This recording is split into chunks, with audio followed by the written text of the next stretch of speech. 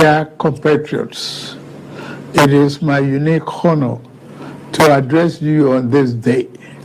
This is the third anniversary of our nation's independence, both as the president of our dear country and simply as a fellow Nigerian. On this solemn yet hopeful day, let us commend our founding fathers and mothers. Without them, there would have been no modern Nigeria. From the fading embers of colonialism, their activism, dedication, and leadership gave life to the belief in Nigeria as a sovereign and independent nation. Let us, moment, affirm that as Nigerians, we are all endowed with the sacred right and individual gifts that God has bestowed on us as a nation and as human beings. No one is greater or lesser than the other.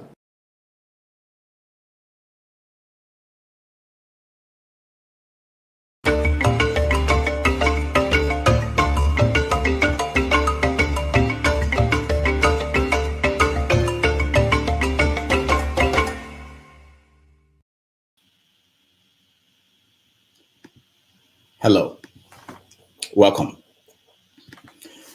It is 4:30 p.m. in Lagos, Nigeria, 11:30 a.m. in New York City, 6:30 p.m. in Kampala, Uganda, and 7:30 p.m. in Kinshasa, Democratic Republic of Congo. Wherever in the world you are joining us, welcome to another episode of 90 Minutes Africa. My name is Rudolph Okonkwo. My co-host, Chido Onoma, is on assignment. As Nigeria marks her 63rd Independence Day anniversary, we are bringing three heavy hitters on Nigeria's intellectual First 11 varsity team for a conversation on why we are where we are. Moses Ochonu, historian and professor of African history at Vanderbilt University.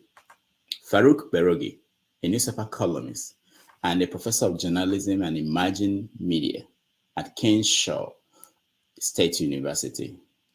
And Dr. Osmond Abo, a medical practitioner in Texas. They will join us and discuss everything about Nigeria. They will also discuss their new book, This Life, No Balance. Based upon our talks with leaders and other stakeholders, we are introducing a provisional wage award increment to enhance the federal minimum wage without causing undue inflation. For the next 6 months, the average low-grade worker shall receive an additional 25,000 naira per month. To ensure better grassroots development, we set up an infrastructure support fund for states to invest in critical areas. States have already received funds to provide relief packages against the impact of rising food and other prices.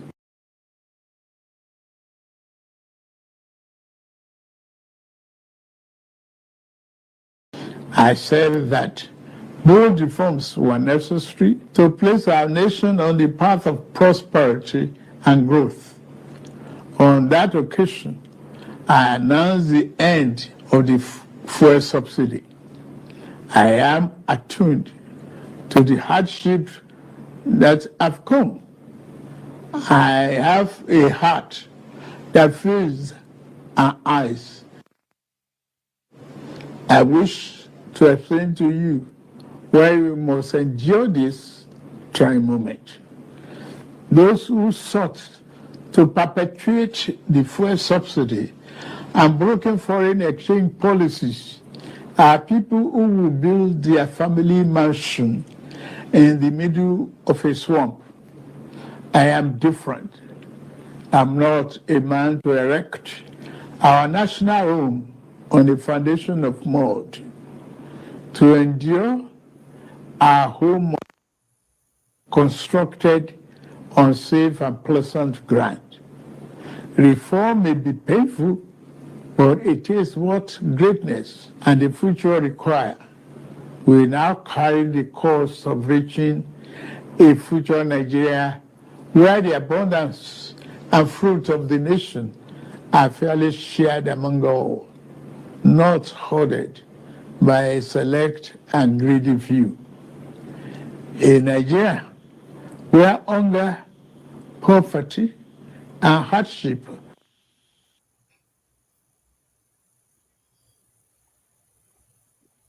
Welcome to the show, Farooq.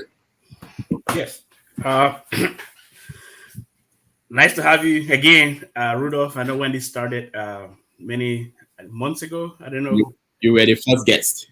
First guest in the program. Yeah. So Yeah. it's good to be back. Yeah, we appreciate you. Moses, welcome to the show. Yeah, thank you, Rudolph. Thanks for inviting me here again. Okay. OC is on the way. He said he's traveling and he will join us in a few minutes. So hopefully he will join us before we end. Thank you guys and happy Independence Day. Wish you the same. Moses, we want to make sure you agree. Well, to the extent that we can pretend that we're truly independent, I say, in that spirit, I say happy Independence Day to both of you. Good. So let's start with the speech by the president. He spoke this morning at 7 a.m. Nigerian time. One of our friends, Alexander Gomez, just noted that he sounded exhausted. I don't know if you have had the chance to listen to the speech or read the text. What do you think? I only saw the clip. Oh, yeah, okay. Farooq, you can go first. Yeah, he does sound, from the little that I have seen, he does sound very exhausted, sleep deprived. And of course, we know that Nigerian big men don't sleep.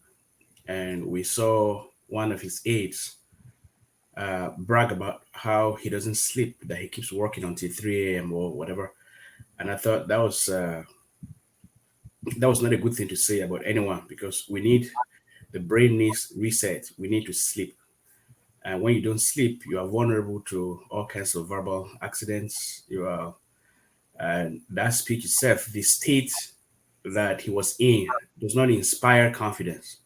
When I see my leader looking that dejected, down and out, sleep deprived, it doesn't. The speech, the occasion, and the demeanor that he exhibited don't go together. So we need him and any other person who leads, who is in a position to inspire people to sleep. We learned that adults need at least 7 hours of at least 6 hours of sleep. So yeah, I agree perfectly that he looked thoroughly sleep deprived and didn't inspire any confidence. Okay, Moses, what is your take? I know. I mean, I was taken by, because I hadn't listened to the speech, but I just saw the snippets that you played, and I was taken by the optics of it. You know, we can all agree that the nation is plagued by multiple problems that we probably will get into later. And if there's a consensus in the country that that's true, then on the occasion of Independence Day, one expects the leader to come out and exhibit some energy, mental energy, physical energy, so that people can be inspired. People are going through a rough time, at least average people in Nigeria are. And if you take out the substance, maybe we can get into the substance later. The speech itself, the optics of it doesn't inspire any confidence. It doesn't restore the credibility that the Nigerian government has lost for decades now. Citizens' trust in the government has been broken. This speech doesn't do anything to restore that. And of course, the substance itself of the speech and just the regular, familiar, empty promises that we've become used to. and that never materialize in the lives of citizens. So, and of course, he looked every bit as described by Farooq, exhausted, and he slurred some of his words. I noticed that as well. That doesn't inspire confidence at all. Yes. Yeah, and what do you guys think about the quality of the video? Remember, this was recorded, and this is from his TVC. I was thinking that since I started watching Nigerian leaders 30 years ago or more, it's still the same quality, NTA quality. Why can't we get something right? Just audio and video. Yeah, as a communications person, I'll have to agree with that. We don't seem to have evolved. We take joy in being stuck in babyhood, perpetual babyhood. You see that quality of video. It's 1980s, maybe early 1990s quality. And we know, NTA. There's a video that went viral a couple of months ago of a newscaster, being hit by some of the appliances of the broadcast industry, whatever, on her, and it was horrible. And while that touched me on an emotional level, because she was a young woman just trying to make it and trying to work, and the injury she incurred might hurt her spinal cord, and we don't know what the consequence that will be for her life going forward. But for me, it spoke to the Stone Age infrastructure that we still deploy in broadcasting. And this is in spite of billions that are budgeted every year, for broadcast industry. Lai Mohammed, the former Minister of Information,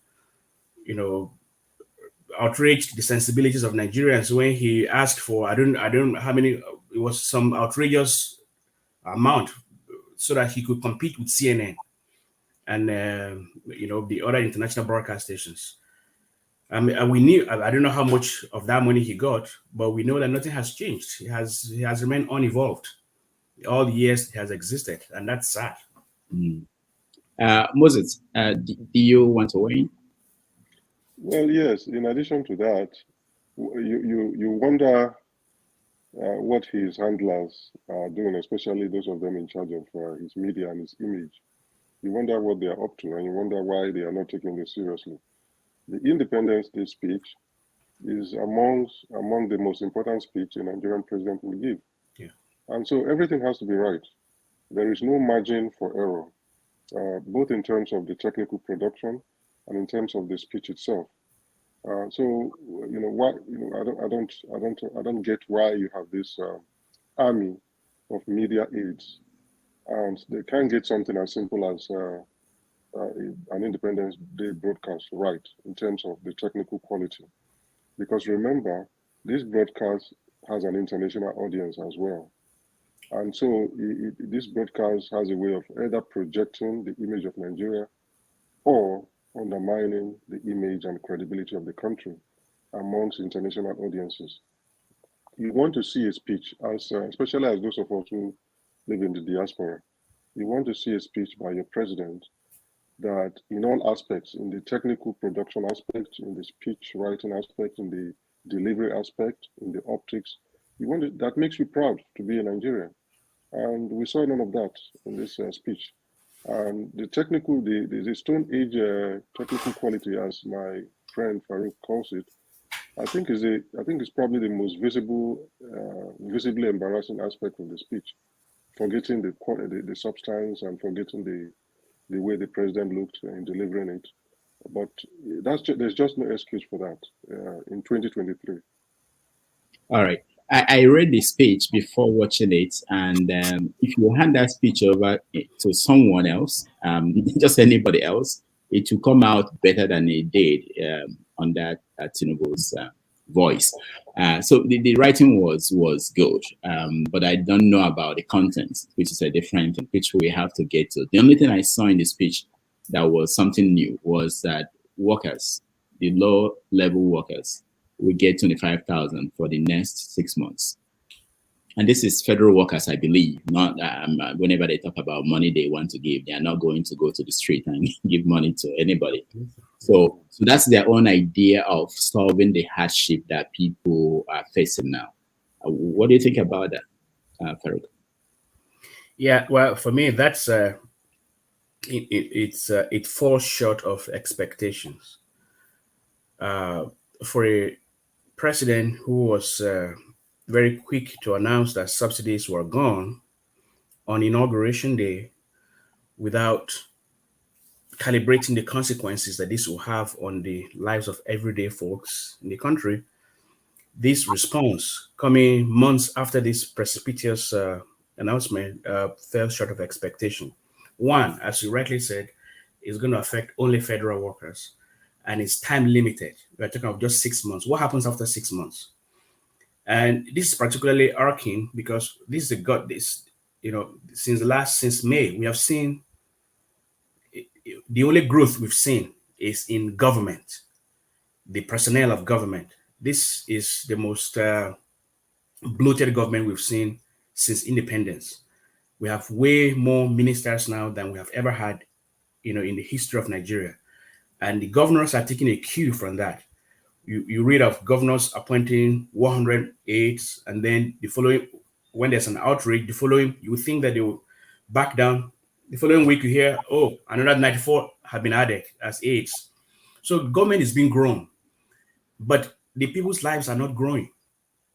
And people, although we live in the diaspora, I'm permanently in touch with folks back home. Some of the proudest, most contented, self-assured middle-class people that I've known have suddenly turned to beggars. And they are not beggars because they lack pride. It's an existential torment that they are going through, and they need help.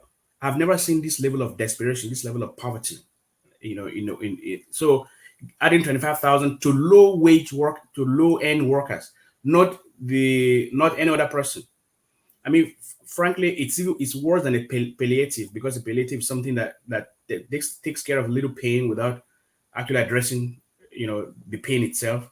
It's like blowing air into a wound to give it temporary relief, but then the wound itself is still there. This is actually worse than that, because in light of what has become of the lives of a lot of people, 25,000 doesn't do anything.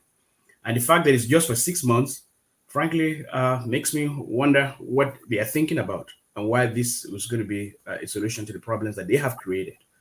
It's unnecessary. They could have avoided this. But I'll allow Moses to talk, and then we can talk, because I have a lot to say about the subsidy removal and the consequences it's having on the lives of people. All right, Moses. Well, it's the height of insensitivity, I feel, to what this government has unleashed, the hardship that this government has unleashed on Nigerians through its management of the economy, through its fiscal policies, its monetary policies. Every decision that this government has made life worse for Nigerians. And to come out with this announcement, it just goes to show the extent to which the government is disconnected to the everyday struggles of Nigerians. The level of disconnect, quite frankly, is frightening, because this announcement. All right. So we lost Moses for. Uh-oh. Okay. Sorry. Yes. Yeah. So this announcement represents, for me, a doubling down on some of the same policies that got us to this mess. It doesn't represent a departure from those policies. It doesn't represent the spirit of self-critique and self-examination, and taking a few steps backwards and re-examining what you've done, and making amends, and listening to Nigerians' cries and lamentations, and doing something about it. It doesn't represent humility of thought, humility in governance. It represents, quite frankly, an insult on Nigerians, because, in the newspapers, on social media, Nigerians have been groaning and moaning about their everyday struggles. And what do you do about it? You come up with this 6 month, 25,000 naira increment insult. What about the fundamentals? What about addressing what brought us here to this situation?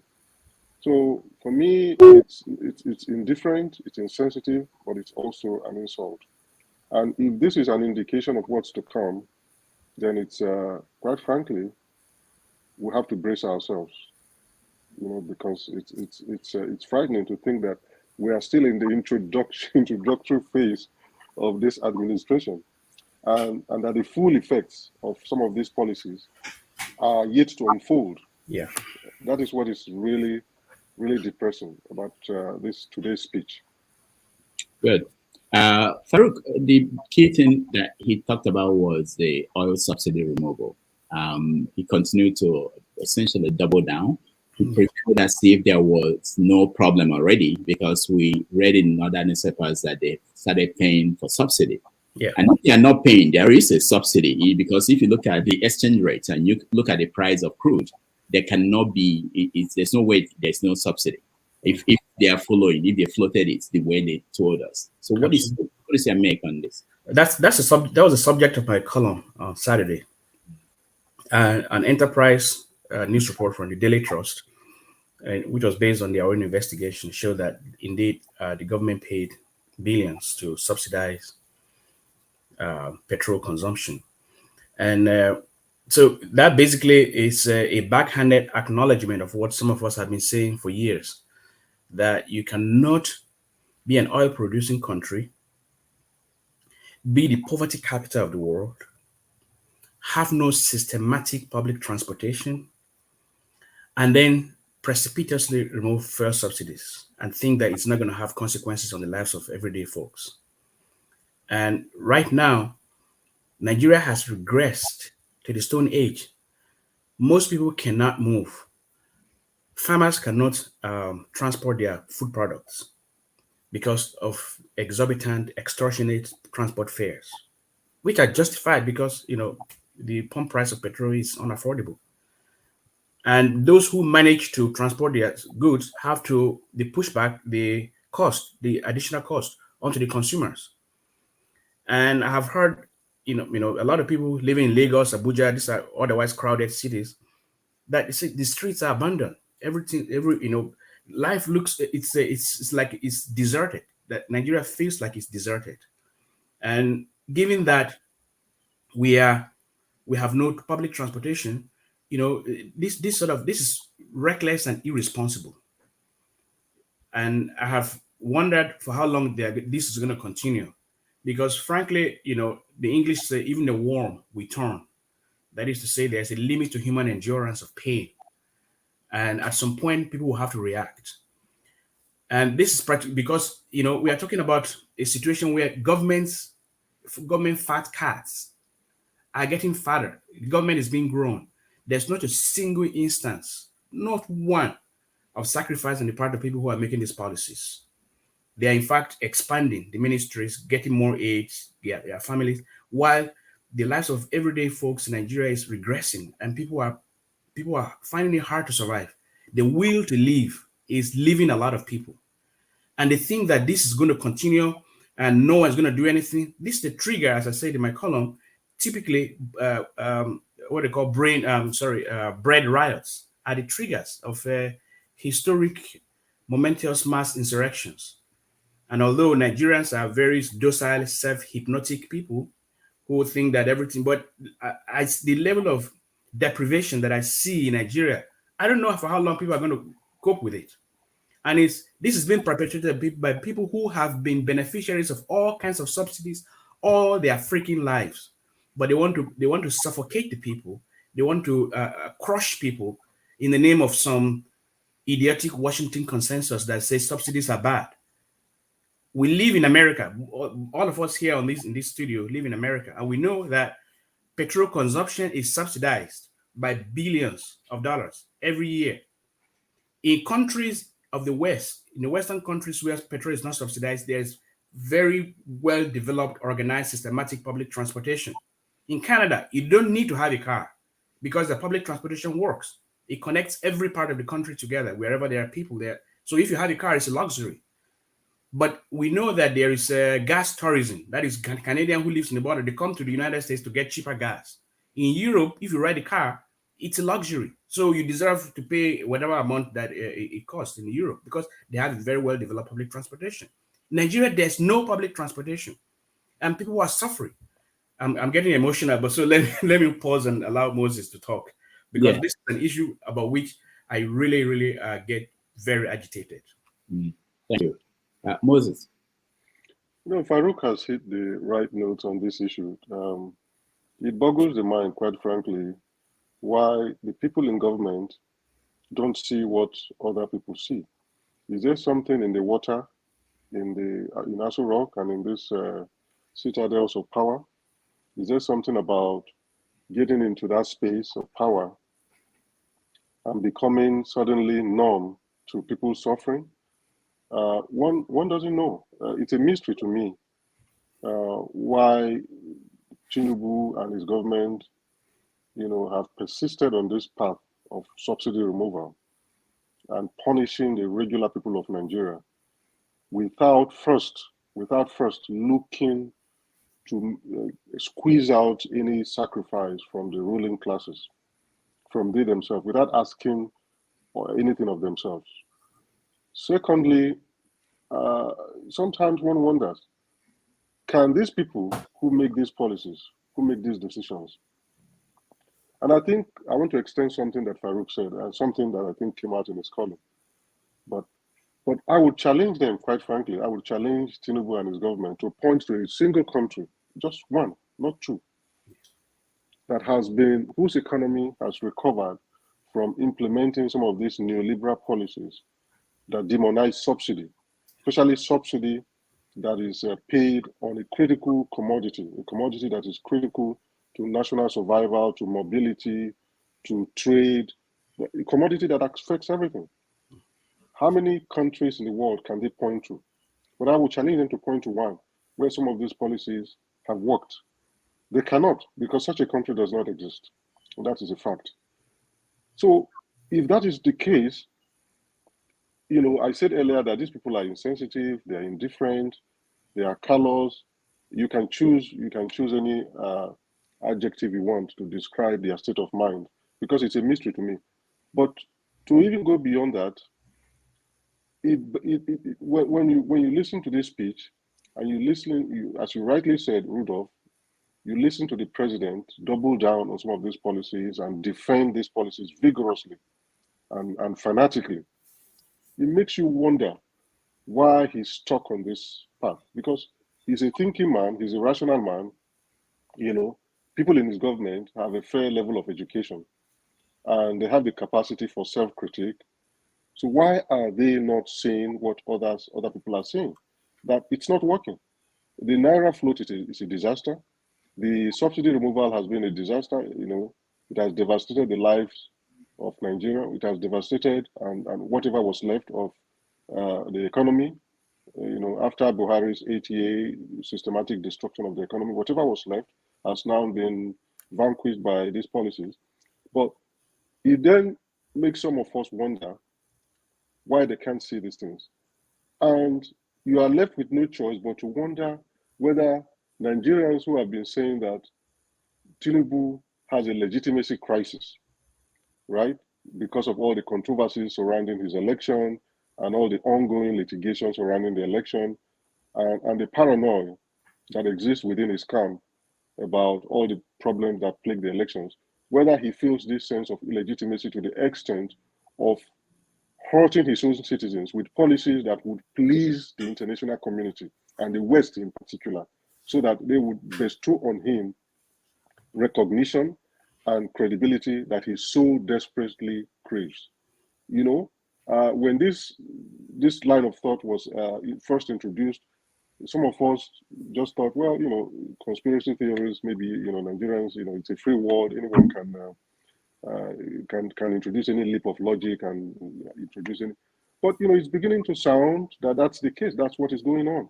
Because how else do you explain that after seeing the outcome of these policies from May when he took over to now, and seen how the poverty has deepened, how suffering has deepened, how the situation has progressively gotten worse, the economy is in shambles. How else do you explain his doubling down on some of these policies, especially the subsidy removal that brought us to this mess in the first place? So one has to go back to some of that theory that this man is so desperate to gain recognition and credibility and to be recognized as the authentic, legitimate leader of this country, that he would do anything to please the West. You know, I could even introduce another thought as I round up, which is the Niger debacle, the response to the coup in Niger. Why was he so desperate to go to the last option, to the last? Everyone recognizes military intervention as the last option. Why was Tinubu so desperate to get to that option, to use that as a first option, an action of first resort? Again, it's beginning to look believable that people who say, well, he did that because, again, he wanted to please France and the United States, and he wanted to use that as a way to overcome his legitimacy anxiety. It's beginning to look like those people may have a point. So that's I will leave it there. I was actually one of the people to suggest to say that, and in my column, that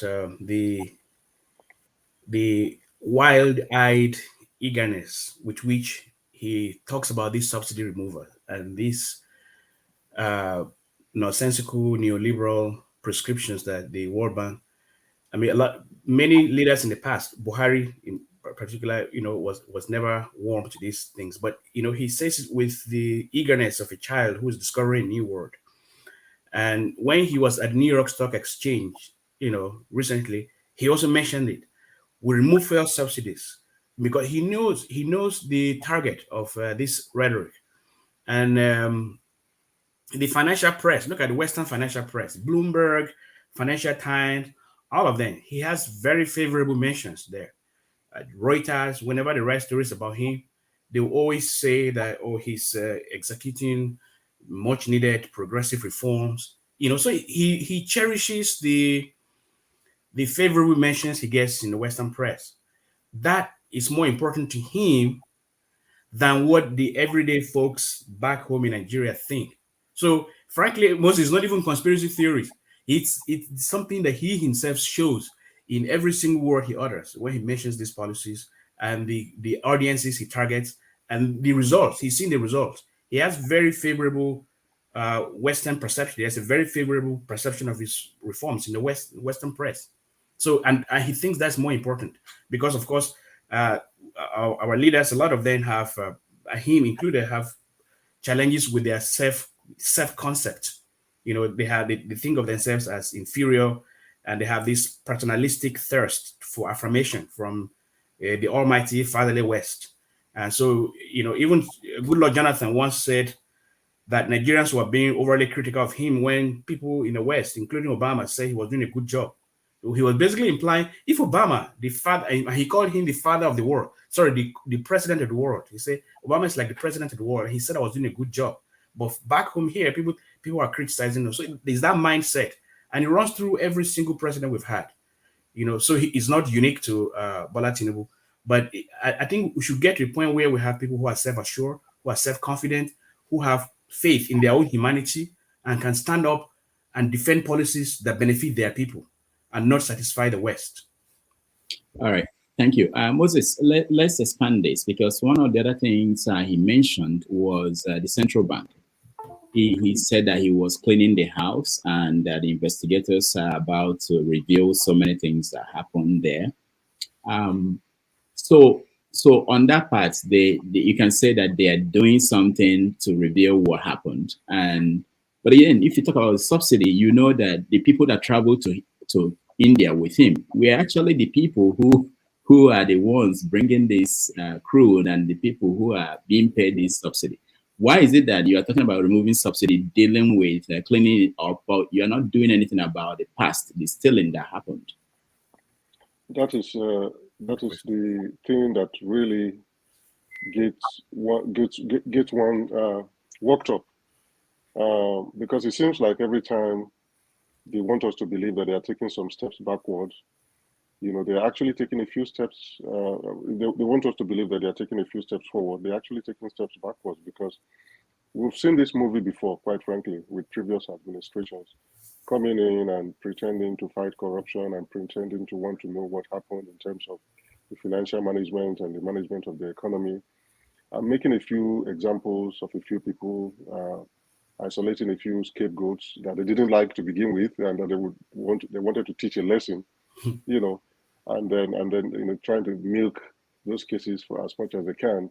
In Tinubu's Nigeria, Emefiele is that person, is that poster child, of corruption that they've put up. And it quite frankly just lacks credibility.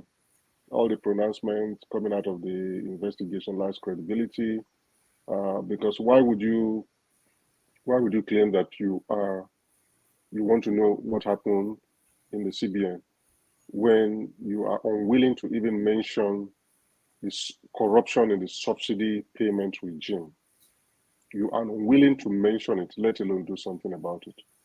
So that shows the level of, it just shows you not to be sincere. Number two, what about the bloatedness of your government? Because ultimately, we want to give, if you want to give Tinubu the benefit of the doubt with regards to the CBN probe, you want to believe that the object of it, the ultimate aim of it, is to save Nigeria money, so that we have money to do things, to execute infrastructural projects, so that we claw back some of the monies that have been stolen. So you are, if in fact you give him the benefit of the doubt and you believe that he's going to actually do that, it will tantamount to him recovering some money from the CBN, but also just channeling that money to his army of appointees and aides. It doesn't do the country any good. So it's the razzmatazz that we've come to expect, that we always see with new governments. They come in and they go crazy with. I mean, I think also they are pandering to Nigerians. I think Nigerians are a bit naive, if I may say so, because they want to see these types of actions. They want to see every government that comes in knows that these types of actions, especially the media that these actions get, tend to resonate quite well with some Nigerians. Some Nigerians, that's what they want to see. They want to see people being handcuffed, important people being handcuffed, especially somebody as big as the central bank governor being helpless. And they want to see the powerful, the once powerful being rendered powerless. And it goes a long way to buy the government some mileage, and some people are willing to give the government credit for that. And the government knows it very well. But ultimately, this is going to be settled. There's going to be some compromise, and people will intervene. The owners of Nigeria, the elites of Nigeria, will intervene in the matter. Nothing will come out of it. There might be some quid pro quo deals, and then the Emefiele will go scot-free. The central bank mess will be swept under the rug. We've seen it with previous probes. The subsidy thieves of the past have been left alone. The subsidy thieves of the Buhari regime for 8 years, they basically bankrupted Nigeria because of all the subsidies that we're paying to them. That's why we went to borrow all these monies. That's why we're borrowing to pay salaries. The government was borrowing to pay interest on previously secured loans, not to pay the principals on those loans, but to pay interest. We're borrowing to pay interest. That's how bad things got. And if you are not willing to do anything about all of that theft, and you are focusing only on the CBN, it makes you believe, well, Emefiele did the currency swap or currency recoloring policy targeting Tinubu. It just makes it look like this is payback time, and this is just personal vendetta against Emefiele and his tenure in the CBN. So forgive me if I'm skeptical, like most Nigerians, on this issue. Now, Yes. Farooq, let me ask you about this currency exchange rate. When they put it out there, they were saying that the goal is to save money for the country. People who understand these things are now saying that if you don't have foreign reserve, you shouldn't float your currency, and that's why we have the exchange rate that we have now. Do you think they understood what they were proposing? Is this where they wanted to be? Absolutely not. It's obvious. And but before I even talk about that, I wanted to talk about subsidy thieves and some of the clips of the independence speech that you showed us.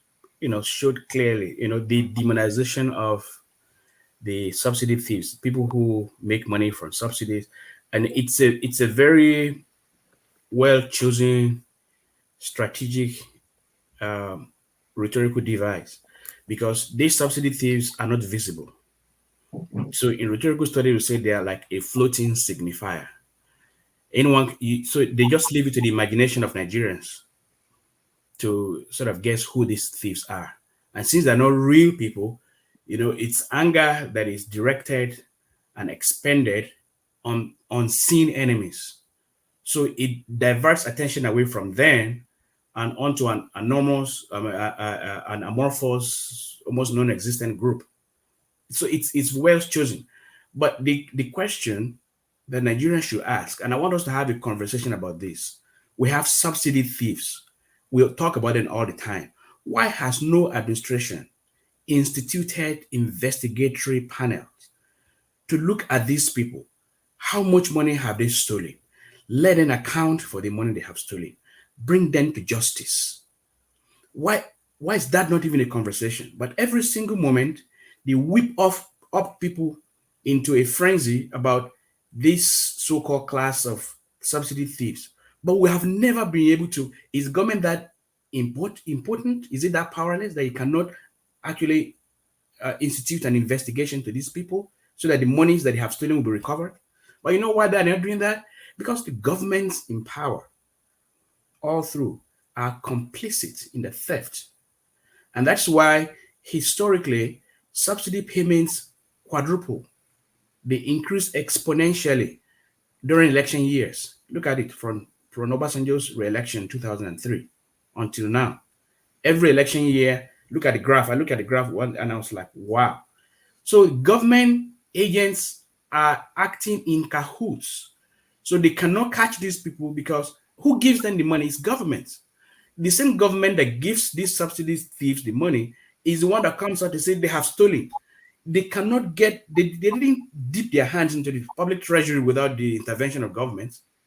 It wasn't like government money was sitting somewhere and then subsidy thieves say, hey, get us this money, let's subsidize for. No, it was like government agents gave them money.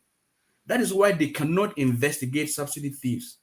But they use the image of a subsidy thieves, of marketers who are benefiting from it, their families and their small circle, like Tinubu just did in something, as a rhetorical wedge to get people riled up. And then people, shift their attention away from the fact that it is government agents that make that happen.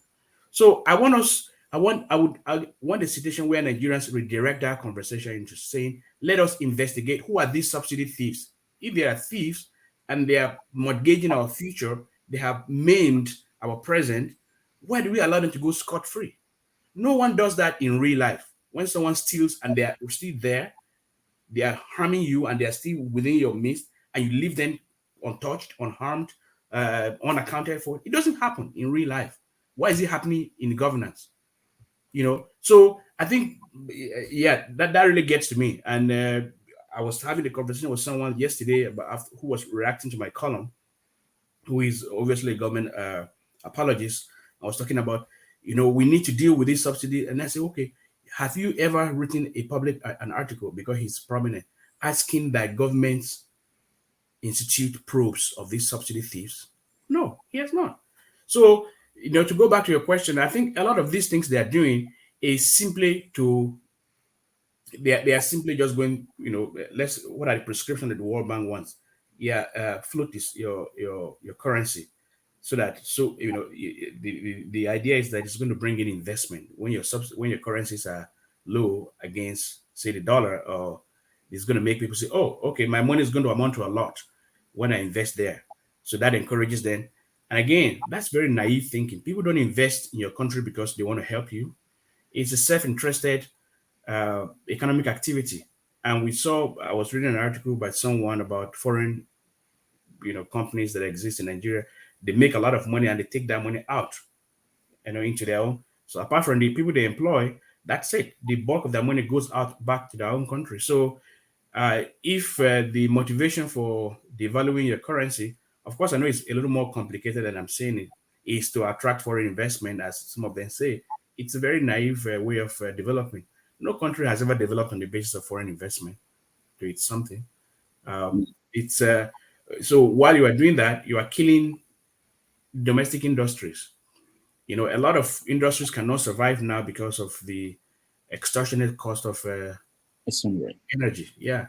So you have local industries are dying, but you are saying you are bringing in foreign investment that will not even come because, frankly, it's very calculative, self-directed, self-interested venture.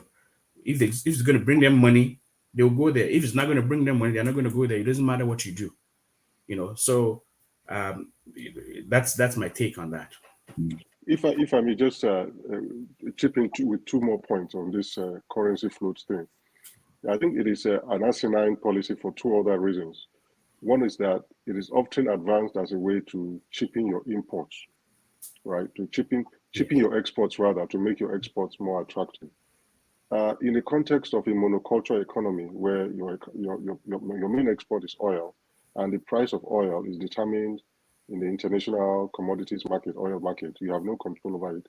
That point is null and void. That point doesn't apply. It just doesn't work because oil is your main export. So any other country, if you are another country where you have an export whose price is not determined in the international market, then maybe that would work theoretically. But in the case of Nigeria, that doesn't work. Secondly, the currency float was an escapist policy. What do I mean by that? We had a situation where, for whatever reason, you and I can guess the reasons. In Nigeria, there's often a sinister reason behind these things. We had multiple exchange rates. Yes. Right, and it was deliberate. It was intentional. It was a rent-seeking arrangement to allow some people, some well-connected people, to obtain dollars at a cheaper rate and sell them in the black market. It was just easy money for some people, some well-connected people. But what is the solution to that? The solution to that is to harmonize the rates, not to float the naira. If you are going to have a fixed rate, let it apply to everybody. Let it apply to Dangote. Let it apply to the businessmen importing goods from wherever, Hong Kong, in Nnewi or in Aba. Let it apply to the parents whose kids are going to school in Canada or in the US and who need dollar. Let it apply to everybody. That is how a serious, sincere government deals with this situation. You want to fix it. You want to let that fixed rate apply, harmonize it. Let there be one rate for everybody. But how does this government respond to that? In order to escape, again, similar to the subsidy situation where the government does not want to take on the so-called, this amorphous subsidy thing, does not want to do anything about subsidy theft, and instead unleashes, and unloads the burden of that problem on Nigerians. Similar to that, instead of harmonizing the rate and taking away the opportunity that elites use to make easy money for themselves, which is the existence of these multiple exchange rates, the government says, we're just going to float the naira. We're just going to float it. And look at the disaster that has become. Look at the inflation that has been unleashed. Look at what has become of the Nigerian economy. So I think it's part of the pattern. It's another example where the government, instead of doing something that will hurt the interest of people in government, the interest of the political elite, chooses to an option that is calculated to unleash suffering on the Nigerian people, which is basically to float the naira, and make it sound smart. That's the thing. They've made subsidy removal to sound a bit smart. They've made the floating of the naira to sound smart, to sound consistent with some liberal, transcendental economic thinking. Oh, you have to float your naira. The naira has to be determined. The value of the naira has to be determined by market forces. This nonsense that you hear all the time. But it's an escapist solution to a real problem. A problem that can be easily solved, that could have been easily solved by simply harmonizing the rates and having one rate and having it apply to everyone. Instead, you have the naira float, which government apologists are defending everywhere as some smart idea, some smart economic prescription for the economy. All right, thank you. We have a lot of topics to cover, but we're already in the 49 minutes. But let me ask this. I hear people who defend the government say, like you said, Moses, that this is a wonderful idea, let's go back briefly for one more time on the subsidy. Who is actually paying for this? Because they said that it's the guys that own the car, it's the guys that we are subsidizing this for. But now it appears as if the poor people are the ones who are paying for this removal of subsidy. They are the ones who are spending more than half of their money to transport themselves back and forth from work. How do you, can we ever get back to when the naira will be 700 naira to a dollar? Well, I don't know whom we are directing this, but I Yeah, want to talk about. Farooq, But go ahead. I want to talk about the cost of the subsidy removal. You know, when you said now we know that it's the poor people who are paying for this subsidy removal more than any other class of people. I have a friend who works at who is the CEO of a private health insurance company in Abuja, and he told me that more than half of his workers resigned because they could not afford to go to work from the satellite towns where they live to the downtown Abuja, the commercial center where the office is located. They asked for pay raise, but he's not able to afford a pay raise because that would just tank his company. But a lot of workers say the cost of getting from their satellite towns to downtown Abuja on a monthly basis was way higher than what they were getting on a monthly basis or their monthly salary. So it made no sense to work. And they resigned en masse. And this is just one example. It's happening all over. In Lagos, I've known people who just left their job because the job made no sense. It costs more to go to work than to earn for the work you have done. So all the people who have said subsidy benefited only the rich, now I hope that they are seeing practical examples of people. I mean, where how subsidy actually benefits the poor. There are a lot of people who have stopped going to school because they cannot afford the transport fare from their hometowns to the locations of the university to go to. Even within, so it has made a mess of the existing realities in Nigeria. And my problem has always been that if you can make things better for people, don't make it worse. That's what this subsidy removal has done. Buhari has been doing his own removal. They will increase the prices of petrol and call it total subsidy removal. In fact, it's not. I kept a record of my columns about this, and I realized that almost every regime always said they had removed subsidy totally, and that was it. And then the next time, they will rehabilitate the same argument that they use and say, oh, sorry, that was partial removal. Now this is total. Now we are seeing that with Tinubu, who said that was totally was gone for good. But then he spent 6 point something billion because he realizes that if things were left to the vagaries of the international oil market, if the invisible hand were to be the major regulator, by now Nigeria should be paying 1,000 plus per liter. That's the fair price of petrol in the market right now, and it could go to 2,000. So it will get to a point where people will just be immobile. People will just sit and not do anything.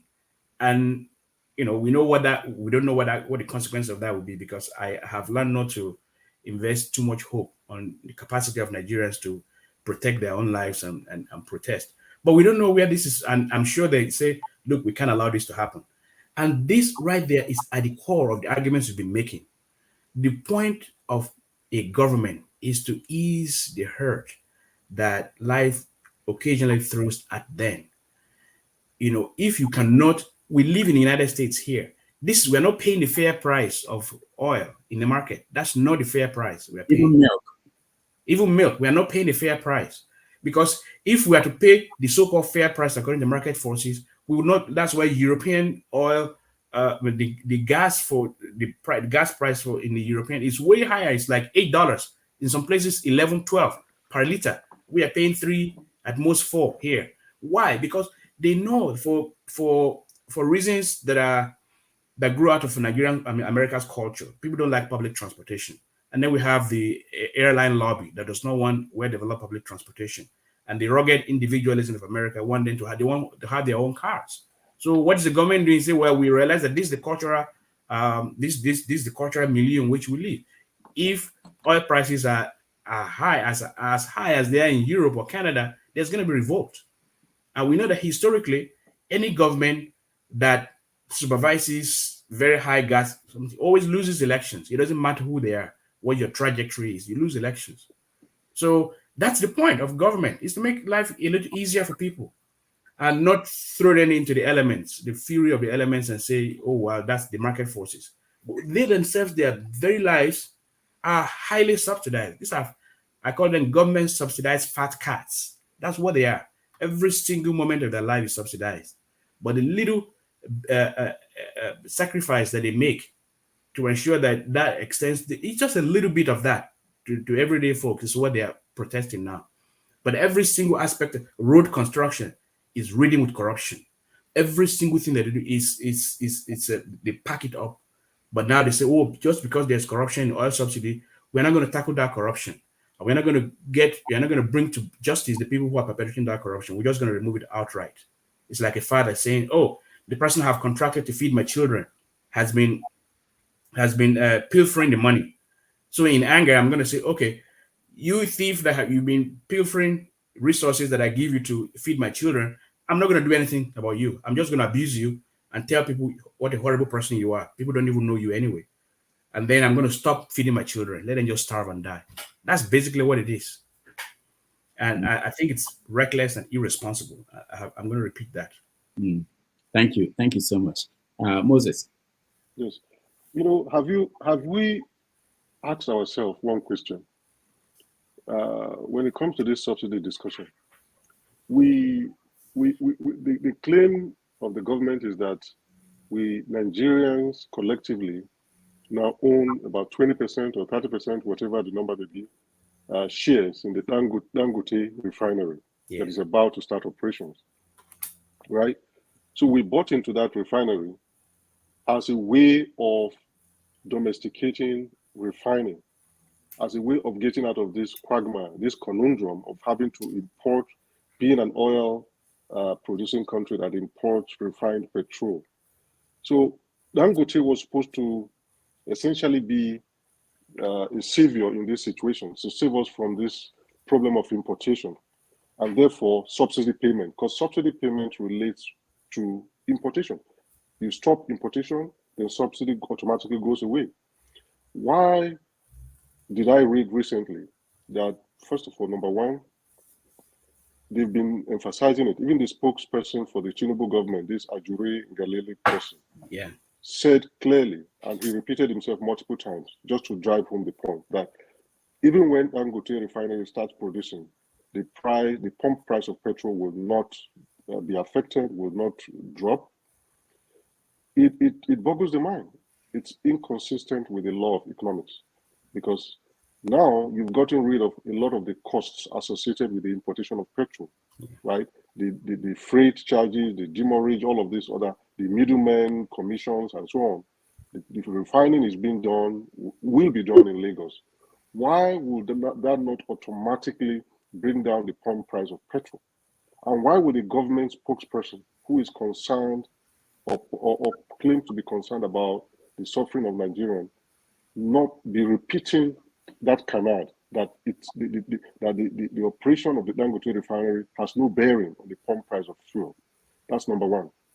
The second point is this. I read recently that the Dangote refinery is set to start operation around October, November, I don't know what the date is, but that it will be importing the crude oil that it will be refining.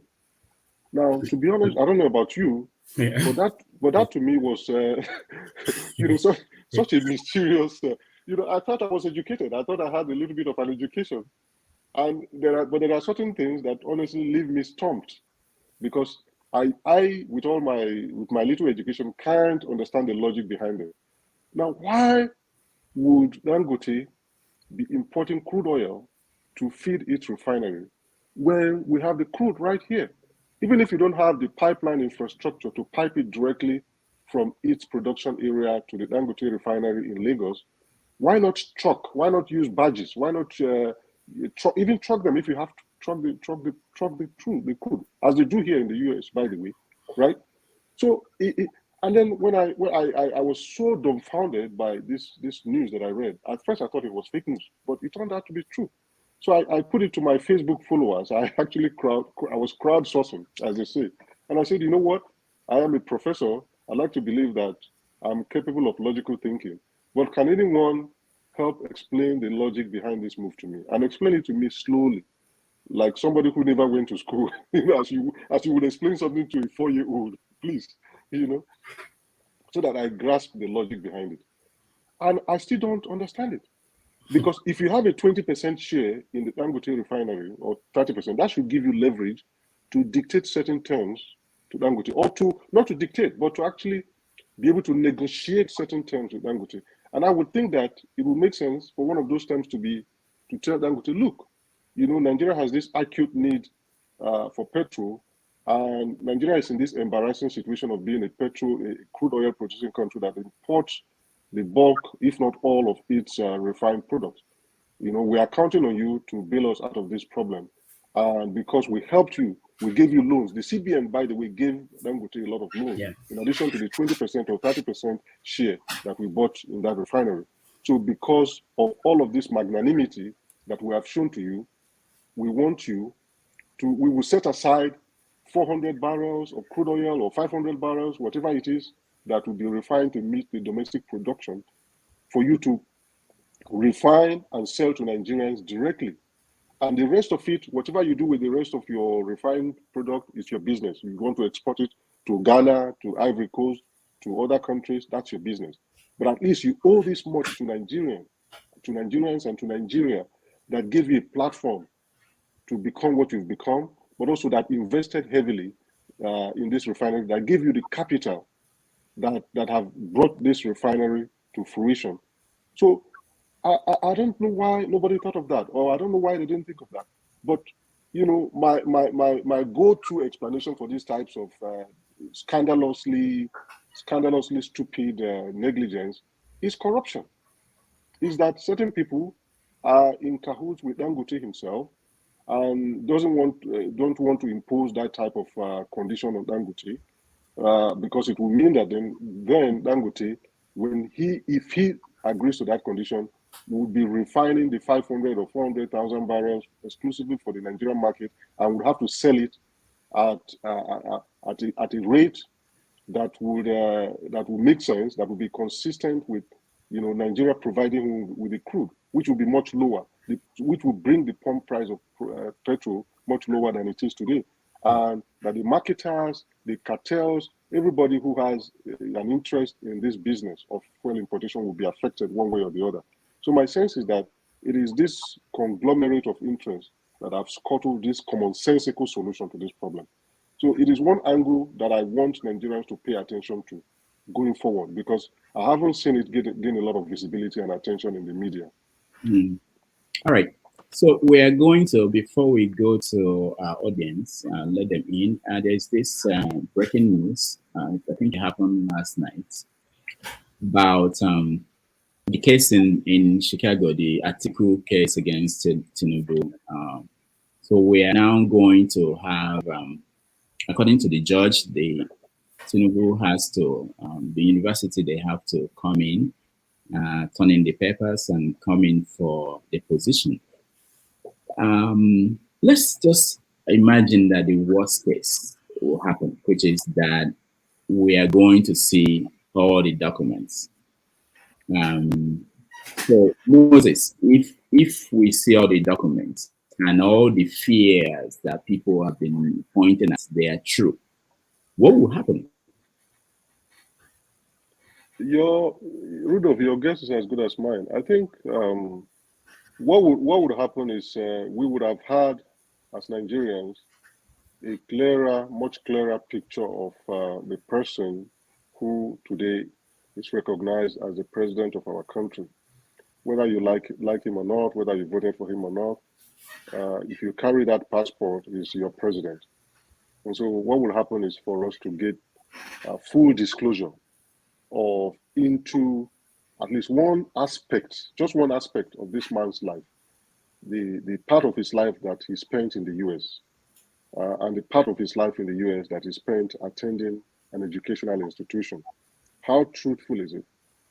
Now, of course, Tinubu has a lot of other baggage, in terms of his educational history, in terms of even his life history.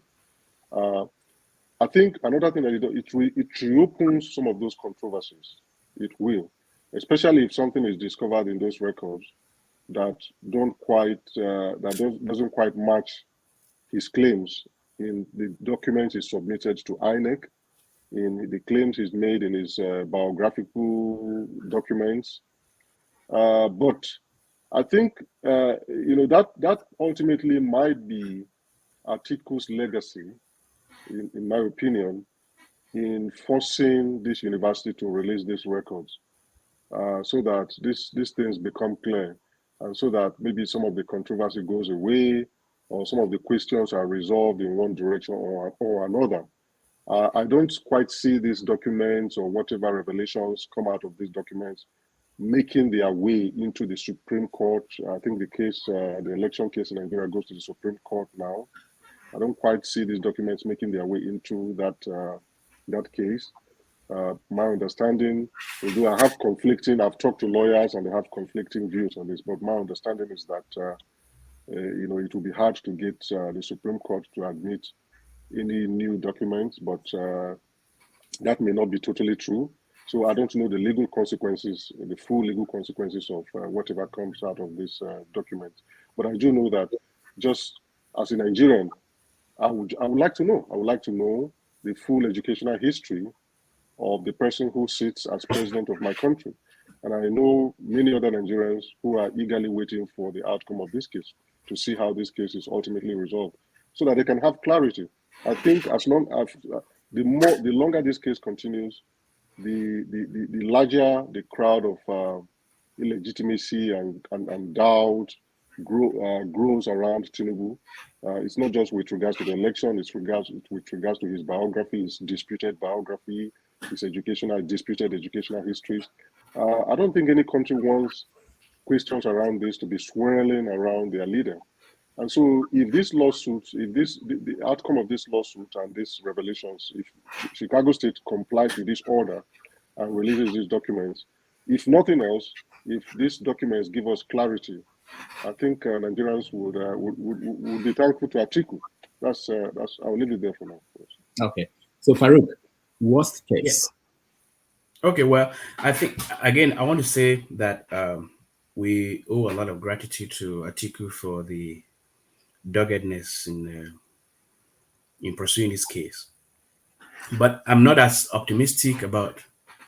I really don't think there's as much in it as people anticipate. And because of the different systems we run, the United States, Nigeria, Britain, I see a lot of misunderstanding in this case. And so people are priming themselves for information that is actually not there. There are people who think that, that's going to show that Tinubu did not attend Chicago State University. He did. If he didn't attend, there won't be records to talk about, or there won't be dispute about what to reveal and not to reveal. And I wrote a column about him definitely attending Chicago State University. And people who had prepared their minds to believe that he did not attend were crossed. And for them, they were like, this man submitted a certificate that was fake. And I looked at this. At the time I wrote the column, I hadn't even seen the certificate. I hadn't seen that what we call diploma here. He submitted a fake diploma. And so I can attend a university. I have the records there. But when it comes time to present my diploma, which are basically celebratory documents in the US, most employers will not ask you for your diploma. They'll ask for a transcript and directly from the university. If I attend in school and I fake and I'm requested to turn in my certificate in a different, and I don't have it, and I say, I think I can do the easy way out and just fake one document and submit. Does that suggest that I did not attend that university? It doesn't. And what I realized is that it takes just $26 to get a replacement diploma from Chicago State University. And it takes between 8 to 10 weeks to get it My sense is that Tinubu realized that he didn't have enough time. He had to fill out the paper. And then if you don't want to fill out the paper, you have to sign the FERPA form. That's the form that gives the right to someone other than you to get your diploma or your transcript on your behalf. And maybe it's a big man syndrome that why should I be doing that? So when I can actually go and fake the document. And so there's that. If people hope that this is going to prove that he didn't attend Chicago State University, they're going to be disappointed, because he did attend Chicago State University and graduated from it. But I think what this might reveal, and this is very interesting, there have been a lot of whispers about him, his personality, who he really was, what he was before he came to the United States. Or is he assuming someone else's identity? Which schools did he attend? And so if you look at the document, they say non-essential, which means that his transcript is still going to be protected from being viewed. But what is going to the non-essential is going to be probably what there are questions about him assuming someone's identity. What certificate did he bring? And of course, because he didn't start at Chicago State University, he just spent 2 years there. But he brought in documents from Daly College, which used to be called Southwest College, as basis to get admitted there. That will be in the records. So maybe that's considered non-essential because they're going to see that. So what I think is going to happen is that the spiritedness, the desperation with which he seems to be fighting these documents from being seen, suggests to me that maybe those whispers are true after all. So we might find, at the worst case scenario, we might find out that he did present documents to Southwest College, which became Daly College, that suggested that he graduated from certain secondary schools in Nigeria. And the people in those secondary schools be like, this year, 1968, you say you graduated from here? No, I did not know you. There was no such person as you who attended that. And that's going to give us clarity about the fact that, okay, he presented documents because he's been very silent about his pre-college education. In the INEC form, the new INEC form he submitted, he just put Chicago State University. That's the only school he attended and has proof of attendance. The registrar of the university has sworn under oath, which is a big deal in the United States. We all live in the United States here, that he did graduate from the school. But a lot of Nigerians don't understand how the system works here, and they're saying he did not graduate. No, that's not the issue. And I think Atiku himself and his lawyers, that's not what they're trying to establish. They're trying to establish what schools did he claim to have attended in Nigeria to get to this. And that's going to unravel his personality. The whispers about him assuming someone's personality may come to light. And I saw one document that suggested that he took GCA levels and his subjects were in the sciences, the hard sciences, and with that name. So we're going to see, before you wrote GCA levels, which secondary school did you attend? Did you claim to have attended? And so maybe that's what we're going to be seeing, because that will fall under non-essential things in my own thinking. But what is essential? What do you think will be eliminated from? His transcript itself might be eliminated, because FERPA rules. Moses knows this. Every single year, in fact, now I have my FERPA training to do. You have to guard against grades, anything that is non-directory information. That means their grades, their whatever, those things, they are not to be exposed, because so long as you get federal grant, which most universities in the United States get federal grants, you cannot expose people's grades and anything relating to their performance.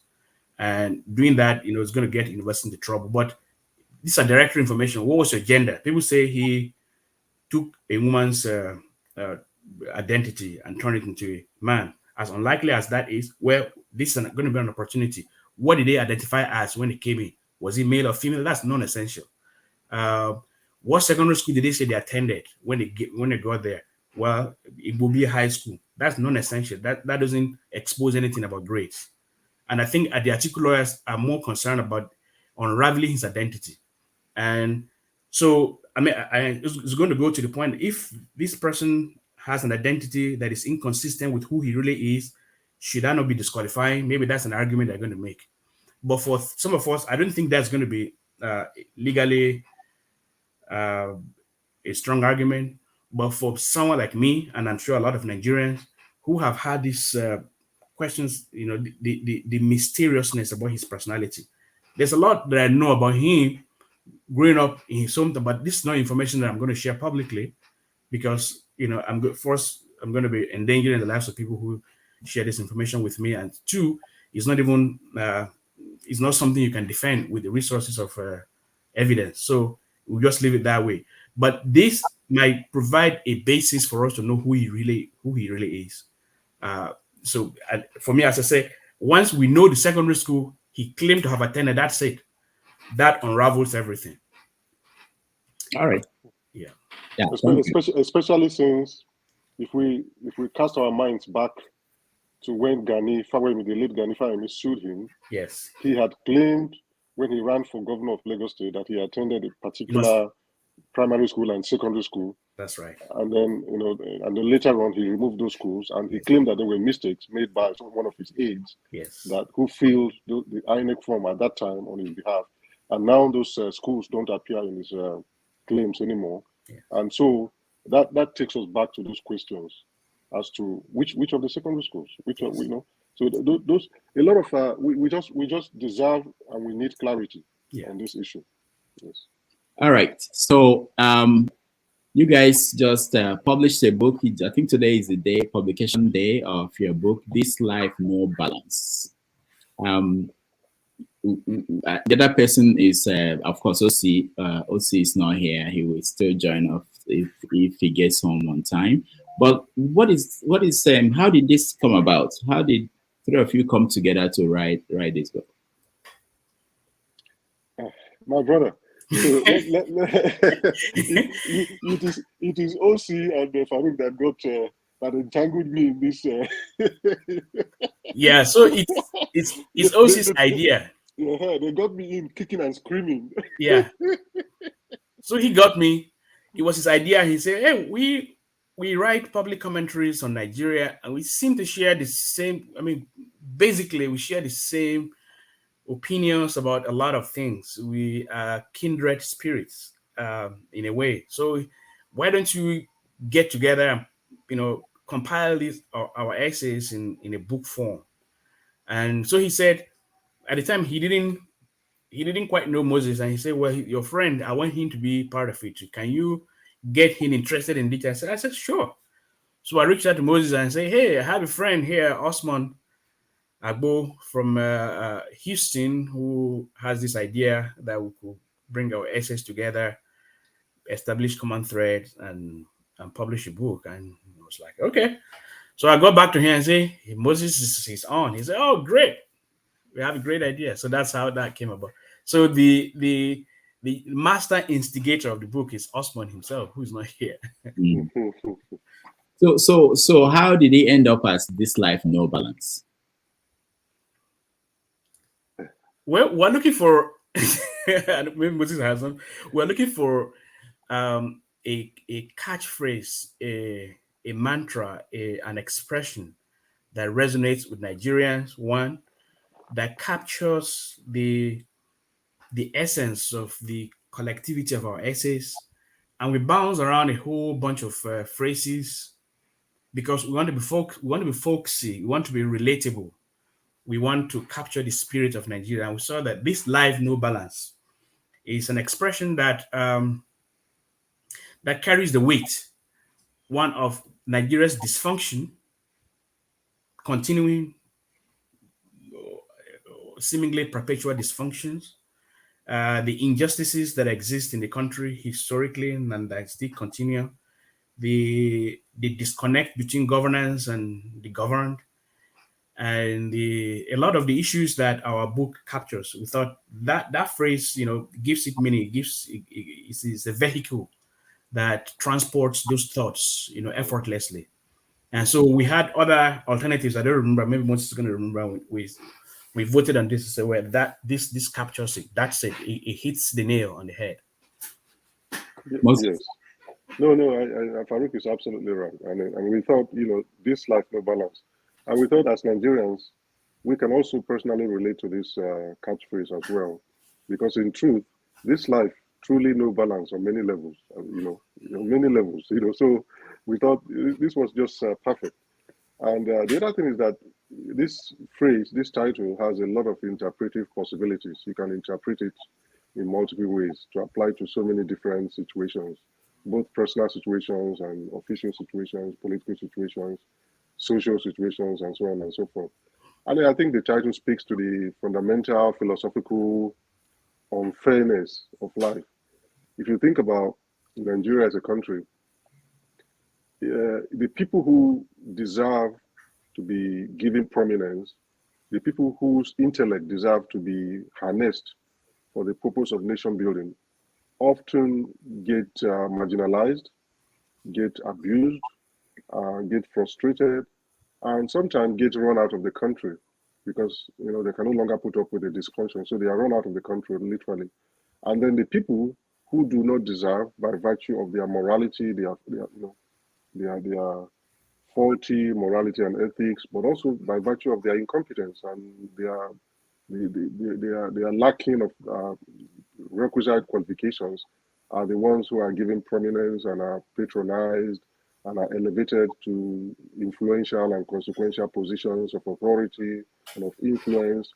And so we think about this phrase as encapsulating that foundational moral dilemma that Nigeria tends to embrace, mediocrity as a policy and willfully, and also tends to be hostile to competence and education, all of the things that make a nation great.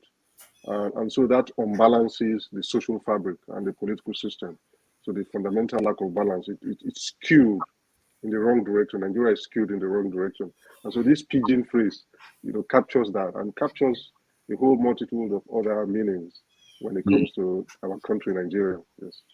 Now, it reminded me of Pius Adesame's Nigeria They Carry Last, his book. But also when I was listening to Bola Tinubu's speech today, I was seeing a lot of demands on regular people, make sacrifice for this to happen. I didn't see anywhere he said, I'm making this sacrifice, my people. So it brings to my mind this life no balance where absolutely to make the sacrifice while others sacrifice by the poor and subsidies for the rich. Yeah.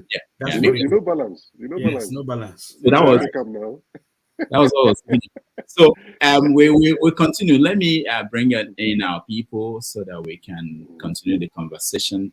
Please, when I bring you in, prepare your best question. Don't ask 30 questions. I know we have that tendency. Find the best of your questions, and then you can ask our guest.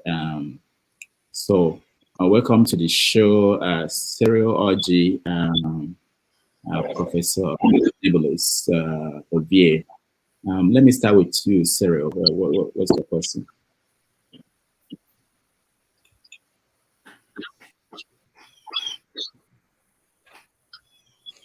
You have to mute yourself, please.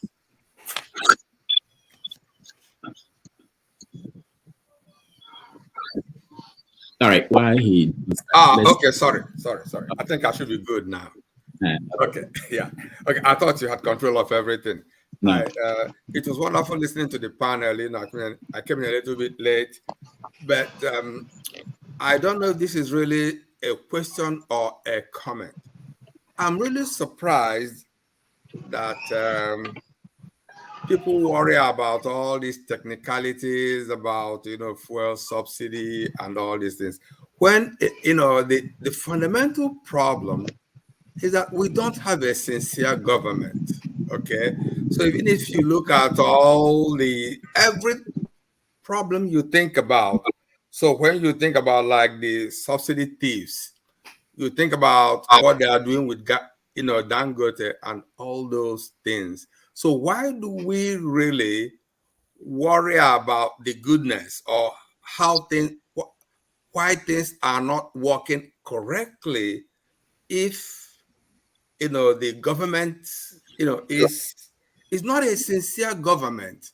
So why don't we first try to tackle the problem of, can we actually get a fair government? Look at it. If we look at all the baggage around him, it doesn't matter what the court says or doesn't say, there is still that problem. So I'll leave it at that. I'm just basically trying to say, how can we try to build or see that we get a good government, and then we try to start, solving all the problems. You have to get a foundation before you start building. Thank you so much. All right. So Farooq and Moses, anybody can weigh in if you have something. Well, just listening to that, there's nothing to disagree with there. I would like to amplify what he said, but at the same time, I would like to also say, we are Nigerians. So when they say, one of the stereotypes about Nigerians is that when you ask us a question, we also turn it into a question. Instead of answering with a statement, we answer with a question. So I'd like to ask Cyril, actually, being a typical Nigerian, have you ever thought to yourself, why successive governments, even those who came in with the mantra of, this Hausa phrase, "May gaskiya," meaning the sincere one, the man of integrity, the person of integrity, people who claim that they were coming in to rule with integrity, with sincerity, often end up being probably the most mendacious, the most insincere government in the history of the country. I think there is, it's a rhetorical question. You don't have to answer it.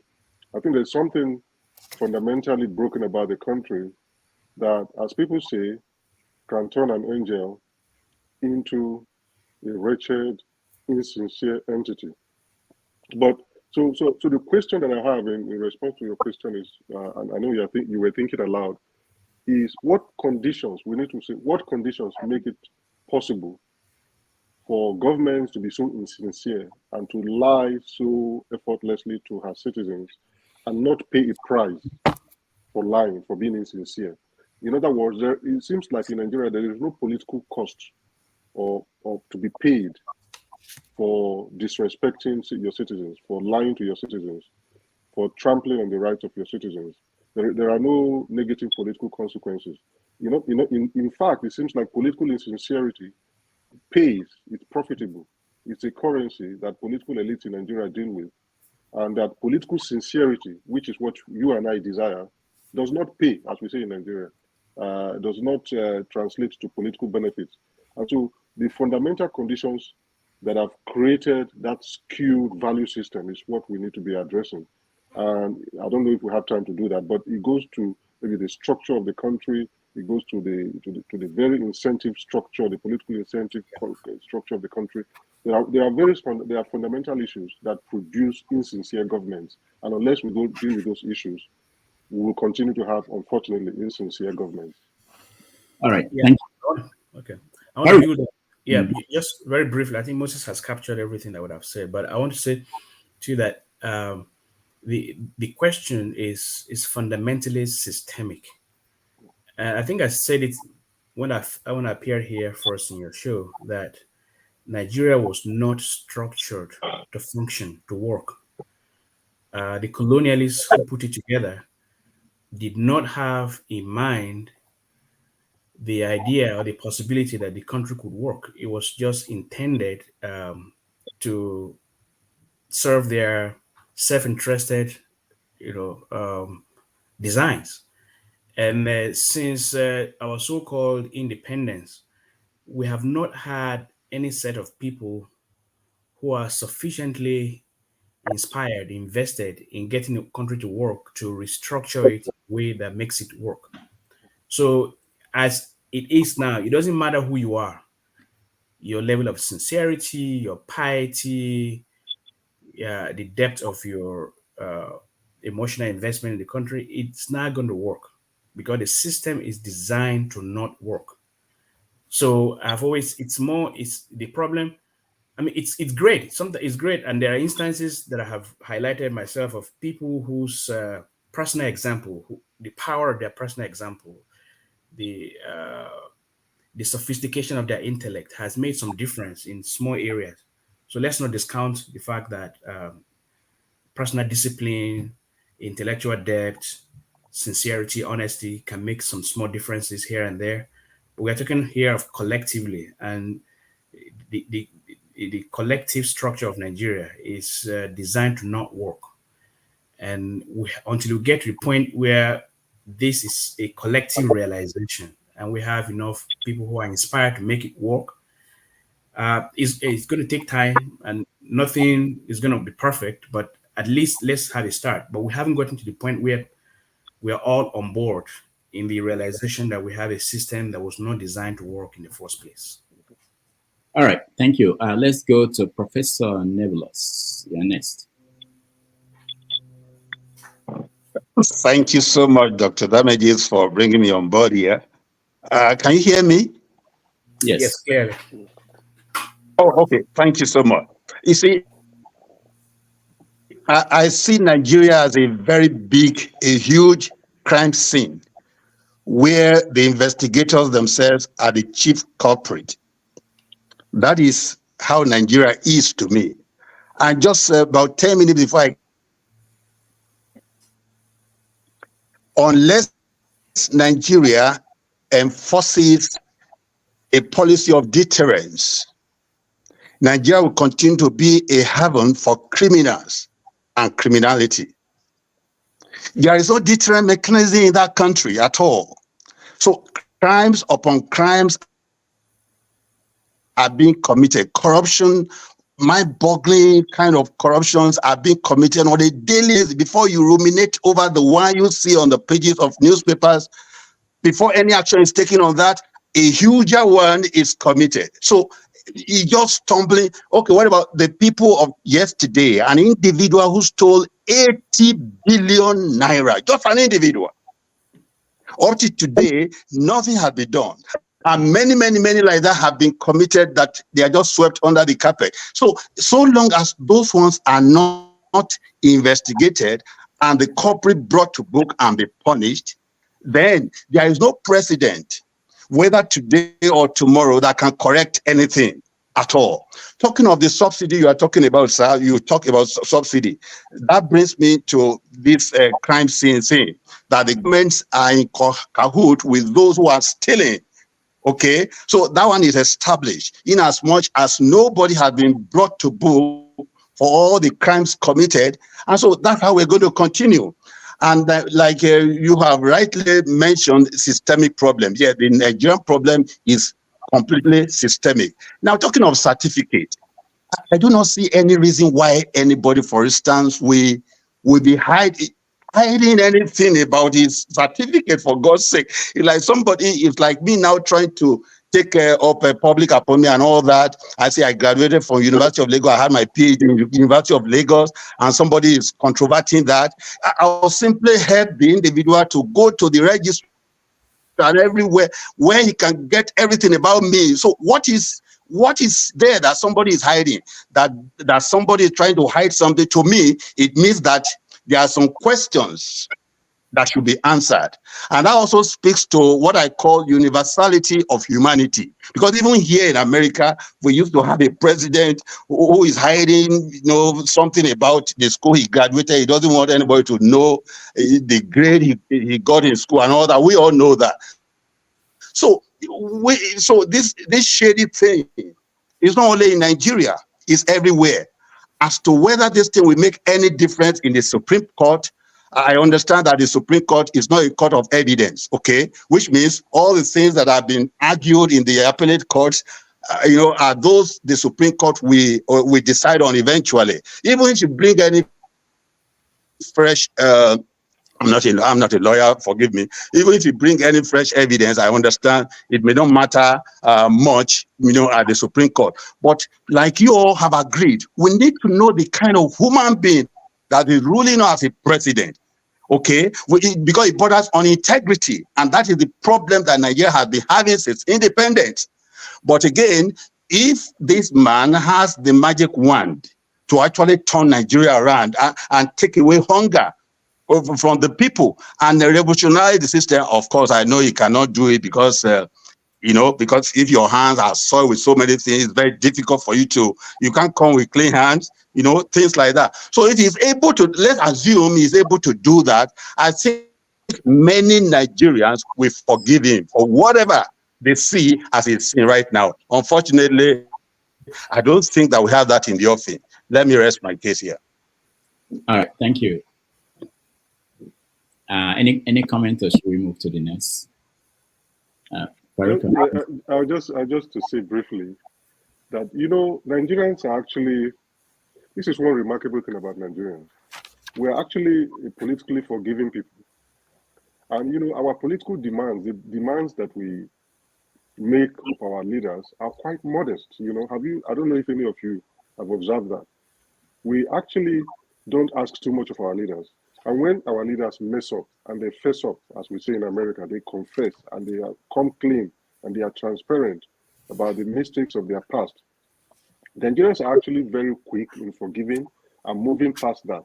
Nigerians want to see what you have for us now. What are you doing for us now? What are you doing about our situations now? And sometimes that can atone for past sins. But the problem in Nigeria is that our politicians come to power with, many of them anyway, not all of them, with questionable records. And then on top of that, they misgovern us and they make our situations worse. So it puts us in a bind, and it makes us sometimes less forgiving, especially when someone is so determined to hide an aspect of their life. Because if you are running for office, the basic minimum you can do is to open up your life. I don't think you have a right to privacy once you submit yourself to public office. I don't think that you should insist on having a private domain of your life that is inscrutable to your citizens. You should open yourself up. They say in Nigeria, when you run for office, that's when you know about your great-grandparents and what your great-grandmother did. It is the risk. It comes with the territory. If you want power, you have to open yourself up. You have to be transparent. All right. Thank you. Very quickly. Well, I don't know if you want to move. I recall too that Goodluck Jonathan, also fought tooth and nail to stop his record from being seen. I was one of those people on the record. Premium Times sent a Freedom of Information Act request to University of Port Harcourt to send his. They want details of his doctoral dissertation, who his supervisor was, what the title was. He refused. The university wrote and said, "No, we're not going to share that information." So it's not even just Trump and Bola Tinubu. There's something about people. Trump is like a third world leader, so he's in that category. There's something about third world leaders that makes them think that there's something about. And it took my intervention. I actually reached out to people at the University of Port Harcourt to help me get a record of dissertations written at the University of Port Harcourt from 1983 to a certain year, and then to check to see if Goodluck Jonathan's dissertation was there, his thesis as they call it there, and they found it there. So I had to write a column. I said, although I had questioned the authenticity of his doctoral degree, this is the evidence I discovered. He actually did graduate from there. This was the title of his doctoral thesis. This was the name of his supervisor, and I published it as a column. And I was wondering then, what was it? What was the big deal about it? Just say I graduated. This was my. Why didn't you do it? So it's something that has been continuing. This is not the first time. Of course, Tinubu's own is a little more mysterious because there are questions about his identity. Who is he? Who was he before he is what he is now? Are the whispers about his identity true? I think that's where he becomes even more interesting. And then there's an international dimension to it. So I just wanted to throw that in there, that even Goodluck Jonathan did not respond to questions about his doctoral dissertation. Yeah, but Farooq, maybe why he didn't want people to see it could be that people like you will do a search and you find out where he copied most of the lines. So things like that. All right. Prof, thank you so much. Let's go to Obey. Mazobe Yanis. Yes, thank you, Dr. Damages. Even though today you appear and sound like Bola Tinubu's 63th anniversary speech, kind of exhausted, as you say. And I noticed something here. To our guests, Mr. Farooq and Moses, Both of you attended Bayero University, Kano, graduated in 1997. Both of you are 50 years old, but Farooq is from Kogi State, while I'm from Kwara State. Kwara State, sorry, and Farooq is from Benue State. But were you guys besties in the university days or prior to university days, or how that come about? But that's on the general note. But specific question now to you, Farooq. My question is coming from one of your, interests, which is political criticism, which you're one of your area of interest and specialization. Political criticism refer to political commentary or political discussion in the typical criticism that is specific to relevant politics, indulging policy, politics, and political parties. You graduated in 1997. That is when real conversations start going mainstream regarding democracy. The uniform guys are leaving, the Agbada men are coming in, parties are taking shape, policies are being formulated. Fast forward to 25 years later, where your expectation, being met now, as you see, or the trajectory that you expect that we are going to travel on our way on that, what are you seeing among the young people who are graduating from university now? What is their view and their criticism towards parties and politicians and policy compared to your days? That is to Farouk. To Moses, in your book, in one of your books, Emirs in London, you pretty much narrate the story of the aristocrats of the northern elite in northern Nigeria from 1920 to 1960, about 40 years. How instead of them being the mouthpiece of the British Empire, they decided to leverage their, and they gradually started to establish themselves within the Emirates, and that's between 40 years. Between now we are here again today. Today is Independence Day. Between 1960 to 2023, what do you see? Has there any change in regards to our elite of today, in particular, the government of the day, Bola Tinubu, who Farouk alluded to the fact that he is enjoying the petrol, the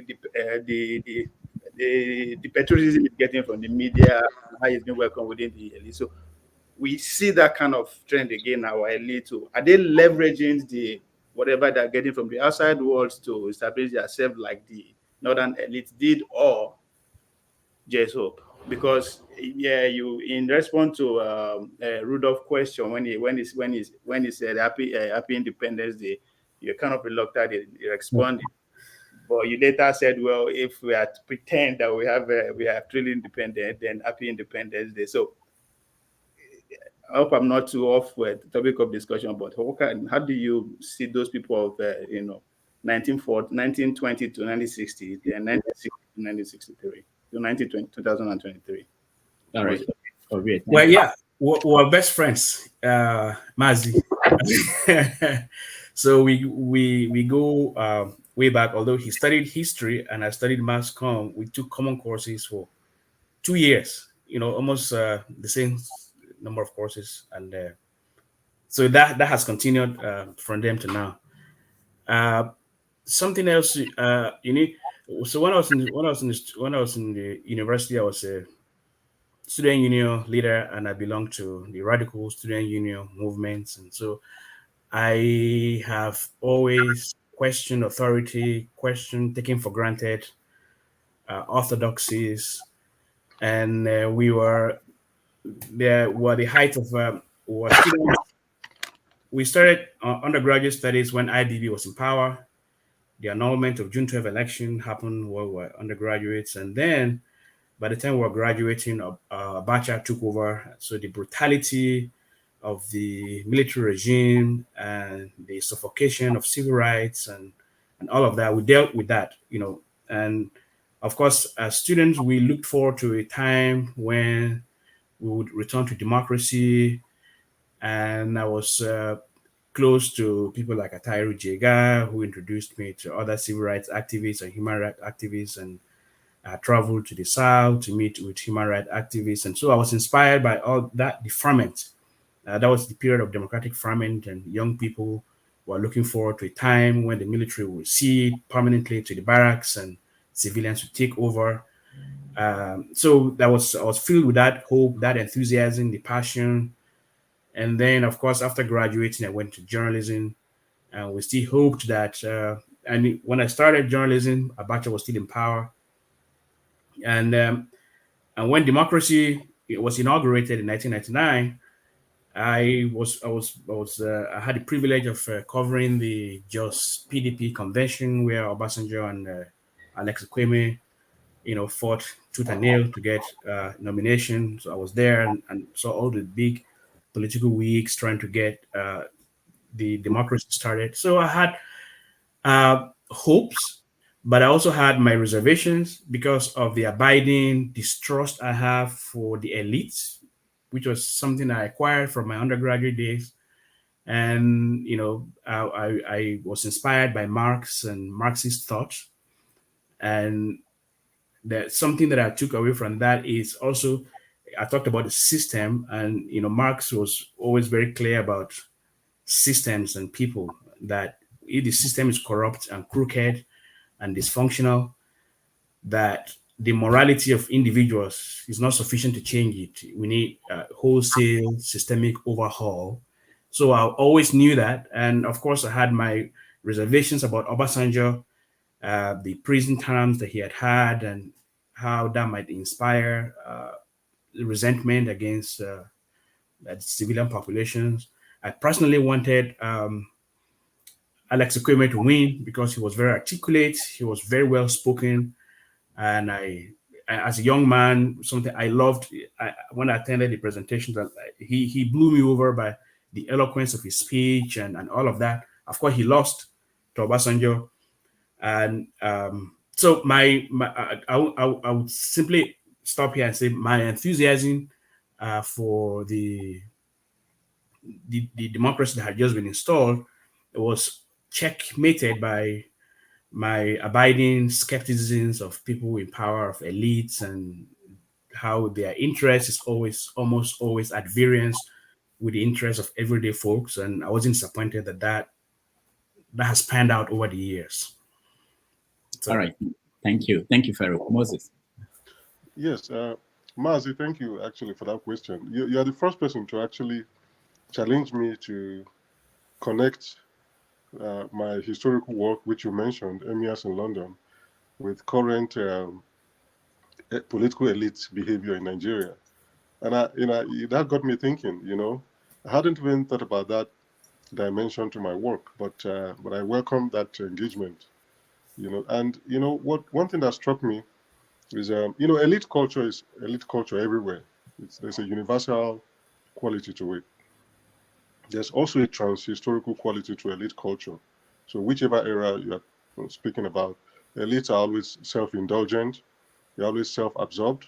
Of course, they make investments in institutions of prestige and status and those types of things, and the atmospherics of status and symbols of status and so on and so forth.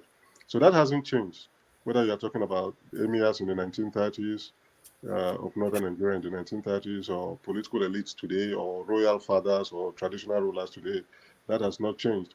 But your question got me thinking, because this northern Nigerian emirs that were going to London, going to the UK on sightseeing missions, one remarkable thing that I noticed about them in researching the book, and which I thought I wanted to highlight in the book, I don't know to the extent that I succeeded in doing that, is their level of self-assuredness.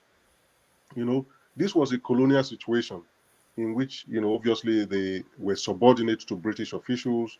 They were, in some ways, you would expect them to kowtow to the wishes and, demands and commands of the British colonial establishment. You would expect them to be docile in the presence of British power, or in the presence of the instruments of British political authority. You would expect a lot of self-effacement. You expect them to be self-effacing in their relationship with British power. But still, and there was some element of that, don't get me wrong. But the remarkable thing is that these emirs will travel to Britain and hold their own in the presence of British officials, in the presence of even British royalty, British members of parliament.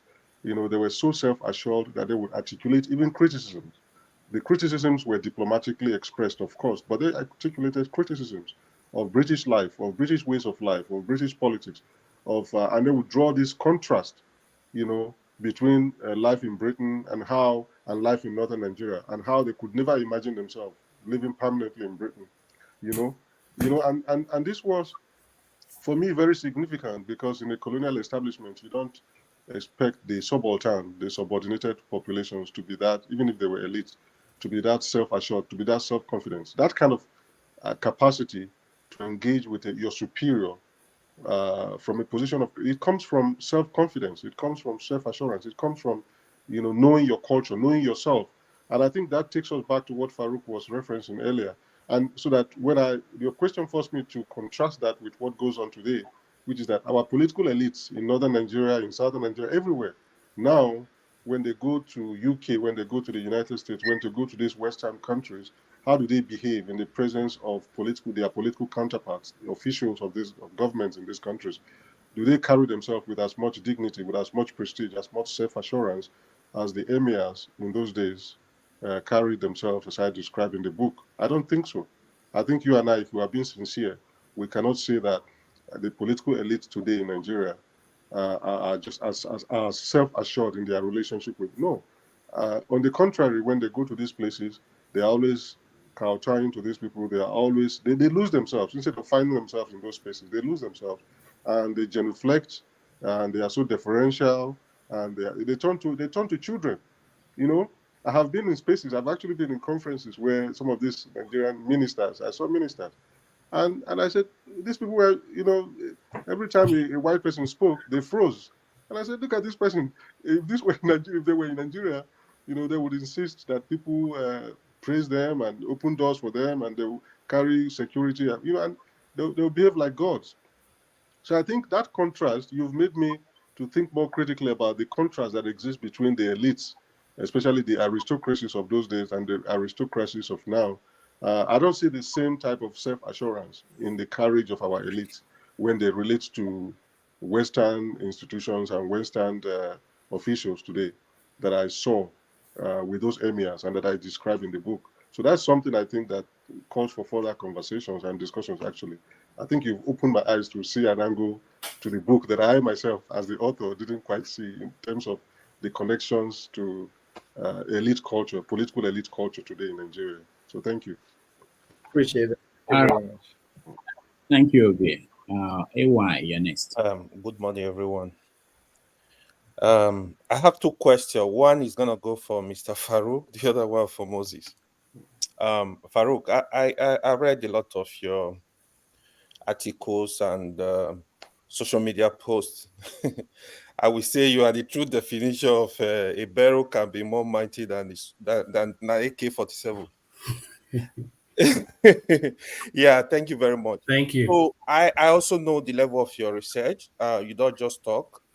Especially during election, I read a lot of those your articles. They actually expose a lot of things about what was going on in Nigeria then.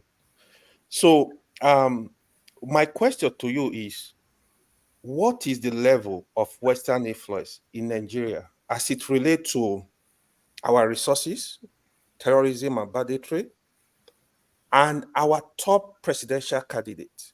Do you think any of them is immune from Western influence? In this case, from Tinubu, Atiku, Peter Obi, Ivo Konkoso, till date. And the other thing I would just throw is, have you ever written to the presidency and get a feedback? Are you doing anything in terms of like advice, or do they reply to you? Have you ever tried that? To Moses, it is your position, both you and Farouk, on the removal of oil subsidy and the Naira unification is completely in line with my thought on this platform. So it has become like, for me, an embarrassment to the nation, the way these policies and implementation were handled. I personally feel that it's just because of lack of understanding and proper planning. They just make this decision. I don't know if they try to show to the country like they do something. But if you watch it very clearly, they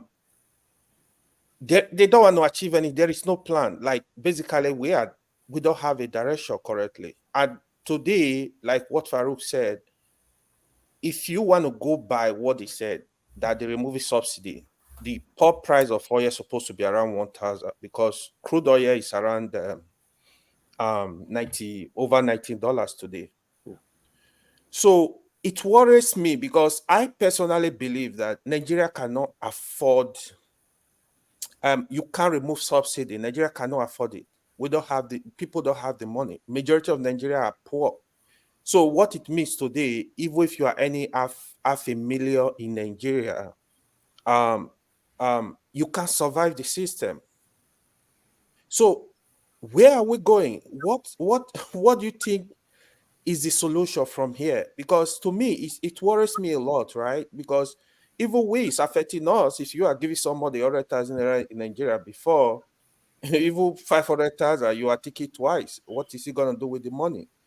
It worries me a lot. What is the issue? What do you think? Where do you think we should go from here? Like, can you provide solution? Thank you very much. Thank you, Ewa. Before you answer, Moses, I want to play a video that I think is connected to something you said a few minutes ago. Let's watch.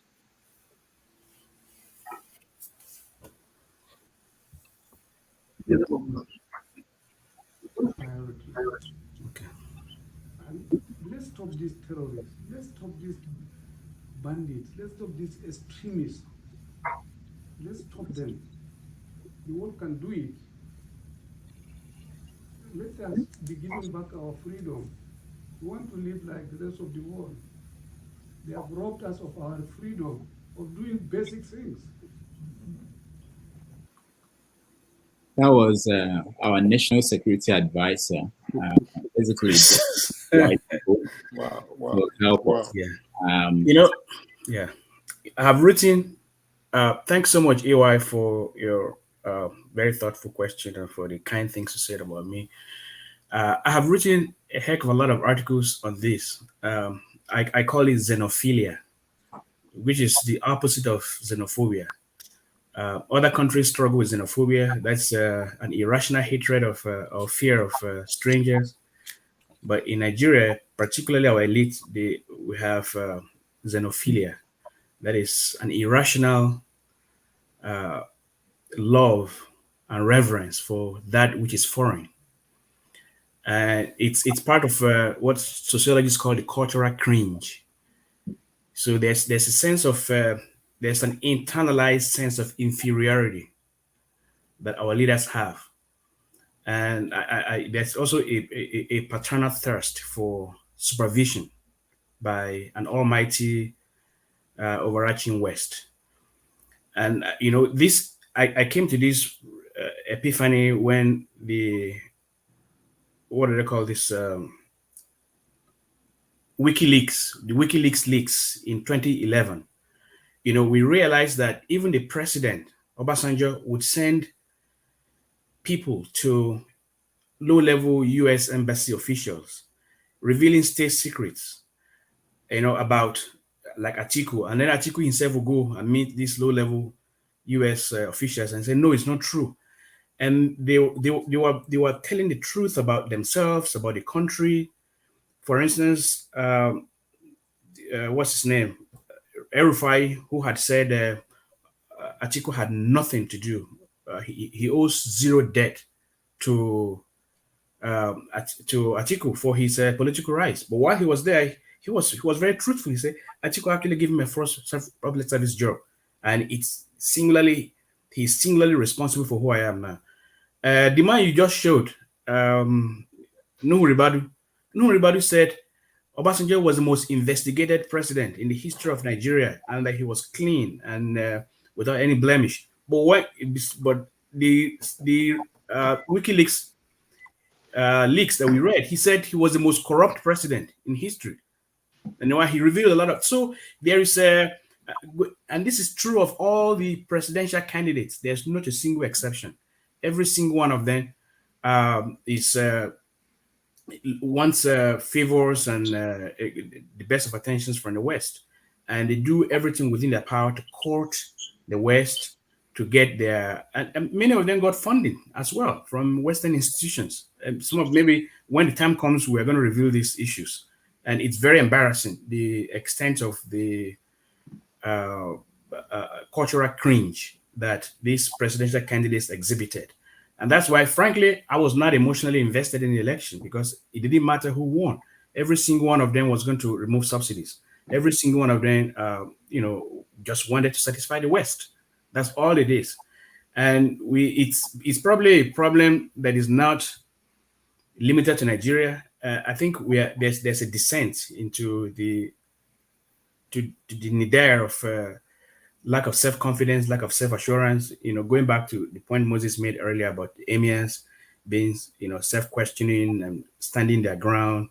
That level of self-assuredness that we saw maybe in pre-colonial times and immediate past independence is receding.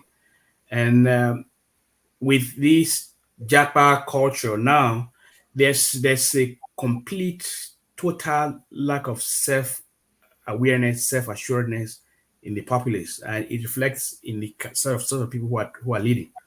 So to go back to your point, yes, every single one of them wants to satisfy the West, and there's no sense of anyone wanting to be independent. Second question, well, I try to be as free, independent of people in power as possible. I have never personally written to the presidency, any presidency, or getting any response. When I write, well, if they read it, I want to go work with it, fine. If they don't, that's fine. So whatever I want to put, I put that in the public domain, and I do not make any effort to reach out to people personally. It's I have what's almost an abiding resistance to being entangled with the power structures because they corrupt, they contain, and they can blackmail. So that's All right, thank you. Moses. Yes, Ewa, thank you. Thanks for this that question. The when it comes to prescribing solutions with a country as complex as Nigeria, it's a tough ask. But I can take a stab. But I think people make Nigeria's problems to be more complicated than they actually are. true. At some basic level, our problems are not even complicated. Our problems require political will, political consensus on the part of the elite to come to the table and just agree and have a consensus on what needs to be done. We overcomplicate issue, we overanalyze issue, and then they assume a life of their own, and it seems like these issues are intractable. I don't believe that. You know, I believe sincerely that just changing government, that's no longer enough to bring about change. Just changing the government, the face of government, and having these ritualistic periodic elections. Uh, Again, as Farooq said, that might bring in some cosmetic changes. But those changes are going to be very cosmetic. I think there are some fundamental questions that we need to ask about the structure of our country that has a corrupting influence on our elites that makes it impossible to enact meaningful reforms, right? So those structures are a constraint on good governance in and of themselves. And until we restructure in such a way as to constrain power holders, people who wield power, I'm very skeptical. And I think that's what we need to go back to. That's the solution. We need to stop treating the symptoms and hoping that the disease will go away. We need to be courageous enough to say, let us go to the root of the crisis, let us go to the root of the disease, let us come to the table and deal with these issues. I think it takes a certain level of what I call political suicide on the part of our elites to do that. It takes a certain level of political self-denial. They have to look at themselves and say, look, I'm willing to sacrifice the next election. Willing to look beyond the next political battle. I'm willing to look beyond that contract that is about to get approved in my name. I'm willing to put all of that aside and do what is best for this country. And until we do that, unfortunately, we're going to keep going around in cycles. Because the solutions are there. The solutions are not too complicated, you know, and we just haven't had the courage to embrace them. And it is not about the elite of one region versus another. It is there is a if there's anything the elite of Nigeria agree on, it is the preservation of the status quo. Yeah. Believe me, that's what they all agree on. The elites from the east, because the status quo profits them. It profits them, and so we have to find a way to convince them that, you know what, ultimately, this status quo that seems at this moment to benefit you and that you seem to be so invested in, ultimately, it is not in your interest. It is in your interest to move away from this status quo, to reform it. Because I think, as Farooq always says, and I think he also said it in his this last column that he wrote, once you make life so difficult for the poor, ultimately, you are not safe. When they run out of options, they are going to come for you. So that message is what we need to, if there's a rhetorical solution to this problem before we go to the actual solution, that is the rhetorical. We need to change it so that we send that message as directly and as clearly to the elite as possible. And in doing that, we need to first cultivate a national consensus that that's what needs to be done. One of the things I personally find to be a problem is that once people get in power, whether they are House of Rep members or senators or ministers or what have you, presidential aides, they lock themselves away from what goes on in the country. There's no pipeline, there's no channel through which they can see or hear or perceive the suffering of people and the desperation of people. And they become blind, believe it or not, AY, to the structural defects of the country. But give them another 4 years. Once they get out of power, the same people will be writing tomes and volumes about some of these structural problems. So that says to me that they know what is wrong with Nigeria. Everybody knows what is wrong in it. It's not complicated. It is not rocket science. We just need to convince them that if you don't do something about it, something will have to give. Either an implosion or an explosion will happen. And it will consume us all, including you, who seem to be doing so well in this status quo. You are not safe. So that is a message that we need to pass along to them and convince them so that they act in the interest of the country rather than prioritizing their immediate interests. All right. Thank you both. Thank you, AY. Let's go to Dan. Dan, you're next.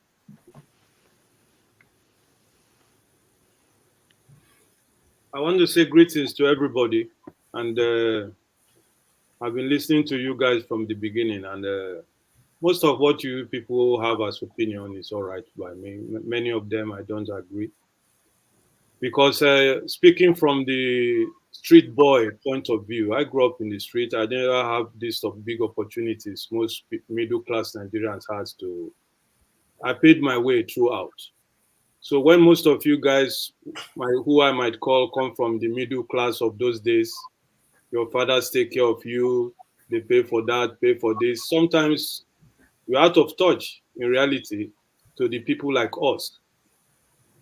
Anyway, the book you people wrote, This Life No Balance, I love it so much because it's a reality of Nigeria. Because Nigeria is not balanced, especially if you come from my point. You know, you know what hunger is. You know everything what it is. You know what is called oppression by somebody who just maybe, like for example, if you're in a situation, you have a friend who went to the university, for example, because you people are talking about elites. So sometimes for me, I don't understand who are the elites. University graduate of your friend will oppress you because he knows you didn't go to university. That to me is an elite oppression. Okay. Anyway, let me keep my privacy and go to the point. Mr. Farooq, you said something that Nigeria was just put together. We are not supposed to be, according to one of your explanations. So do you think that what Nnamdi Kanu has been fighting for the separation of Nigeria in some ways, and Adebanjo said it yesterday, also that we should go back to the 1963 constitution where the regional system were operating, and that was when Nigeria was good. I want you to shine some light on that. If you want Nigeria to divide, I never wanted it, but with where things are going, I think that's the only solution, so that we can handle our things, then come to the center to live. And to conclude, I have just one last question to ask, and I want both of you to share some light. You said that Tinubu cried out that his something shouldn't be released. He wants only the certificate to be released, where they will not find out so many things about him. And to you, you think that if they release such a information to Nigeria, you think it should not be, there shouldn't be any change. It will just be something that will be blown off in the air. Okay, now you know who I am, and Nigeria will not react to it. Is that what you are saying? Because I think I heard something like that. You are trying to explain that nothing will come out of it. It will just be, okay, now we know who he is, and that's it. Thank you. All right. Thank you, Dan. Okay, very quickly. Well, I don't come from privilege.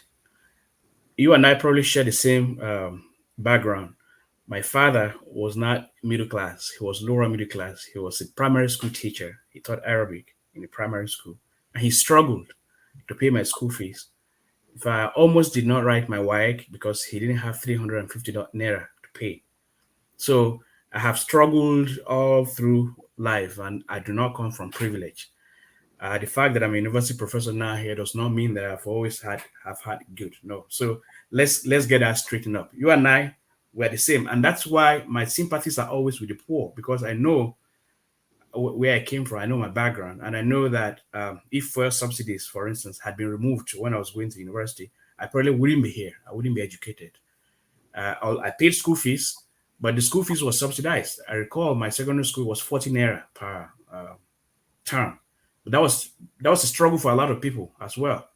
But that was still subsidized. So let's get that straight. And then second, I did not say that I wanted Nigeria to separate, that there was no reason for Nigeria to get together. No, what I said was, and I wrote a series of articles to say that we share so much in common. Several parts of Nigeria share so much in common that even without British intervention, there is a possibility that Nigeria in its present form could still have existed, maybe even larger.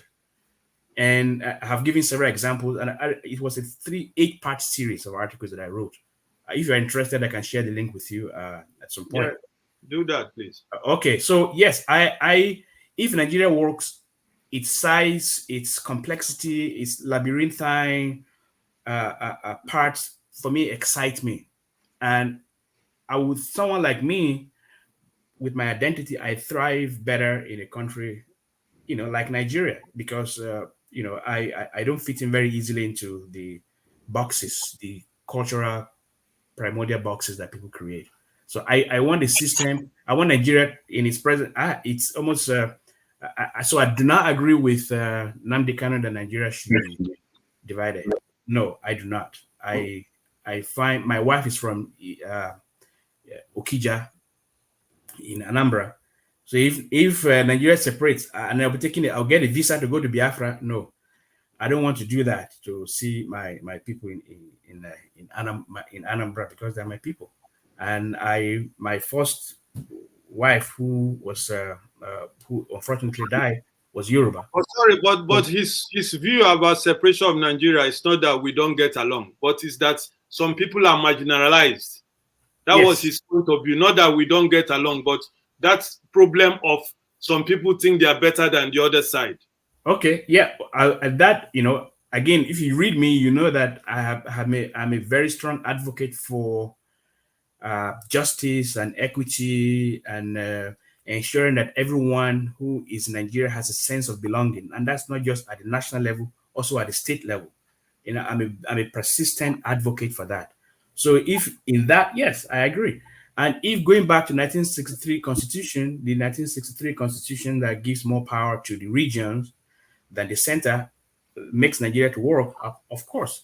I'm also a critic. I'm a critic of the enormous power of the center, that makes it so attractive to the point that people fight. And so, yeah, anything to weaken the power of the center and redistribute it to the constituent parts, I'm in on it. I'm a huge supporter of that. If that's what is going to make Nigeria work, and I think it will, it's worth trying. So in that, I agree. I don't know what the second question was. The second question was about Tinubu's certificate. You said that you don't think anything will come out of it, even though he begged for them not to release it. Yeah, so that's just my opinion because, well, as someone had said earlier, I don't know who that was. Was that Professor Righteous? No, Nebulous. Eh? Nebulous. Professor Nebulous said it, or I don't know who it was, that, well, the Supreme Court does not admit fresh evidence. So in terms of the impact it's going to have on the ruling on the election, he already made that point. But then also in the public sphere, where it's going to let people know that, I'm just assuming that we now discover that he is not or has not originally been known as Bola Tinubu, but that identity belonged to someone else. Maybe that's going to be the outcome of this. So what is he going to change? Is he going to make people go out in the streets and drag him out of Aso Rock? Or is just going to affirm what many people had already suspected about him? So even if he affirms it, what change would it take? But the law says you shouldn't put something that is not true that you could be disqualified if you tender a false document. Okay, well, maybe the judiciary is independent enough to say, oh, this man has been fake all along, so you cannot be president. Well, if you have faith that will happen with the judiciary, fine. I salute your faith in the independence of the judiciary, but I don't have that faith in the judiciary to make that kind of judgment. That's my opinion, and my opinion is not fact. Let's get that straight. I'm just expressing an opinion. It's not fact. I could be completely wrong. I've expressed several opinions that have turned out to be completely wrong. So if this turns out to be one, and it's just going to be an addition to a long list of things I said that were wrong, and you could be right. And that's fine. That's how our world is supposed to be. All right. Thank you, Farooq. Moses. Just to add briefly to that, I mean, I think that this is the same Supreme Court that ruled that somebody who came fourth, yes, in the governorship election in Imo State, was the rightful winner. He came fourth. Yeah. And the Supreme Court in that instance didn't rule that the second person or the third person should become governor, but the fourth person. This is the same Supreme Court that gave the candidacy, the ticket, the senatorial ticket in one of the Yobe State constituencies, to a person who was busy at that time running for president when the primaries took place, who by his own admission did not participate in the primaries.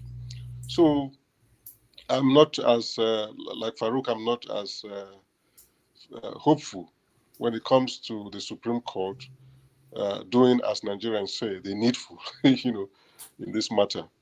The other part of it is that, the other angle to look at is that Tinubu might actually be, in this time that we live in, one of the, I want to use a word that I prefer not to use, but that's the word that is occurring to me, so I might as well use it. So Tinubu seems to be the luckiest person now as we live in, because you know why? Maybe he's lucky by design, because as they say, maybe you make your luck. In a perverse kind of way, Tinubu's government has put Nigerians in such an existential crisis that the certificate issue is not at the forefront of their concerns now. It's not their number one concern as we speak. It is unfortunate, it is not ideal, but it is the reality. That now what most Nigerians are concerned about is how they will put food on the table, how they can move from one place to another, how they can get a job, how they can get to their job. Some of these issues Nigerians used to take for granted. Some of this, you can always get to your job. But now that Tinubu's government has unleashed such unprecedented suffering in the country, to be honest, the Atiku case, this legal thing that's going on in Chicago, seems like a little more than an elite level abstract obsession, right? So, for good or bad, you can call Tinubu an evil genius for creating a situation that now benefits him in the court of public opinion, where suddenly, no matter what comes out of this judicial process in Chicago tomorrow or in the next few days, it may go enter Nigeria. The revelations may enter Nigeria with a dot, with an anticlimactic, disappointing reception. It may meet a disappointing reception because Nigerians are simply too preoccupied with their existential fears and anxieties to care about who Bola Tinubu truly is and what this says about the identities he may or may not have claimed in the past, and which schools he may or may not have claimed to have attended. So we've arrived at a situation in our country where this man, I don't think, maybe I give him too much credit if I said, he set it all up, or that he somehow created this situation to benefit him down the road. That would be giving him too much prophetic credit. But I think now it's a fortuitous situation now that we have where, unfortunately, people are no longer, the people who should have cared about this issue, they no longer care to the same degree because they are watching their very existence being threatened by what the same government, the Tinubu government, has unleashed on them. Yes. All right, thank you. We have less than 40 minutes. So I will try to get people to quickly ask their questions so that we get people who are in the studio to weigh in before we end this. So, Righteous Man, go straight to your question.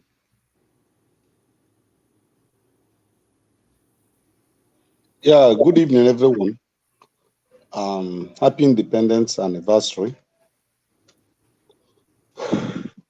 It's been very dull here in Lagos, unlike the previous years when we celebrate our Independence Anniversary. It has been very, very dull. There's no activities going on. People are just indoors, like mourning. So it's not been a good time, unlike before when we goes out to celebrate, go to stadium, go to amusement park, Federal Palace Hotel, and the rest of it. So the story has just changed.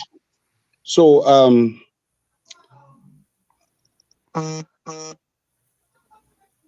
sorry, they just seized light now. That's Nigeria. They just seized light.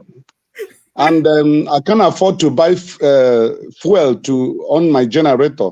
In the compound, nobody owns generator again, It's terrible. Somebody was writing in the comment section that I'm looking so that they should find cola for me, that Dr. Damages should raise cola for me. They said I should get gala for you. No, he said cola. Okay. That my face was looking very fearful. You can't live in Nigeria without having this type of my face. I'm telling you, because it's life no balance here. Life no balance. So back to the issue, gentlemen. Your book, the title of that book is catchy. It got my attention, and I would like to have a copy. It's something that I need to read because my son 2 weeks ago called me and begged me that I should do everything possible, even if it's to go and borrow, so that he will leave Nigeria. Wow. He's a graduate, he read insurance, but there is no work. He's just roaming around the street looking for Keke Marwa to drive. This young man came to me and said, Daddy, please, if it's to go and borrow, I want to leave Nigeria. That is this story, no balance. If one has struggled to train a child up to university level, and you see that your child going down before you, cannot clothe himself, cannot eat, for him to make expenses, it has to come from your pocket. I mean, nobody will be happy. You can't be a parent, you can't be a father and be happy of it. So that's your book, I need it. And I will not pay in dollars because I don't have dollars. Please make it available so that I can pay in Naira, possibly maybe 500 Naira or thereabout. If it's anything more than that, I will not be able to afford it. So my question is this. Mr. Farooq, you made submissions that touched my heart. You said Nigeria was structured not to work, comma, and it's not going to work, full stop. So, such submission creates fears into my mind.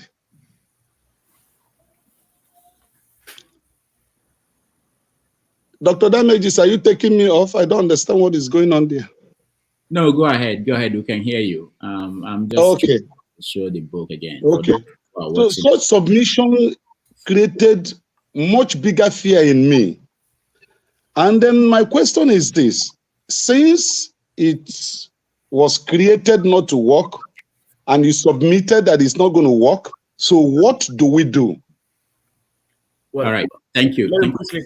Yeah, I meant that it was that's number one. Number two. No, righteous man, we can't go to now. We're out of no, time. just two, just one. Let me. It's very pertinent, please. Number two. Hold on, righteous man. Everybody thinks their question is pertinent. What is the root cause of our problem?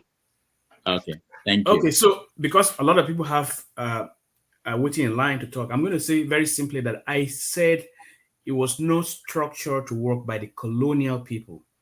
And after it was handed over to us, we haven't made any effort to make it work. But we can make it work if we want to. So we are not doomed to failure in perpetuity. That's not what I implied. It is that the structure we inherited was not meant for us. It was colonial people who are extracting resources from us and brought us together arbitrarily without any regard to anything. And they got whatever they wanted and left and say, okay, we gave you independence. But we haven't done anything to change it because we have evolved to the point now that we are more alike now than unlike. I told you earlier that my wife is from Anambra. Without colonialism, maybe the chances of that happening would have been a little too far-fetched, but it has happened. My children now that I go with my Anambra woman, who are they? So we are evolving. We are one, and in more ways than in 1960. But what we haven't done now is the recognition that this system we inherited is not working. We need to make it work.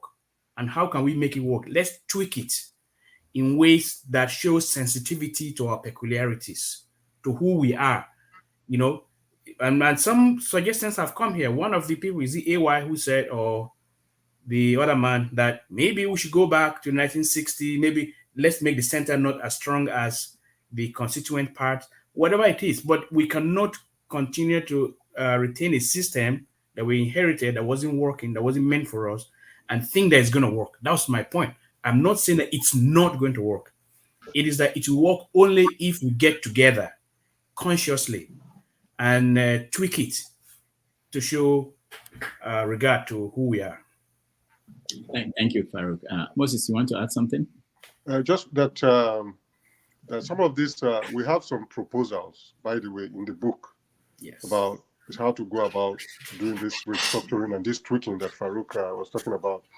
But, in terms of, how beholden our elites still are to some of these colonial institutions. Today is Nigeria's Independence Day. And that's why I so much appreciated the question that was asked earlier about the behavior of the colonial elites, our emirs, during colonialism. One would have thought that the colonial elites, the Nigerian colonial elites, would have been, more deferential towards the West, and that the current set of elites under independence, quote and unquote independence, will be more self-assured, more confident. But the opposite is the case. So one of the things that that we need to do is to again rethink the way that our elites see themselves. Rethink the way they see themselves. Rethink their loyalty and who they are loyal to. They are loyal, right? Exactly. Their loyalty right now lies with the outside world, Yes. lies with the West. It doesn't lie with Nigerians, and that's one of the things that need to change. But that's never going to change under the status quo, because the status quo is too comfortable. The status quo does not promote accountability on the part of our political elites. They are not answerable to anyone, right? Rather, they can steal money, and then when questions are asked, they can run to their ethnic group right now and they'll get protection, or they can run to fellow elites and get protection. That's not how a nation is run. Yes. All right. Thank you. Thank you very much, Righteous Man. Thank you. Tone, you're next. Can you hear me? Yes. Can you hear me? Okay. Hi. Good evening, everybody. A very straight one, and this is to Prof. Farooq.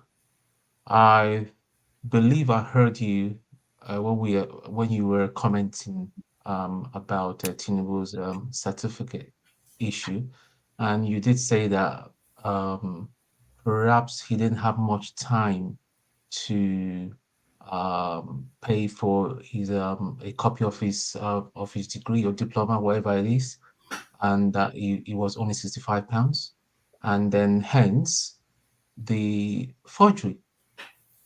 Okay. Now I'm going to put a pause on that. I went to uni. I can, even if I don't have my certificate, I can tell the uni I went, and if you go there in England, and they will tell you that so and so person did attend. I had classmates who can attest that they know somebody called Tone. Now, going to my secondary school, I have people that are still living that can attest that I went to the same secondary school. Maybe primary school, maybe one or two people may remember me. Now, my dad's classmate, my dad is passed away now, bless his soul. I can tell you who his classmates were in his secondary school in CKC in Onitsha and his university here. So I find it worrying and disturbing when I hear educated people make these kind of statements. It's worrying. With all due respect to you, sir, it's deeply worrying, and this is what gives people that are still supporting this impostor in Aso Rock the confidence to still stay there. All the lies, there's been Gentlemen, tissues let's. and there's been tissues and tissues of lie Okay. that's been spawned out. Can I respond So to your how do we question? okay. Okay, Tone, thank you. So the response is, well, the UK is not the United States. They're different. And then in the United States, the diploma, that certificates that we call it diploma in the United States, is just a celebratory document. It's just a symbolic document. No one asks for it anywhere. They give it to you during graduation to display. So his transcripts show that he did graduate from that university. But the certificate you are giving, he got lost. And there are processes to get it back. One, you pay in his school $26. It takes 10 weeks to get it back. I'm not saying that's what happened, but I'm imagining that, suddenly he realizes that in Nigeria, you have to attach your certificate. We call it diploma here, along with your INEC documents. And it's not there. What do we do? Well, if you apply, it's going to take you 10 weeks. And that speaks to the carelessness of the Nigerian elite, that you are waiting until the very last minute. And that's why we say he looked tired and sleep deprived I'm sure he didn't even practice the delivery of his speech as is known in the West. Everything is fire brigade, last minute. So last minute, we have to turn it in. I can't get my transcript to be, because INEC doesn't want transcript. It wants your certificate. As I'm speaking to you here, I graduated from 2 US universities. If you ask me where my certificate is, I don't know where it is, because no one has ever asked me for my certificate in the US. Anywhere I have gotten a job is my transcript. I write to my school directly and they send a transcript to wherever I'm applying. No one asks, let's see your diploma or your certificate. It's just a celebratory document. So I'm assuming that he's lost because he earned it in 1979. And now he has to turn it in and he said, it's going to take 10 weeks. Let's just forge one and put it there. That does not indicate that he did not graduate. There have been 2 people who came forward. For want of time, because I want other people to contribute, because there's another question I would have asked you, because I'm sure he did not just come come out of his mother's womb and just went straight to CSU. He must have gone to secondary school. Till now, we're yet to see someone that sat in the same class with him. So that's a different conversation altogether. If you've been following this, you would know that I said the good thing about Atiku's the ruling he got now is that we would know who he was before he got to CSU, but that he graduated from Chicago State University is not in question, except for people who don't even understand what's going on. Because if the legal disputation is about whether to release his document or not to release his transcript, we know that he has a transcript to be released or not to be released, which means he graduated from there. And the registrar of the university swore under oath. If you know what that means in the US, you wouldn't even have this conversation that he did graduate. If he lied, he's going to be in real big trouble. The university said he's going to be in real big trouble. So the question is not whether he graduated from Chicago State University. He did. There's no question about that. It is that they want to use this as a basis to unravel who he was. What secondary school did he attend? How did he get there? That's the question. But a lot of people don't understand, and they want their prejudices and predispositions to be confirmed. If it's not confirmed, they get angry. But that's not the way the world works. It's not a prejudice. It's very clear that this man is a fraud. It's not. There's no prejudice here. It's very, very clear from all evidence that this man is a criminal. He's a fraud. Well, all right, that's a different conversation, my friend. The conversation is about whether he graduated from from Chicago State University, and the answer is yes, he did. Other things are ancillary, and we can talk about that. All right, thank you very much. All right, thank you, Ton. Let's go to Ike. What medications would you like to have with us?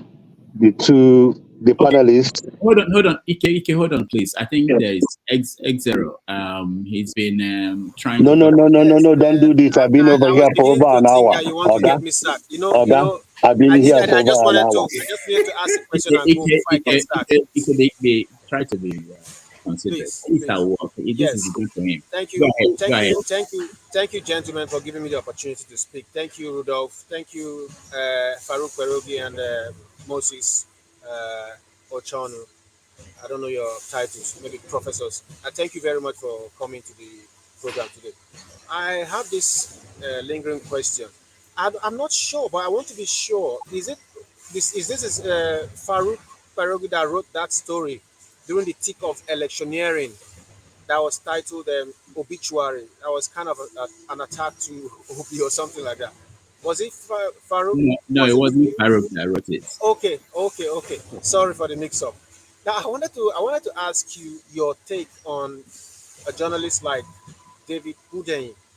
How would you describe such a journalist, David Hundeyin? What's your take on him? To tell the truth, I'm not familiar with his work. His work. Yeah, and so if he's doing journalism, that's fine. Except if you help me describe what he does, that would be great. But I'm not familiar with his journalism. I've heard the name, but I've never read anything he's written. You don't really read other journalists, because he's quite. I think they're even recommending him for an award, international award. Oh, really?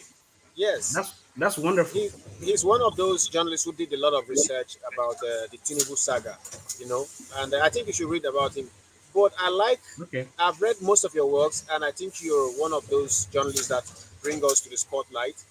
But please, I want you guys to also focus on those international companies that are doing the dirty deals in Nigeria, because they're deeply involved in why our politicians don't want to let go. Whenever they're almost giving up, they see another opportunity. The World Bank, the IMF, these guys are involved, but there are also some multinational firms, and we would like you guys to expose them so we can continue the expose here, so that their citizens will continue the work, because in their own countries they are going far right. Please, right. I would like to have your contact too, so we can talk more. All right. Okay. Thank you very much. All right. So who is this for? Farooq, is it for you? Are you taking this, or there's something to say? Is there a question? Oh, okay. It's not. I don't think it's a question. Yes, it's a question because I know you do a lot of research. I want to know. I've seen the possibility of in researching on these international multinational firms that are doing the dirty jobs in Nigeria, especially the oil spillage and all these contracts that are keeping these politicians, yeah, in power. I don't want to make them leave, so we can expose them more and chase them out. All right. Thank you. Is that possible? Yeah, it's possible.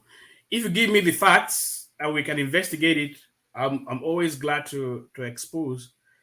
I think I did it was 2011 or so about this toxic uh, fuel that are exported to Nigeria and that no one could use in Europe. It's illegal and it's still continuing sadly because the sort of gas, the petrol that Nigerians use it's borderline illegal, in many jurisdictions in the world. And so it's not even the quality of it's not the crude that is extracted from Nigeria that is refined. The refined products that we use in Nigeria is not even it's not the quality. It's not the crude that is exported from Nigeria. So there's a lot for that's happening, and I don't think any change has occurred from exposing that. I recall in 2011, I got calls from senators who wanted me to give them more information, and they brought it up in the Senate, but nothing has come out of it. But sometimes just knowing something, democratizing knowledge of certain iniquities, maybe may have some functions that causes people to the mass awareness of an issue, maybe forces governments to do something about it. I don't know. But it's not the first time it's been happening, and I'll be glad to do anything within my power to expose international conspiracies to bring our people down. All right. Thank you, Farooq. Iken at San Antonio, the next. Yeah, thank you, the panel of judges. Thank you, the people that came to talk to us today. We really appreciate you guys. It's not easy to do research. And thank you for Dr. Jacqueline Damages for all you do. For me, there are some things you say, it struck me because when you say political will, there is nothing like political will because structurally, political system in Nigeria does not have structure. For example, if you come to here in the US, if you're a Democrat, you have a fundamental belief system. If you're a Republican, you have a fundamental belief system. Yeah. So in Nigeria, there's nothing like political will. So we can put that aside. Then let's throw aside the politicians. The individuals, the people of Nigeria are so corrupt that is sad. Do you guys see the news? The people that talking about they didn't come to work and they say they didn't come to work on time. And could you imagine in Nigeria, you cannot clock in and clock out to go to work. And the Minister of Works forcing them, oh, you didn't come to work. And they are fighting. I'm fighting to justify why they didn't come to work on time. So for me, those things, structurally in Nigeria, both politicians, both people of Nigerians, we need to change completely. When we were growing up, it was different. Probably me and you, Farooq, me and you might be at the same age level, but when we were growing up, it's different from what we are seeing coming out of Nigeria now. But the only thing I will say in terms of Nigeria changing, I think visiting back 1960, 60 something level of regional government, that is the only thing that will change. What we have now is nonsensical. But I want to use this opportunity to think that anybody think that what is happening in Chicago court will change the outcome of anything. That person is dreaming because what he's fighting is his demography, the information that he's not fighting about his transcript because that one nobody will release that one. That particular demography, how he made it to Chicago University, is what he's fighting for. He doesn't want anybody to see anything. The only thing will happen that at the end of the day, people see it, then, like you said, it will unravel who he is as an individual. I didn't go to secondary school in Nigeria personally. So if I'm joining Nigerian politics, I will not say, "Oh, I went to secondary school in Nigeria," because the biggest school I went to in Nigeria was sixth elementary six. So you cannot see a document saying, "Oh, he went from this secondary school to this." But what you're gonna see is, "Oh, he came to US and do GED." GED covers all that for me to get into university. Now you can say, "Oh, I will get his demography." So Nigerians need to have it in their head that this thing that is happening is ego. Atiku is using ego to prove that Tinubu is a fraud. That's all he's trying to do, and it's not going to change anything. Thank you for what you guys do. Continue researching and being safe, because it's not easy for you guys to do what you guys do. That is just my 1 cent on this. All right, thank you, Ike on San Antonio. Let's go to one of Prestige. Okay. Good afternoon. Good morning, everybody. Can you hear me? Yes. Yes. Okay. Thank you, Mr. Farooq and Moses. Nice to have you on this forum today. It's a pleasure having you on this forum. Let me begin from the speech. I watched Tinubu's speech, Nigeria 63. And in my opinion, most Nigeria have not had their independence. A lot of them have been in bondage. So having said that, the speech was there's some substance to what he said, but he looked tired and uninspiring. So I don't know what's going on. He looked very tired. If he asked me, that's my own opinion. So maybe he's doing too much. I don't know. So what I'm trying to say, maybe the advisors that is handling him, they need to spend more time, presenting a good advisor how to solve the country problem instead of the propagandas, because that's what they've been doing. Propaganda deceiving the Nigerians, going from what they said, all the whole lying about the visa ban. I mean, I can go on. I have at least about 10 something that I can say right now about their propaganda. So I think they are investing a lot of time on propaganda instead of doing something, try to deceive the Nigeria. I don't know if that's the way they want to govern. So having said that, my question that I'm gonna ask you today. I was on a different platform. There has been something going on because of the dire situation in Nigeria. Do you think that Nigeria should sell some of their assets in order to alleviate the problem we're having right now? Because I don't see anywhere we can get any forest. There's no way. I mean, the oil is depleted. You can't get any forest to help Nigeria in that respect. Maybe they should sell their asset. Would that be a good thing? Buying any kind of national security implication. Okay. I mean, we need a dire help right now, not for tomorrow. Thank you so much. We have to quickly get to. Okay.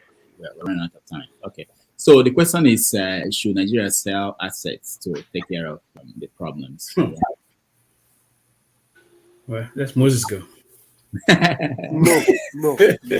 I'll be very quick with this. Yeah. No. What we need to get rid of is the waste in government. Exactly. And the excessive largesse that the political elites award to themselves. And we need to find savings in the institutions of government. And if we do all of that with sincerity of purpose, with determination, we can, and we need to go after people who have stolen large amounts of money as well. If we have the determination to do all of that, we can recover enough money to build things and to bring our economy back. No, we don't need to start selling assets. That compounds the problem. It doesn't solve it. All right. There's a quote from Mahatma Gandhi that incidentally I became aware of through Moses, where he says, there is enough for everyone's need, but there's not enough for everyone's greed. Apart from the rhyming, need and greed, it's a very poignant statement that captures, the greed of the elite, how the greed of the elite eats into the need of the everyday folks. And when we have a federal government with 50 ministers, and all these ministers are going to have their aides, and you have governors with 100 plus aides, I mean, that's a lot of waste there. That's low hanging fruit there. If you want to save money, those are very low hanging fruits there to save money from. So the problem is not the need of the people; it's the greed of the elite. And if you can modulate the greed of the elite, there's probably going to be enough to sustain everyone. All right, thank you. Pansat, you're next. All right, thank you. Can you hear me? Yes. Yes. All right. Welcome, Mr. Farooq Kperogi and Moses Ochonu to the show. Congratulations on your book. I'll try to pick it up. Now, I have looked at a couple of your works in the past, especially when we had an administration, and I used to think that you were unfair to Jonathan, Mr. Farooq. I'm talking to you now. But then I saw the way you handled Buhari, and I said, okay, this is a journalist doing his job. He's hard on Jonathan, and he's hard on Buhari himself, who's from that. You say you're from Kwara, but when we look at North, we look at everybody. It's not geographic, basically. It's religious. It's cultural ways of doing things in Nigeria. Yeah, but that's even-handedness true. I don't think there's moral equivalence, for example, between Jonathan and Buhari, and then, of course, the man we have in office right now. Jonathan is a civilian, he's a Democrat, and other virtues. He's not the smartest bulb in the room, that's true. But it's not equivalent, right? So, but I've noticed that change, though, Mr. Farooq. Just when I'm relaxing and said, okay, here's one guy from your section of the country who's fair. I come to notice that you do give landings, like you're doing in this case right here with Tinubu. You were here in the United States, you're educated, you've quoted things showing that you know a lot of things. Somebody asked you, do you know David Hundeyin? And you say you don't know David Hundeyin. That's a red flag. But more importantly, the soft landing that you're giving, probably you're not doing it knowingly, unwittingly. You're giving Tinubu a soft landing on a hearing we're going to get to know tomorrow. You know that the Supreme Court of the United States, because you're comparing the two, using them almost the same Nigeria system and the United States. The Supreme Court has vast powers. It's not just discretionary, but extraordinary powers, such as writs of mandamus and writs of certiorari, right? I don't know if you're familiar with those writs. Pansat, sorry. Hold on, please. We have 8 minutes, and we have more than 4 people. Yeah, I understand. Yeah, this would really cover a lot of things. I would like to hear Mr. Farooq's response to this, because even here in the United States, the Supreme Court could, even before that intermediate court, appellate court, the petition, the tribunal, they could reach down there and take that case from there, knowing that there was a problem in our system whereby a president could be sworn in before the election was determined. So my question to you is that, knowing that the Supreme Court has all kinds of powers, including these two writs that if you're not familiar with them, it's writ of mandamus and then writ of certiorari, right? They could make INEC something on their own motion by the courts themselves. So how could you predetermine what that's going to do, knowing that our courts too in Nigeria have the same power? So let me also say that, pardon? I said all right. A very good answer. I want a very good answer on that, Mr. Farooq. And if you don't have a good answer on it, then don't give me a soft landing.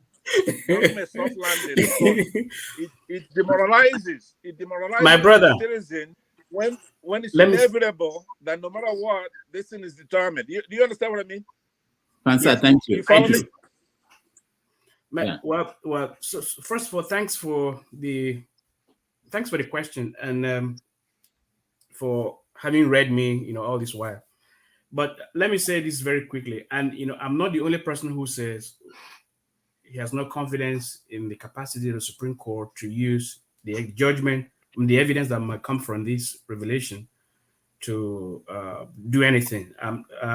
My friend Moses said the same thing, and he gave examples. A Supreme Court that will make someone who came forth in an election to be the winner of the election, a Supreme Court that make someone who did not run for an office, who did not contest the primary election to be the candidate for the election, shouldn't be trusted to do anything, logical or legal or whatever. And I'm not the only person who has said it. Other people have said it. So why you are isolating that to me, I have no idea. But I appreciate. You were emphatic, though. You were emphatic. That's why you were very emphatic to say. Pansat, he said, "This is my opinion, and my opinion can be wrong. It's not fact." So I don't know where he was emphatic. So exactly. Let's move on. Pansat, thank you so much. Chim, you're next.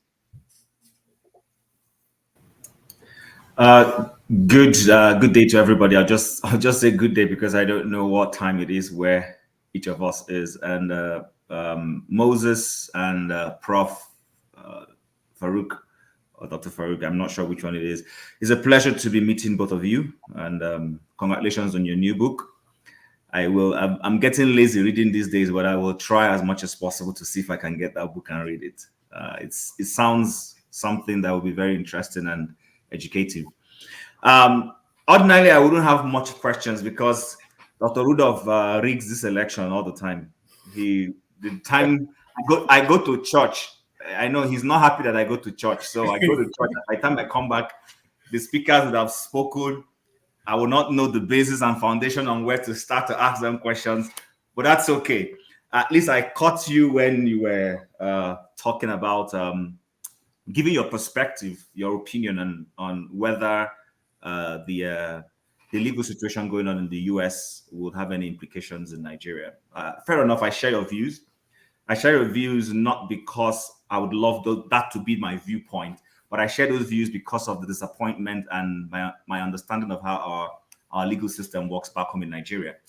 And that is to say that, ordinarily, if the situation comes out unfavorable towards the sitting president, it should be something that someone should pick up and go to court to say, you know what, bearing the information we have right now, I think this man is no longer qualified to be sitting on that seat. And then it becomes a legal issue to see how to get him out.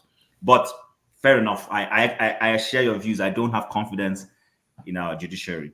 But I disagree when it comes to whether Tinubu went to Chicago and all that. I know it sounds conspiratory. I agree. I understand that we need facts, hard facts. We need to follow the trails properly and not make conjectures. Totally agreed. So one thing I left with from church today was the minister. We had a guest speaker, and he was trying to talk about the values and equivalencies of believing in the Bible and the Big Bang. And he used this analogy. He said that the thing is, if you go to court, two lawyers, they all deal with the same facts. If it is something that they've gotten in terms of DNA, the defending lawyer and the prosecuting lawyer are dealing with the same facts. But everybody will try and twist those facts to suit their narrative and their argument because they have a bias. You have a bias to defend your client. This other person has a bias to throw your client to jail. And so everybody will come from that perspective. So that's one of the reasons why I find it difficult going with the legal system. But that being said, the candidate we're talking about, the person we're talking about, in 1999, 98, 99, filled a form. And that form stated he went to Government College, Ibadan. The form said he went to a certain Richard Daley's or whatever, and then subsequently dovetailed into Chicago State University. But in 2022-23, bear in mind that this matter had been tested by, Chief Gani Fahimi of blessed memory, decided to remove that government college did not mention any primary school, and just soft landed from Richard Daley to Chicago. And then recent informations we're having says that it's a stolen identity. So when people are saying that he didn't go to Chicago, it is that the identity that went to Chicago is not his identity. So, and that's the argument which people like Mr. Hundeyin, who brought up this matter and brought it to the front burner in recent times, are making, which is what Atiku is trying to ride on to see how he can unravel. So my point is, I do not think that and I'm trying to be as fair as possible towards him. I do not think that this matter should not be in the front burner, as Moses alluded to initially. I think this is a serious matter. I listen to people. I know people are hungry, but I also know that people want to know if the person who is presiding over our affairs is, for a better use of word, a fraud or a stolen identity. That is one. So I don't know what you have to say about that. It's not necessarily a question, because like I said, I didn't really catch you guys when you were speaking, but I just wanted to express my views on what I think this issue is all about. Thank you very much. All right. Well, again, I mean, you are completely right to hold the opinion that you hold, but I do know that there is a yearbook photo in 1979 of the class of 1979 that shows a clearly younger version of Tinubu. And the transcripts showed that if there's stolen identity, it's before his graduation. And maybe because you didn't come in here on time, and I say there's a possibility, which we're going to see now, when these documents, the non-essential documents, are released, showing that a person by the name of Bola Tinubu attended a secondary school in Nigeria.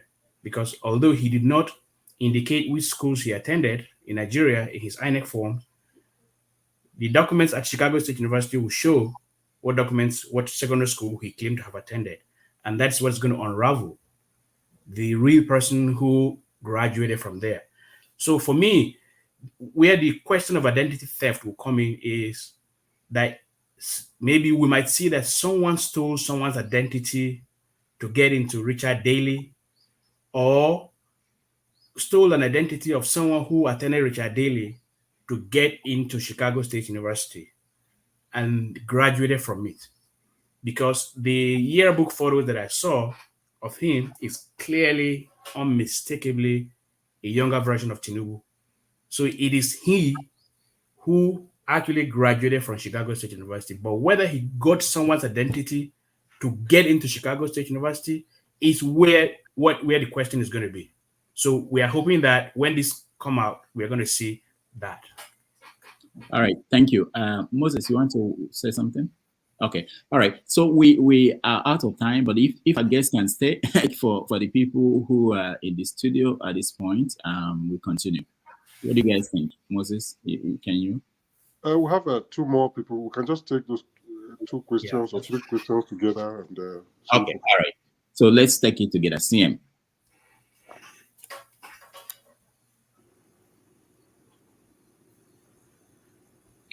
CM, we can't hear you.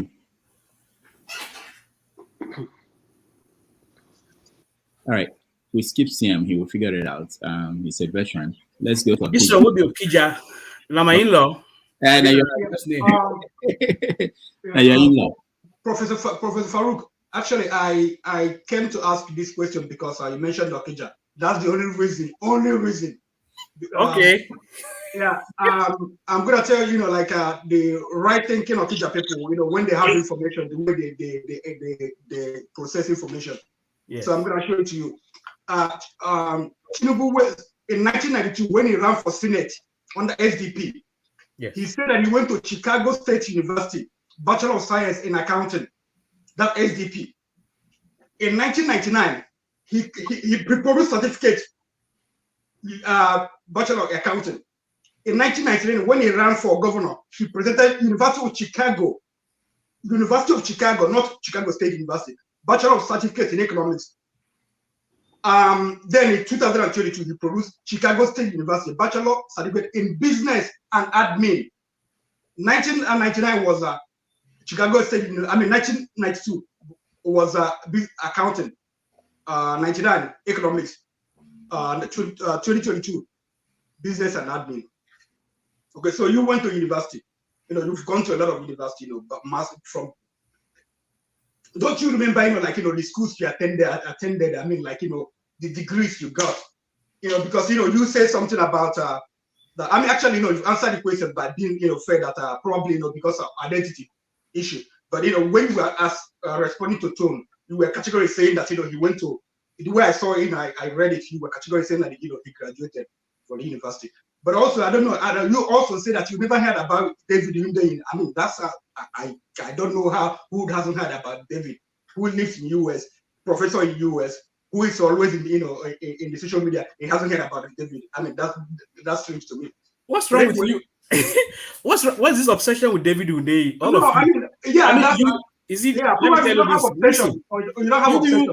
You live in your own echo chamber. And you imagine that everyone lives in that echo chamber. That's what's called echo chamber insularity. There are people I know that you don't know. So where do you insist that I know someone because you know that person? No, I don't have you haven't heard about him. You haven't heard about him. You don't have to know him. You haven't heard about him. I say I've heard about him, but I've never read anything he has ever written. So what's big? There are people who have never read anything. Have you heard about him, or you haven't read about him? You haven't heard about him. I mean, you guys, you live in your own silos, in your own echo chambers, and you believe that that's the world, and that's so stupid. That's not the world. There's a world out there that exists outside of your circles. Yeah, I know that. People who don't know me, who have never heard of me. In fact, a few days I've read about you. I've read you many times. One of my colleagues. Ochonu, I was with you at the Nigerian ward. I read you on Nigerian ward many times. We were even in the forum. So together. Nigerian ward. You people are just unbelievable. There are people, my colleagues, who met in Nigerians who came for a conference in a country in Singapore, and because he imagines that I'm some popular guy, he said, "Do you know Farooq Kperogi?" He said, "I've never heard that name before." I said, "Really?" So he came back and said, each time he always tell me, "Farooq, you're very popular." I said, "No, I'm popular with certain people. There are some people who don't even know that I exist in Nigeria." So when he came, he met people. There were 5 for Nigeria. They were scholars. I mentioned the name. He said, "I had never heard the name before." And he came back and said, "Farooq, you're right." And I said, "Nigeria is a big country, 200+ million people. Not everyone knows me." So to imagine that because you know someone, everyone must know that person, it's just stupid. Okay. I'm sorry that I have to say that. Yeah, as someone who's in IT, I know how algorithm works. If you view information about Nigeria, if you're on Twitter, algorithm, they push towards you things about Nigeria. Exactly. So, that's your algorithm. That's not my algorithm. You haven't heard about anything he has ever written. Understandable. But you say you haven't heard about him. You hold me. Yeah, because I don't know who you know. Yeah, you are the guest. I don't want to argue with you. You can leave your own echo chamber. But I'm trying to depend on teacher people. Or teacher people, they're smarter than that. That's what I'm. You are just so stupid. Farooq, Farooq, there's something maybe you don't. I hope you know this. That people can have a meeting and demand additional dowry from you. Based on this conversation. To go to the substantive question he asked, you live in the United States. Our degrees, for instance, in my university, degree is in communication, but there's a specialization in journalism. There are those who specialize in public relations. There's organizational communication. In Chicago State University, their degree is business administration. And within business, they have specializations. So his business administration specialization in accounting. How is that a problem? So sometimes you just say, "I have a communication degree." That's what my students say. At that time, they say, "I have journalism." Or after that time, they say, "I have public relations," depend on it. So because the umbrella degree is business administration, but then there are subspecialties within business administration. It's the same thing in communication. There are many majors that are like that. How is that a problem? I have no idea. I mean, people just want an affirmation of their preconceptions. Anything that departs from it must be made with violence, with rhetorical violence. That's not the way the world works. I think we should have some. I don't have any emotional investment in anything, in any of the candidates in all of your divisions and all of that. I don't have that. So if you want to put me into a box, well, that's your problem. But I don't belong in those boxes. All right, thank you. Let's go back to CM. CM, can you try again? Okay, thank you so much. CM. All right, CM is still in purgatory. Janaba, you're next. Can you hear me? Yeah. All right. Thank you, young man, for coming on with Dr. Rudolph show, and thank you, Dr. Rudolph, for having me. Um,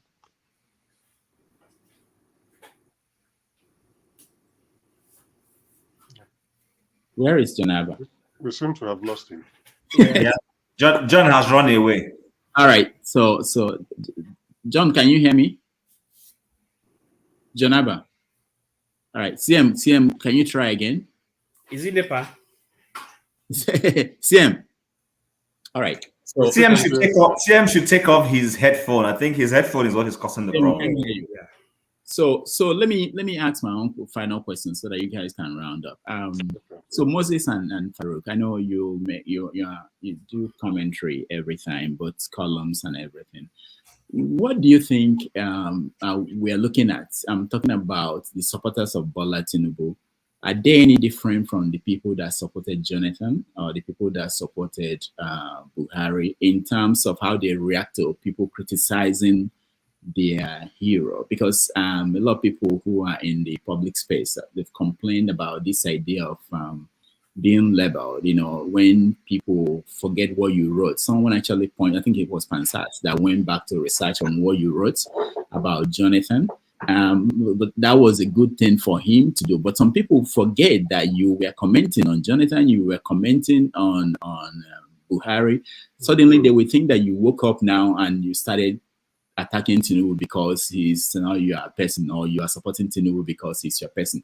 How do you guys deal with this or see this trend? Are things getting worse or are things getting better? I don't know who should go first. But Moses, start. Moses. Yeah. Okay. Well, listen, I mean, when you are in the public discursive space and you are airing your views, you have to be mindful of potential backlash. You have to be mindful that your opinion is yours and yours alone. And there are people who hold contrary opinions. And because of the democratization of the information space through social media and other platforms, those people have the capacity to disagree. So it comes with the territory. You occasionally might want to remind people of something you said earlier on, especially when, as Farooq was saying earlier, they try to put you in a box. Some of them know exactly what they are doing. It's an intentional, deliberate, rhetorical strategy to marginalize your viewpoints, to diminish what you have to say, and to muddy the waters. So occasionally you have to intervene to correct the impression that those people try to create. But also, I feel like we as commentators in the public space always expressing ourselves about what goes on in our country. We also need to be introspective. We need to hold ourselves to account as well. The capacity for self-critique, for introspection, I think is something that we all need to cultivate. Because if you are willing to put yourself out there and to put your views out there, you should be ready for scrutiny. And in fact, you should be ready for a higher level of scrutiny than the people that were holding to the people in government that were always criticizing. So I think that's a burden that we carry. But at the same time, it doesn't mean that we should tolerate people who come at us and accuse us of all kinds of things and try to fit us into their preconceived agendas and the way they see the world, the way some people see the world from these very narrow prisms of ethnicity, and they try to guess your loyalties and they try to pin certain loyalties, and those assumptions just don't work.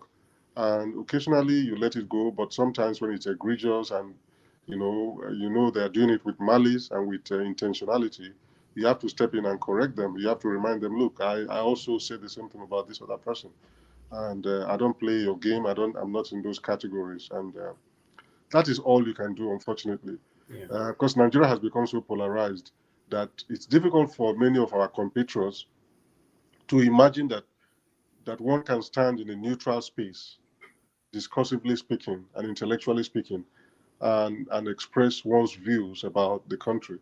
I think the going assumption is that everyone has, his or her loyalties, and that those loyalties dictate what one says in the public space. And so it's very hard for our people, and I don't completely blame them. I don't completely blame them, because there have been so many cases of people like us, intellectuals in the public space like us, who have allowed themselves to be, to be compromised and bought over, and to basically be seduced by some of these ethnic and religious and other primordial loyalties and solidarities. So I think that is what is conditioning people to extend that sort of scrutiny and skepticism to the rest of us.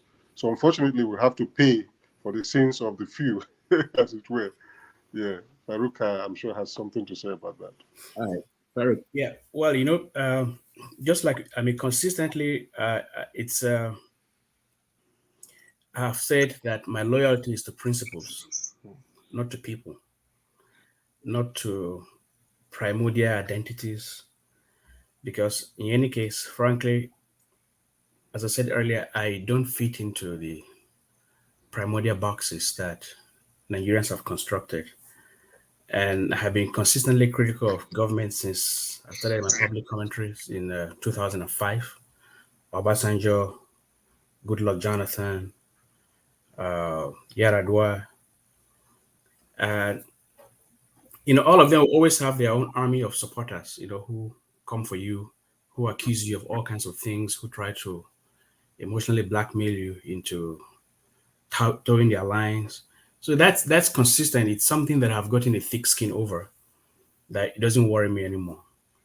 But I would say, though, that in the last few years, months, since I think, to answer your question directly, it does seem to me that Tinubu supporters are so, I think the man's problems, the fraud surrounding, uh, notions of fraud surrounding his identity, his politics, his policies, are so overwhelming that I don't even see any supporters anymore. Buhari had more articulate supporters who are able to come out and be counted even in the midst of his disaster than Tinubu has had. For me, that indicates that it's so bad that even people who support him are not prepared to come out in the open to fight for him. Maybe, again, I live in my own filter bubble, which I'm not immune to. Just like the people here who think because they know someone and are familiar with someone's work, everybody else must.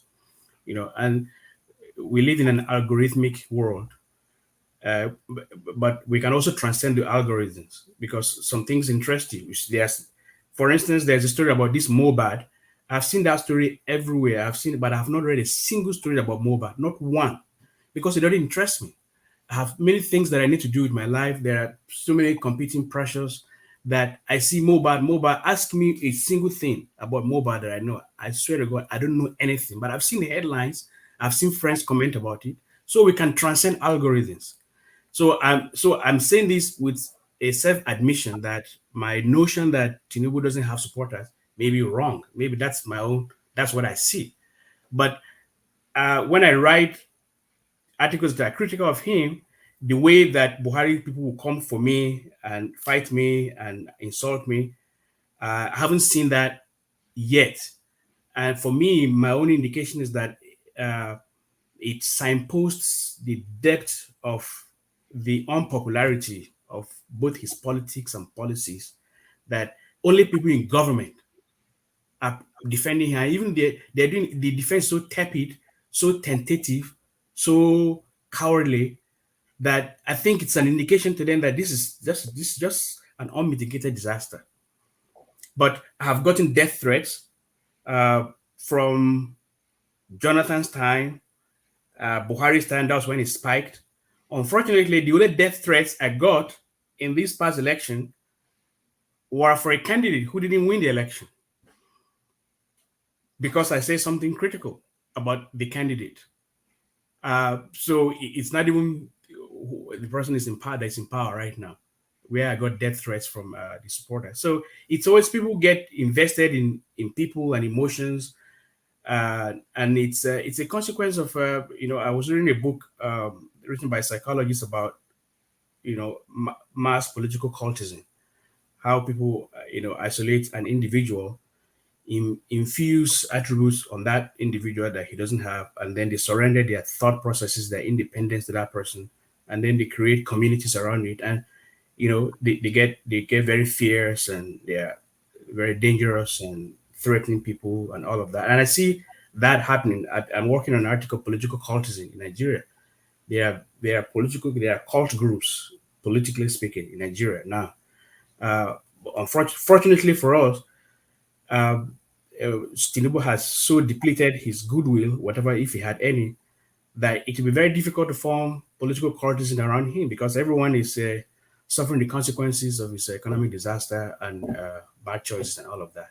So I maybe so that's so far, it could change, but so far I haven't seen any Tinubu supporter sending me death threats because I said his economic policies are strangulating people, because I'm sure even those people themselves are struggling to breathe as we're talking now.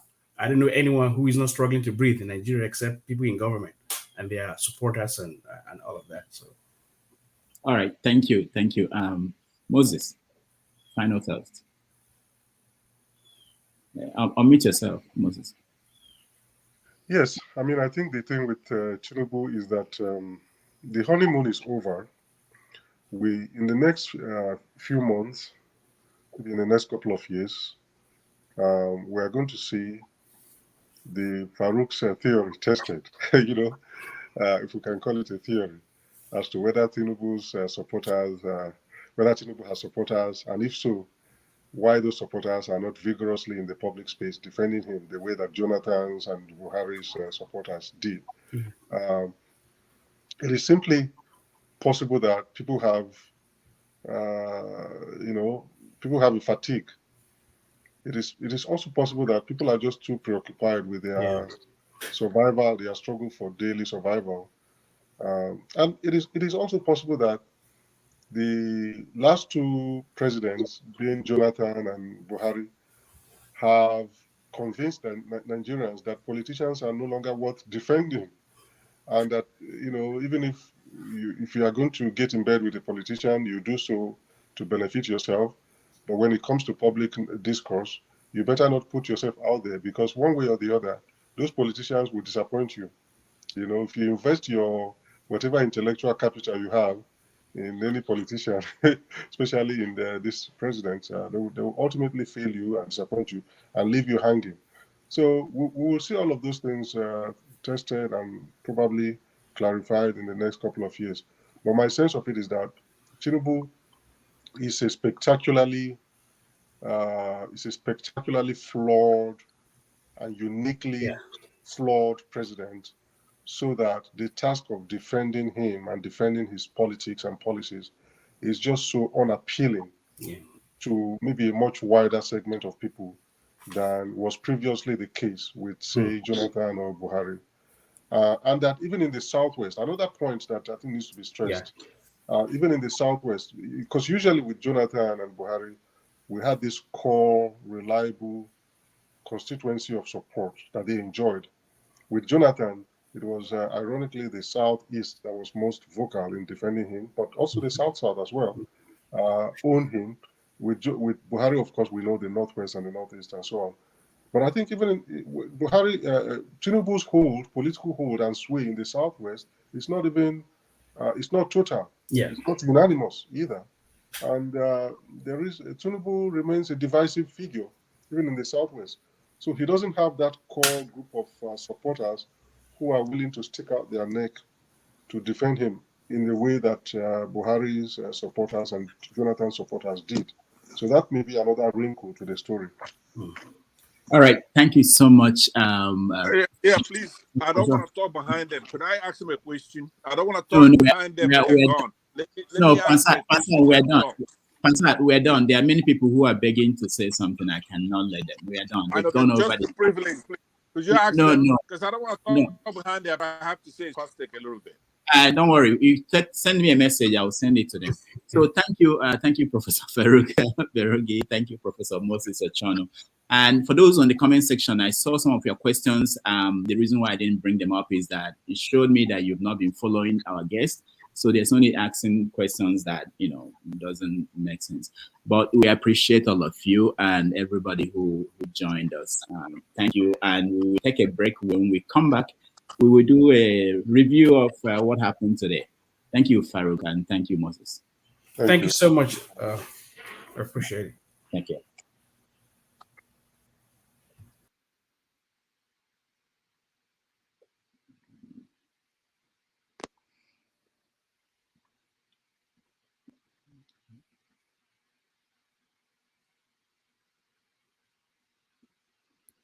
Bear with me, guys. My computer doesn't like being on for a long time. So let's see.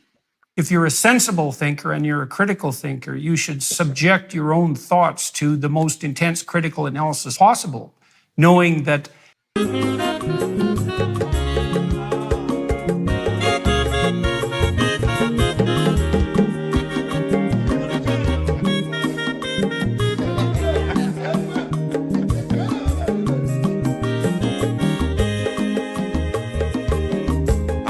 onye ọma zoro obi o akwa nwa zoro obi o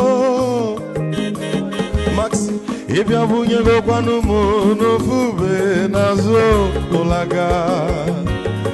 ụlaga n'ịbịa zugo mmanwụ ụlaga do n'ịbịa zugo akwa nwa ilochi o biko rapụ zoro ka ọ nabazi ya onye ọma zoro biko abọmma wazoro ndosari ịbịa onye nịgwana m ụlagado n'ịbịa zigo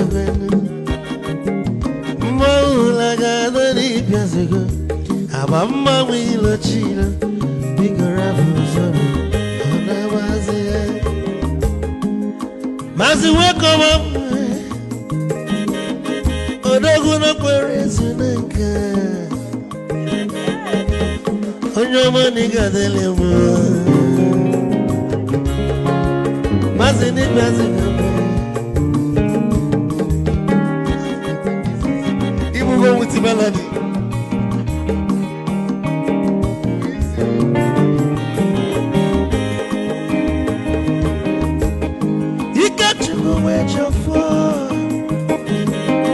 Odogu nachala noka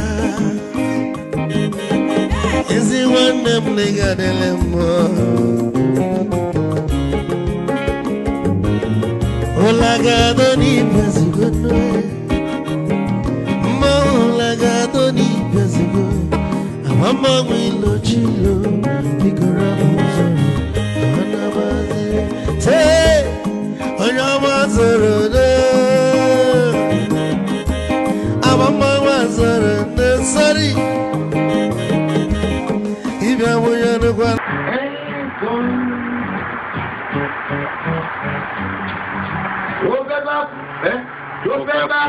tó fẹ́ kú torí ẹ̀.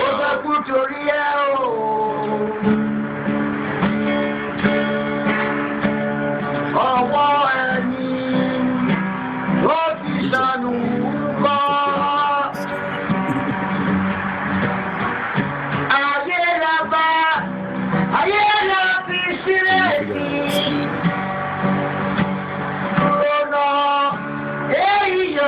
What music are you playing? It's a new song I got. Why did you stop the first one? People were enjoying it though. No. Oh well, I'm trying to. Come on, doctor, don't do this, man. I didn't know he was playing. Here. No, please play it again. Yeah, it was good though. But it doesn't matter. Play this Yoruba one you play now. No. The first one you played, please. People were enjoying it. Give it to us this again. This last one. Play this last one. No, the first one. What's first one? Culture and Igbo. The first one. Henry, calm down, man. What's wrong with The you, second man? one. Chill. You cheer too. The second one, please. Thank you. Rudolph, don't play anything, man. Oh God. It's not Igbo program. Rudolph, are you biased?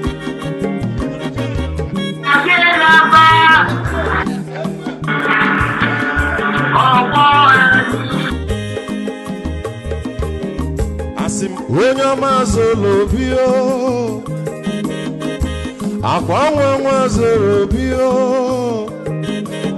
Max ịbịa bunyegokwanụ m n'ofu ube n'azụ ụlaga n'ịbịazigo, mmanwụ ụlaga do n'ịbịazigo, akwa nwa nwa ilochi o, biko rapụ zoro ka ọ nabazi ya. I can hear it. So, can you hear it?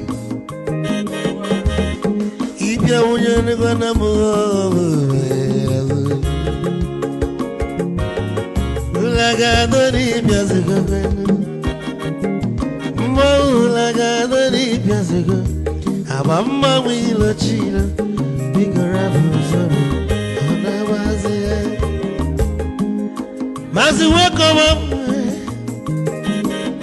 Odogu no kwere zinenke. Onyo mani gadele mo. Mazi ni bazi gambe. Ibu go with the melody.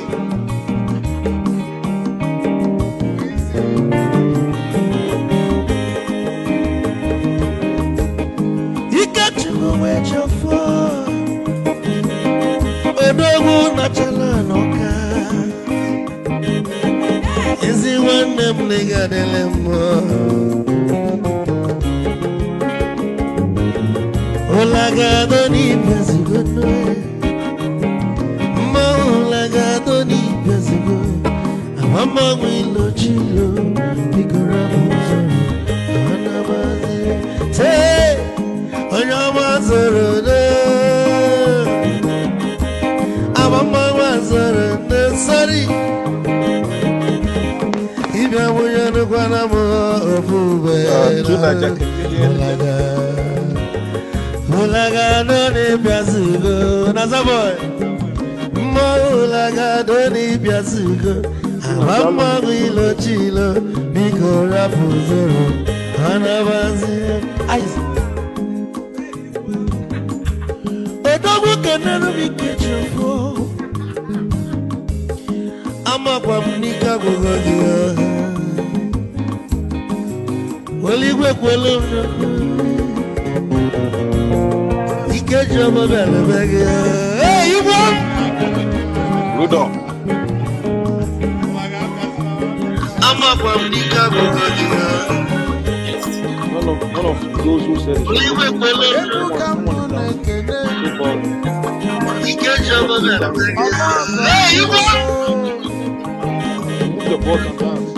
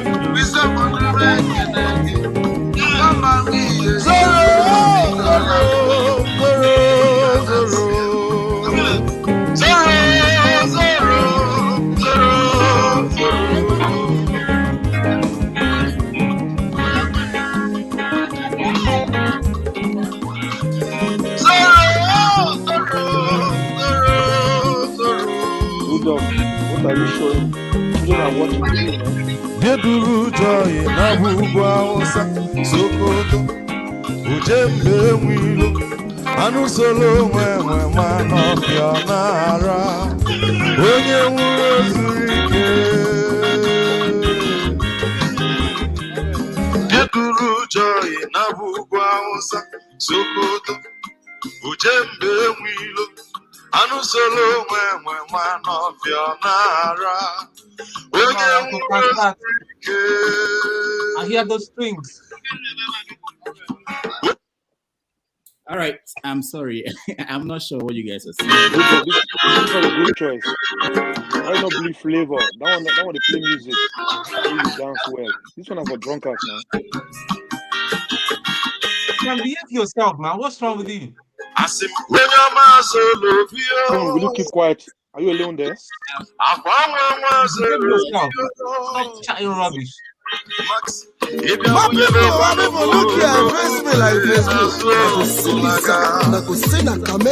Time don't come for us to wake up. My people, it's not time for action. This is playing where you are.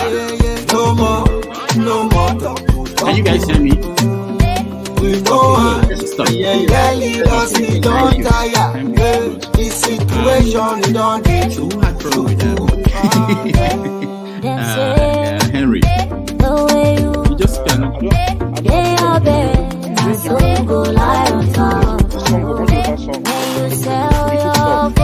Yeah, that was make you shine your eyes. Make you don't sell your photo. No shishi for bride. If you talk, we say, and I talk, we say. No shishi for bride. Oh, if you talk and I talk, and we all the talk. So the point is, no shishi for bride. No shishi for bride. If you sell your vote, sell opportunity, sell your tomorrow. You sell good roads, good health, and education. They say the way you lay your bed, that's how you go lie on top. They go try to bribe you with chichi, make you know say your future for chichi. Them go surely take them back with profit, now you go suffer. Suffer, Naija. Amen. Monkey go the walk. Amen. Bamboo go the shop. Amen. That's how we go there. Make you not sell your photo. No shishi for bride. If I do my part and you do your part too. To come to do something, yeah, now cheap. Yeah, Rudolph. Dr. Damage. Sorry. Doctor. I've got God. Sorry, guys. That is close. So it's playing, looking the music that is lined up here. Get a better computer, Rudolph. Hamsat is can use my Apple, so you can use it. Yeah, all right. I have Apple. I have 3 Apple computers. That is the best. You have to use those ones. They're the best. Nobody won't die there. I speak with no fear. Change out for them, you can't buy my soul. No shishi for your votes. This not the new oats. How much is your vote really want? How much they want to give you for the pain? If we choose wrong, then wait till we gain. For that, step in. All right, guys. Thank you. I think it stopped. Hopefully. Thank you, everybody. Yeah.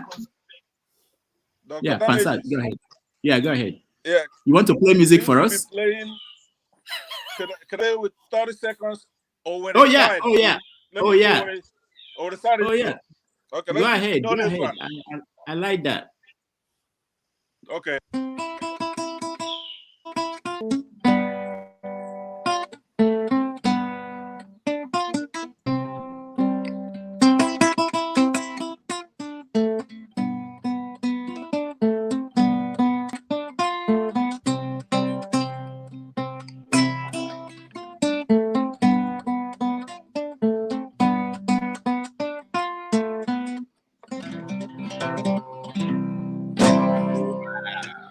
Amazing. Nice one, answered. Nice one. I'm Are you sure you're not one of the warriors? Hansard, are you sure you're not one of the warriors? That's old school. Oh, so you do know it. All right. Good. You see, you never can tell. I was almost dismissing Pansad, but now I know he has several talents.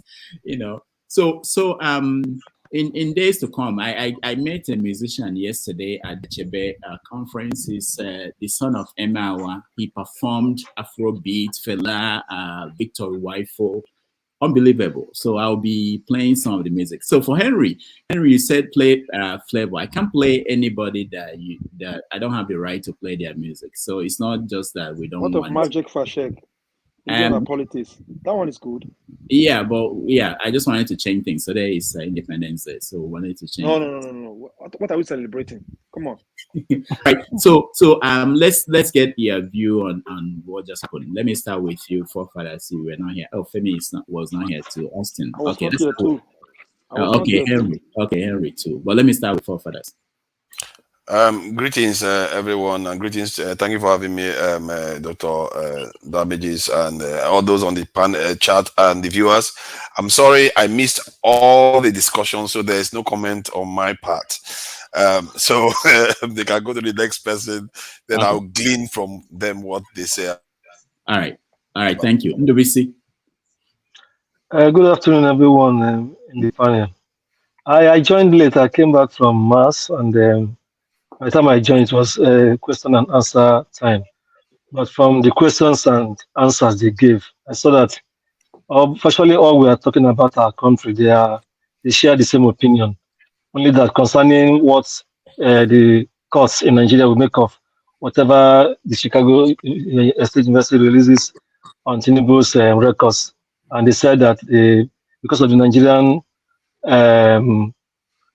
compromise system, that the courts may just reject it or ignore it. So, but what I felt was that even if they do that, it is left for the people, having known the truth. And if what we are suspecting is really what will come out, that it's not him that went to that school, or it was an identity theft and other things, that Nigerians should begin to ask for him to resign or to leave that position. And which means if he goes down, I think his vice too should go with him. And they probably, I don't know what will happen next. A new, whatever, those political elites or those who know how these things work, maybe the court will give a ruling that will, maybe people will take it to court and the court will now rule on that if he resigns and all that. Because I don't see him resigning anyway, but if he does, I don't think it's good or is morally right for his vice to remain there. So, but that is about that. Then concerning the when he was going back and forth with Okija about David Hunde, yes, it's possible. Some writers specialize in some areas.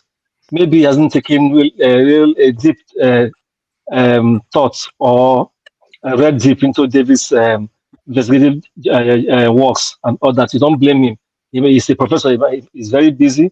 He might be interested in Nigerian affairs, which I know he is, but may not be giving that thought. So let's excuse him on that. Maybe after what you've said here, he might now take interest in David's work. And of course, maybe David might be watching this too, and David will also take interest in his work. And maybe someday they may all team up together, since we are all fighting for a better Nigeria. They will team up together and go deep into working for Nigeria to make Nigeria better. Thank you. All right, thank you. Let's go to Henry. Henry. Yeah, thank you, Mr. Rudolph. Thank you. Good evening, everybody. Good evening, Mr. Rudolph. What I wanted to ask your guest, but I wasn't chance to go there. When he said he didn't know about David, if he don't, he will not say. When he say he don't know about David, it's for shocking, because a lot of times they talk about David everywhere in the TV, either from Arise TV, whatever, Twitters everywhere. So if he say you don't want to talk about him, that's different. When he say you don't know him, that's a big lie from anywhere. That's a big lie. But I have a problem with that when he said he do investigation about Jonathan when he was president. I have a problem when he could not even do that for Tinubu. I have a problem with that. But Henry, how do you know he didn't do that? Didn't you hear him say that? He didn't say it. I didn't oh, hear him say it. hold on. You see, this is the thing. You know, even myself, I don't follow everything they do. So before you come and accuse a writer, he writes a column twice a week. There's no way he didn't write about Tinubu. I'm sure I read some. What I'm saying is this: you don't come out and say no, Mr. Rudolph, don't cover for him. Ask your parliament now if they know about him, wrote about Tinubu before. He did a lot of it. What are you talking about? You don't know Farooq. Go to his Facebook page, you will see Farooq. He wrote a lot, all of them. I follow him. But what I'm trying to say, all this investigation that's going on about Tinubu, it was David, through David, most every Nigerians know that's what Tinubu about the safety issue. But nobody know from this Farooq. Nobody know about it. For me, I didn't know about it. He was the one who was doing it. But David was the one, everybody know that he was fighting for this Tinubu issue. No, this issue has been going on even when Tinubu was governor. Yeah, but what I'm saying, you don't know about it. During this election time, we'll bring it back again, I'm saying. Okay, get it. Everybody knows that David now is doing it. So when he says he's fighting for, he did investigation about, okay, why did he bring the certificate about Tinubu? Let's see it in social media and see that he did it. Have you seen the certificate that he investigated about Tinubu? Did you see it? Have you seen anything about it, Mr. Rudolph? Did you see any? Did you see any result? So, Henry, I don't want to get into this, so it won't be personal. No, you have to get into it. I have to see. Yeah, I think you should Google him and see what he has done. And you have to remember, David is an investigative journalist. Farooq is a columnist. He helps with investigation, so it's a different platform. Because I saw professor journalist. That's why I thought it's a journalist. What I said is it's a columnist. He's a professor in the university. He's a professor in journalism. Yeah, he teaches. So that's his number one job. He writes columns for newspapers. Okay, but he could investigate too and publish what he investigated. And Henry, you can investigate. Anybody can investigate. There's no certificate that they give you and say you are now Austin, investigating. don't shake your head about it. Don't support things like that. We have to fight for that country. Can I bring it out? Henry, people are doing what they can do. They're doing their thing. Can I make a point? But when you say you don't know David, that's an insult. Rudolph, can I make a point? Look. Hold on. Let me hear Austin, then I'll come to you. Look, I always say on this platform, don't use your standard to be the general standard of everybody. That's the truth. You cannot weigh yourself. That's write the exam, evaluate yourself, and give yourself the score like what INEC did. Professors, your job is your research. There are things that I don't know outside my field. And that is why you're a professor in your field. So if a person says he has never heard of David Hunde, I don't think that's a big problem. Like for example, I'll tell you the point. This Mohbad issue, I never wanted to read about it. Even when I sit on social media, I just jump in. Why? Because he dined with the devil. That is why I don't even read it. You knew that these people are the ones when I look you finish. Like there are some. But you know the name. But you know the name, right? Now I know the name Mohbad. But he said you don't know the name. Augustine, that's what we call contest. He was dismissive of it. That was why everybody attacked him. Fine. That's what I'm saying. And you could read the scene. You could read an undertone of the scene. I don't know how to talk when others are talking. I don't know. I'm a good listener. I prefer to listen more before talking. If somebody, if somebody dismisses it and say that I don't care about reading this, you cannot push him or. Nah, he say you don't know him. That's why I have a problem. Fine. If somebody talks about me something, and I talk about Governor Adams of New York, I say I don't know him. Not be by force. Say I must know. Not be by force.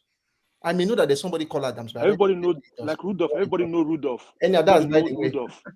I can still say I don't know Dr. Damages. Rudolph is way more popular than David. Rudolph has worked with Sahara Reporter. Rudolph Adiola. Let me talk my own now. That one I talk. Don't try to romanticize it. Let me continue what when you say you don't know, I have a problem. Could I respond to Augustine, please? Let me respond to Augustine, please. Because wait. Pansa, hold on. I want the people that are here to speak to say something before we now. I want to respond to him. Yeah, when it comes to you, you can respond. Rudolph, you're not being fair to me. What do I do? You played music. I didn't know you were a musician. I'm really impressed. Now, please. So we need to talk. I want to respond to Augustine just for a minute. Okay, 1 minute. I'll make it 30 seconds. Okay. Augustine, yes, somebody, it's not by force, right? You're entitled to your opinion, but then you are subject to criticism. You have to complete that, right? You could do. He came here, and he's upset because he was being criticized, right? Now this is somebody whose life is to criticize other people. In Matthew 26:52, Jesus draw the sword, will die by the sword. So he says, put away your sword. You live daily by criticizing others, right? He comes here. I didn't like the way he insulted Okija, who had salient point. You say you don't know David Hunter in this climate we're in right now. It's incredible, right? It's not the issue. It's about credibility. You Okay, don't have to know one him minute like is your gone. brother. Okay, One minute is Thank gone. you. I don't Answer. know. Thank you. Thank you. Okay, Thank you. let me just say what I wanted to say. Yeah. I'll take 15 seconds. Look, I have said on this show over and over again, if I have a friend who always praises me, you are leaving. I like constructive criticism. You tell me what is wrong, how it is wrong, and how you can make it better. So a situation where you say somebody lives on criticism, that is your for me, I believe that criticizing me tries to make me better, especially when it's constructive. That's by the way. The only thing I wanted to talk about him was the issue of saying Chicago State University, nothing comes out of it. They said that truth will set you free. Even if you do not do anything at the Supreme Court, make we know. Let us know how it happened. If there is something about you, bring it to the forefront. May we know. See, this is how it is, and this is how it's been done. So the situation where they hide the thing like bag of rice during COVID-19 doesn't make sense. Tinubu may have attended Chicago State University, but why was he hiding it all this while? If you could have brought out this thing into the open, all since people know would look eye for the whole thing. But the way you are hiding it like COVID-19 palliative, hiding it and the rest, that's why it's making it a big problem. Now I keep on saying on this show that Tinubu has access to the military. He has access to the money. He has access to the power. But why is it that the lack of attention from the people to the president is still giving him hard time? He's choking. He's still choking him to make you know that insignificant support from your people matters. It is in this dispensation, as the guest rightly said, it is only in this dispensation that a president does not have full support of his people. Jonathan has a way where some block of people were supporting him. Same with Buhari, same with during the days of Obasanjo. But this is the only time where you see that you have an Oga at the top with nothing at the bottom holding him. So it is a disgrace, Oga. It has now become an international disgrace. And that's why you see some of the judgments that are coming from outside the country. People are using it as a face of mockery to mock Mr. President. It is a disgrace to all of us. And the last thing I wanted to talk about here, it is this issue of people coming here, or let me not say coming here, you can have to try to say anything you want to say. But sometimes they have disgraced us in such a, especially I'm talking of the recent court judgment now that requested that Tinubu's certificate should be brought out. They have disgraced the judiciary internationally. So us, I don't know whether that kind of thing where they say you disgrace you know wear pants. Now they don't do us. But now that's by the way. But I think that the when it comes to investigative journalism, they should tell us the information. You not dismiss anything that it will not make any sense. Give us, may we know make sense. We know say yes, it make sense. Fine. But trying to make it okay, it will not add anything like what Ruben Abati used to say. Or it will not add. May we know. Let us just know. After we know, next time if we want to vote the devil, we vote the devil again. Knowing that we know all the information at our disposal. So maybe no use us, they play ball. All right, thank you. Femi. Yeah. So I heard just a part of what Professor Kperogi, that was towards the end. And I'll blame forefathers because I was listening to you this morning on your I think you went on an hour or thereabouts rant. I actually sent a comment there, you probably didn't see it. But anyways, but one thing I kind of observed when he had that back and forth with Okiya was perhaps it has more to do with the maybe body language. I don't know. I'm not a body language expert, but so in a way, if I was to side with him, I without the body language, which is subject to everybody's individual interpretations, I'll be like, it's true. Even this case of Mobile, for example, I barely knew him, and it's possible that you don't. Someone could be so popular, just like I see the allusion to people saying everybody knows Dr. Damages. That's not necessarily true. It's Of course, impossible for I everybody. didn't want to hold on, Femi. I didn't want to address that because if you want to know how people are doing, actually go and check their social media following. David probably had 800,000 or 1 million people. I don't even have up to 100,000 on Twitter or anything. Right. So but Right. but that's not the important thing. So it's too much of a sweeping statement. And the thing is, one thing I've tried to balance over time, I've gotten better at, and it's just an advice. I don't claim to know everything or anything. Is because of our emotions. There's that phrase that people could throw around a lot. I think it's very important. It's called emotional intelligence. Sometimes you have to rein in your emotions. We all have emotions, but if you allow emotions to becloud your objectivity, like try to be as objective as you can, no matter what emotions you have. If you allow your emotions to override being open-minded, it beclouds every other thing. You don't even want to allow contrary opinions, or even if the person might actually even be agreeing with you, but just because one thing I do not like, I don't think I want to live in a world where everybody's in agreement, because that's an echo chamber. Like my mom would say, what's the point of then having a discussion if everybody agrees? So that's just my opinion.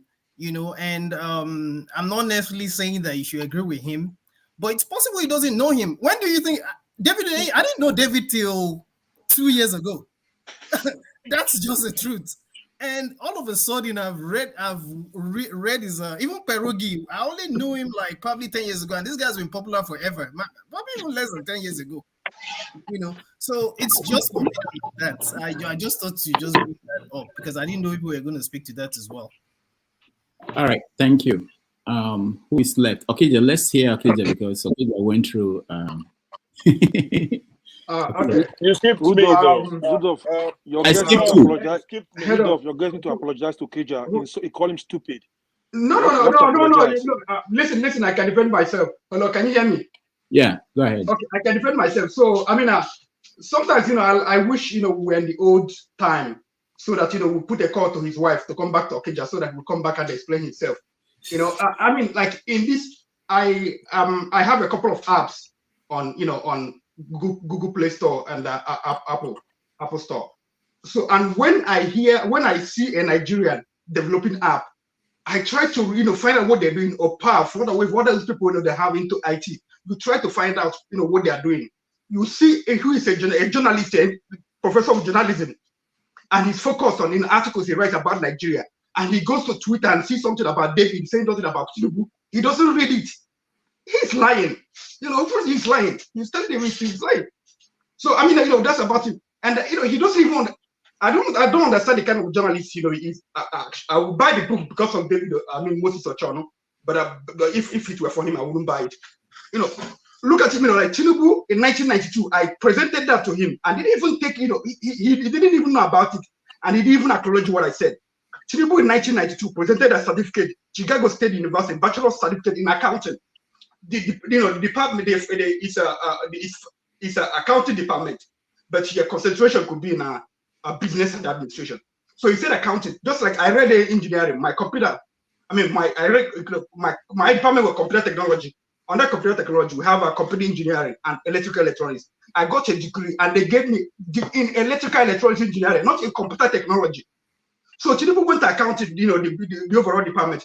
He said he got a certificate in accounting.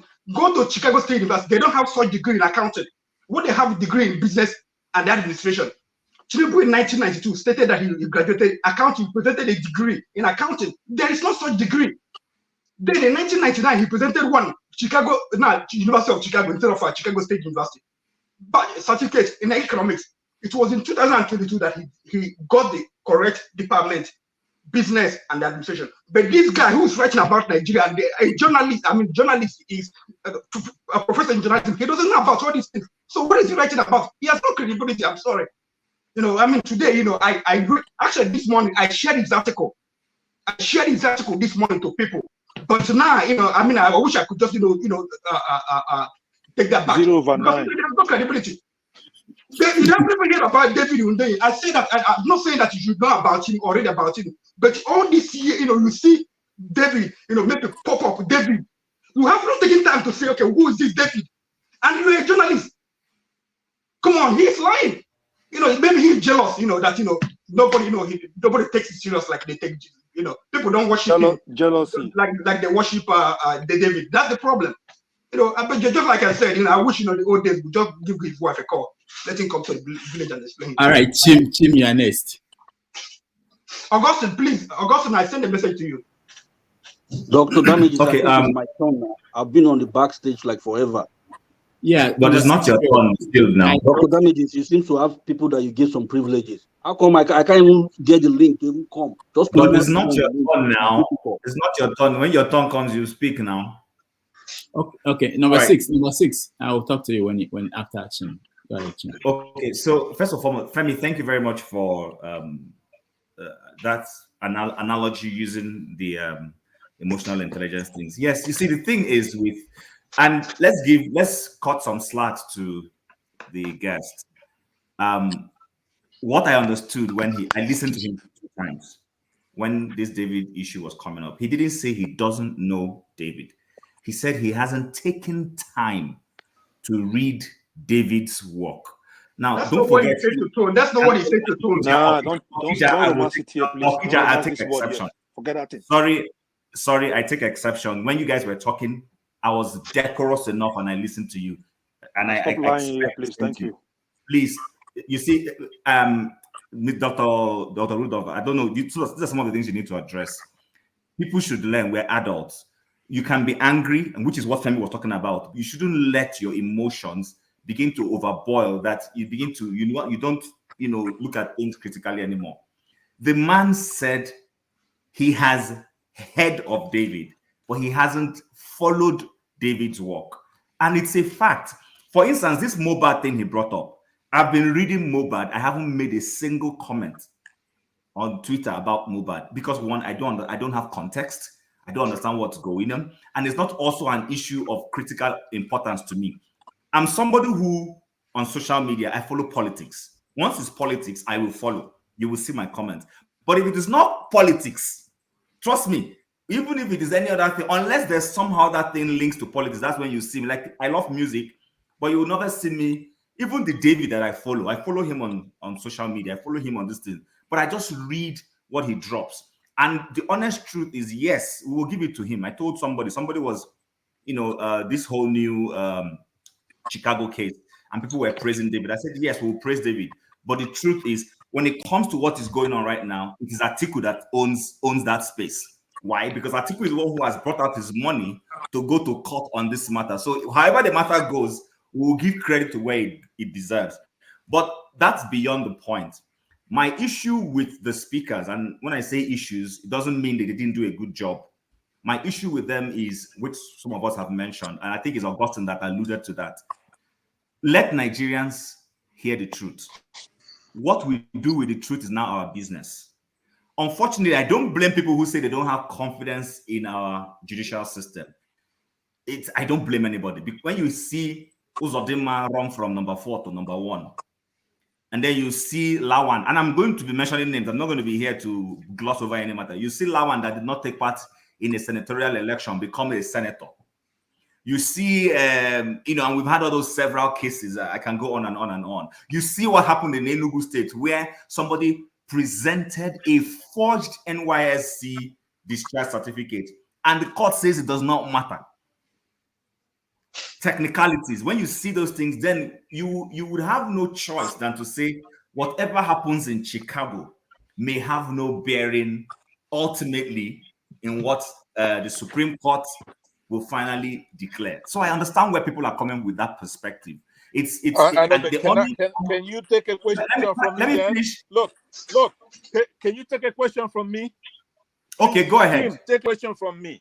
Okay, go ahead, sir. Okay. Yeah, you heard me talk to the guest, right? Because you're giving him cover, right? So answer the question. In the United States, the Supreme Court is unpredictable, right? It has a lot of vast powers. It can use writs. First of all, writ of famous. You could look it up before you respond to me, or a writ of certiorari. It could even intervene, like all the way back to government organizations like INEC. It could go back to INEC and say, okay, look, bring me XYZ. People come and they say, only what's right now, what's with the Supreme Court, that's it. You cannot introduce anything else. Okay, that okay, is not true. Pansa, can I answer? Hold on. Can I answer so that we don't lose context of what you're saying? Yeah, please, let me put it in a nutshell so you could answer, because it's important. I want you to answer the question I'm asking you, not something else that I didn't ask you. If a Supreme Court can issue a writ of mandamus and a writ of certiorari, right? If it wants to do the court limited, it could say, okay, I'm actually going to talk to the courts in Chicago before we even give you anything here. So there is no way to say what they dig out from here cannot come in. Do you understand what I mean? You said that you could say, look, I'm guessing. Yes, came here. Okay, let me answer. Anything else is subject.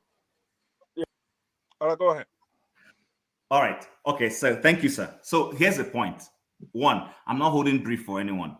I'm speaking my own views. I was only based off my own judgment saying, based on the understanding of what I heard him, he's not saying he doesn't know David. He's simply saying he hasn't followed David's work.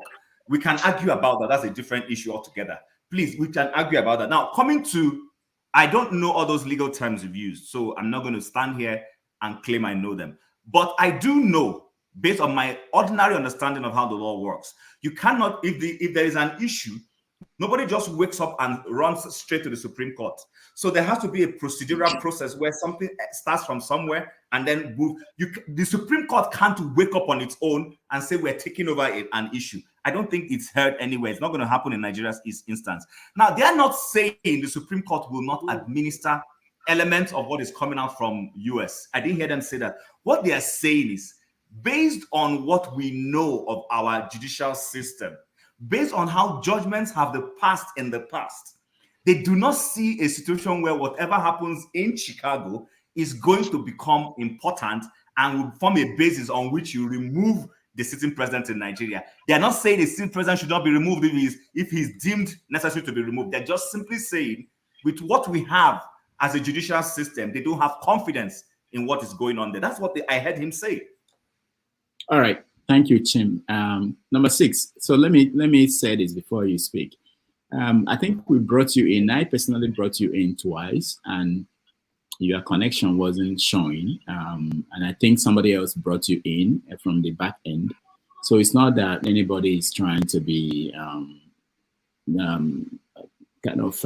put you down there, So, and sometimes, when things are heated up here, if I'm the only one, sometimes people help me. If I'm the only one here, I might be paying attention to what's going on here and probably forget some people in back end. So that's probably what happened. It's not like there are people that we give special treatment.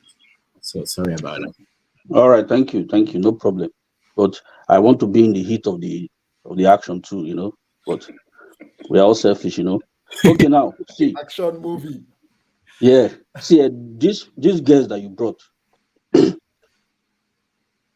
That's why I like this platform. Those guests, I don't have any respect for them. I have zero respect for them. He's talking about popularity, or if he knows David. It's not about how much length of time you have in the business. It's relevance. Dr. Damages is very relevant, more relevant than most of these people. And David too is very relevant. So that aside. Number 2, we are not, we are not a very serious people. And therein lies the problem. We cannot develop as a people. We are going nowhere as a country. And that's the truth. Because if you want to intellectualize crime, that's a problem. Crime should be defined very, in the very simplest term. But when you cannot even define identity fraud, that's a big problem, Dr. Damages, and everyone that's here. That's a red flag. So if we want to, if it is an issue of development, what development strategies that we want to use to move our country forward, then you can bring all your intellectual theories. Then we can begin to argue. But when somebody asks you a straight question, is this crime? And if you say you're an intellectual, you cannot even take a position, a very strong position against crime. State it clearly so that we all will know that regardless of what is going on in Nigeria, you are totally not in support of this. You put a firm statement out. They will just be wishy-washy, dancing around the issue. So this goes to explain to me that as a people, we are not going anywhere. Look at this platform. You have rules. You cannot, trying to sermonize or trying to, propound theories about simple rules like don't eat when you're on the platform, don't lie down, put on your shirt. Simple things. Those are just basic. Those are like the same law. Those are points of law. Those are very common law. Those are yes or no issues. You say this is the issue. This is right. This is wrong. But when you begin to you begin to paint it and you begin to dance around the issue, that is the society that we have built. We are going nowhere as a people. We are going to be stuck in this junction for as long as we all decide that we want to move forward, move backward, move left, or or go right. This man is a common criminal. This is an issue that has been in our courts for ages. How many weeks has this issue been in the courts in the United States, and they've come to a very logical conclusion? Okay, Chicago State University, do look at what you're supposed to do. This is what they have been perambulating. So the fact of the matter is that we're a big joke. I called the first judge. I called his chambers when this issue when I heard he was handling this case. The secretary listened to me, and I can tell from the way she listened to me that these people, they don't know if to cry for us, if to have pity on us. That we are a bunch of confused people. And I was begging her. I know that my plea will have no relevance in this case, but this is the pulse of the people. People just want to have closure, because in our courts we can't get justice. And she said, okay, she will forward this message to the judge, but it's not going to count. So when we can't even get simple issues, like if there's a little child in Lagos something that was burnt because he's stole, killed, and a lot of jungle justice goes on in Nigeria. So what about these other people? What about the people that steal identity just to occupy the greatest office in our land as a people? Something that won't even happen in a town hall, in a community town hall meeting. So that's anytime I listen to all these things, I see people just come to, those, oh God, I don't know how to put it, but that is my fear. We are not going anywhere. We can discuss all we want, but we ain't going anywhere. We will just be stuck here. Just going around this issue for as long as we say we are tired. Maybe in the next generation, our children, maybe children, but for we, nothing is happening. You see young people here, when they come, because they have sympathy for Tinubu, because they have sympathy for Tinubu, they will just be doing like this. They will dance around the issue. They won't speak the truth. They come here to deceive. They deceive us. You can't deceive. You can't. No matter the people Tinubu pays, to come and launder his image. He just goes in here for me, and he goes out there. They don't make any point, because I know the truth. The truth is as plain as white and black. You know what I mean? So my conclusion is that we ain't going nowhere as a people, and it's unfortunate that this is the kind of society that I came from. It's very unfortunate. It's so disheartening. All right. Thank you. Thank you, number 6. Thank you so Please, much. can I follow number 6, please? Rudolph, I have to go. Let me take my time now. Please, I have to go. Just a couple of minutes. Please. While at it, let me ask that, like, let me use much time as I make room without objection, right? No, because I have to go. Number 6. Yeah, number 6, Field laid it down. He laid it down. He was right in everything that he said. But more importantly, the things that he didn't say, things that he said by intuition, right? We have a problem in the country, and we know what it is. We don't have any courts. They're cobbling it together. They look at us like we're stupid because they have an army.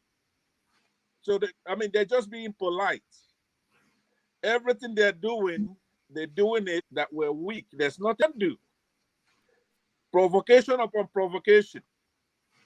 The first day I came on this show, I said to Rudolph, now, Rudolph, if you want, you could dig it out. I said to you, I've been through the movie already. I've seen the movie. Right? They're going to do things where, what can you do about it? Northern Muslims are against democracy. They don't want democracy. Their culture, their tradition is anti-democracy. That I'm happy you're here. If you can respond to me, you really don't come from that demography, but you have the same religion, right? They don't want democracy, period. They don't like technology. They don't want to go to school. 99% of the certificates every one of them is holding out there is bogus because they really don't think that the Western education. Please let me land. Please let me land. No, but you can't be saying certain things and you land. Where would you land? It's true though. When the wait, Pansat. When the premise of an argument, this is a quote, is wrong, the conclusion is going to be wrong. You're setting up a premise that is wrong, so you can't land anywhere that is right. How can you say Northerners don't want to go to school? Okay, that what they don't like technology? Set up a debate between you and Wait. Okay, You don't. Let me. Yeah. Go and buy Pansat. Buy iPhone 15. Go to the north and see if people will take it from you, or they will say no, we don't use this. Go ahead. What do you mean? What do you mean? No, go ahead. You just say that they don't like technology, that they don't go to school. It's not right. But you just like to say things like this. I don't know what you get from that, but go ahead. It's frozen. Okay. All right. I'll hand it over to forefathers. Thank you guys, everybody. I was really under the weather. I didn't know I would be able to pull this off. American Network. Thank you for joining us, and I thank all those people who are supporting us by super chats. It's really important. We're about to renew our contract with StreamYard, and it costs a lot of money. But thank you, guys. I will next week we're going to bring a special guest, and then of course next month I think I can announce this. Next month we are going to have P2B on the show. Wow. So, Yeah. Dr. Rolf, please, sorry to break my own personal rules. I asked for, I know you sent your number last time out. Can you send it again? Okay. All right. Thank you. I thought I had your number. Okay. Do you also use Zelle? Yeah. I use Dr. that. Constance Ikoku. On my How number. about it? 6 months. Right, it's on the private chat. Anybody who wants it, it's actually on my Facebook. My number is one of those ones that are out there. I get calls at 3 a.m. from people that, hello, I didn't know you would answer. Oh, God. All right, see you guys. Thank you, guys, everybody. Thank you. I appreciate all of you. Yeah, thank you, Dr. Damages. And okay, let's get on with it. This is Sunday night Bible, this thing, isn't it, as they say, but we'll try to round off on what was happening earlier on. I did enjoy the music. I don't know whether we want to do that music again. And I Internet also need to again. do, yeah, and we want to also do some this in housekeeping. The Iroko TV subscription. Let me get the music up again. And while we do this, we want the viewers. We have 290 something viewers to go. If you've not subscribed to these two channels, to go and subscribe. It's important. The numbers are coming up. I think today we need 20 out of 297. And so let me get the link and start the music. I think they will be listening to the music. I did enjoy the music, I must say. The Magic Fashek one too was good. Let me see if I can find the song. It's very rare you see those children. Hang on. Forefathers, I've got an Yeah. idea. Yeah. Why don't we play something from Mobad, please? I heard From that brother. Oh no, they will ban. No. They will block it.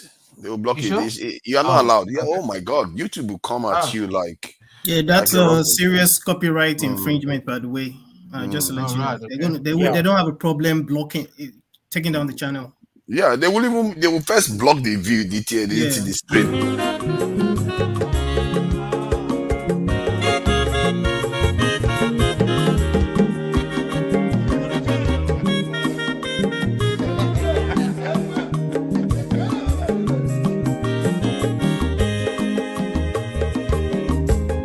onye ọma zoro obi o akwa nwa zoro obi o Max ịbịa bunyegokwanụ m n'ofu ube n'azụ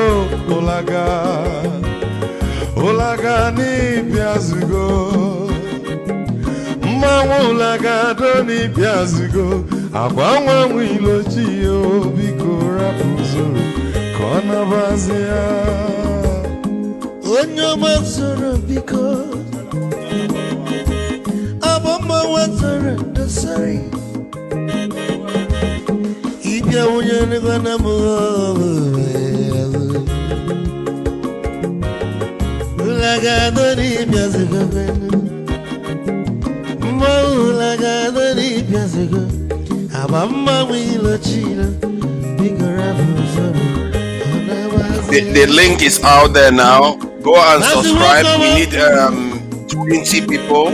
Let me stop this because they're not going to go and do this. Why is it not stopping? This thing doesn't stop on time.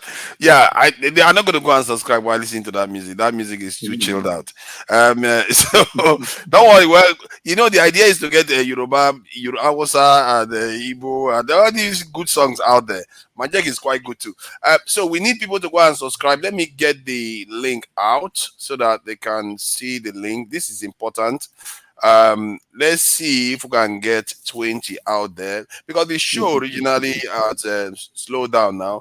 Let's get people going on that channel to go and subscribe because it needs to get up to 1,000. I think the target now is to get it to 1,000 in the next 1 month.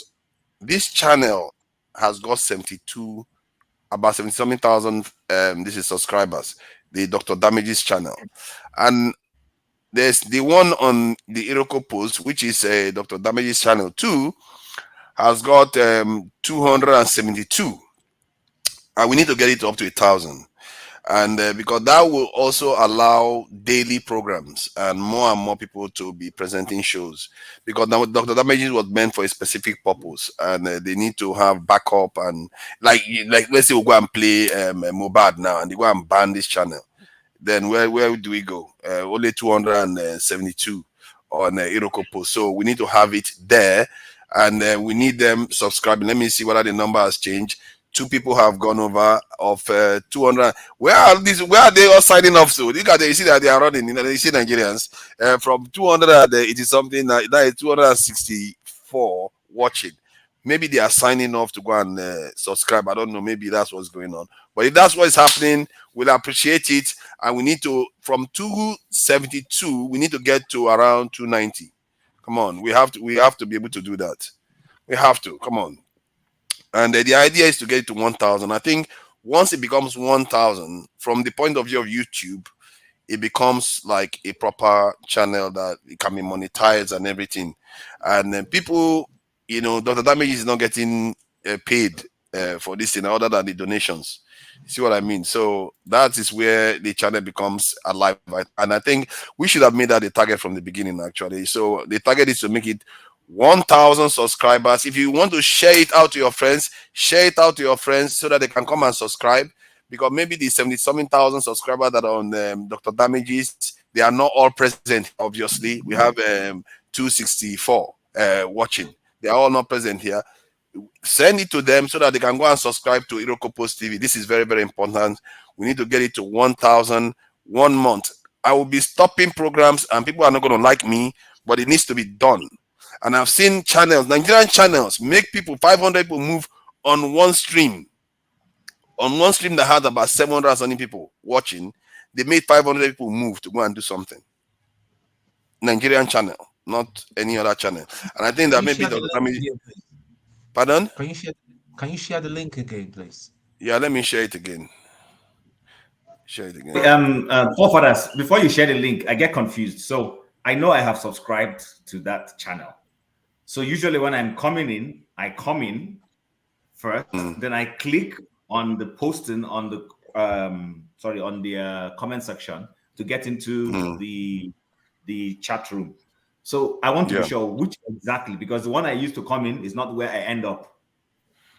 Yeah, that's stream. The one you used to come in here is StreamYard. But the one that you need to go and subscribe to is YouTube. It's a YouTube page. I think I've done that then. I think yes, it appears you have. Sylvester, thank you for subscribing. Sylvester Agbo has subscribed. Thank you for subscribing. The number is not going up fast enough, I must say. It's going up, but it's not fast enough at all. Except this 274 that is here. They're all fake people. They're not real. I don't know, man. Are you guys not real? I don't get it. Why are you not going to go subscribe? If only 1/4 of you go and do it, this whole thing is over. Forefather. Yeah. That video I was telling you yesterday. The video I was telling you yesterday, Rudolph played the video today, probably with Nasir, NSA boss and those white people. He played it today, eh? Yeah, I played it now, not quite long. You can look for it. Okay, I'll look for it. It's 276 now. It's really slow. Okay, 278 now. It's coming. It's beginning to go up. We need to get it to 290 now. So that, because there's a lot of stuff to discuss today. We are going to discuss things that are, immaterial, and the independence is an interesting day to have reflective conversation, I guess. And I noticed that a lot of people said that Tinubu looked tired. And actually, when I saw him, I was like, what is going on here? Bro, it's a lot of work, man. He really looks tired. It's a lot of work. He really looks tired. I guess it's a lot of work. That is the fact. The thing here, low, man. Things are not going good. It's gonna be but I don't think I thought he went to rest though. I don't think it's a burden of leadership that is weighing on him. If you ask me, I think it's the burden of what's it called? Legitimacy, the burden of proving those things are weighing on him. Not the burden of leadership. It's not the burden of leadership. It's the burden of the other things that are weighing on him. Yeah, everything is too much. I want to ask you a question. What's wrong with this one? Chioma, you better go and subscribe. What kind of nonsense is that? Yes. Yeah, go ahead. Why do you guys subscribe to the to the assumption that if the Chicago University releases this man's profile or details, that it's not gonna cause the revolution we have been waiting for? Why do you think it's not going to cause it? You see, that's an interesting question and interesting answer. Hold on. These people are not going to subscribe if we start talking. It's 280 now. It's going up. It's 10 remaining. They need to keep subscribing. Like, if we want to get to 1,000, we have to be disciplined here. And Nigerians, go and subscribe. We know you are there. We can see you. Yeah.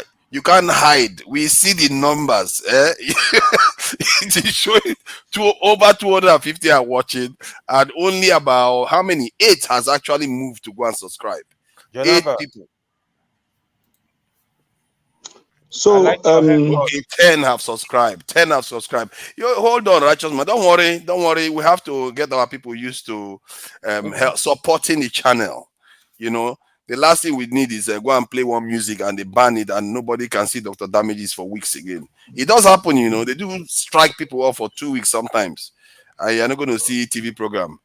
Nice one. Thank you, thank you. They are moving now. I think just over just 10 people. 10 people have moved out of 256. I can still see the numbers. You guys are watching and you are not moving.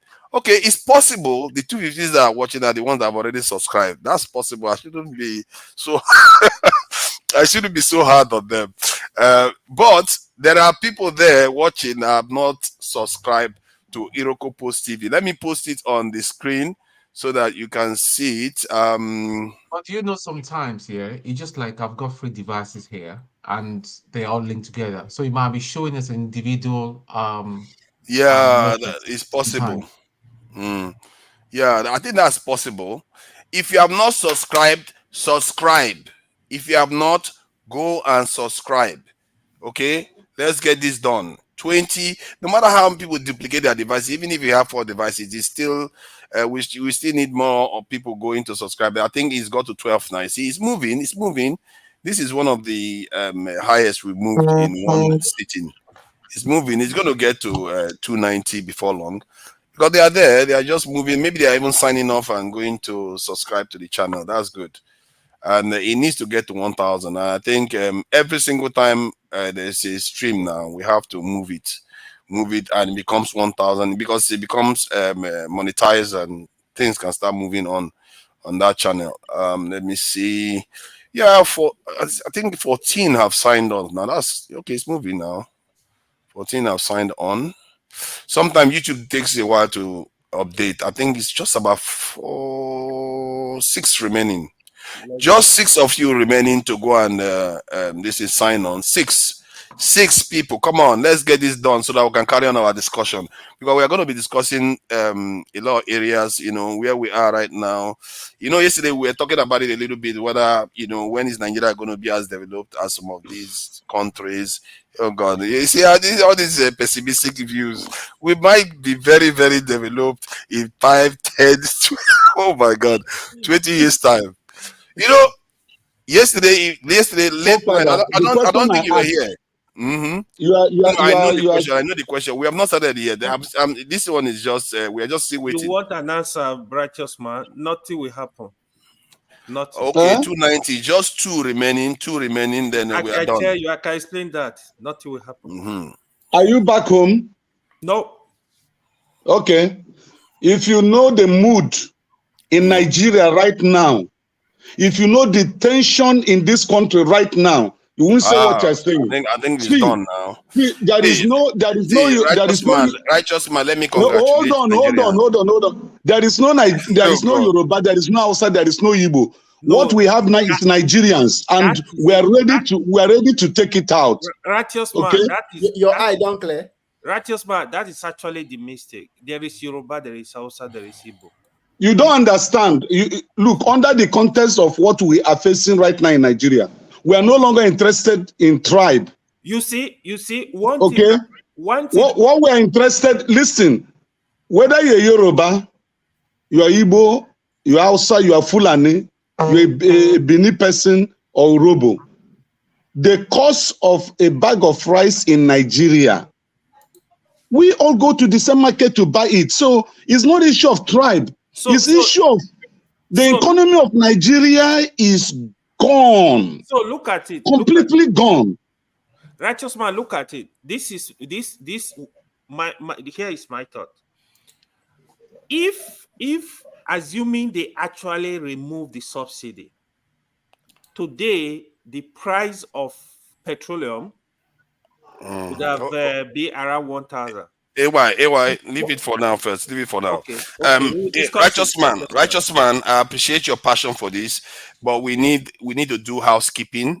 So that's why I want to do this. And all the people that went to subscribe to the Damages now, I really want to congratulate you. We had just about 22 Why they whine subscribers. me?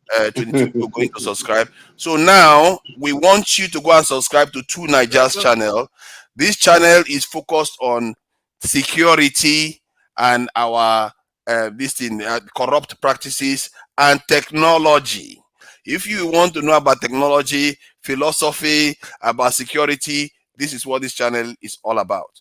And those 20 people that went to subscribe to Iroko Post TV, you can go and subscribe to Two Nigeria's channel now. Let me see the Iroko Post again. Oh, that's even, I think how many now? 24 actually went to subscribe. That is one of the highest we've done. And it augurs well because every time now I'll be making people go into sign. But it's 293, you know, it's about, how many? 707 away from 1,000. So we still have a long way to go to get to 1,000 on that channel. And then let's go and subscribe now. Let's do it. And I think we should carry on. For me, my channel is not this thing. I support that at Post TV. So let me answer your question, Righteous Man. Oh, hold on. I want to ask AY a question. Another AY, one who are again? you working for? Huh? Who are you representing? Who are you working for? The Nigerian people or a political for party? Nigeria. I'm for Nigeria. I'm not for anybody. I don't care. I'm for Nigeria. Then why don't you promote the issue of Nigerians coming out to say no if this thing comes out to be what we suspected? Of course, people that are here, they are So listening. why are you using this platform to canvass that nothing is going to come out of it? Hold on. Here is the reason. Here, no. People that are here, they know my position on this in Nigeria. If you listen to me, you know my position. But what is going on? You would have asked a question, right? So that is what I was trying to explain. See, for Nigeria, for the whole Nigeria to come together to revolt, something we must have something in common we are fighting. So here was my calculation was, if the price of petroleum as it's going up, the poverty will be crazy, right? That will force the whole Nigeria to revolt. I think the president, he understood, he now understand, like, this is where we're going. He's scared. That is why the Kaivo increased the pop price again. That's what I was trying to explain. So now you see the tension. People are complaining that the work is too much on him, that the pressure is too much on him, because they make very wrong calculation, removing subsidy without thinking of what will happen. So I expect this has been my complaint. Because slow down. I think people are getting cross that I'm not promoting this other channel quite a bit. So you guys, the 20 that yeah, people look at these guys already said what was he said? So you guys go and subscribe now. 2 people have gone to subscribe on this channel. We know you are there. We know, we have proof now you are there. So go and subscribe. If you've done it already, go and do it again. You know what? We are going to play that song for a bit so that we chill out, you know. And today is going to be exciting because I think why do I call it exciting? It's not even exciting. Hold on, let me Why are you playing music? Why are you playing music? Hold on, calm down, a righteous man. You are playing music. No, hold on, calm down. No, tell me the reason. So with what is going on here, you are not concerned. It's music that is your problem, right? Righteous man. See, this morning I was talking about security and I almost broke down. See, the problem of Nigeria is a bit much. Sometimes you can't keep up anymore, and you have to relax. It gets you. You will lose your mind if you keep going with Nigeria with the kind of stuff that is going on. And I thought the song, the music was quite good. There was something about it. It just chilled out. You know, it could have been Yoruba, it could have been outside to still be chilled. There was a day I was in a cab in Abuja. This Hausa music was playing. I couldn't hear what he was saying. I was enjoying it, and the driver just removed it. I was like, "What is wrong with you?" I took it personal. He just removed it and started playing one of that one that didn't mean anything to me at all. So it doesn't matter. Sometimes music is just music, and it doesn't matter. Forefather. The mood in this country now, we don't need music. I'm begging you. Don't play music for Nigerians. We don't need music now. I am telling you, you don't understand what is happening. Righteous man. There is no need for music now. If you want to play music, play sensational music that is going to, promote the campaign against this selected elite that have destroyed this country. Somebody like Fela Music, the Magic Fashek or Africa China. These are music, not this man that is promoting drunkenness, woman, this thing and drink and all this thing. No. Play something Okay. I hear what you mean. I see. I get where you're coming from. But the song is not about what he's saying. He just chilled out. And it's about music. What's wrong with you? Are you not promoting the cultural exchange? You have to have cultural exchange. It's gentle. Father, I'm afraid of you. It's like you're a politician. We're telling you the mood of the country now. You're telling me, am I not evil? What has he got to do with politician? We ask you, who are you supporting? I'm even barely a moderator. You're calling me a politician. Okay, please, you see, there's not a lot of movement. I think we will just keep quiet and let these people go. And they are not doing anything. Look at that, just only 3 people went and subscribed. We know you are there. 20 is there. Righteous Man, have you subscribed to 2 Niger? And Shim, have you? I have done. I think I've done it before. Should I be doing it every time we come to the studio? No. Yeah. 2 Niger. I think Femi was there because we had an exchange earlier on today. Oh, Father, what is going on? Can you share the link? Share the link. Yeah, it's on the page. It's on the screen. The link is on the screen. Righteous Man, let me say this. You see, we are feeling the pain too. Now, the person you are giving 50,000 naira before, you can't even give 50K again. It's nothing. Must you continue to give somebody money? What are we gonna do? You want our family to die? No, you don't understand what you are saying. What I'm saying. It's better you teach a child how to fish than giving the person fish to eat. If we use a platform like this to mount pressure and to speak against the ills of this elite, it gets to them. They hear it.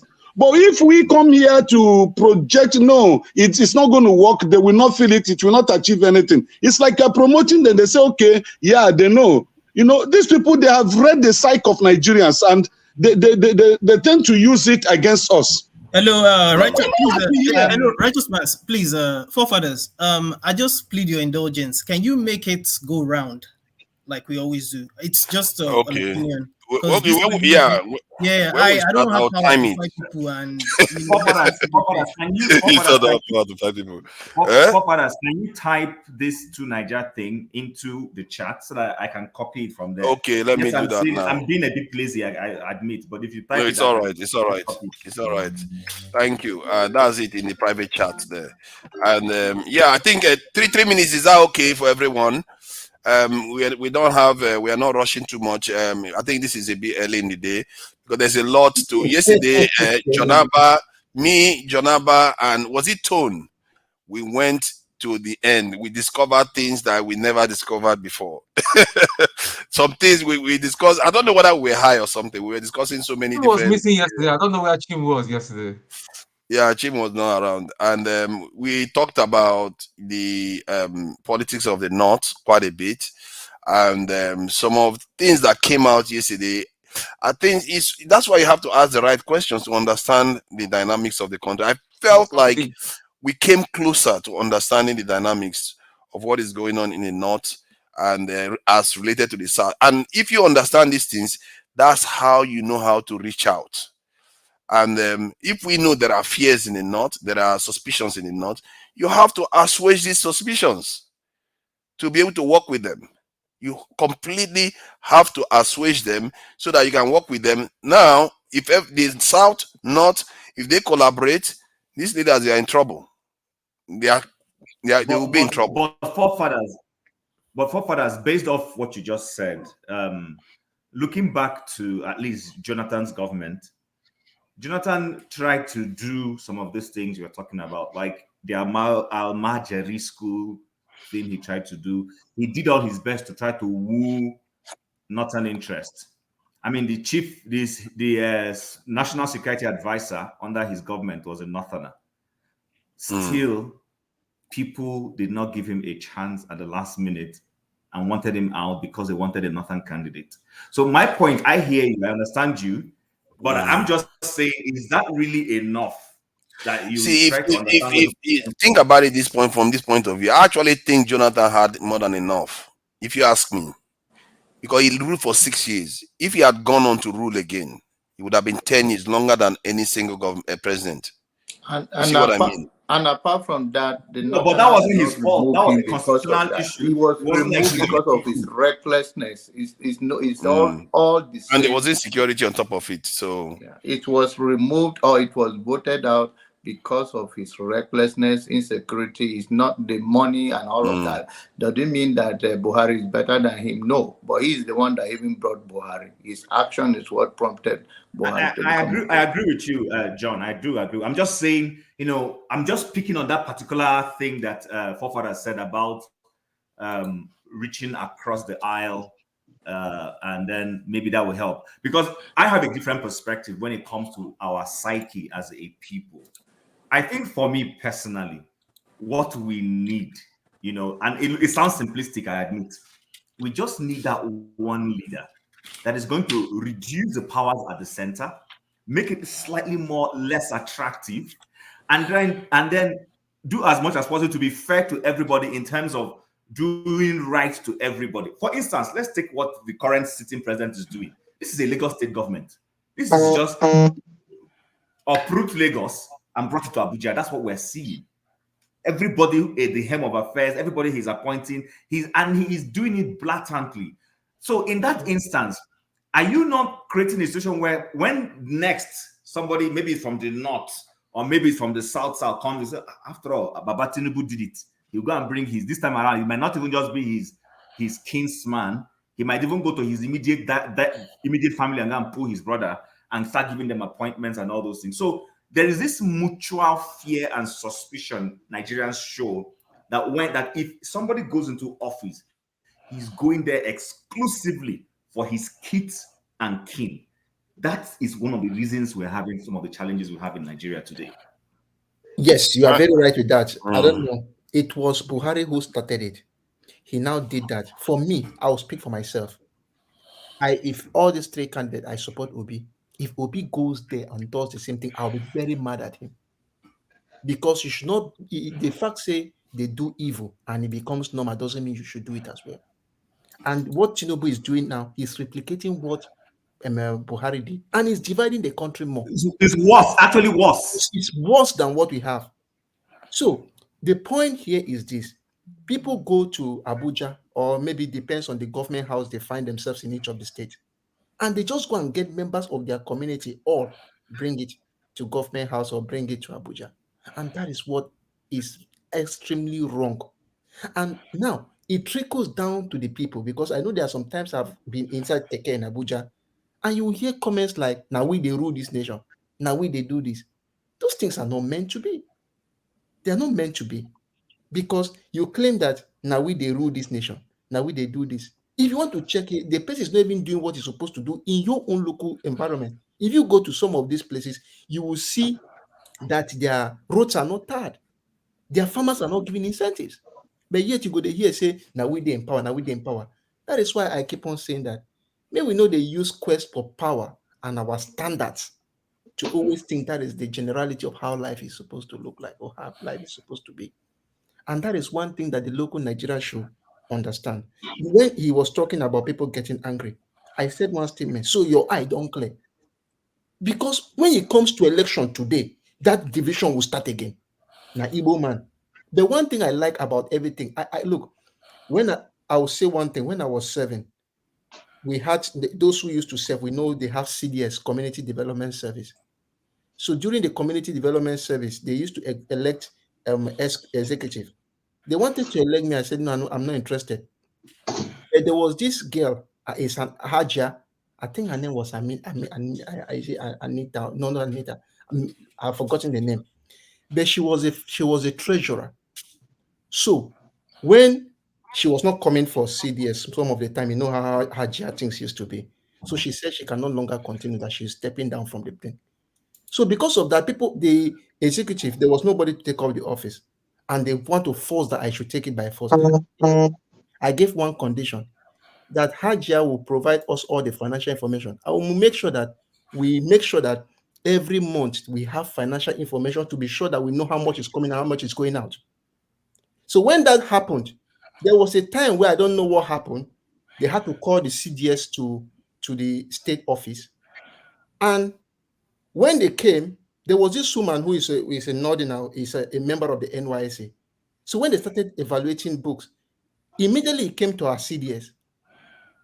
The first thing he said, the president was from Benue, the vice president was from Bauchi, the secretary was from Lagos, one is Ayo. Then you have the financial secretary, then the treasurer. It was I who was the financial. He leave all these people. Immediately he saw that I was immediately he saw that I was Your time is run. Use 30 seconds to round up. okay. Immediately he saw that I was from the east. He now said that if there are financial mismanagement, it should be me. Immediately he said that the rest of the corpus climbed for his head.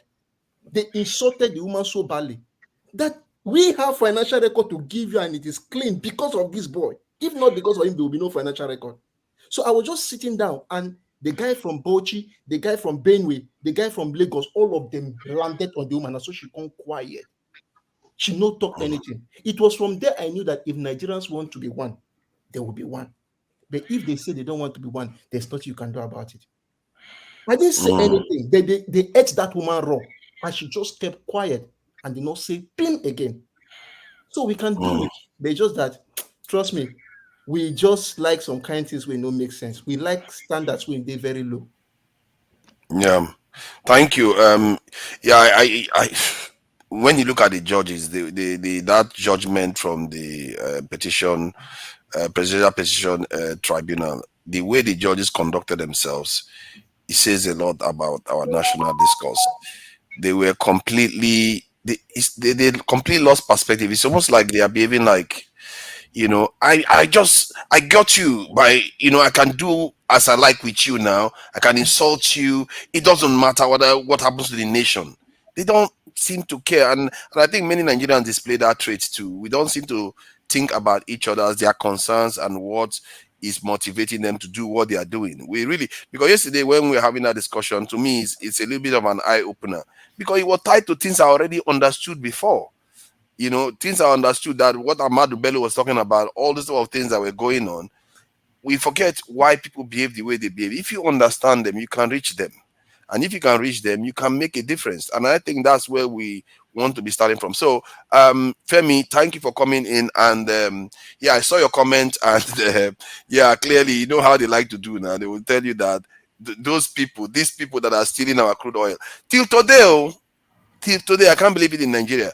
No big man has been arrested for stealing our crude oil. Not one. Not one jailed. And somehow the journalists still allow these politicians to come to their TV channel and not query them constantly about this. They tell us that they have list of terrorists, people that are funding terrorists. The only person they've arrested is CBN governor. And even then they went and charged him with firearms. So the whole thing is a shambles. This country, I don't understand how these leaders come with a straight face on TV and repeat these things over and over again without any answer. Okay. Do you mind? Yeah, please go ahead. Okay. So basically, there were some points I was picking when I listened to Tinubu's speech. Again, unfortunately, if this speech was given to someone else, you probably enjoy listening to it, even if all of it is just for optics sake. But there's a particular part that I specifically wrote down, because the reason is that, again, talk is cheap. A lot of time I just have this idea that people in the top echelons in power, it doesn't matter who it is, as we've seen for the last couple of years or even decades. It seems they just say things for the sake of it.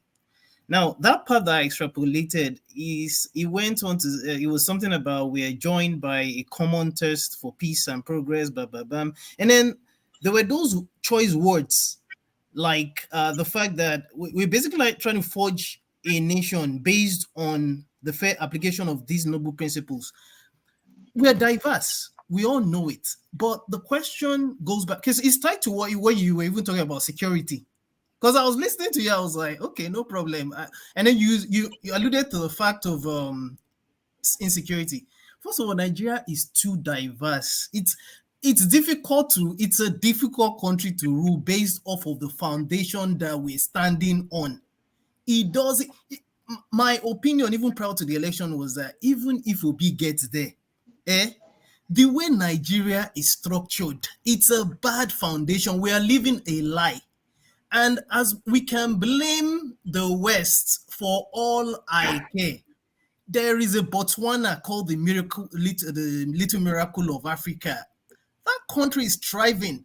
They probably suffered the same way we suffer colonialism. Rwanda might be tiny, but at least they've rebranded. They've shown us leadership in some form, even though Kagame is beginning to act in a way or form like is becoming like a dictator. He doesn't want to leave. But that being said, if there is no, they say righteousness and kind of enjoys the nation. If there is no fairness, we just continue moving in circles, and it starts from the way the country is structured. It will still, no matter how we twist or turn it.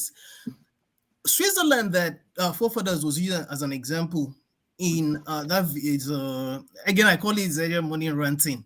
They divided into cantons, and to the federal, the cantons, and they have the communes.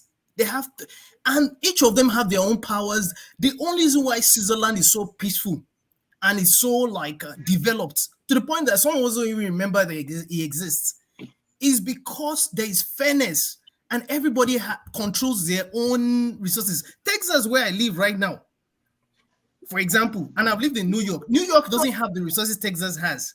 But New York State, for example, they're able to.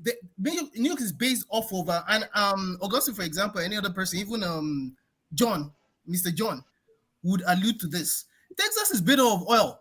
Just ordinary University of Austin, the amount of money these guys control, they don't have to bother about the federal government. It starts from you having everybody having a sense of belonging. Okay, look at recently, for example. This case of they're bringing back this Ruga thing again and trying to make you see what they I forgot who he was in Benue that was telling them, don't bring this thing to, you cannot force it on them. If you allow people to take care of their own selves within their own capabilities, I don't think people will be too concerned about even the center, because look at what happened prior to even as at the early days of Nigeria. Look at the way we were developing. As far as I'm concerned, we will keep going round and round in circles if we do not rebuild our foundation. And it's not enough to blame the West. It is too. I just feel yes, the West has contributed, but we ourselves have to do some introspection. I agree about introspection, but in terms of have you noticed that in the world most nations are not actually based on confederations, and the ones that are not, they are actually just as functional as the ones that are. So it tells you that this is why whenever you see things that are present in both sides and the system is still functional, it tells you that there's something else that is missing in our own context. Fairness. And it's not only fairness, because fairness is not even in the UK where they have North and South divide. Again, you see unfairness in many nations. That's why you have to do the deductive reasoning and say, okay, what is going on here? Why is our own different? Why is our own different? And the only thing I picked out, this is why I keep picking out security. People don't, I didn't get there because from random thinking. I looked at everything else. Nations are unfair. Nations are confederate and not. Nations have different diversity, but yet the only thing that they have that we don't have is our security and technology. Those are the two critical areas we don't have. So for fathers, I hear you and I understand what you're saying. But the thing is this: remember that every nation has to look at its peculiarity and then say, based off these peculiarities, what form of coexistence, form of rule of law are we going to apply to give a broad-based sense of equity to everybody? So nations like Canada, USA, where they use the federal system, these are countries that realize that there are certain divides we have. Therefore, we need to institute a legal procedure that gives No, there's no legal procedure that's going to be 100% fair because we are human beings. We have our biases. So people, even a judge that is telling you that he is fair, there will be, in passing his judgment, one little bias may come in. It may be that he's a female judge listening to a case where a man is accused of battering a woman. And even if the man is guilty, but you cannot tell me that that bias of what? I'm a woman watching you batter a fellow woman will not come in. It will. So the point I'm trying to make is this. Our problem as Nigerians is this. We write laws that we don't follow. INEC said, for instance, I don't intend to use INEC as a holistic, but let me just use as to buttress my point. INEC said we will use beavers. Anything that does not go through and come out from these beavers, we will discard it. The same INEC went back to the court to say we don't have to use the beavers, forgetting that what they have declared is a law that they are subject to. I'm a Christian. The word of God says that God is bound by his own word. His word is law. He is bound by, that's why he said he recognizes his word above his name. So the point of I'm making is that the law is always something that everybody must fall back. Once we say this is what we agree to do, sanctions will be applied if anybody breaks this law. The moment you excuse anybody for whatever reason from applying the sanctions when they break that law, there's going to be chaos. Like somebody said, once 1 + 1 is not equals 2, there was going to be confusion. So that is where Nigeria is. It is not that UK or America has better laws or whatever. It is just simply that they submit themselves to those laws. They say to themselves, if we're going to create, let's say, for instance, like we always say, we want to have, what's this, our federal character policy? Beautiful. Do you know we still break the federal character policy? We still break it. The federal character to protect us so that nobody dominates the other. But while we are applying our system, somebody will go and break the federal character policy. Buhari broke it. Tinubu is breaking it. So when you do those things, the nation can't work. It can't work. Let me make a point. So what Chim just said now, it has been one of my biggest fear in Nigeria. I feel Nigeria is not the absence of laws, it's people don't follow laws. I feel you can bring the best system. And the other thing is, it's just like the beaver system, right? It is a very good system if you go study how it works, but people will frustrate it. So what I'm saying here is, you can bring the system, even America, and use it correctly to do an election. Nigeria are looking for a shortcut, a way to break the code. Even the laws. You got to bring laws to Nigeria, they will break it, just like what you just said. We have a federal character system. It doesn't work. They will break it. So now, how do we make people more accountable? That is the question. So have strong institutions where people cannot break anything, and let there be consequences if anybody breaks the system. Yesterday, I spent a long time trying to defend the fact that some people say, what if the law is wrong? I said that if the law is wrong, if you think the law is wrong, it's subjective, then you be prepared for the consequences when they catch you breaking it. Yeah. Because you have, sooner or later, because the law maintains a kind of collective intelligence in a way. So by breaking it, you are breaking that collective intelligence that presides all of us. To support you, forefathers. See, there's a bus stop. Sorry, righteous man, I'll just make this and I'll allow you to talk. There's a bus stop near my house. That bus stop doesn't make sense. Because the way they build bus stops, they're supposed to build in such a way that the buses will go off the road and not block vehicles following them. But this bus stop does not give the bus to be able to go off. It's just on the middle of the road and at a T-junction.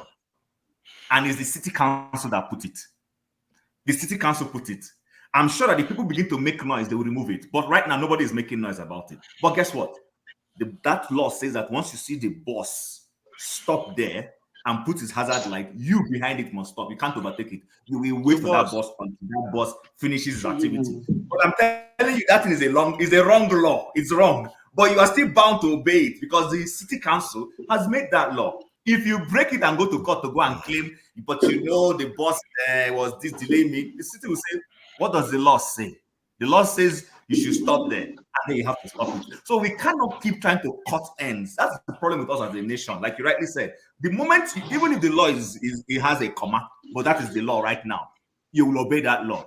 You can go back and start asking for that law to be reformed or changed or whatever it is. But right now, that's what the law is. And going by the Can last I election, can I yeah, describe go one thing on. I witnessed about law breaking, or at least Nigerians rejecting law? I was traveling in Abuja. I think I was on my way to the train station, and then there was this junction where there was a lot of traffic. There was a traffic warden in the middle there, but the people were not listening to the traffic warden. I was like, but why are you people not listening to the traffic warden? You know what the person that the driver that was driving me said? Why should we listen to him? That we are supposed to listen to him. He said, but I said, but he's supposed to have the authority to make people listen to him. He said, no, no, no, they don't want him to have authority because if he has authority, he's going to abuse it. Literally, this is live experience. It took somebody with a convoy of military to come and break that junction up, and because he wants to go to where he's going, so he came out with the soldiers. The soldiers came out from the SUV, cleared the junction, and so that cars will start moving. And the moment he left, the law breaking carried on. Everybody just jumped into the various lanes. This is real life experience. I will tell you this, right? So Canada, Chim, you live in Canada. Canada is one place I see how police can be professional. Police in Canada will stop you, right? In Nigeria, the moment the police start laughing with you, oh, how are you? You will now be cool, like, I don't escape. In Canada, you will tell them, oh, my mother is in the hospital. They will, oh, sorry. Empathize with you. About that.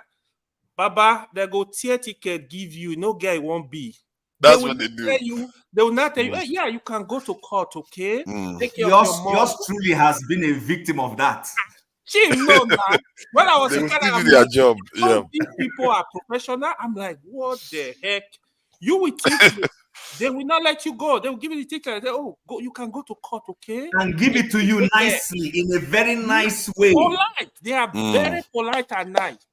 I briefed the traffic distance by just a few minutes. The man stopped me. He was it was raining. He was the one under the rain. I was inside my car. He came and said, good evening, sir. How are you? So fine. You know why I stopped you? He took my car.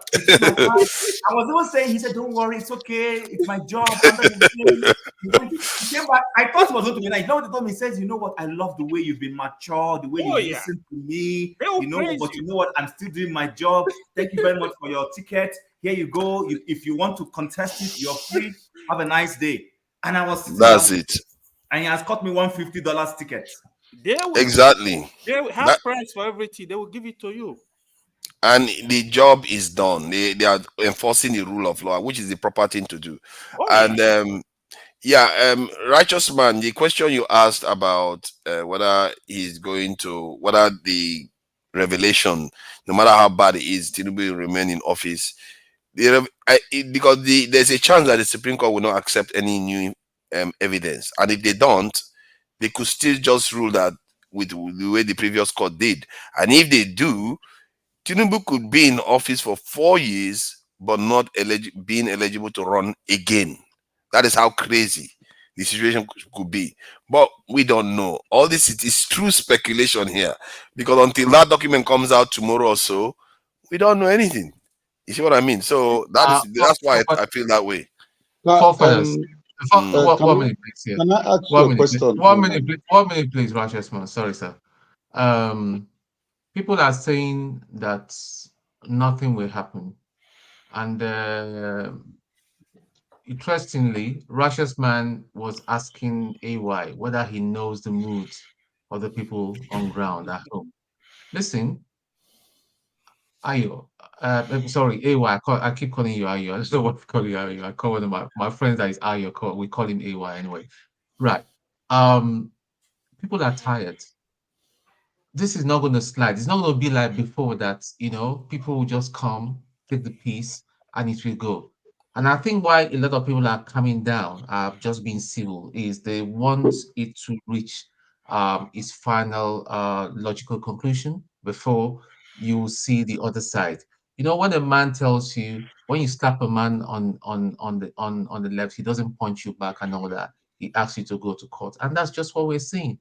See, I know Nigerians, they say that we're too playful. At the same time, it could just be one thing that is insignificant that will cause everything to kick off. Look at NSAS, how it started. It was like just play, and it just started. So if I were Tino, because the problem I see with Tino, God knows I don't have anything against his personality. If he succeeds, our country succeeds. We don't have any other country, regardless of whatever passport, second passport all of us are carrying, or those that have two passports. It's going to be our country. John Abba is still going to be my brother. I will see forefathers. Maybe there's something in Nigeria. It's going to be my Jago is going to still be my brother. It's the same country we've got. So why won't so I am amazed when I hear people that support Tinubu saying that obedience and all that want to wreck that Nigeria. I mean, that's nonsense. They don't just understand. It's just bigotry. What we ask, what everyone is saying is that put principles in play that will start, that will set off a series of things that will cause us to start recovering. It's clear that all the people that are surrounding Tinubu are all deceivers. They are deceiving him. They're not telling him the truth. I don't know how many of us are listening to this speech. I listened to maybe 3/4 of it. I was just bored. I said, "What is this?" You could tell bigotry from it. No clue. They've got no clue. No ideas at all. If by any chance Peter Obi should get there and all that, nobody is saying that he's going to change things overnight. But at least we know from his antecedent, from what he's been saying, that this man knows exactly. He knows what to do. Before you go into a car to drive, you should know what to do. You should know where the gearbox is. You should know how it works. You should know all the functionality of the car. Not that when you've been struggling, I want this car, and then they give you the car, you just be moping like some muppets. You don't even know what to do. So that's just the Yeah. thing. See, we just got to change our mindset. We just got to change our mindset. People are suffering. People that live in diaspora is suffering as well. It's not easy. Even here in London, it's not easy. That's my take for now. Paul said that yesterday. Let's allow Jonaba say something. Jonaba has had a very, very long 2 days, and because he was here like how many hours yesterday? We were here to the 15th hour, so we had to just cut it short. But it was me that was supposed to speak before turn asked me to just excuse him. I think let's just allow the reason why, because you can see that Jonaba is tired. He came to say something for a reason, and allow him to say something. You look fresh, righteous man. You look fresh. Let's allow Righteous Jonaba to say man is something. taking Righteous man, advantage a of big us man speaking now. him because of his data in Nigeria. Even though you know the Leave it do there. it. Good evening once again from where I am, and it's nice to meet fellow panelists. And happy Sunday, happy Independence, and happy New Month. Everything happened, three things in one. I think we have to be clear about one thing, so that when we are taking things out, the people know the knowledge and the depth of our understanding. The issue is that they, even if they say tomorrow that there is any forgery or whatever they are trying to get, the Supreme Court is not going to accept a new case. So case closed. It can be used against him in the next election. Or morally, you can talk about it, but politically, you cannot go any further. So let us be clear about that, so that we're going to be in diaspora. We have more access to knowledge and information, and when people turn on to this channel, and then then we are talking out of knowledge, or we invest so much emotion into it, that will not be a good thing, and that's not going to be healthy for that half information. That is the thing. Yeah, people can protest it on the road that, okay, you deceive us, you said, but it's not a legal thing that somebody will come now saying that is going to do anything otherwise. So let's be clear about that. Can I ask you a question, Mr. Jonaba? Sorry to interrupt. On what basis do you think the Supreme Court is not going to consider this? Because you said it's the law. It's in the law. No, You've already no, filed a case. It's the law. Can I say something to that? My younger sister is a lawyer, so we asked her this question: if you can prove that you have a very concrete evidence to add to a case which you've gone on appeal for before, the Supreme Court might accept it. Now, I understand your sentiments about us not whipping up emotions and having people going into emotion. Whatever But it is.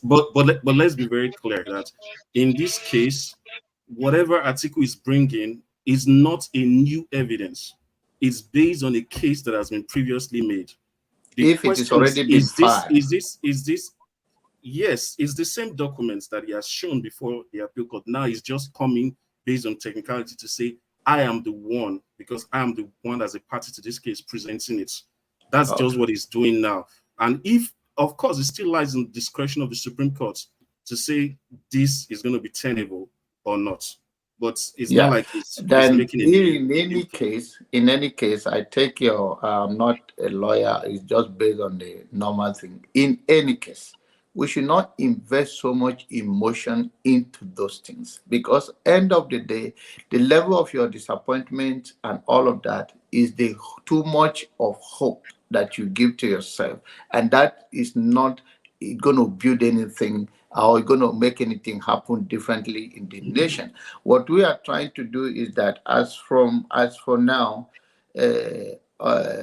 we the people, we have the right to continue to build on the system and continue to use a media platform to insist. I think when people like Righteous Man come and spend so much time, I understand he's investing so much time because it's important to him and he's crying on behalf of himself and other Nigerians.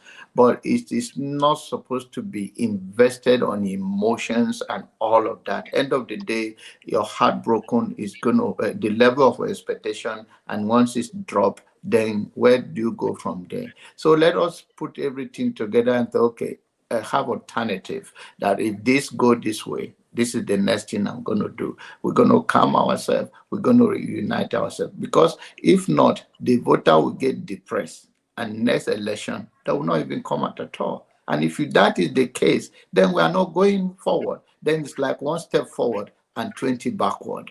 So if we keep giving that impression, oh, it's this and that, and of course we don't have a final say in it. What we can do is what we are doing, putting our faces and putting our voices out there, hoping that as we cry from the bottom of our heart, that the justice will prevail somehow. The Bible says, I don't want to be religious, but the Bible says that the heart of the king is in the hand of the Lord. He turned it to whatever direction he wants for his own good. And as a believer as men and women of faith, after all said and done, then you said, I have done all I could. Let it be to the glory of God. But when we put so much emotion, and so it has to be this, has to be that, trust me, when you fall, it will be hard for you to get up. Thank you. Thank you. Righteous Man, please go ahead.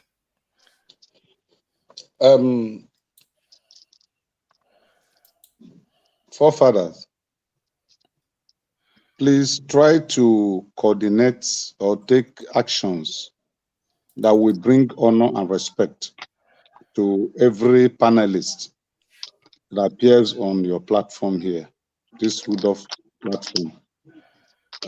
Some comments that people make against some individuals are very disrespectful. You can make your comment without disrespecting anybody, without abusing anybody. You know, I think home etiquette is demanded here. We should honorably behave well as matured people. If you cannot share in the opinion of another person, does not mean that you will disrespect that person and call him names. That is unacceptable. Very, Sorry, very did bad. anybody call anybody names just now? Yes, if you go to the comment section, look at what one guy is writing about Tony. I mean, Tone, it's not good. Let me see. It's very Sorry, disheartening. what is the name?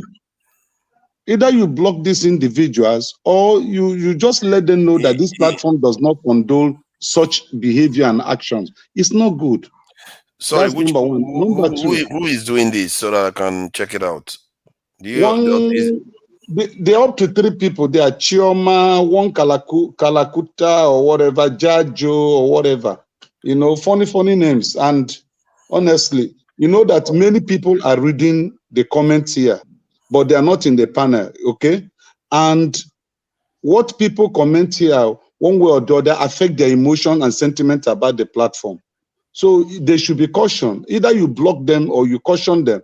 You can't be bringing somebody down because you have privilege of commenting. I mean, it doesn't worth it. I think we all are brought up from homes. We should look at the way we are cultured and taught.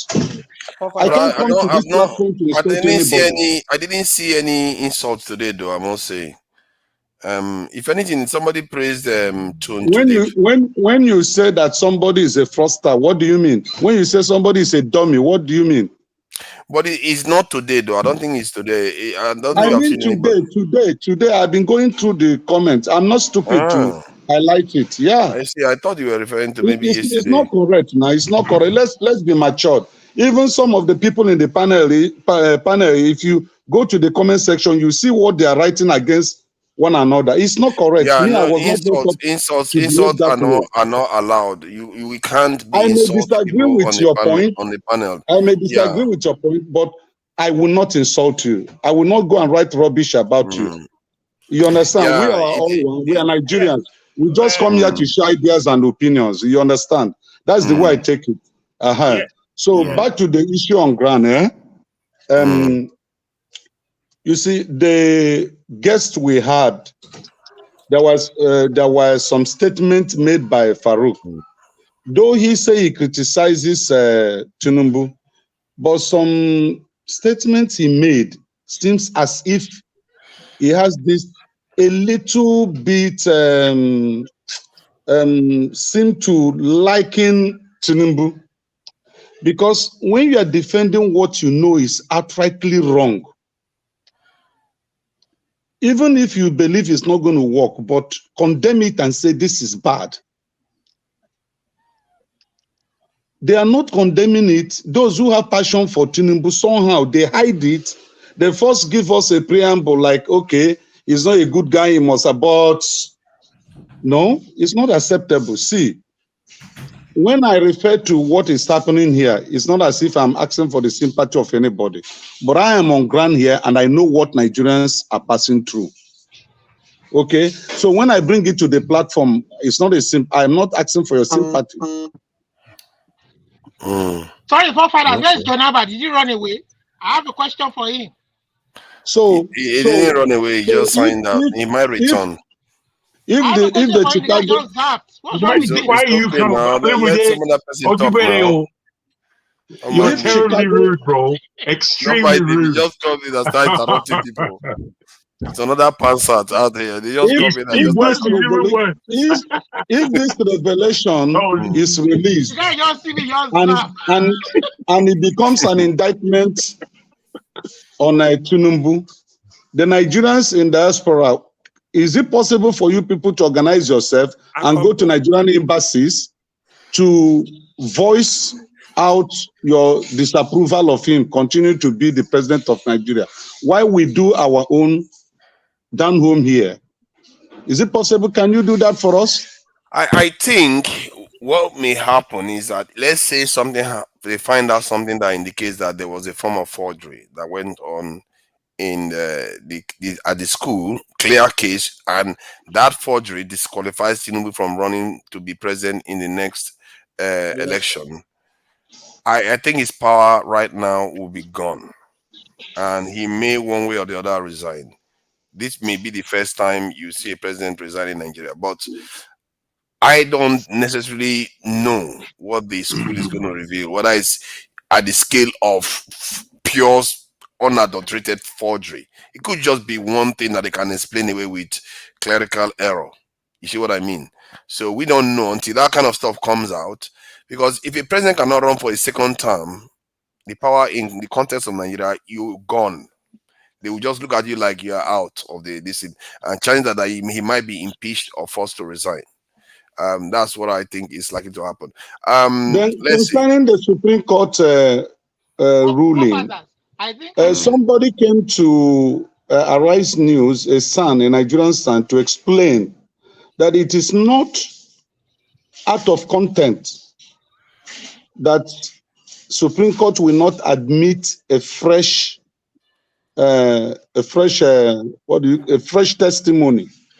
That if there is a fresh evidence that is credible, that what something in the Constitution, that the Supreme Court will admit it.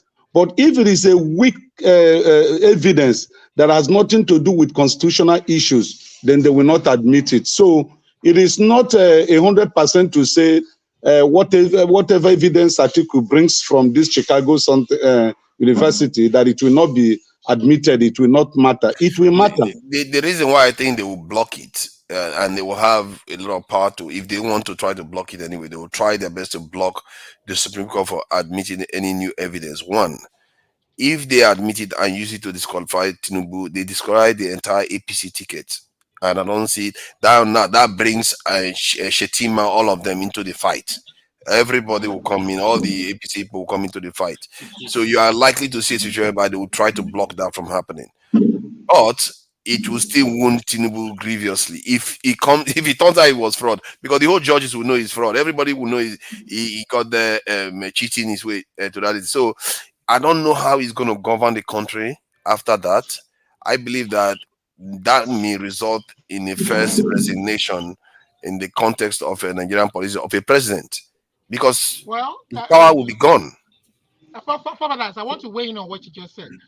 We want, if the law, as Righteous Man said, if there's merit to articles evidence, that if it will affect the case considerably, they should admit the evidence. And if we want a country that is reasonable, that is going to be stable, the Supreme Court should give a fair judgment. It is in their hands. They should give a fair judgment, because it will not benefit anybody except Shetima if Tinubu resigns. And in Northerner, and all APC when party. power should be rotating to the south. So that's their own bocom. Tinubu does not deserve to be there. He had a forged certificate, so he should have been thrown out by INEC in the first place. So that is the APC's problem for not doing their own work very well. The Supreme Court should give the people what they deserve. And John Abba left before I was going to kind of respond to his own statement. John Abba, it is unfair for you to say that they should not go to the Supreme Court. Are you a lawyer? No, you are not a lawyer. So why are you saying they should not go to the Supreme Court? Let them go. What is wrong with going to the Supreme Court? We want the good thing to be done. And you are saying look to 2027. You are there in America, you're enjoying a good life. You don't want the rule of law to be upheld in Nigeria. What kind of a pastor are you? You are quoting Bible. Olumide, sorry, I think you, and again, a caveat. I hate putting caveats, because sometimes when you put caveats, it looks as if you don't have a firm conviction about what you want to say. But I always put this caveat based on the fact that I want to give somebody room. He's not here to defend himself. But No, he's not here, but I know he's watching. I will my understanding, whether he's here or not here, I will make that statement. Okay, but what I was trying to say is this. And he can come back later and come and respond. I know he's watching. So what I was trying to say is this. My understanding of what he said. He was like, do not invest your emotions into what is going to come out in Chicago eventually. And to the extent that you begin to think that, okay, so we've been accused that many of us want a specific outcome, and that outcome, let me break it bare, is that we want Tinubu out of the way. That's the usual. Even when I read comments and I listen to people just think that the whole thing is that we just want. No, for me personally, no. What I'm asking for is let the law be procedurally followed the way it is supposed to be followed. Let the law follow its course. That's what we are asking. That's what I'm saying. So, but what he is saying is that people should not invest their emotions, so that if at the end of the day, no, that's fine. It's emotional. It's emotional. People have died. People have died. People have died from this thing. People are suffering. It's emotional. Can you imagine the guy giving a raise of 35,000 for 6 months? Olumide, wait, please. I wanted to say something about. I wanted to also say something about that. Funny. Like, yes, Olumide, please. Can I just don't like that approach. That people like. I know Jonaba is trying to like keep the peace, but I don't like that approach of saying of trying to check people's expressions of their emotions, especially because their emotions, as long as it's being done in a peaceful way, is guaranteed by the law. And I agree with you. I agree with you guys. I was just trying to explain what I heard him say. And please let me land with this. First, don't stampede people's reactions. Let people express themselves in the way that's constitutional and as they want to. Secondly, for those that are saying that, if Tinubu goes through this, then it means it's just going to be there for 4 years. That's a lie. It's going to be there for 8 years. The reason being that he already has a certificate that's endorsed by CSU. The next election, that's what he's going to present. So on what ground are you going to cut him off? That he forged a certificate and he will get a kind of. It's not indicted by. Yeah, but that will be done then. That's the problem. That will be done by that time. It's not indicted, except you're going to indict him in the US for that. But it's not. We know that it's not possible to indict him in Nigeria. What's the case? Why would you not be able to indict him in Nigeria if he? Hold on. Let me just say this. Hold on, please. So why would you not be able to indict him in Nigeria if he actually presented a false certificate? The same reason why the whole proceedings of the appeal court happen the way it happens. That's why I do not trust. That is not the way. Judiciary. Because you say it's a matter of trust. I don't trust the judiciary based on the precedents and the fact the whole state capture that's happening. I don't trust the judiciary there are certain things judiciary. I want you to give me the reason, not just you don't trust them. Give me what would be their reasoning for saying this stuff that is already proven to be forged is not forged. What would be their reasoning?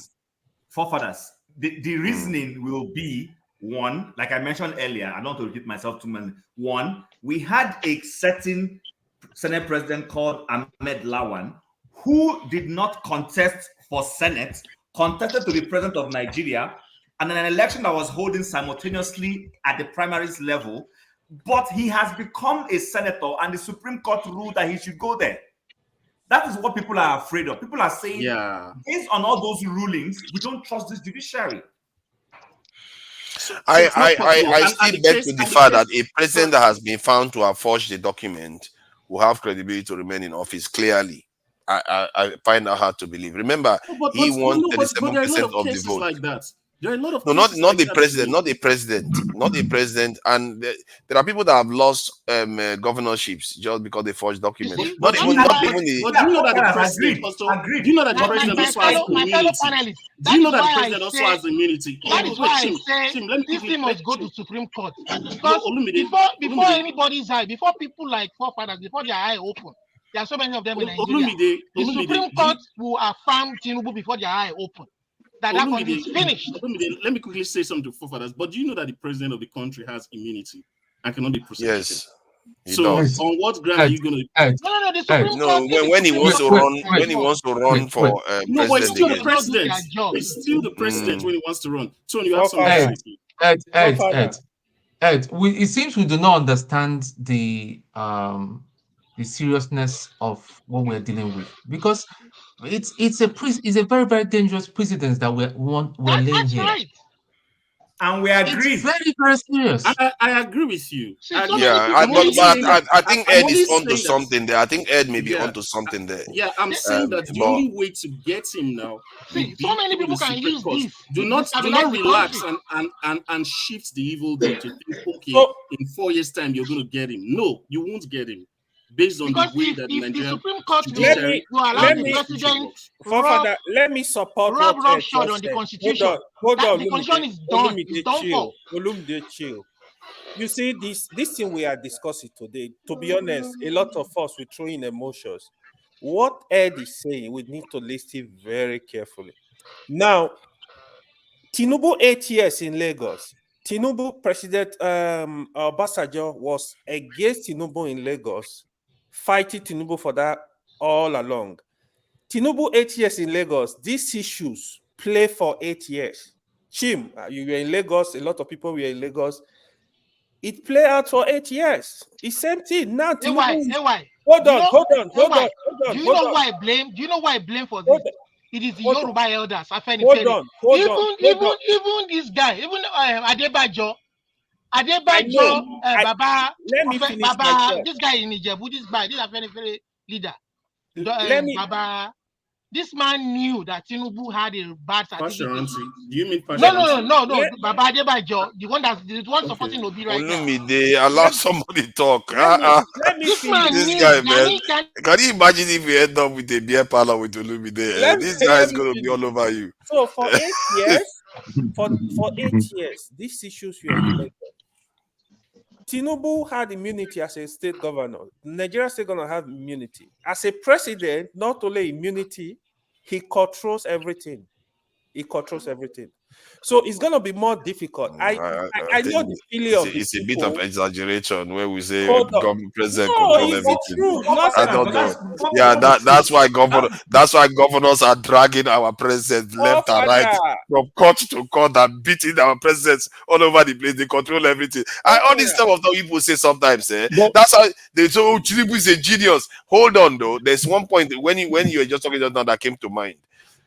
When you said that they cannot prosecute him, that is true. But a governor was elected and they didn't convict that governor. They just found out that he forged the document and they disqualified him. He was not a governor. No. Let me say something. Let me say but he was disqualified. He wasn't convicted. No, forefathers. Let me say something. Yeah, but he doesn't have to be a governor. He had been elected, and he wasn't convicted. That's the point. That's the point Ed was making. That he wasn't indicted. But go ahead. My response to that is that he was disqualified because he submitted a fake document in that electoral season. Right? Yes. So you can disqualify him on that basis. But when Tinubu is going to be contesting, if he does, in the next 4 years, he's going to be using an original certificate endorsed by CSU. Now, are we saying... There won't be any original certificate. No, there is one. There's already one in the public. Please, righteous man, let me learn. There's already one in the public. There's no original. Ed, you're getting it wrong. Listen. Where Atiku is going is not even the certificate. We want to establish the identity fraud. There's a clear identity fraud, but they need I think this kind of stuff is kind of stuff that can lead to. So I get your point. But you can only do that in this cycle. If Supreme Court gets it. But after my point is that after now, all he's going to do is just no. I don't think you can do that. I think what you are saying, I'm not sure it's accurate because sometimes justice can be applied. I think sometimes justice can be applied retroactively. Just because somebody. Let me give you an example now. Just because somebody killed somebody 5 years ago doesn't mean now you pretend as if you didn't do the person. The judge will just. You are right, but it's not. But that killing, that person might be indicted for it, But in this case, if there's no indictment for Tinubu, you can't use it against him because that's what the law says. I think I agree with what Ed is saying. Ed is correct. Hold on. Ed is very correct. Get reelected. No, I don't buy it. The reason why I don't buy it, what is going to happen is that this kind of stuff that could lead to constitutional crisis. Because you have a president that has just gotten into office, snuck through the back door fraudulently. That's basically what it is.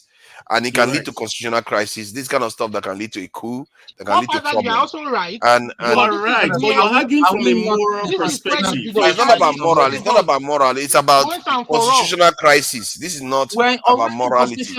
because somebody just broke the law. Exactly, Tony, you're right. We're already in a constitutional crisis, but what's happening? But guys, we are not there yet. Why are we saying we are there already? Until we don't have evidence of what we are saying yet. That is if the school reveals something. It might just be innocent in the end. We don't know. So except the school release something. The only time Tinubu will be out of this whole equation is if the judiciary asserts its independence and authority, and the judges clearly are able to interpret the documents or whatever it is presented to them, and they say this man is found guilty. Give you an example. We saw the ruling of the appeal, or sorry, of the tribunal, which you've mentioned, forefathers. And one of the things in that ruling that people have been screaming about is this: INEC presented certified whatever form number they call it, blood forms.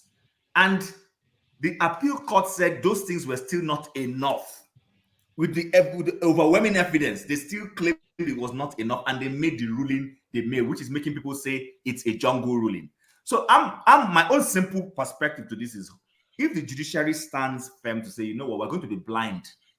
You take the evidences as is, evaluate them, and if from what we're saying, this man is guilty of what is being charged, they rule and say, you know what, in the first instance, you are not even eligible to stand based on this ruling. For as long as our judiciary cannot do any of that, Mr. Tinubu is going to do 4 years plus 4.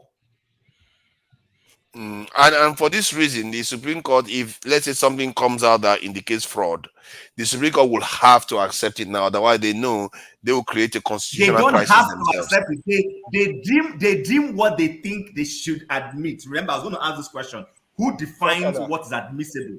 It's the same Supreme Court. I think they because of the conversation we just had just now, if it turns out that Tinubu is about to sneak in through the back door, they would not want to create a constitutional crisis.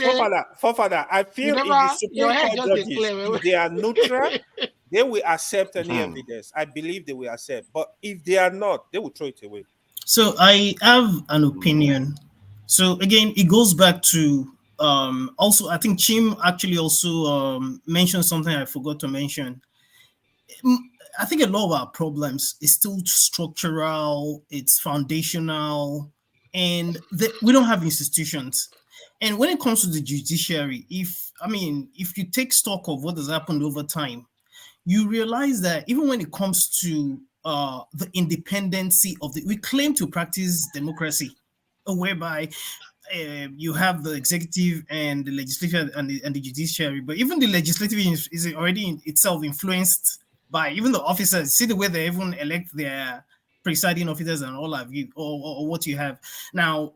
When it comes to the judiciary, are they truly independent? No. Anything from even the appointment of judicial officers, I'm sure a couple of us here at least know of situations where people get appointed that are not even qualified to be judges. It's a fact. It's a well-known thing. Yeah. If you speak to people that actually are in the thick of it, that's why sometimes when you listen to Dele Farooq, to me, for example, a couple of years ago, when he gave up on, he does not even like to be called a lawyer. Yeah. Because if you're not in deep in the Nigerian judiciary is just as corrupt as Nigeria is corruption PLC, period. Yes. And in addition to even the appointment of these judges, let me be nice now. Today is our birthday. Recently, because see, we there's something that Ed said. What I'm just waiting for is what we already know is already going to be rehearsed. Are you going to go against the person that is more or less feeding you? The Nigerian judiciary is not only is it so corrupt in terms of the way appointments are made, but when it comes to even the transparency of their own administration and court procedures, there is a major problem. And that's why a lot of times, there's some things that make you lie. You know, when they want to lie, one of the few phrases they'll tell you is based on technicality. I am waiting. You will hear technicality again. You know we're used to this. Because if nothing else has taught us any lessons, I go back to, again, one of the cases that we all know that even till tomorrow, none of us understands. How Lawan go back to the house. How someone came from How did he get back? There is a that's a very wrong thing to say. Let's hear from Body. It's not wrong. There is a Let me finish, please. Excuse me. No. I'm not going to say. Let me finish. Okay. It is my say. Okay. You have your opinion. I'm not going to disagree with you unreasonably. There's a common saying in Kenya. See, Body, you're smart. There's a lot of things you say that I may not necessarily agree with. But let me finish. Lastly, I just want to say there's a common saying that comes out of Kenya. They normally say that why bother yourself going to get a lawyer when you can buy a judge? That's Nigeria. You cannot convince me when it comes to Nigerian judiciary. I'll listen to you. But there's nothing you will say about Nigerian judiciary that you cannot convince me otherwise. Thanks. On the issue of Lawan, people over time, they come over here, they say stuff about it. People in Nigeria complain. What I've observed over time is that we don't usually take time and look into the foundation of this issue. Lawan himself didn't contest this case in court. This particular case was actually took to court by Lawan constituency. And this battle was fought basically on technicality. And every profession. So what is that technicality? Explain it to us. I will explain to you. Every profession has its own rule. If you are a chemist or a pharmacist, if you're in a lab, you have what we call SOP to work with. And if you are working outside those rules, you'll be sent out of the lab. So what is the SOP? The same thing law. More superior to the Listen, Olumide, Lena, come on. Just go straight to the point. No, Olumide, you're too much, bro. Calm down. Court. There's what we call writ of summon and originating summon. And in that particular case, I would have advised, I didn't mean that I'm very close to the other guy that won that primary. May not. I would have said, oh, guy, don't bother yourself to go to court to challenge this case. Because in them finding that petition at the court, they are alleging fraud, which is a crime. And the matter at hand is a civil matter. So by approaching the court in a wrong way, by filing a writ of summon, by filing an originating summon instead of the writ of summon, that's what actually killed the case. That's why you see the guy didn't complain at all. He just went home straight. That's why the Supreme Court didn't bother himself looking to the merit of that matter. Buddy, let me ask you a question. Yeah. So what you just said, right? I think Lawan was involved in that case up to appeal court. No, his constituency was the one that filed. If you listen to Lawan, he was involved by. He was involved. It was not his constituency. So my own question is, Buddy, you have not explained anything now. You never explained anything now. The guy never explained. Just the theory of someone. No, take Olumide out. Take him out. Don't do that. Go and look at the judgment. If you look at the judgment, that's what the court decided on. And they allege which of the cases are you referring to? The Supreme Court or which one? Fraud. You should have called a witness. Buddy, I have a question for you. Which of the cases are you referring to? Sorry, let me just take it. I research on the judgment. No, wait now. I have the case right in front of me because I know you always want to state pseudo facts. Okay. First, which case are you referring to? Is it the Supreme Court case or the appeal court case? The appeal court case and the Supreme Court case. Look at it. Okay, the Supreme Court case was Machina bringing APC to the court. So how does the constituency figure into that case? Immediately, Lawan didn't participate in primary. He went for presidential election, presidential primary. He lost out. Immediately he lost out.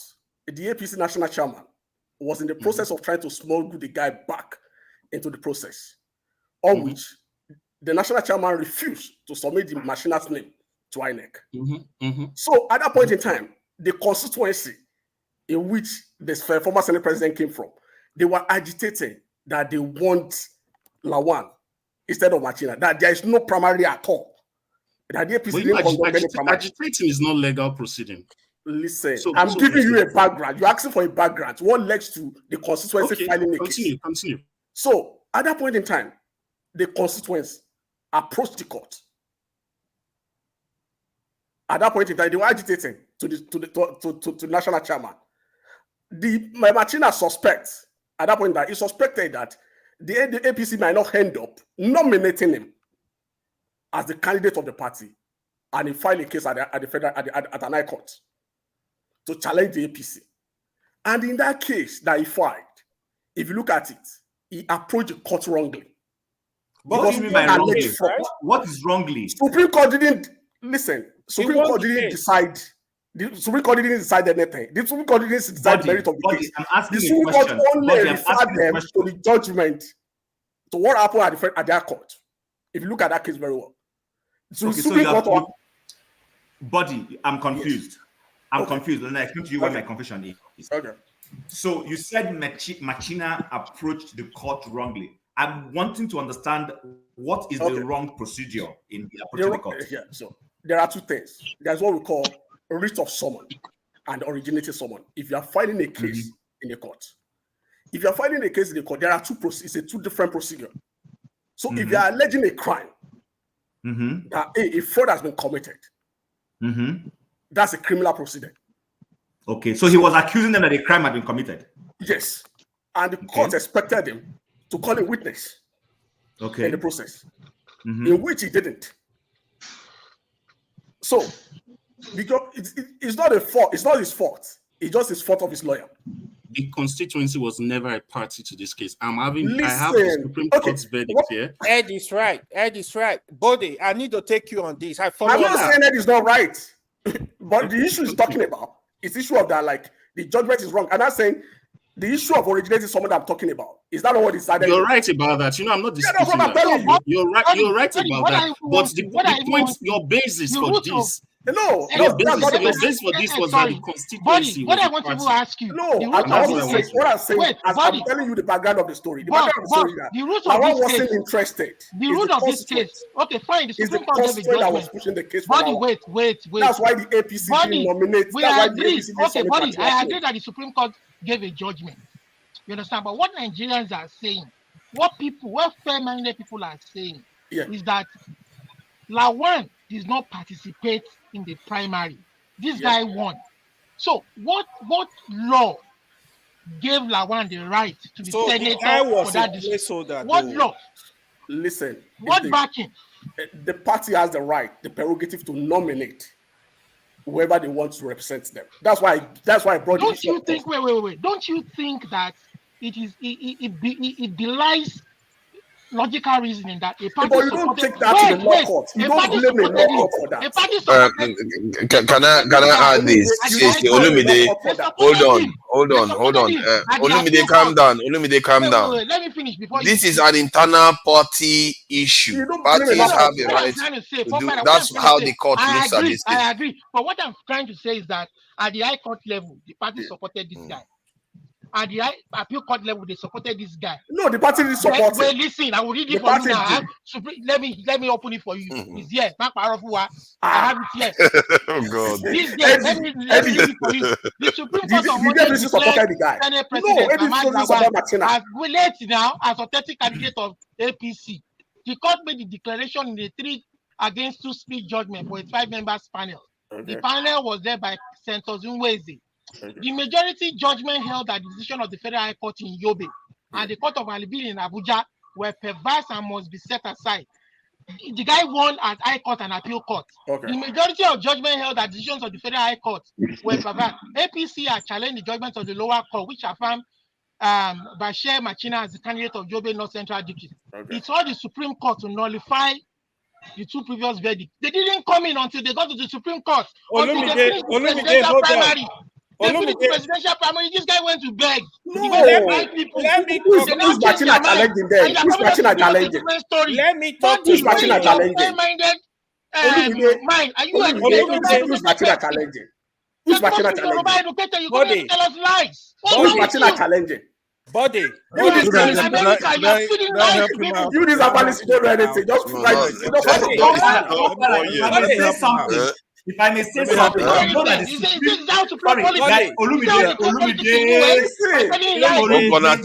think we need to listen to some music. Let's listen to some music at this rate. What Olumide is saying is correct. Hey, hold on. Hold on.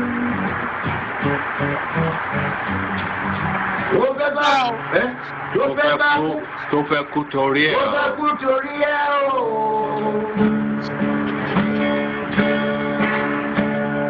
Ọwọ́ ẹni ló ti ṣàánú kọ́.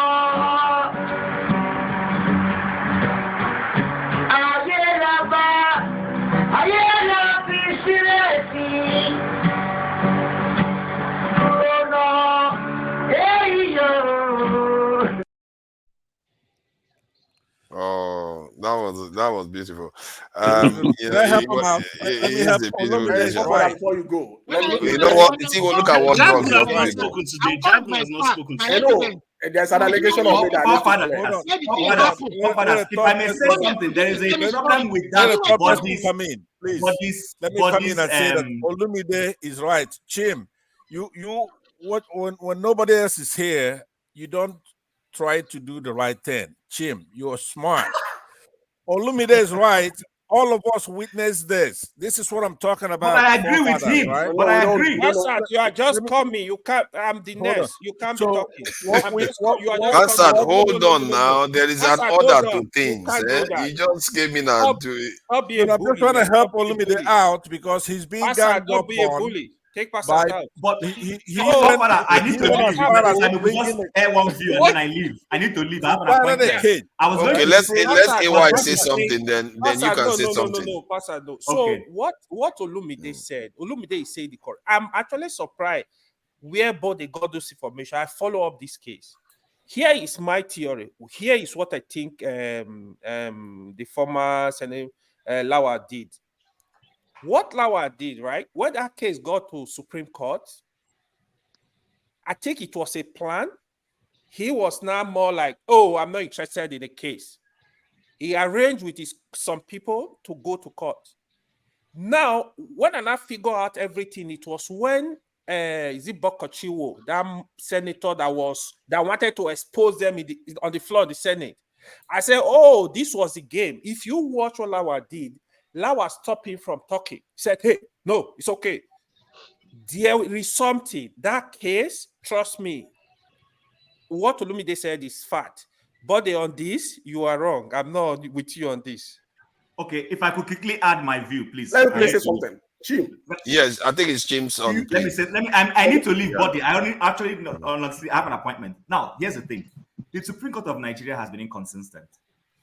If we go back to 2006, 2007, in the case of PDP and Amechi in Rivers State, because why am I picking this? Somebody said, I think the body said it is the party's right to nominate a candidate. Fine.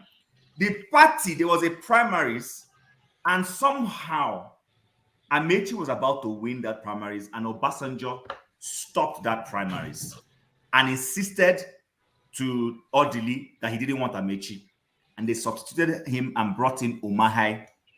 And then Umahai went, Then Umahai went to the main election and won. By this time, Umeha, not Umeha. I apologize for that. Umeha. Then he went to the Supreme. Then Amechi went to the Supreme Court and won an election he did not contest in. Remember, what is the point? You said that the party has the responsibility and the powers to put forward whichever candidate they want to put forward. So if that is right, and they had put forward Amechi, Omehai, why did the Supreme Court rule that way? Now, coming to this particular one now, they now turned it the other way around. So in other case, listen, I know it may sound conspiratory.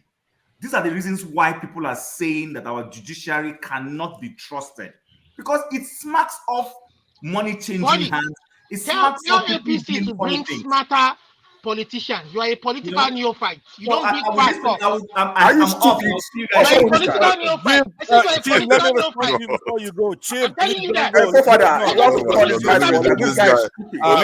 I think we should allow Olumide and Pastor to have the ground because these two people. Before he goes, hey, forefather, let me have my time. Yeah, please. Let me respond to Chim. He wants to leave. Hold on, I'll respond and I know. Let me talk. I want to leave. Let me just respond to him so he could leave. Why does everybody want to leave suddenly? You met me here. Yeah. But it's your turn. The guy Pastor, is can I go old on? bully. Chill wants to leave. I want to respond to him before he leaves. Passat, stop the bully. This is If you crazy. don't research, go ahead. wrong, you will believe it.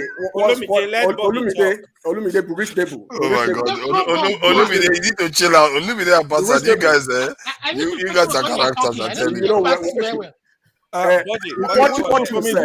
He wants to leave. I want to respond to him before he leaves. He was talking about Celestino Mia. Remember, the case was in 2007. This guy is a crazy man. At every cycle, we have different electoral law. Are you gonna rule or let him go? Then, if you're not gonna rule, we'll go ahead. Go ahead. So we have to be very careful as well. We at every point in time, this election was being conducted. That 2023 election was conducted basically on 2022 Electoral Act, not 2020, not 2015 or 2010 Electoral Act. So where in the Electoral Act changes this situation? Can you mention the place? Yeah, I will tell you. Before it's when a political party nominate a candidate in 2010 Electoral Act. If you check, I can't really say the section precisely right now. If you check, they said when a party nominates, every canary can challenge the qualification of that candidate once that candidate is nominated. But in 2022 the new Electoral Act, they modified it, they changed it. They limited it to a member of the party, that only people that participated in the primary. That's why you see the difference between the judgment that was given by Yes Sir in the case of the in the case of the deputy governor that affected the governorship candidate of the APC in that state, because that candidate is a pre-election matter, and someone else, which is not a member of that political party, went to court to challenge the qualification of the deputy governor and affected. So they modified the Electoral Act. So these politicians, they are very smart. They are covering their hacks too. So that's why those powers are derived from. So for the case of 2007 thereabouts, we are making one at the Supreme Court. If you check with lawyers, with attorneys that are very fast in law, the Supreme Court have departed. What did they modify it from? From what to what? Listen, I don't know what you're talking about. Listen to me. Don't interrupt me.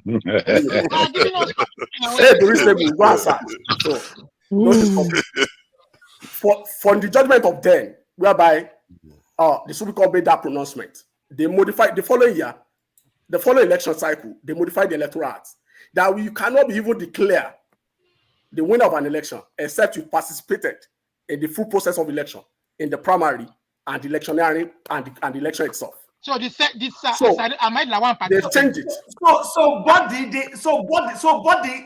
It boils down to what we're saying. No, it's not the court that is changing it.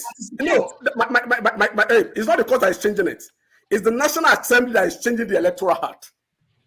What is the court judging on? So it has become the law, and the Supreme Court is riding on it. The Supreme Court is riding on it as they're changing it. So, but you see where you're all mixed but the thing about parties is one thing I know about parties is how a party chooses their candidate is nobody's business. They have a constitution. In the case of Machina that you're talking about, they have a constitution. They presented a candidate. Fight today at all. You understand? Sometimes I do enjoy a little bit of this mad this the way it goes on about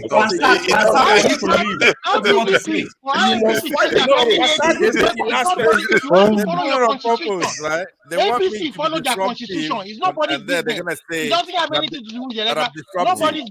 That's what we are saying. The issue. No, what you're saying? You say nonsense. Lavan was not part of the primaries. He didn't contest. Somebody who didn't contest. I don't know where to start. I don't know where to start with these people. Okay, I'm going to mute everybody now. This is okay. Olumide, calm down. Okay. Let's try to get this straight. Calm down. So let's get one fact straight. Somebody can be selected to represent a party, and he can decide to step down at any time during that process, and some other person can replace that party, that candidate on the party's decision, based on the party's decision. That's how it works. So if I just I should clarify that, so you guys can go ahead and the truth is, let Pansa talk, please. I need to go. Pansa, yeah, Pansa be patient. He's been patient for two. I think Pansa messed his match today in Olumide. Go ahead. You are free. You are a free particle now. Go ahead. Actually, the problem here is body now. Listen to this, right? Chim, we know, first of all, for courts to be even disciplined in first world, like the United States, it's pretty hard, but they do their best, right? So in Nigeria, there are two things I want to say. And I want to tell you this because I noticed you trying to bend backwards, try to accommodate. So we'll be one Nigeria, and we're gonna be singing Kumbaya, right? We're gonna be nice and all that. Look, that's not the solution to the problem we have in Nigeria. You have to tell the truth, right? So what I'm saying to you is that in stare decisis, that's the word for you could look it up if you have a computer. Stare decisis, there's vertical stare decisis and there is horizontal stare decisis, right? So in the case of the Supreme Court, it's vertical because that's just the apex court. In the horizontal, there'll be a lower court like a tribunal and all that, and then they could override the tribunal. But in the vertical stare decisis, the Supreme Court itself can also overrule itself. Some of these cases that they're citing, they're similar, they're not exact. It's not the same thing. We saw, now, AY, this is where I'm addressing your constituent. Every time I come here, I'm trying to tell you, I know what you guys are doing, the Muslims in Nigeria. We saw that Machina case go through. We saw Tinubu being challenged by his opponents, but they cut a deal because the courts ruled properly according to the Electoral Act and all the laws we have, the Constitution. He did not participate in that election. As a matter of fact, after he lost the second time, he came out and said, look, I give up. I'm not even going to appeal it. But in order to get the support, his support, because he's Senate president, Tinubu made a deal with him. And then the court, Supreme Court, they all cut it a deal. Now, I'm the guy telling you guys the truth. I'm telling Northern Muslims, I'm trying to tell you. Leave religion. Hold on, no. This is not frivolous. I don't enjoy doing this, but I have to tell you. So, Pastor, how does that concern me? Exactly. I'm trying to understand how I come in. Yeah, here's where you come in. Now, when Olumide was in trouble there, okay, I wasn't here. Buddy and AY, they were singing that tune that I'm talking about. It is your role to help Olumide out because he made a citation. I was not even saying I'm not here. AY was in. Okay, you saw AY change when he saw me. I was with Olumide. I was backing Olumide, but Olumide was drowning my voice. You were not backing Olumide. Olumide was drowning my voice. You were not. You were not backing Olumide. I'm not crazy, right? I came in because I think something's wrong, man. He gave a citation. He gave the right interpretation of what's going on, right? So why are you doing this? Because I know you're very smart. The first day I saw you here, you're from God's own state. You have to confront these people, right? For their own good, because what they're trying to do is impossible to do. They cannot. I think occupy our judiciary, occupy the presidency, occupy our Congress. Right? So Olumide is right here. He was in trouble. They're shouting him down. He was trying to tell the truth and get us in the right path. Pansat. So why do you think? Why? Hold on. Let's get to the crux of the matter. So why do you think Olumide was right? What was the technical point he made that was right? Well, he gave citations. He said the case were resolved twice by the appellate division, right? And that's true. And then he cited the cases, right? And he gave the anecdotes back at the background. Okay. So let me say one thing, then I'm gone. So you guys could have your fun. And this one I'm going to tell you, forefathers, I tuned in to say to you. There's one thing I've never told you since you've been making the case about security. Why am I against it? Let me just be honest with you. Making Nigeria powerful militarily is just like giving arms to ISIS and Boko Haram.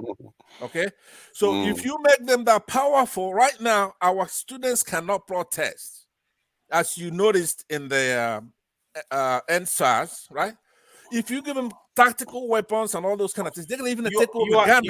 You are off the issue now. Hold on. I'm saying this and I'm gone. Okay, you are confusing everybody, Pastor. No. Hold on. Don't bully people here. You are confusing. I'm not. I'm done with him, man. How is he bullying anybody now? I was even attacking Bode today, and you are attacking me. I was supporting Olumide. You were not. Oh man, that kind of support. Come on, man. Come on, Passat. It's a milk toast support. I know what you're doing. The people. Look, Stop deceiving the people. AY, you have a footprint, right? Jagu is here. Ed is here. You have a righteous man is here. What are you talking about? Forefathers, he interrupted me. Let me land. I'm addressing you. Remove. If there's time, I'll address you. Okay, AY, let him land. I think he was coming say something about security. And I'll be gone, right? So what I'm saying to you, but before I actually go to you again, let me just say to him, because you already said some things already. You have a footprint. Everybody knows you, right? Anybody, unless something comes in the front about Peter Obi, if you don't support Peter Obi, you're an evil person. That's it. Everybody knows who you are. Every debate that we're making here, all our youth, they're watching you. You're a young man. You're privileged. You're here, but you keep taking the wrong position. And then you think I'm not here to debate with you. I'm taking the Nigeria position. I'm not going to follow your. Don't follow me. Don't follow me. But then Peter Obi is clearly my choice out of all the candidates. But I'm not. I don't follow people blindly. I support. That is a milk toast. I'm not gonna support people blindly. I'm saying if it stop distorting information. Stop saying things that are not correct. Please listen to this. I'm not gonna listen to your rubbish. If something comes in the future, fine. But you don't come here to bully people every time. You think people? You don't have monopoly of violence. Stop bullying people. You are a bully. Let me address you. What I was saying. You are a bully. Right? Forefather, I want you. Be a bully. Maybe every time you do this to everyone. I'm not gonna let you. AY, how is Pansa getting under your skin like this? Let it be. Mute him, please. No, Forefather, I want to tell him today. It's not the only one that can bully people. He bully people every time. How? Visitors will come here. For Rudolph, we invite people here. You will bully them. You bully everybody. How? I'm not bullying anybody. These are smart people that come and we debate. And I put on my questions. I'm not bullying anybody. You do. Take it out of your mind. I'm asking them a tough question. That's true. You did the same thing today. Please, every time you do that. I did not. You are bullying him. You are trying to harass him now. Leave him now. He go collect today now. Now only in the okay, but so give me a time to come back. Right, I want to debate you on the security issue. The line of my let me give you 1 minute. Pass out 1 minute. Speak and thank you. The line of the debate I want to have with only you 1 minute. Only 1 minute. I beg now. I beg. Wow. What I'm saying is, forefathers, I believe that making Nigeria, unless we have a new Nigeria, and then our youth come up, the entire country galvanized. If we give these people right now a powerful military in the name of security, they're going to use it not only to conquer the South, they're going to conquer Ghana. Depends on how much power the more power you give them, they're going to take over African states. It's an Islamic government. That's what we have. Wow. It's a radical Islamic government, right? It's like ISIS, it's like Boko Haram. There's absolutely no difference.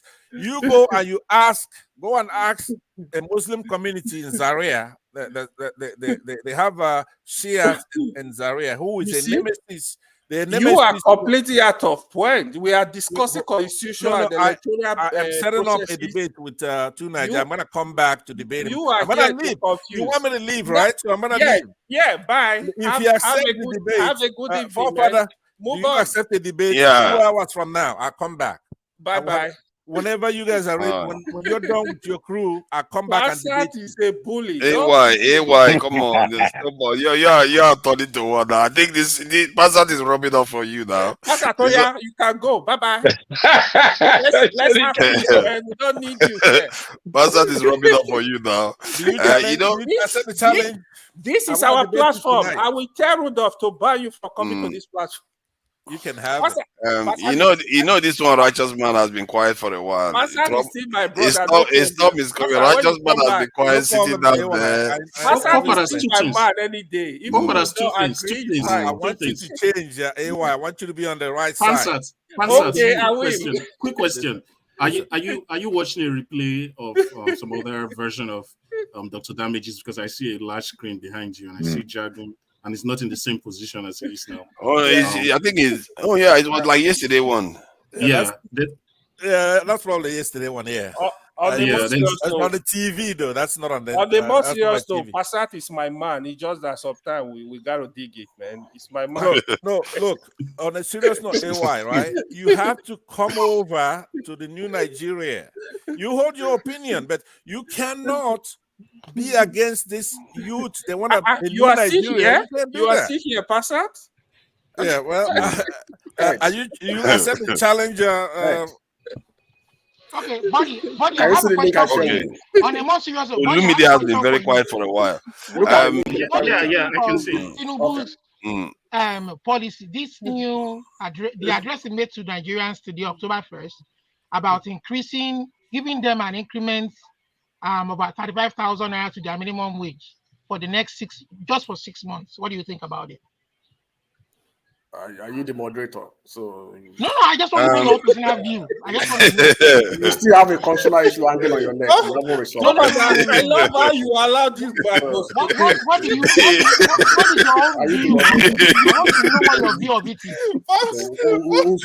He just allowed it to finish asking questions. You didn't say I don't know what's happened to everybody today. Olumide, calm down. This guy just want power for see, Olumide, let me help you answer that question. I think what Tinubu is doing, maybe trying to buy time for the refineries to come on stream. Maybe 6 months. Yes, because they expect some of them to come on stream by December. Maybe this month actually for. But those are federal workers. What is going to happen to the rest of the population? You settle them. And not much. That guy doesn't have plan for everybody. He doesn't. It's just that period. He doesn't have plan for those people. Sad, but he doesn't. Hey, Passat. Thank you for coming in, Passat. Passat, hello. See you. I'm becoming more and more impressed with Passat every day. I don't know why. It's not like his arguments are sound, but I'm just becoming more and more impressed by him. I don't know why. Fansat, I like the way you tickle the guitar, my brother. I like that. Okay, I'll do more for you guys later. All right. Yeah, man. I'll see you guys later. I'll be listening in. Okay, Pastor. If you get unlimited, no problem. I'm gonna come back in. Righteous man. Let's let righteous man. No, righteous man is born in a lot of data. Jagun has not spoken. No, I think Jagun, when he wants to speak, he's taking he's taking his time. Listen, whenever you want to speak, you are free to interject, Jagun. Yeah. Righteous man is burning data in Nigeria. You know, are we still donating data to him? Because this one, you know, so the people were supposed to be sending data to Nigeria, and it's been very quiet.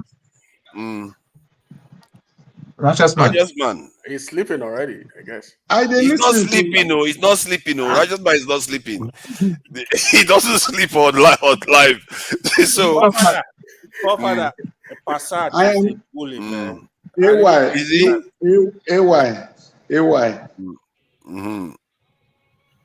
Yeah, go ahead, righteous man. The network is out. His move the network is gone. I think Pansat, one of the skills I think he has is the ability to just come in, interject, and challenge people. Yep. Even when he's not making any point, he will still manage to stress the argument for 30 minutes. Yep. It's a skill. I don't know how he does that. If you allow him to ask question, he's going to go for 10 minutes. It's impressive the way he does it. No matter who, he will come at you. And Peter Obi, I feel sorry for Peter Obi. Peter Obi comes to that. They have to watch out for him. Are we going to have a special? Are you going to have a section tomorrow on your channel when this thing comes out tomorrow evening? I think I probably will. I think I probably will if the news comes out, especially if it is very, very this indecisive about the outcomes. Let's say there's kind of forgery going on. Yes, definitely. But if it turns out that it's just the one The that judgment is is already written, out. we don't know. Yeah, the judgment to release is out, isn't it? But Yeah, the not. judgment is out. So No. But in and terms of the releasing court didn't these get things, into we've not seen it yet. the merit of the matter, whether there's forgery or not. Mm. The court didn't do it. Uh, Yeah. you don't know now. Forefather. Tinubu could just pick up the phone, call Washington, and they say, "Stop it! Stop it! Stop it!" And the court didn't decide But on that. but but the, but the issue before the court was not Forefather. about You said? forgery or not. Forefather. The And issue the- before Yeah. the court was not of forgery. It Righteous was man, to go say ahead. release the No, I think the documents. Release issue the was to document. Righteous release man, the go ahead. information. Anytime, go Release the ahead. You're free, documents. righteous man. Go ahead. What Yeah. Atiku's attempt is that, Let's allow Let righteous righteous man. man speak. I think he has a question. Forefather, you are the one to donate the next data. I don't have any problem. I've been donating data to Nigeria forever. Every 10 or 12 No, days, they are finishing a lot of data. To Nigerians, it's not to me. I mean me, Oh, myself. to you. How many GB do you normally use? Is it based on monthly or? I use monthly. I use 55. Oh, that's nothing now. Righteous man, I thought you wanted to ask me a That's question. nothing. You'll be surprised about the data we chew up in Nigeria. We are chewing up 125 GB in less than 12 days. In Nigeria, some people are chewing data and it costs money. No. See, I subscribe for 55 for a month, but it lasts only 2 days. Oh, okay. No problem. So in a month, I may be using almost 600 to 1,000. Yeah, we really appreciate that. You are really making a lot of sacrifices to be here. You're a family man. You don't have to be here, really. Righteous man, I thought you wanted to ask me a question. So when are you sending the next data? I think I don't have the means to send it yet. I think I have to go through Dr. Damages to you. That's what I'm going to do. I will go through Dr. Damages, then he will wire it to you accordingly. So yeah, it's the least one can do. Now that's nothing. The question really. I want to ask AY, do you have any personal thing with Obi? That is so funny. So I think the problem most of you guys are facing is the moment people don't toe your line 100%, you think, no, listen to me. In all the candidates, Peter Obi is my best. I never hide that. But I'm not a blind follower. I'm not an obedient. I'm for Nigeria. The day I hammer on Tinubu, people with, he doesn't like Yoruba, I don't care. You can say what you want to say. In 2015, I supported Buhari. When Buhari started messing up, I went hard on him so badly. People were asking me, it's because I'm not from the north. I said, listen, if you were there when I was supporting this, my friends, and some of them are watching this program. Me, I'm for Nigeria. I don't care who is coming. If Peter Obi Okay. You know why I asked you that question? I've never heard you spoken evil against Obi. You understand? Let me finish. Hold on. Why I asked you that question is that Mr. Passat, okay, he made a statement. He was accusing you of being against Obi. And I want to hear from you. I don't hold anything against anybody until I hear directly from you. Bro, that is why I asked you, do you have any personal thing against Obi? Righteous man, let me be clear to you. I'm from Edo State. In Edo State, we are not loyal to anybody. If you go talk to people from there. The support you see Edo people gave to Peter Obi is because they believe he can get the job done. Did you give him the same support? Forget about what Edo people, you in particular, did you give him that support? I gave him support, but listen, let me tell you. People, oh my God. Let me, hold on. Did you give him the support? Hold on. I'm not. What's in what sense? You are not on grant. You can't vote. I can't vote. Secondly, listen to me. People no, I know you cannot vote, but you can influence people that are going to vote in Nigeria. Hold on. You can't force me. If I tell you, I'm not scared of anybody. If I don't want to support Peter Obi, I'll tell you I'm not supporting Peter Obi. No, nobody is forcing you. I have reservation about Peter Obi because Peter Obi, even the job he did in Anambra, I was not 100% convinced. But I still believe Peter Obi was the best candidate out of all of them. So did you support him? Support how? To go and vote? Did you influence people back home here to vote for Peter Obi? Who? Influence who? How? Well, you say you're from Edo State. Are you telling me that every member of your family lives abroad? Obi, but what I'm telling you is, what you are expecting me to do, I'm not a blind follower. I'm for Nigeria. If Peter Obi is the president today, I will say the same thing. I'll be attacking. No. You've not answered my question. You've not answered me. Like in the US. Hold on. In the US, listen, can you allow me to say something? Let me say something. I'm not in America. I'm not in the US. But I have my candidate for every election in American presidential election. You understand? I do also tell my friends and my clients, like my clients, most clients I have are from Edo State, Benin people. Most people I build houses for in Nigeria, they are Benin people. I'm telling you, I have few Igbo clients. So I always, when I discuss with them, they are very friendly with me. Each time I discuss with them, I always tell them why I prefer Republicans to Democrats. Okay? Irrespective of the candidate of the Democrats, I will tell them why I prefer Republicans, because they stopped slavery. The Democrats wanted slavery to continue because they were enjoying it and making their billion. Okay, that is my point. So for you, AY, did you support Obi? Did you influence anybody in Nigeria to vote for Obi? I told you, hold on. I told you I supported Obi. However, I was not having full confidence in all the top candidates, including Peter Obi. Accept that answer now. What answer do you want from me? I have my reservation. If Peter Obi call me, I'm going to ask him those questions. I have my reservation. Peter Obi as a governor, I was not convinced with this level of his work in Anambra. Were you in Anambra State? Come on, man. During the time he was... I know what is going on. I have friends in Anambra, not one, not two. And what was the result? What did they tell you? What was the information they passed to you? Yeah, it was an average governor. It was an average governor. He performed like an average governor in Nigeria. Righteous man, if you ask me too, we should start deceiving ourselves. The problem with this election is that you want people to follow your campaign. No, they didn't No. Wait. No, AY, you are getting it wrong. I never want you to follow Obi. I asked you a question. You said you supported Obi. I said, okay, that support, what was the... Yeah? Man, if you ask me to pick today, you said pick between Peter Obi and Dave Umahi, I will pick Dave Umahi. I'll pick Dave Umahi. I'm not even going to pretend to you here. You people, I cannot support what you supported. I believe Peter Obi was the best candidate in the election, but I have my own opinion. I'm not going to follow you, bro, even if you are my father. Hold on. Can you tell me the indices why you are going to vote for Umahi instead of Obi? Based on performance of Dave Umahi in Ebonyi State. What did he perform? Can you mention the things he performed? Why? Don't answer just question. You know, he's as his mind made up already. You see that kind of the line of righteous man.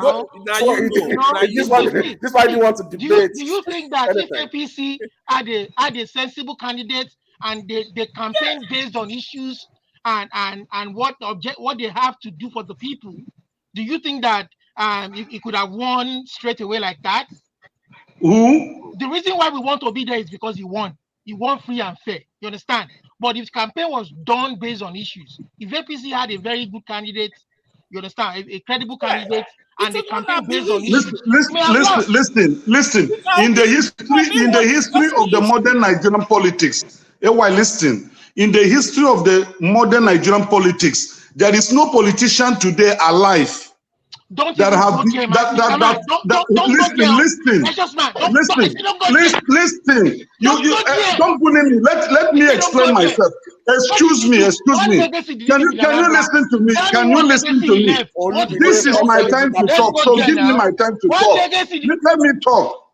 Let me talk. It's my time. Tell me the legacy he left There in is Anambra. no governor in the from 1999 date, no Nigerian governor, ex-governor, that have a clean record, that did not steal the state fund, that did not embezzle, that did not earn gratuity or pension.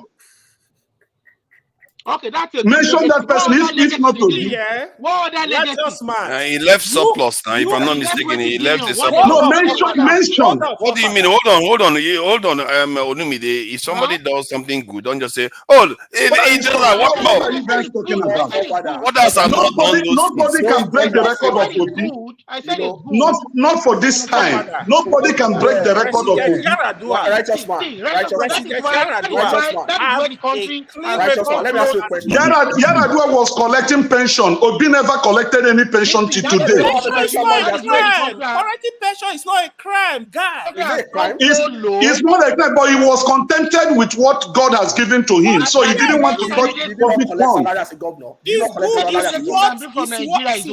Peter Obi has a lot of good stuff. I don't want to go there. Let's not go there. When I heard Peter Obi was not collecting pension, that is a big one. It is a good thing. Is there every state governor that was collecting pension? Let's keep the sentiment and face the issue. You said what? Is there every state governor that was collecting pension? There is no governor in Nigeria that does not collect pension. Mention that person. You are a liar for that. Show us the record. Show us the record. Please don't call me a liar. I have not called you a liar, please. Okay? Be very careful of your words. Be very careful of your words. You can present your word without making a name, okay? Look at the issues here. Dave Umahi is talking about. Dave Umahi built an airport. He built a university completed. Yeah. He built standard hospital completed. That's right. Come on, let's build. Do you know how much? Excuse me. Do you know how much that Ebonyi State is indebted? But there was a development. What kind of development are you? What kind of development are you talking about? The highest illiteracy in the southeast is from Ebonyi State. Highest percentage of illiteracy. You are demonstrating the same thing here.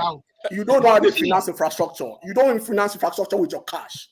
You borrow money to finance infrastructure. But at what cost, buddy? Go and study that. At what cost? Okay, those infrastructures, what are they needing? The airport.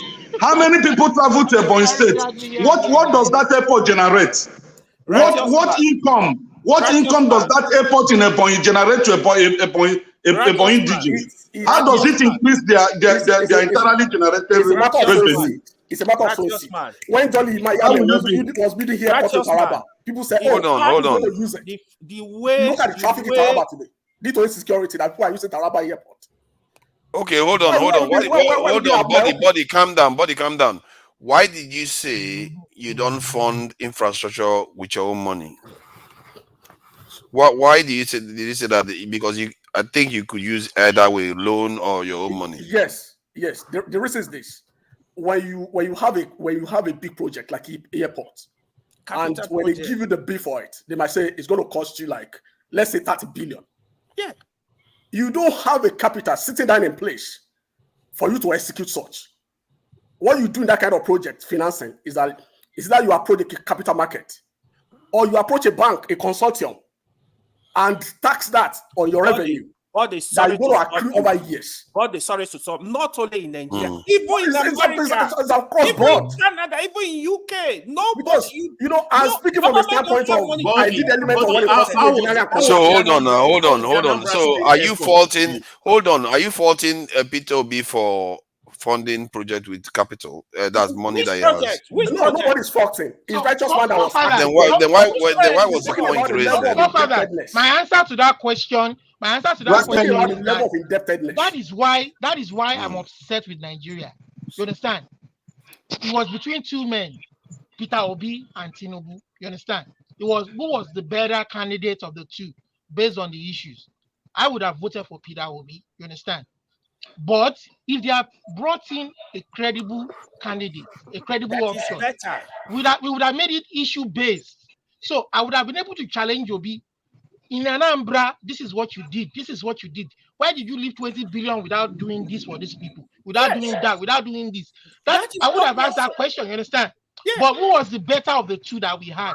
You understand? I would have gone with Obi if we made it issue based. But when you now tell me that he's the only candidate who can solve the problem in Nigeria, I mean, forget that Bocom. No, I don't think they said that. I don't think anybody said never that. said. You see how you guys misinterpret somebody. I never said Obi. Listen, I never said Obi will solve the whole problem in Nigeria. I never said so.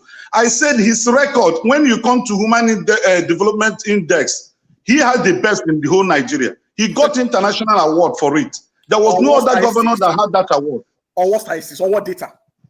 That's human. That's hold on. That is based when they say HDI is based on certain data. You know that. Yeah. So and if he's able to win it internationally, so on data of people in Anambra. Don't just quote anything. Yes, of course, not on the nation. Is the Anambra is where he governed. What do you want him to get for? Hold on, sorry. Let me address this because we have to be fair here. We have to be fair. Hold on. We have to be fair here. You don't expect him to get HGI for Zamfara. Sorry, Ed, we're going to come to you. That's not what we are saying. This guy, you know what Righteous Man is saying? He's trying to take a national comparative analysis. He's not talking about Anambra anymore. Yeah, but is that not what you are saying they are doing for Tinubu too? No, he's comparing. He made AY to compare Omaki with Obi. And I'm telling you that, like, we are talking about infrastructure at this point in time. At the point in time, somebody has a capital. He kept it somewhere. And somebody has a capital. He's investing with it. You know the danger of having the money today and not investing it and keeping it in future.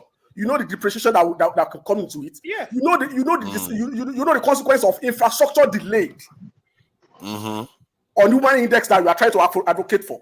I think there's argument there. Today, and you don't there is argument there, but hold on. You can't just build stuff for the sake of it, without just because you have the money in your pocket. If he decides that some other person may find the money useful to use, then he can pass it on. It's not like he's stealing it. You know who the best political leader is? Please, my brother, you hold on. And what content? You know what Awolowo would have done with that kind of money? Do you know what Awolowo would have done with that kind of money? Do we have free education in this state at this period? The best political leader in the history of Nigeria. He wasn't afraid of doing anything. Who is that? If you compare it with other candidates, it might be fair. To come and chop it. But that doesn't mean we should celebrate mediocrity. Chop the money.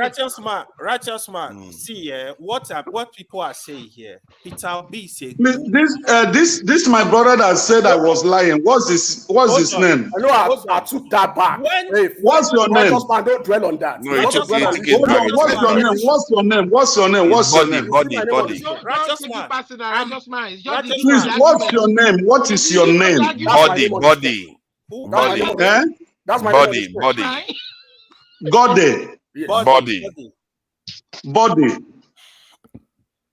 Okay, Mr. Body. Respectfully, I address you. And please, I know you are a matured man. I already took that back. Don't dwell on that. Listen to me. When we are discussing issues, you should minimize, you should know the type of language you use. We are not kids. I don't think you are older than me. I already apologize to you. Righteous man, leave it. Okay, let's allow others to come in because the others have not come in. Ed has even left. Hold on, AY, hold on. Let others come in. Yes. All these people, I'm going to send you people backstage if you don't allow other people to talk. What is Mike Hoggers? Yeah, go ahead.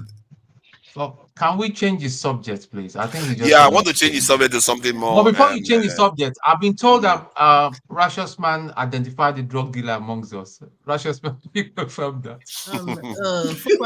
I noticed again. I don't know if it's okay for me to point your attention again to. I think it's my opinion. It would be best to use the method of because, for example. I'm not even talking on my behalf now. I mean, you took my questions. I was asking Righteous Man a question. Let him answer now. Yeah, I'm sorry. I'll let him. I just what's the question, please?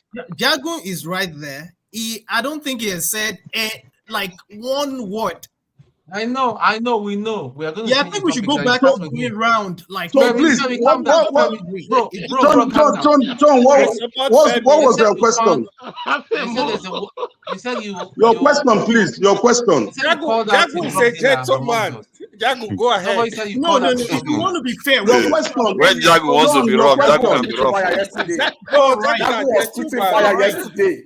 Jagu was spitting fire. I saw him yesterday. Yeah, when Jagu wants to He be was on rough, he'll fire be They rough. said yesterday. you It's okay. identified. I'm just saying. It's Yesterday, I okay. really John, John, Yesterday. John, yesterday. Yeah, please, what was your but question? Ed John, what and was your Femi are question? gentlemen. We They have said to you let the identified gentlemen say a something. John, what drug was your dealer. question, please? Can you hear Your me? what was your question? They said you identified a drug dealer. Is it true? Me? Yeah. Who is Somebody, the person? Who said so? somebody in the comment section. It's the comment Not section. Don't you. mind them. Those young people.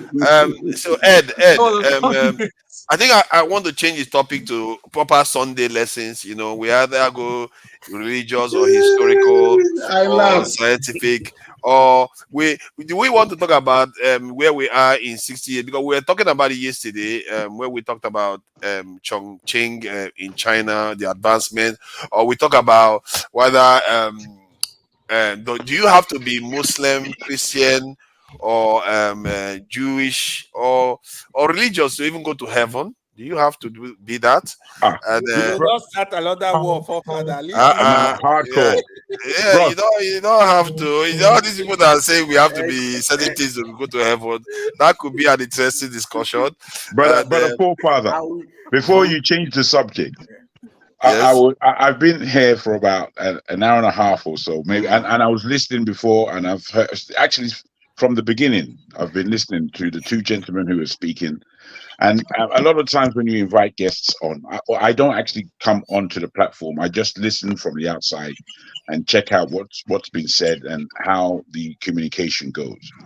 Um, but I must say, man, the level of entertainment for real. Nigerians, we're the best in the world.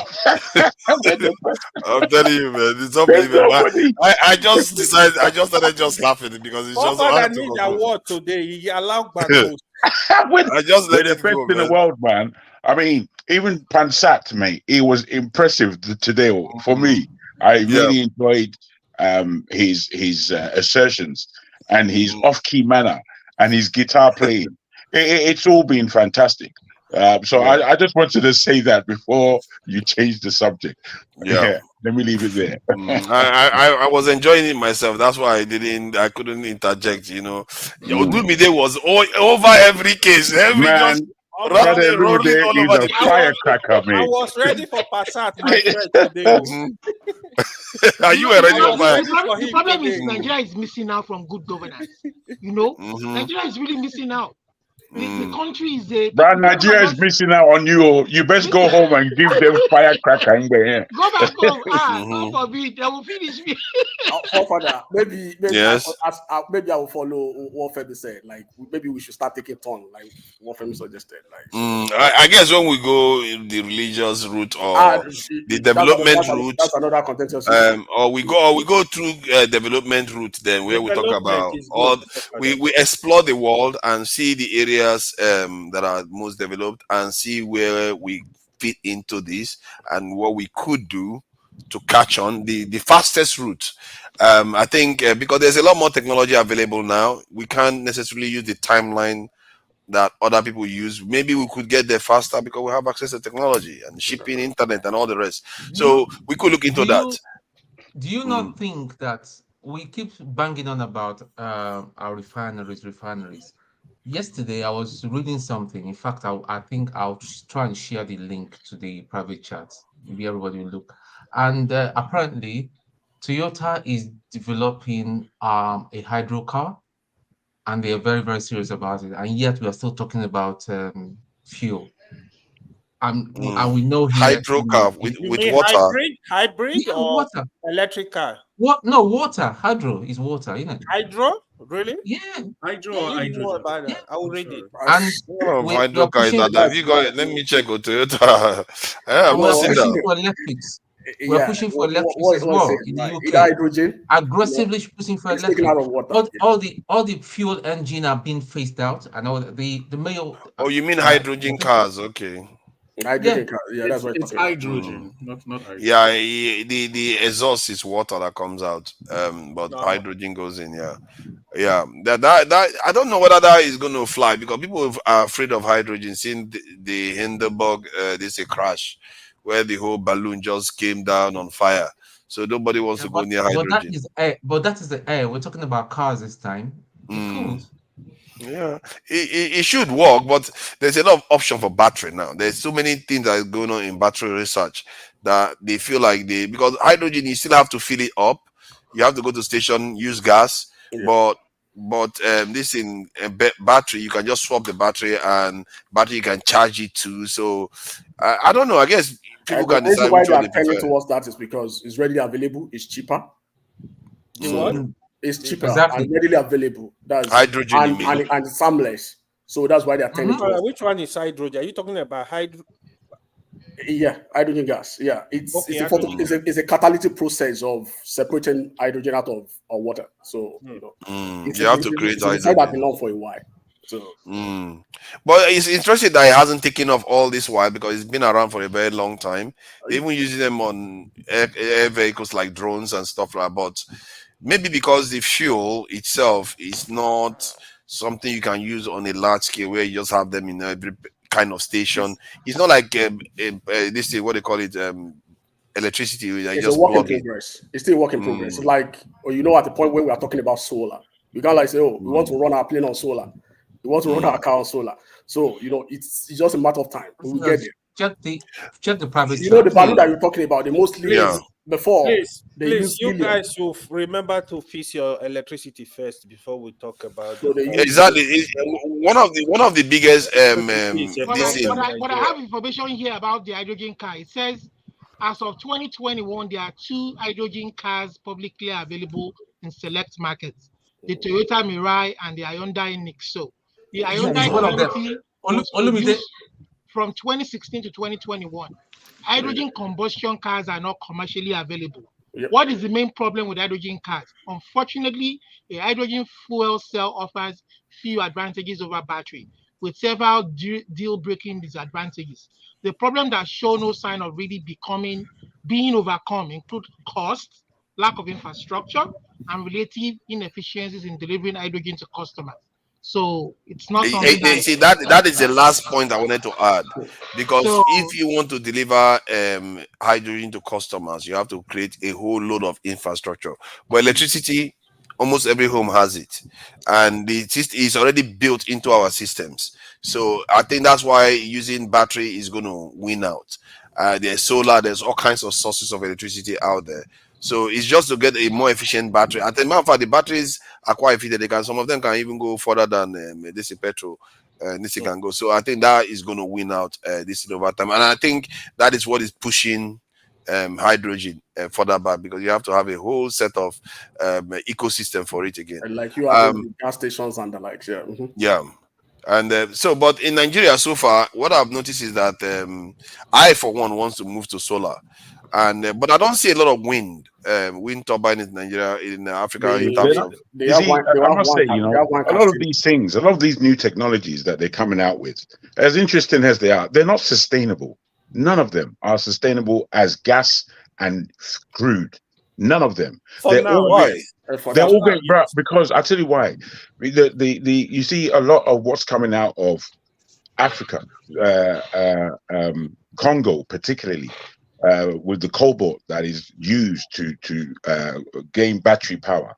This battery power still needs electricity, and electricity today comes from fossil fuels.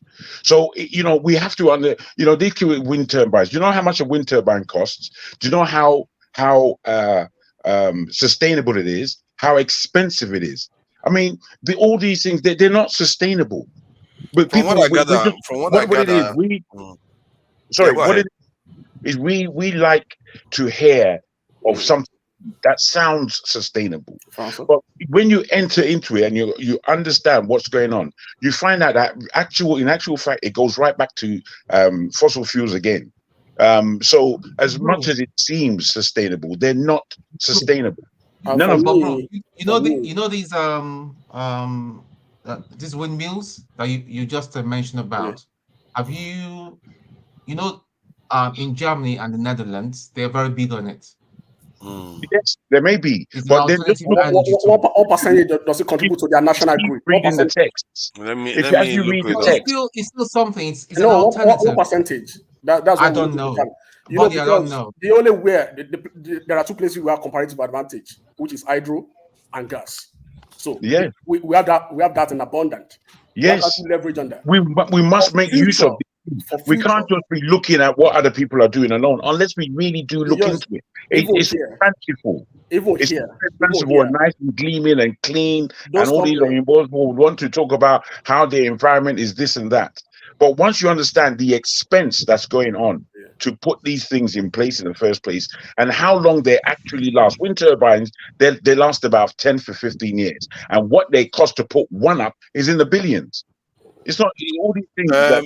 I must say, I'm not sure it's up to the billions, because the components involved in wind turbines are basically steel, carbon fiber. There are Can some I ask processes. you, forefather, have you Yeah, ever seen a wind turbine? Have you seen one? yeah. If you're in the Okay. UK, you have to have seen it now. No, no. Where I saw mine was in Spain, and they are so massive, massive things, and the wind to get the turbines going round. It's a lot of wind power that they use, and then they have a lifespan where they're no longer functional. They don't go on forever and ever. Like it's not you. I think it was Tone that said windmill. Windmill is completely different from a wind turbine. A windmill can go on for as long as you wind want. turbine is massive. It's bigger than It's massive. It's massive. These things don't. I personally, I'm not sure why wind. I don't see any component in wind turbines that prevents them from Hey, working buddy, Wind I have a turbine work question on the for same you. principle with the hydro. Buddy, I have a question for you. I think you Yeah. should enlighten us. So I don't see anything Sorry, stopping it. forefather. The contract President Buhari government gave to Siemens. Come on, man. You're Buy taking us out electricity. again. No, it's Hey, still why? electricity. It's still, that's what I remember. All right. Contract. Yeah, Siemens contract. What's going on with that contract? What? It's still work in You progress. have They're still in the country. They're still installing transmitter all around, transformers all around. So when are they thinking? Where? When are they thinking? Where are they? There's nothing like that going on. Nothing like that going on. You can check. I think But I'm in it's happening. Lagos. I checked that out. It's still going on. I did check it out. It's still going on. They were in the country. Yeah. You know, they are still even Lagos that you're talking about. They install almost about 2 big transformers. Okay, somebody say Olu said they are working on it. Yeah. You know, there is a big contract. Hopefully, it's gonna help. It's gonna help. You know, it's still working I progress. just want good for Nigeria, You know man. the issue is this. You know the issue most time is this. All those stuff, they are not kind of stuff that you go to chef and pick up. I know. It's a long-term thing that you have to enter a contract with a cement. They manufacture. They come around, they install. So, and it's because of the COVID of the thing. The plan changed. I think they're supposed to deliver everything by 2026 or thereabouts. So they have to change the deadline all over again. So that's all I know. Buddy, They were supposed to. You see and this in Buddy. You are really, really slick there. What you did there, that is diabolical. Yeah, because the data that you gave, the two ends seems to be conforming to what you say is trying to give people the impression that something is happening and it's all right. That's what my point. So when they were supposed to deliver it was 2025, which means that if it was I said the plan changed because of COVID. I said I don't know what's going on again. Hold on now. That's I'm my not speaking point. for the government. Hold on, I know. Let me make my point. Are you ready now? I just read it once and I remember. What are you telling me? So it was supposed to be 2025. You told people it's 2026. No, that's what they postponed it to was 2030. I said, I don't even know. Yeah, but you say you don't even know. That's one that I find strange. That how can you know 2026 and you don't know the when they pushed it? I said it changed. I don't know when. Okay, it's all right. I'll leave that. So the point is that was very frustrating for me because don't prosecute me for that, father. No, I'm not. Sorry. See, the thing is, at least you were sharing information. To be fair, I don't know what I was thinking. So the point is that I was frustrated by it when I saw it, because this is the kind of stuff it gives me trust issues, where our government say they want to do one thing, they just keep postponing, they never do anything. And he just confirms. I don't like my suspicions to be confirmed. It just confirms my argument that these people are just coasting us along. They are not looking to govern us. They are not looking to fix anything. Now we are going to be looking to 2030 again. 2030, who says not something else is not going to happen? Nah, definitely. I just hope by that time, all the mobile power plants and all the plants that the states are building actually kick in and start generating power for them. But if that is national grid, how are you supposed to transport the electricity? You know, that's what we've been advocating over time, that like the state should come on board since they signed that deregulation law for state to like have their facility in place, generate power, distribute. I think they are doing that. I think Abuja is building its own now. 300 it's still the federal government of the thing. But who is going to fund the gas state? company? Who will fund the state's power project though? No, the state have to source for funding. It's very cheap, actually. It's not that expensive to get power. I don't know why states are always struggling with these things. If it is doing something along that, they sign an agreement of fusion, which I saw online. So that this is let's go back to the topic that we were discussing before we get round into Nigeria. You have to sign power purchase agreement. What do you call it? They call it purchase agreement, something like that. You have to guarantee that you're going to buy it. Yeah, purchase order, isn't it? Or this in the purchase kind of power purchase agreement, something like that. Because the state have to guarantee that you're going to produce. Are you ready to buy? So yes, you have to give them a reassurance, legally binding reassurance that you're going to buy it. You're going to buy it. So this is the German energy this in a kind of energy mix chart, isn't it? Yeah, energy mix, key term. So this is renewable, which is quite significant for the 4%. And look at the wind one, offshore wind and onshore wind. So altogether is about 20% of German energy supply. Solar, 60-something%. That is a lot. No, 10%. That means 10%. So of this in the energy production in Germany. So it means solar is kicking in, renewables are kicking in. All these are renewables, really. All these ones are renewables. So if you put all of them together, that's what they amount to. So they are kicking in, and their prices are coming down, and it's just going to get better and better. And I don't see any reason why. The only reason why I don't like it for Nigeria, because it involves a lot of technology. Some of all this stuff they are doing involves a lot of technology, and we don't necessarily have the relevant skill sets to start mass manufacturing all these things yet. So our priority is generating electricity. So whichever way we can generate it, we should do it, from coal, from gas, from anything. If we have to, whatever we can get, because we need that electricity to be able to industrialize. Yeah. So build nuclear power plant. Who cares? And whatever they can do, build it anywhere. Just do anything. I think when I say technological revolution, we need like 100% of everybody needs to start learning technology. If you are going to school, you have to learn technology, because it's the language of the future. Forget it. And because we are behind, we need to move headlong into it. And this is the thing, that it doesn't cost anybody anything to do. Even I don't know why they don't do it. It doesn't cost him anything. So that is the other thing. Look at Hope Uzodinma, for example. He said he want to send 4,000 people outside the country. If Hope Uzodinma has said, I'm going to build an ICT school, or whatever he's going to call it, in such a way that he will train the youth in technology, even if they have to work remotely, like build a village, ICT village, I would have supported him.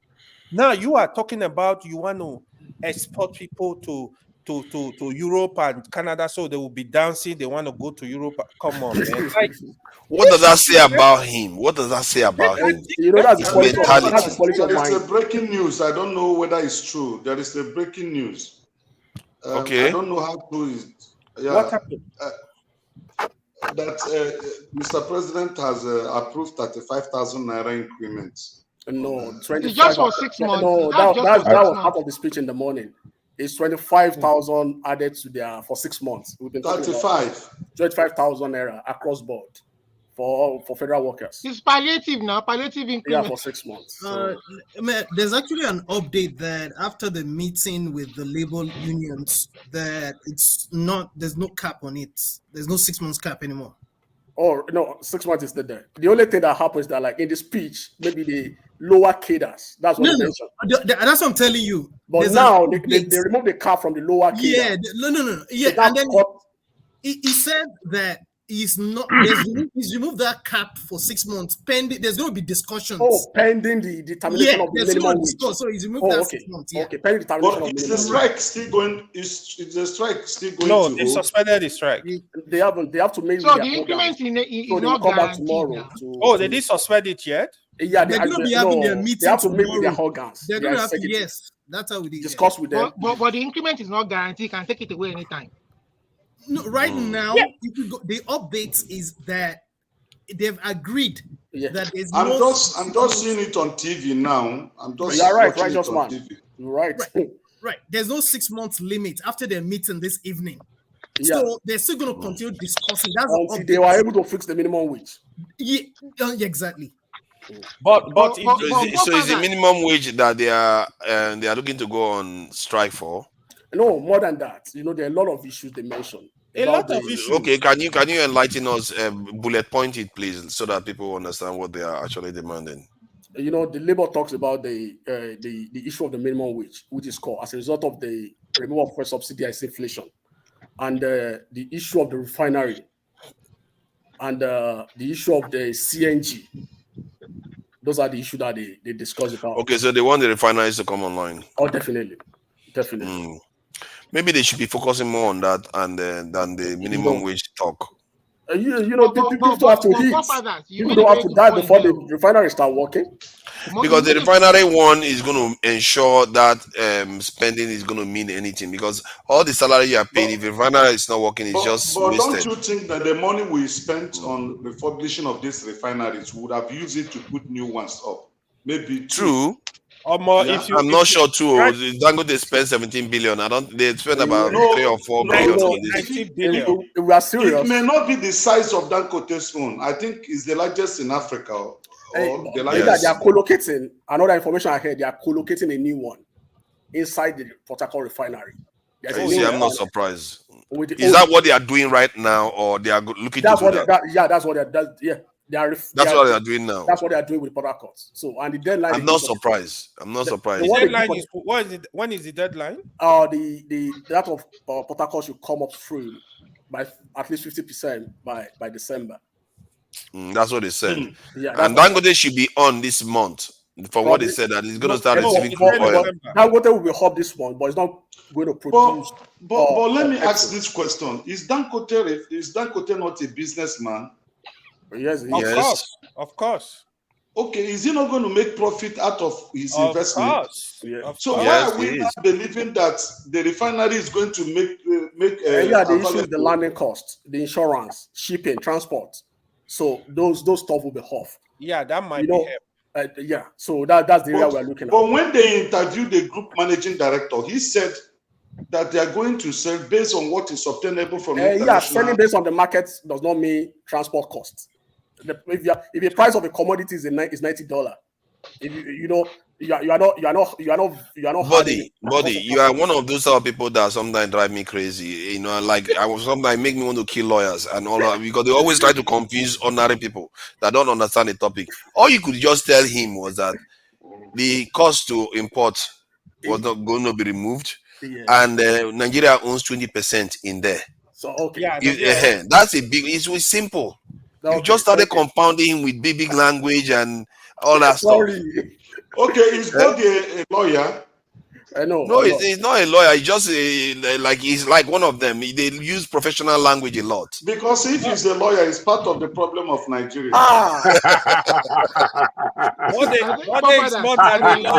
Nigeria is look into that renewable energy source. Is more learned than a lawyer. The gas can provide more than 50% of our electricity.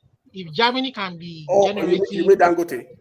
No, I'm saying electricity. Dangote will be generating electricity as well. Will be generating I'm quite surprised. CNG is quite effective, because recently when I was in Nigeria, I was spending about 60,000 a week just to power some generator. And when they converted to CNG, the price completely plummeted. I was surprised, and it appears the generator is working better, which is weird. And it can create jobs, if they encourage these companies, Yeah, foreign companies to but come, converting it to they converting can it now create is jobs for our youth. 125,000. Yeah, I think by the time you buy the cylinder and everything, isn't it? And Yeah, that's what it it's going to costs. come down with time because there's more push on it. Because so Well, you save the money within 3 months because the petrol is so expensive now. You save the money when you go to CNG within 3 months. That was what I observed anyway. So in terms of most homes in Lagos are no longer using generator. Most homes. What are they using? What are they using? Yeah. If NEPA sees this light, you just sleep like that. I thought you were going to say solar. I thought that's what you wanted to bring it. Like just sleep solar like is that. another renewable source. They can tap into solar. But verify. You have people in Nigeria. Verify from them. Once NEPA sees this light now, nobody. It's just few people. My brother uses solar in Lagos. People. He uses solar in Lagos. People use solar. But you can't use solar to power your AC. Yeah, some of the stuff. Yeah, the big items. Yes, Yeah. correct. We have some AC that runs on solar. I think we need. No, those ones doesn't last. That AC that runs on solar doesn't last. We don't manufacture solar. So that's another problem. We don't manufacture solar and panels. most solars in Nigeria. Most solars in Nigeria are from China. That is doing it. Most solars in Nigeria are from China. We have a company in Maiduguri right now. That is doing In Maiduguri? Yeah. Okay. They manufacture solar panels. Mm-hmm. Do you have their name? Is that a Chinese company or a Nigerian company? It's a Chinese company. There you go. I think they said there is one in Sokoto as well. And they partner with Borno State government on the issue of the electrification of their new school infrastructures. So they started. But it's interesting. Why are they locating all this in the north? Is it because they have more sun? Is that the idea? They have more sun, cheaper.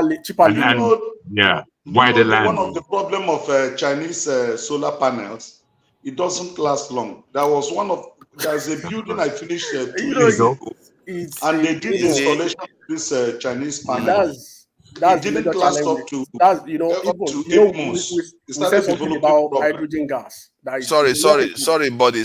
I think Righteous Man is reporting something that as stakeholders in Nigeria, I have to watch out. What are you saying? That solar panels normally are meant to last 10 years or so. Are you telling me solar panels are taking that in Nigeria? There's this building I completed. My client lives in Germany. I completed it about 2 years ago. So he did the installation of this solar panel, and I think it was a Chinese phone. Though my friend advised him to buy India or Korea owned, but he went for the Chinese phone. After 8 months, the whole thing it just packed up. Thank God that he didn't but we know why it packed up, though. Is it the solar panels, the inverter, or something? No, the solar panel. The solar panels pack up. He started developing moisture.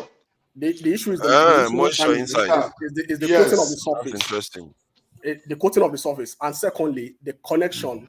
The way they do connection in Nigeria, they don't usually heart it. They don't usually heart it. So whenever there is a thunderstorm, there's a strike. So it's usually but you can't build without arting. They don't. I've seen cases. And you know what? I've seen it too. I saw it happen. How many? How can an engineer build a house without arting? I mean, you'll be surprised what some Nigerian engineers are up to. They had to go and pull the wires out from the ground and had it replaced in Nigeria. It's awful, and it destroyed a lot of electronics. Yes. What the engineer did. That's suicidal now. You don't try it. He kept blowing this up. Nobody knew that, and nobody knew that was the reason why it was happening. It was some other person that was coming to fix electrical stuff said, "This stuff is not supposed to be like this." So, in the construction industry now, we try to advance, and we no longer use chambers to channel waste. We don't use chambers again. That's old method. We use 9.9 charisma pipe now. Okay. So anything, even if you throw a head of a newborn baby there, it will flush without creating chambers. I think that makes sense. Yeah, that's what we're using now. Okay, I think we have to look. I guess nobody has told me that But Nigerian what about solar panels are situation failing. like it's we can't really, as in nothing's absolute in engineering. What about a situation whereby something blocked it? How do you remedy that? Since you don't have a chamber, that means you have to break the whole pipe. No. The size of the pipe is called 9.9. Okay. That 9.9 is as big as, just look at this circumference. Okay. Yeah, very big. So the design is that you have only one chamber. That chamber is the one that flows from up down to the bottom of the house, that they connect it to the sockaway. And in Nigeria now, we're no longer doing the old sockaway. We do what is called digestive sockaway. It lasts for 100 years. You can't evacuate it. Yeah, it dissolves and turns to dust. So all those old systems. That's interesting. If you're a current engineer, you don't work on those. Is he body now? That's the new one. I've never heard of that. What did you call it? What kind of soccer way did you call that? Digestive soccer way. 100 years. Yes. So, but does this thing the whole place up? Do you? No. See, the moment you construct it, okay, you can use it to generate gas and supply gas. Is it underground still? Gas is way forward. Yeah, it's underground. Okay, that's interesting. You dig about 10 feet or 7 feet, depending on the size of the house. Okay. Then after it, you cover it. It undertakes some processes, channelings. But after you put the chemical, there is a required chemical, the percentage of chemical you need to bury along. So by the time you start using the sockaway, for 100 years, you will not open it because it is free of odor. Rats and all these rodents cannot inhabit it. All these cockroaches. There's nothing like So where did this technology come from? Where did this technology come from? It was developed in Ghana. It was developed in Ghana. So they started, using it. And then they started exporting it down to Ivory Coast, from Ivory Coast to Benin Republic before it got to Nigeria. Oh, you just put the chemical once? Yeah. You seal it up. At least I have done in Lekki. I have done in. What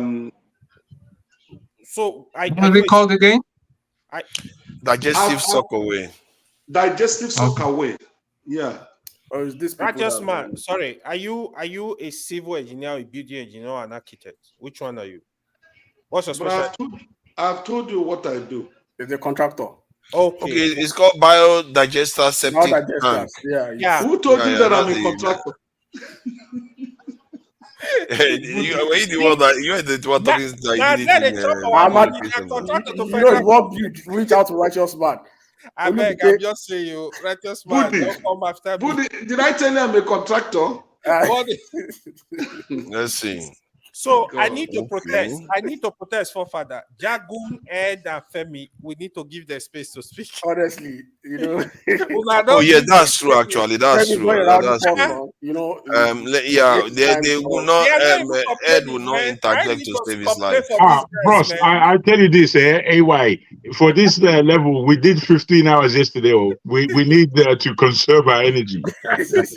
Yeah, 15 hours, man. And we went deep. Look, righteous man, let's let Ed come in and Femi come in, please. We can carry on. Let Femi come in. Ed has been busy, it's really it's preparing for tomorrow. So where do we go with our energy supply or technological innovation? What would you advocate in terms of to short circuit some of all these problems we keep having? You can come with electricity because electricity is one of the biggest problems we have in terms of technology, isn't it? Yeah, it's one of our probably in the top three. Maybe in addition to security, you definitely have to put power because it doesn't matter what other thing. Whether if you like, we should build all the roads and railways and power is of critical. In fact, it's a security issue. Let's just be that way. Now, of course, where I align most times, so it's not going to come as a surprise to you if I go the technology route. If there's anything that gives me joy about Nigeria, is actually Nigerians So let me just emphasize it. It's not Nigeria per se, but Nigerians who again continue to hoist Nigeria's flag single-handedly. Nigerians they're just suffering, no support from anywhere. It's just that Nigerianness, that I can do spirit, like we go die. Doggedness. Now, so I just want to be clear there. Now, I did tell you, and eventually I'm still writing my scripts on my YouTube channel because I want to just point out things that have to do with a lot of things that are actually going on under the radar in Nigeria when it comes to technology. We think we there's things that are going on, but anyway, now so I want to dispute two things, please, real quick. I'll try to be as short as I can, and I'll veer off a bit before I come back here. Now, I just want to correct something, and I'm not one to try to name names, so I'm not going to name names. I took social history of America intentionally when I was taking my classes when I was in New York, and I can tell you unequivocally that it is not actually true. The Republican Party of today is not the Republican Party of yesteryears. Let me just correct impressions now. Yeah, that's true. I forgot to correct that. That's right. I'm not going to go into much into detail. The cross aisles, Exactly. those sneaky And there's a lot of things that Democrats. happened before, even prior to Eisenhower's time, that made things change. So even with Robert Kennedy, a lot of people refer to Robert Kennedy. What people don't realize, and I didn't realize this until a couple of years ago, several years ago back, that even the Kennedy family, their background, even after the proclamation, they're still held slaves. But that's a topic for another day. So I just want to be careful about what we think happened and the reality of what happened. There's a reason why blacks vote tend more towards Democrats. So I just thought to make that known so that we very, very correct. I wanted to point that out. I forgot. Anyway, so I just deviated. I didn't have a choice. The other thing I'm going to speak to technology again. I'm going to keep you as brief as I can. There's another thing I want to debunk.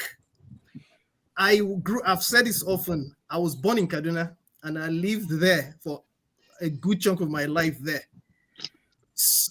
I'll tell you this for free. Northerners are some of the smartest people.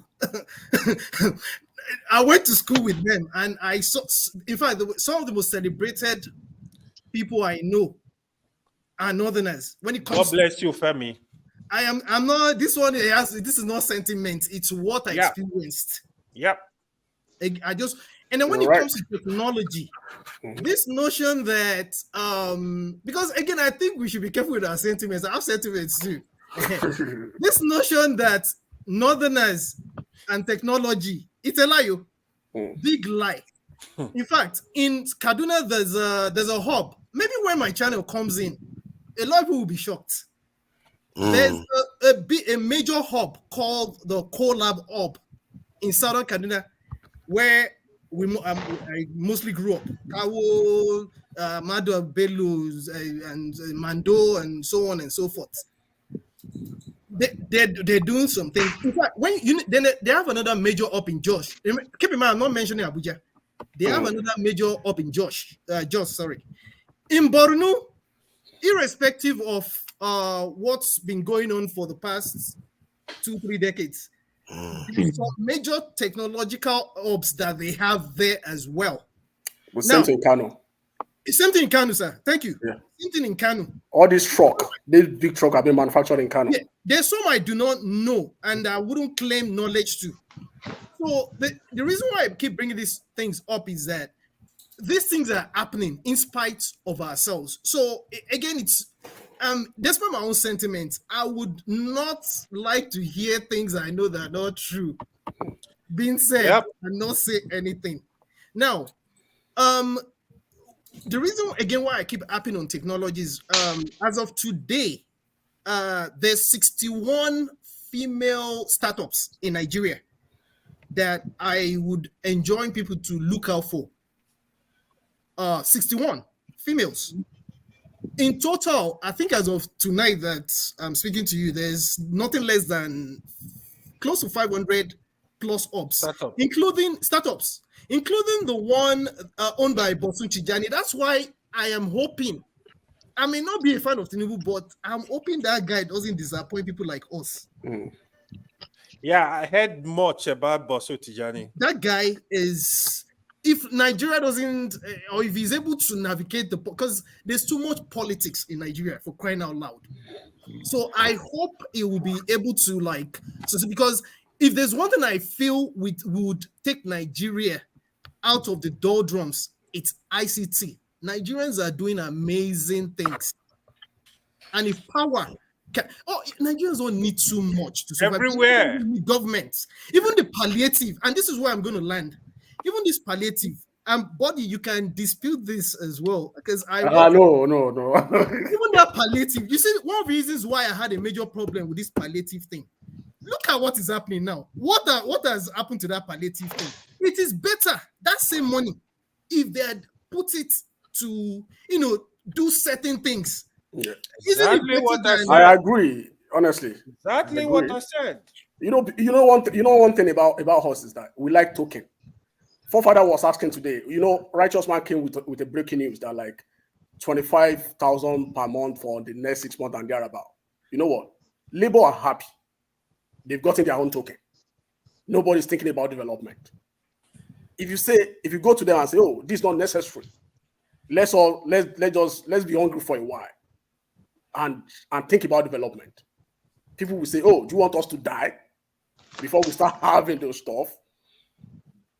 So that's our pain, that's our challenges. So how do we navigate it? So that's we need a leader that can communicate and give us the idea of, oh, this thing will deliver it in 6 months.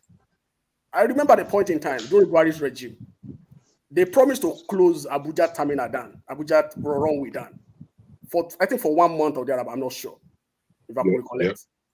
Yeah.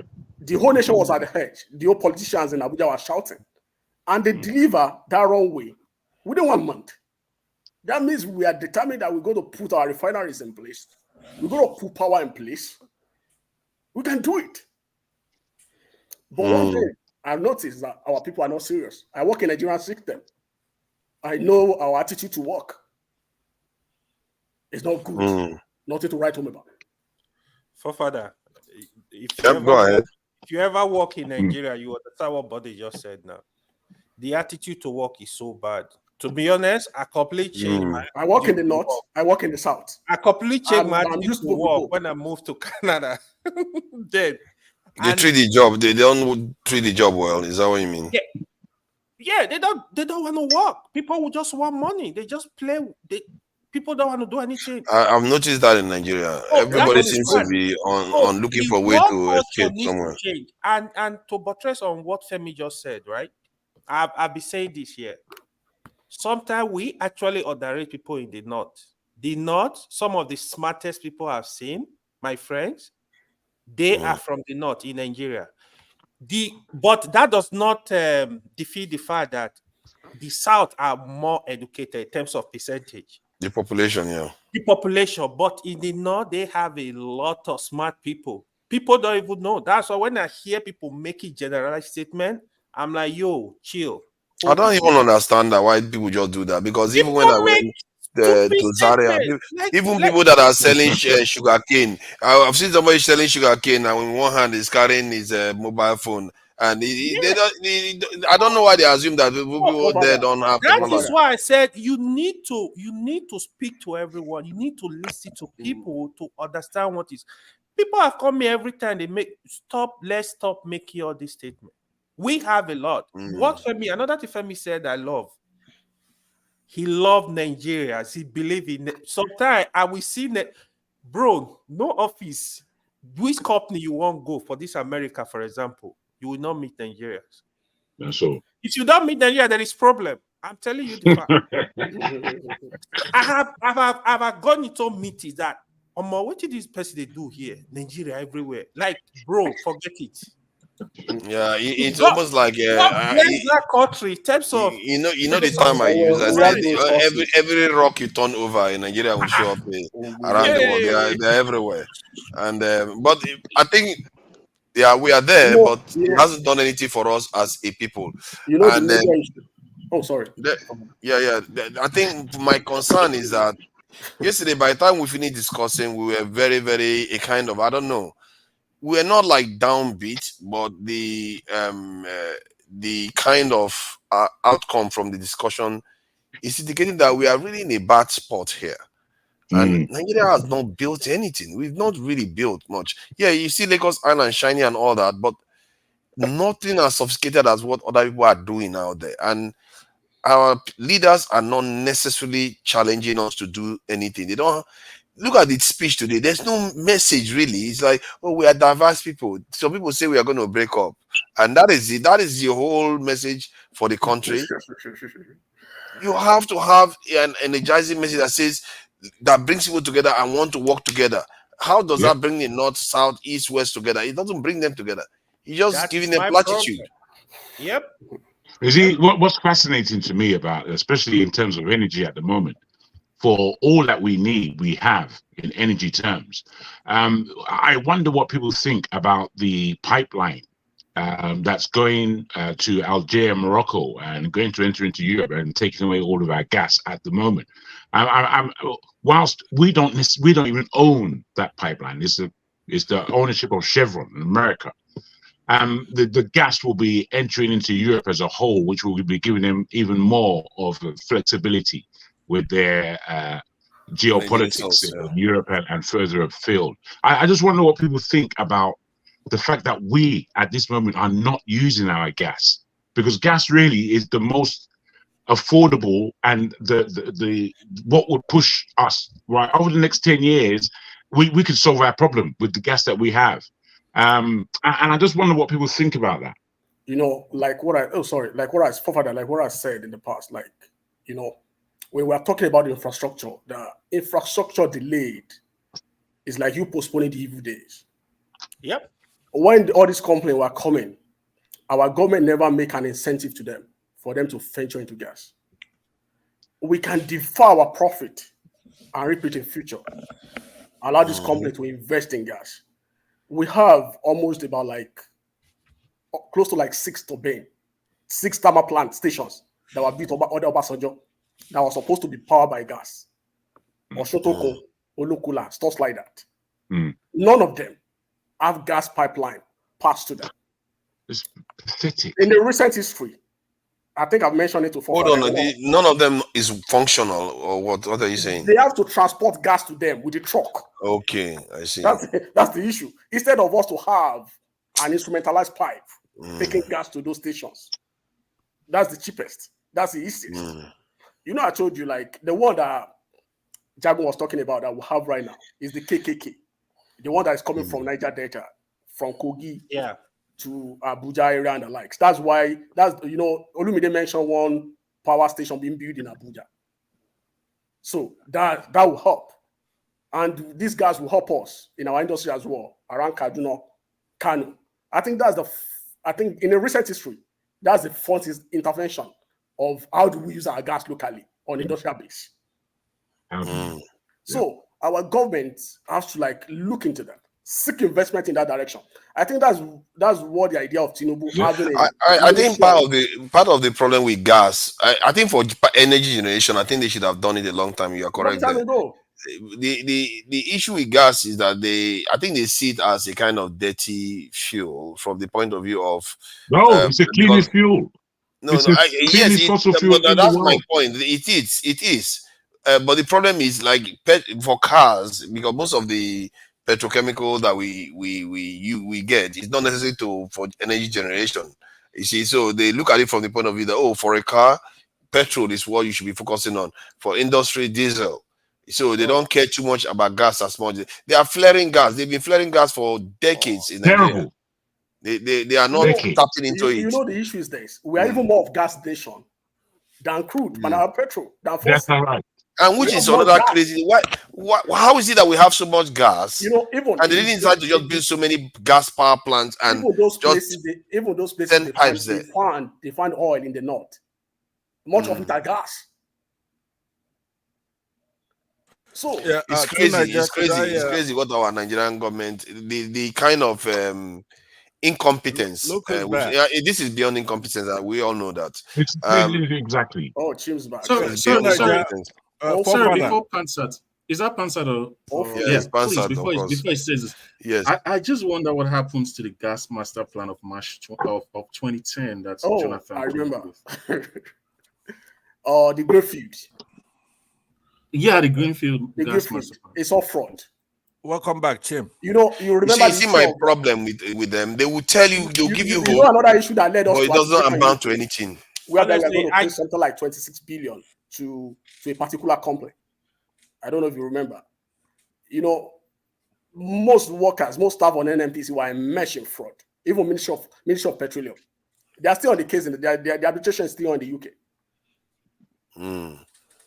So what about the AKK pipeline? It's still ongoing. They're still working on it. They are still working on it? Yeah, they're taking it. Yeah.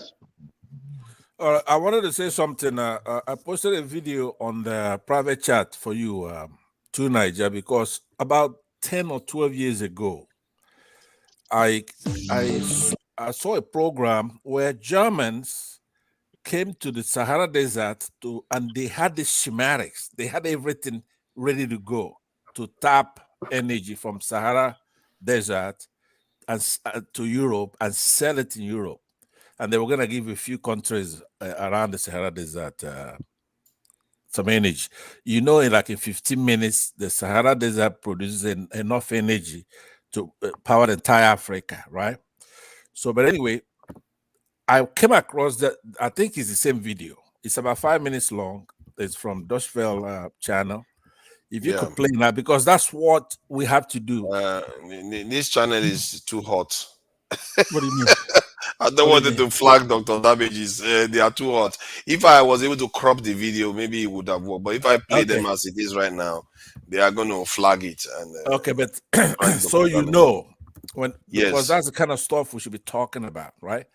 That Sahara Desert has our energy. I mean, in terms of what? Sorry, Pansat. Where is the energy coming from? Sorry, it's coming from the sun, from Sahara Desert. Okay, the solar energy. Okay, right. So they came there to steal it. I mean, they had it all done. The schematics, all Africans have to do is just to take that stuff and do it, because they were eventually stopped politically. That's the only thing that stopped it. But that's over 10 years ago, a decade ago.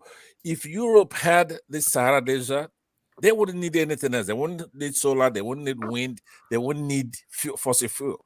Problem is that they cannot politically take it now.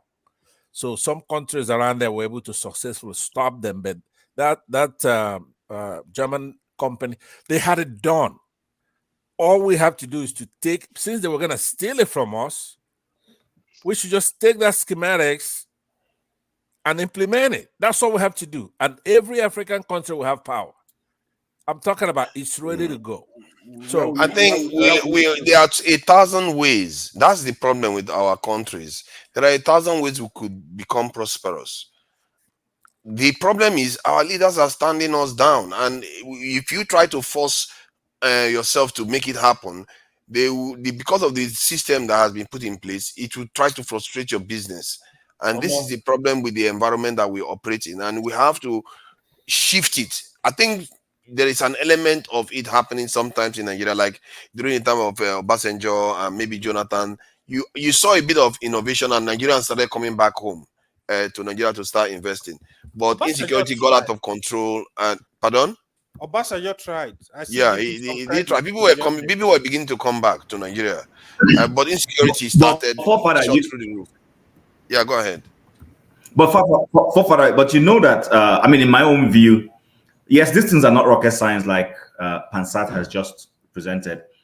Personally, I think our problem is we have a what's it called? What's that small generator in Nigeria? What's that small generator? There's a pass my neighbor mindset. We have I pass that my is neighbor the classic mindset of Nigeria. Yes, not just Nigeria. Well, okay, Nigerians in this instance. So why do I bring that up? It looks to me that we always want to have one very prominent person standing out in the crowd of a community to whom everybody goes to.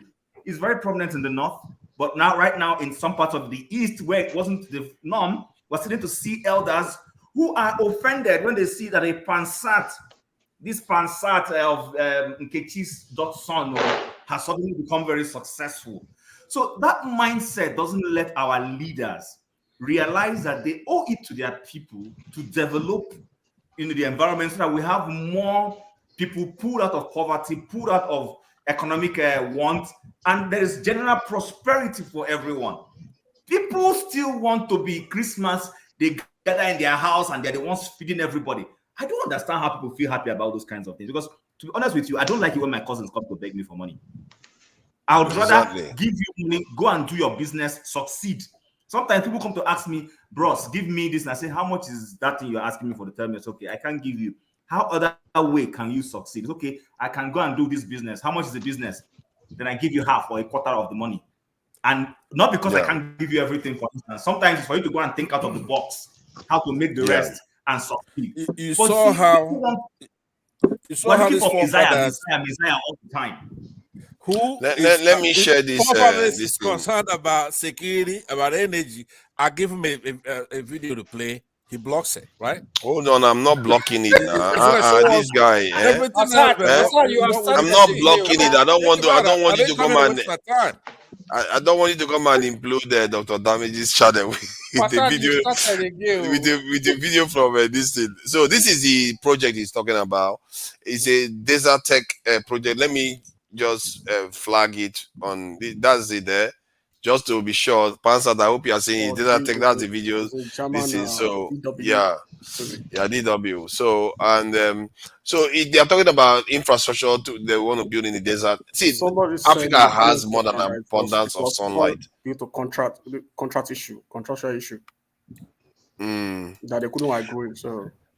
And this technology is not even that advanced. It's basically mirrors. Like if you are made, because there are two types of solar energy, isn't it? There is a photovoltaic one, and I think the other one that has to do with thermal. This thing, that thermal one is basically mirror. Create a mirror and point it at a focal point, hit some kind of liquid or gas, and use it to drive a turbine, and you have this in electricity. So it's not that advanced. This is why I want you to. The issue here is this technology, right? But maybe you could get permission. I wanted this thing to be played because it's very, very important. The reason being that they thought they can steal it. They've already made the schematic, so the technology is there. And this is over 10 years ago. Right? Will you be there when YouTube? Are you going to be there when YouTube sends us? I'm saying try to get permission to play. Don't do it illegally. Get permission to play, but it's important in the sense that everyone can go watch it privately. They go watch it privately. We want people in Nigeria who are in office, this administration that we have now, or other Africans, Ghana, they should know that this technology exists. All they need to do is to work together and tap that. That's a big resource. But now let me address something you were talking about behind my back, which was that the North, this nirvana of technology. Now, when we say people have to embrace technology, it doesn't mean that you went and installed satellite in or you have a good phone. Okay, like Rudolph was telling me to bring iPhone. Look, you have to educate technology. You can only attain it by education or by training. Even if you don't want to go to college, you have to go some kind of technical school. You have to have that in mind, that you have to educate a lot of people in that area, right? You have to embrace other Nigerians. You cannot be an island. You can't isolate, for example, the Southeast. You build trains in your area, or like you say, the North is doing good now. Or look at, you were naming some cities that have some hub, right? That's not technology. It doesn't have barriers. It's scaled. It's scaled. Even for the entrepreneurs who are going to deploy it, you need the entire country. That's why Nigeria is the giant of Africa. Is the population of Nigeria.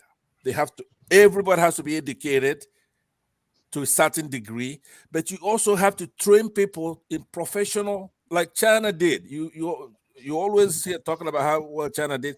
Do you know how many people China sent over here in the United States in the 70s and 80s? Engineering, hundreds and hundreds every year. You go to the campus and they're in the tech department. They're in the chemistry, Yes. physics. So, right? but that was deliberate, and they did it so that they can tap into them later. But Right, let me we land on. send them to come and settle here. Right. So yeah, that's right. But who's gonna go back to Nigeria for you, right? But again, those people they put something together to attract people to come back, and they're secure, right? You have to have security. But again, why don't we? Yeah. Let's even say the security is there. Right. I'm not sure how many of us followed the Jonathan Goodluck power plan when we had is it Dr. Batenaji as the Minister of Communications? Sorry, Minister of Power. Yeah, yes. Batenaji followed. All right. Yeah. So you know that guy resigned the job and left. Yeah. You They remember? push him out. All right. So has nobody ever found out why that guy left that job? He had dry interest.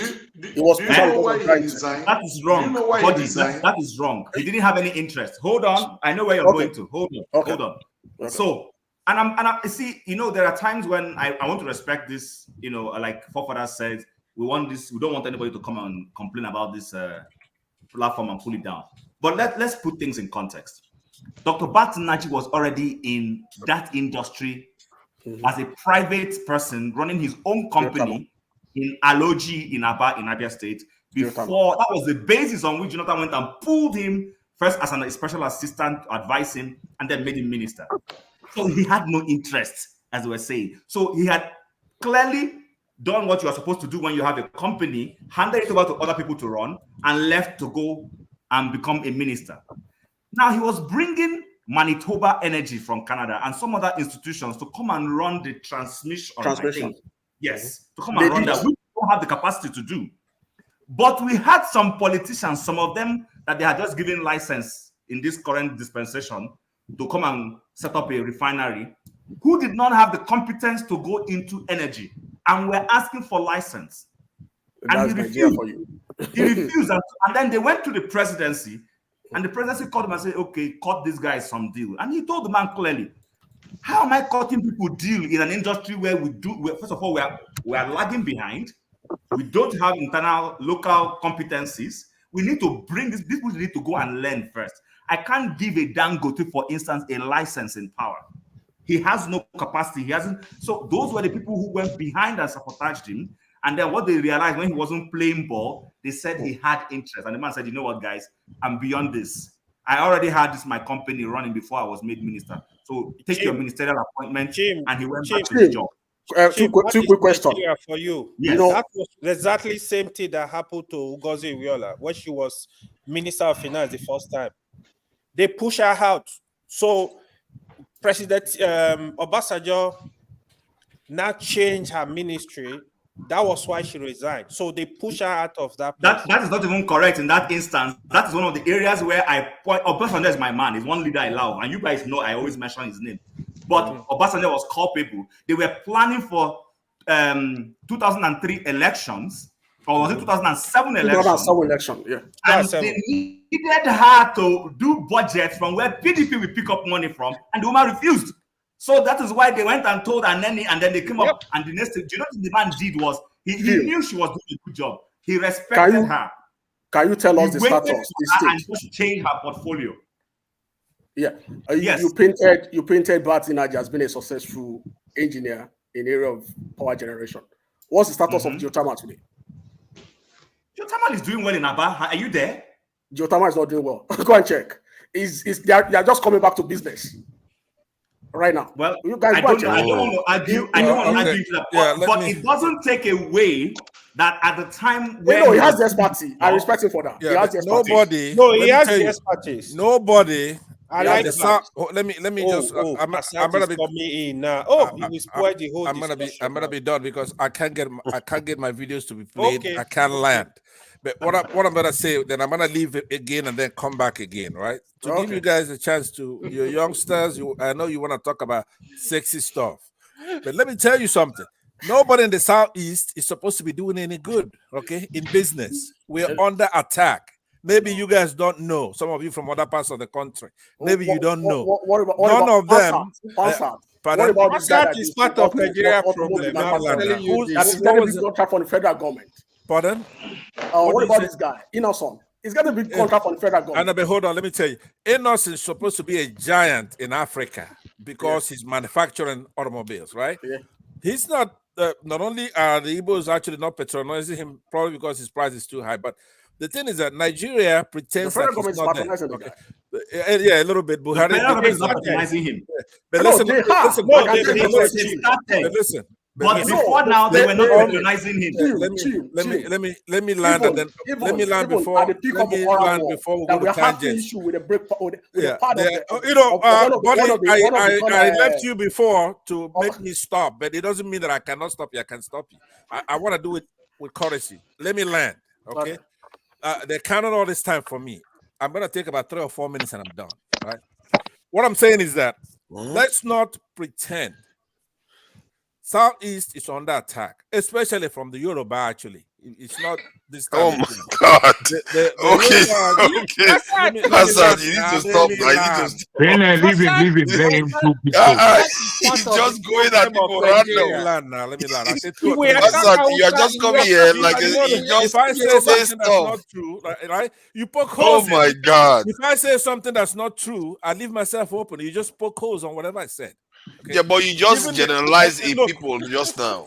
Forefathers, not only your voice really irritates me, to be honest with you. Okay, I don't care. You just generalize people just now pass that. It's not. You just say Yoruba people are attacking Igbo people. Yorubas are here. They will attack you. I know now. If you went here, I will say it. Come on, man. Yorubas are here. Jagon is here, and others. Oh, Femi God. is here, right? And others. Listen to what I'm saying to you, because you know what. The Yorubas doesn't belong only to the Yorubas. The Yorubas belongs to me too, right? The Hausas belong to me. So the point is that Yoruba. I am now he pointing owns it out now. what is the problem in the country. I'm going to tell you. Somebody like Innocent barely survived the court action that was going to take him down. Okay, he actually won the case. He's supposed to get money from them, but still, it doesn't matter. He's under attack. They tried to actually put him in jail, right? From a 19 something deposition or something, right? And they would conspire, and it's the Yorubas that are doing it to the Igbos. They're competing with them for what I don't know what. They don't want Igbos to even have a train. They don't want them to have a seaport. They don't want to have anything. No. So that's the truth now. They're being manipulated. That doesn't sound right. Let me land now. Poke holes when I'm done. I say 2 minutes. I mean, it's by observation. Everything I'm saying is by observation. Google it.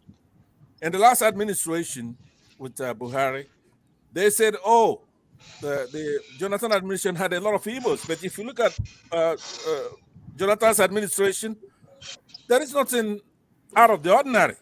Jonathan picked even his INEC chairman naively is from the north, right?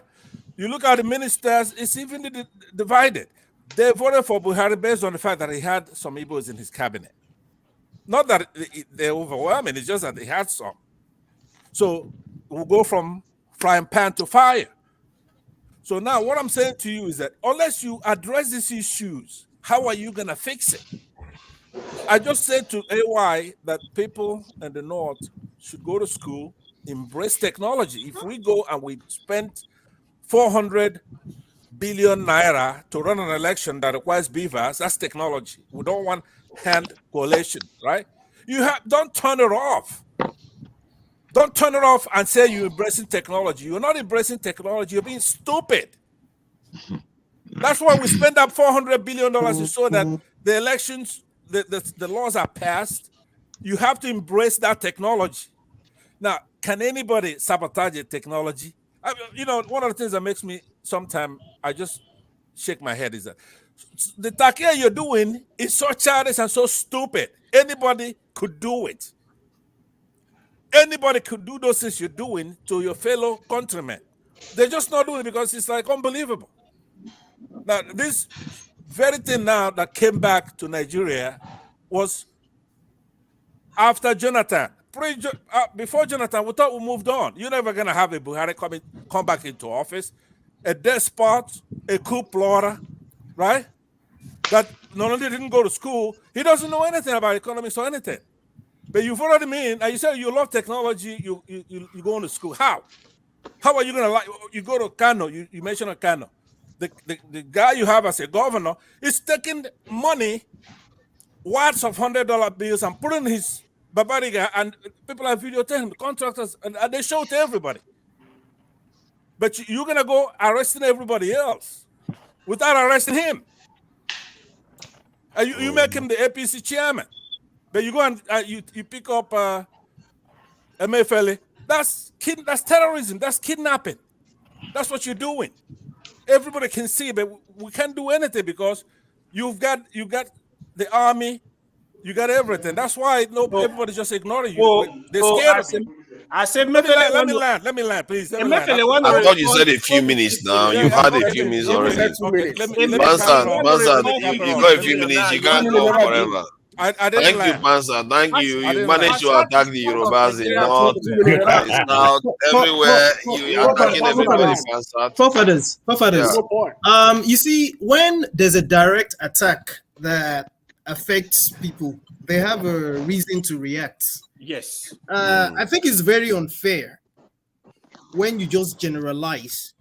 I was glad, even though I wasn't on the panel at the time, when someone, I don't know who exactly, had mentioned the fact that I think one of the invited guests, I think, mentioned that even in the West, and Body, even though I don't agree with Body a lot, Body, I think I've listened to him enough to the point where he would agree with me that even he has mentioned it, maybe softly. Not everybody likes Tinubu in the Southwest. Yes or no? And I agree with you, Femi. Yeah. I agree with you. That's one thing about Yorubas. We got to be. I'm saying sir. 70% of, I dare say, Femi, 70% of Yoruba people do not back. I was thinking that high. We got to be very careful when we make. I said it. As a matter of fact, I accepted you, Femi. You're not being fair because here is when we talk people. You're not being insulting people's intelligence. Can I respond? Yeah, let me respond to Penny first. Let me respond. Pansa, before you respond to Femi, see, Pansa is my uncle, so I'm going to use a local nuance, Igbo nuance, to address him. Since I know he's an Owerri man, so I'm going to call him Nda Pansat. So under Pansat, you're going to try and withdraw that statement. I don't think it's actually. I'm not an Owerri man, and I'm not going to withdraw it because I didn't say anything. Okay, so I don't think it's fair to say that. I don't think it's fair. Listen. Hear what I'm saying. I'm talking to you. Let me say, if you think this is an Igbo man talking, then you're gonna feel insulted. I'm talking to you as an African, okay? I'm a Pan-Africanist. Please hold on. Let me say to you, right? Stop deceiving us. The way somebody talks normally, right? For instance, yesterday I said Dele Faratimi is the best Africa has to produce as a courageous. If we have a president like him, this is gonna, because he is. Right? Is he Igbo man? No, he's from the Yoruba. But that is a guy that's an upstanding citizen, right? So now, when we normally do this generalization, we don't mean that is doing it. You are the one that just generalized. Hold on. Confusing yourself, man. It's a matter of speech, right? I can't land. When none of your governor, both in the east and the south, they never started using those on car. A king in Yorubaland have been buying those on car, using it as his official vehicle. Let me land. I'm talking to Femi for now. Hold on. So Femi, what I'm saying, I like Femi a lot. Something that you are mentioning concerning I think what's the name of this bank? Is it or GTB Bank? That's a business. Yeah, hold on, please. Buddy, please. Poke holes in what I said. Don't say something that's silly, right? No, that's what you said. all your talking point, I will center it one by one. Can I land with Femi? Then I will address your issue. I'll be gone in a minute here. What I'm saying is that Femi knows that every time I see him in a platform, because he's also a freestanding citizen who's calling things based on true or false, right or wrong. At least I've said it 7 or 8 times in front of you that Femi, yes, you're a standing citizen judging things by true or false. But it's not one of those. AY is not. I know not as well. AY is not one of those, right? So now what I'm saying is that normally when we talk, if you're gonna prevent me from speaking this truth to the Yorubas who are very myopic, right? Just because a dozen or so of another insult, right? If a dozen of you are on the right path, we have to bring everybody in, or on the most serious withdraw your support and go do whatever you want. Because our problem, let me, we got a 3 stool. Okay, you got the Igbos, Yorubas, Hausas, right, and then the minorities, right. So what they're doing, the Yorubas are conspiring with the Hausas, mainly Fulanese, to suppress the Igbos. If you don't know that, if you don't want to hear that, I don't want to talk about that because you need to ignore Pastor. So what you're saying is just come here, you invent history. So you're doing it, but you're doing it because somebody did that in the past. That's what you're saying. Sorry, can we move forward? No, I don't understand how stupid will Lawolowo be? Did you hear what he said, Tim and Femi? Did you hear? Remove Pastor. Very good. Get him out. Come on. He said, we're doing it because the same issue Innocent is having with GT. He's running war. He's having with First Bank. Are they killing? Is Yoruba man killing a Yoruba man? What are you talking about? I don't think it will help us. I don't know who is currently the administrator right here now, but I don't think it will help us because in this particular dispensation under this election, Pa Ayo Adebanjo has stood out consistently to talk about Peter Obi. So to that degree, I'm not sure it will be fair to say Yoruba people. And the leader from East is calling somebody from another region rascals. Nobody said anything. Afenifere, yes, and many others. So I don't think, Pansat, in this one thing, I don't think I agree with you. See, Can I just say something? I've said it before. Ojis Okalu is my senator. He's my senator. He's from my state, from my local government. Our villages are not too far away from each other's. But if Ojis Okalu is on the ballot in any political party, and you have Dr. Akinwumi of the AFD on the ballot, there's no way I'm going to vote for an Ojis Okalu. I'm going to vote for the doctor. I'll vote for. I will never vote for Ojis Okalu. But sir, this is not about that. Please keep don't help me again. Don't support me again. Okay. From today, when I'm on the panel, you do your own thing and I do my own thing. Okay. I am your brother. You cannot deny me. It's not about Peter Obi. Body just said this is the discussion I want to have. He said the Igbos did it in the 60s, right? Therefore, what do you expect that they're gonna do it now in 2000? And you complain you're not going to fear. That's what I'm saying. Go ahead. Okay. So what did the Igbos do in the 60s? Now you got to be quick here, Tono. You can't do that laboring. You got to be quick. And be quick because someone's going to take over. Oh yeah. Tono, go ahead. Uncle Pansat. Yes, sir. Is it fair, the statement you just made and all that? Surely all Yoruba people are not bad. There's some wonderful Yoruba people. In fact, my best buddy is a Yoruba man. I refer to him as my brother from another mother. I don't think this is fair though. No, but I didn't say what you think I said, right? I didn't say all Yorubas are bad, right? I just gave you that my best person, Dele Faratimi, Adebanjo, I mentioned the same thing yesterday. Those are not Yorubas. Okay, it's like Yorubas, they say Awolowo. Awolowo to me is not a Yoruba. Awolowo is one of our fathers. It's, it's modular. So who are the Yorubas then? Who are the Yorubas in your eyes? Bode Ajagu. Jagu's right here, but listen, Jagu, you heard what Buddy said, right? That is the key. Everybody heard what you said.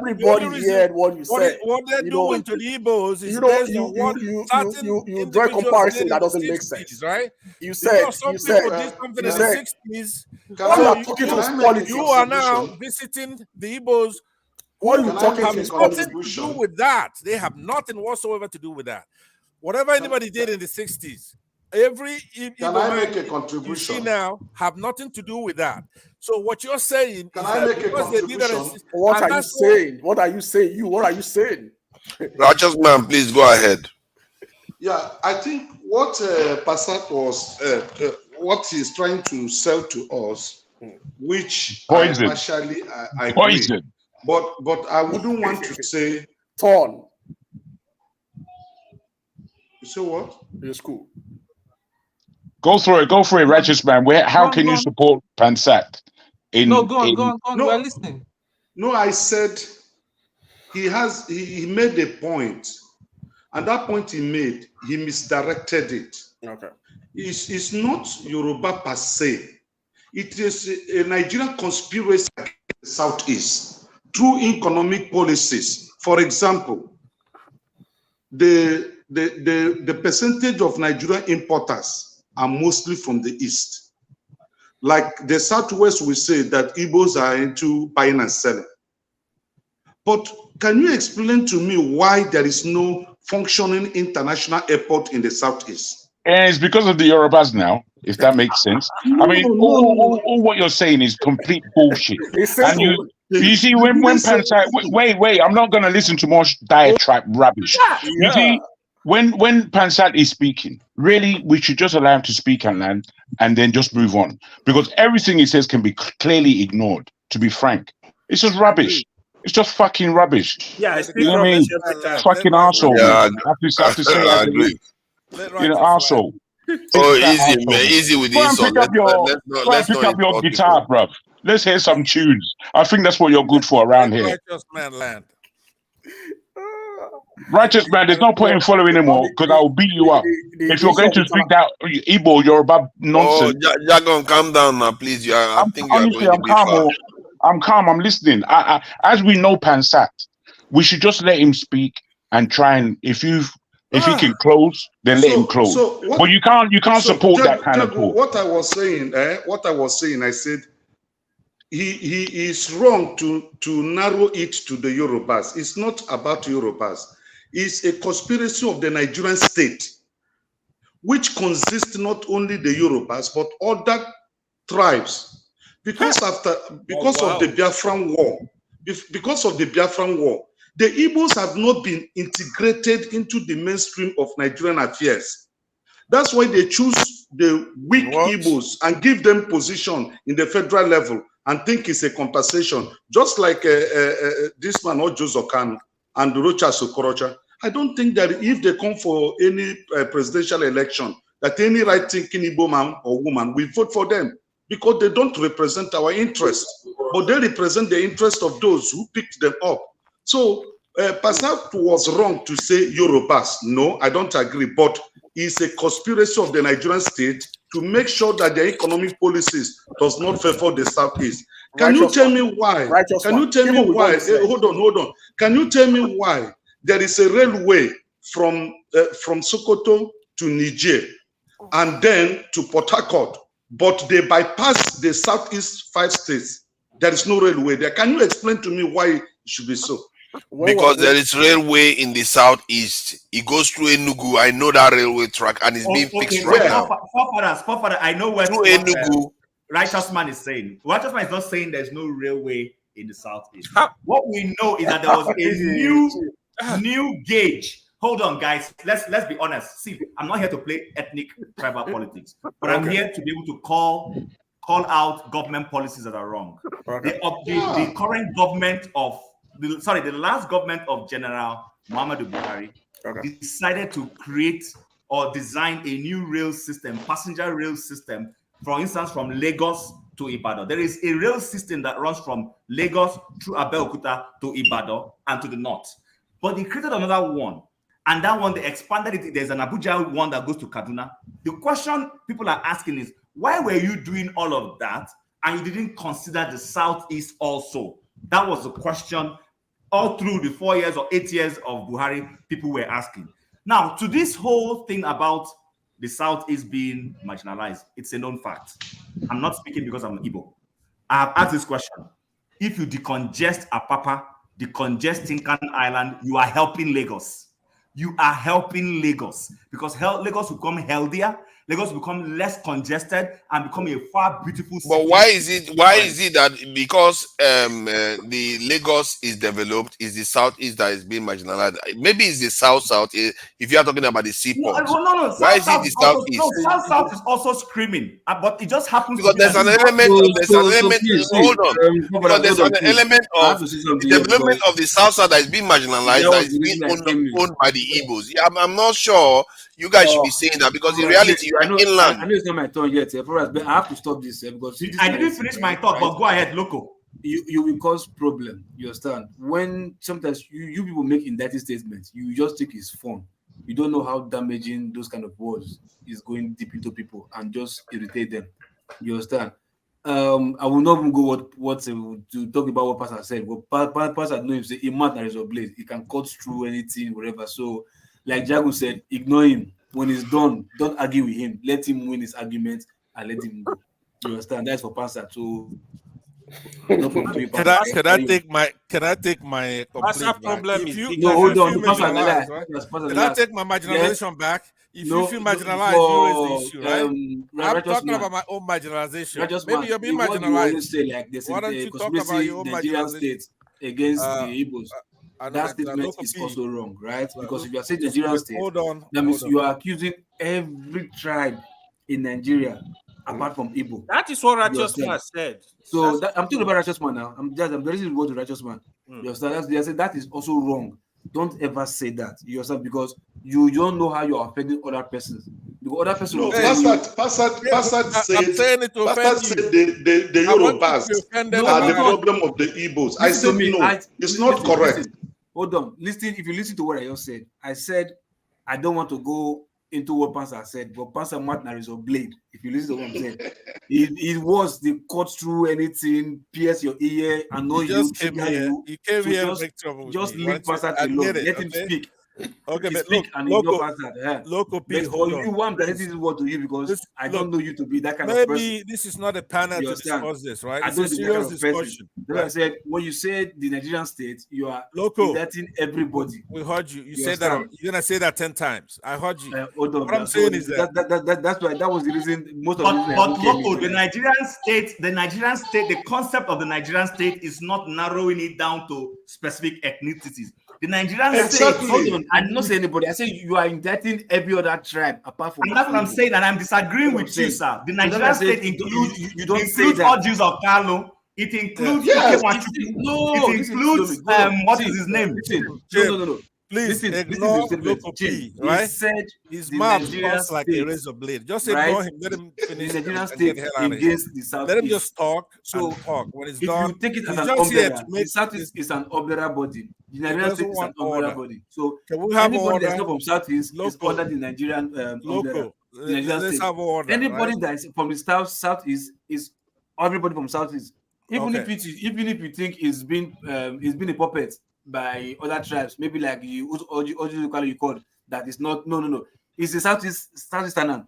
You understand? Even if you hate him, whatever, it doesn't change his tribe. It's a Southeasterner. So if you say the Nigerian state against the Southeast, that's your opinion. The Nigerian state against to your opinion. So like I said, but please you don't stop being generalize. disruptive here because every night you hear I just say that's you be. I know you before. Almost every night you're here. Pastor, if I answer right? you, every night if I answer you and forefathers.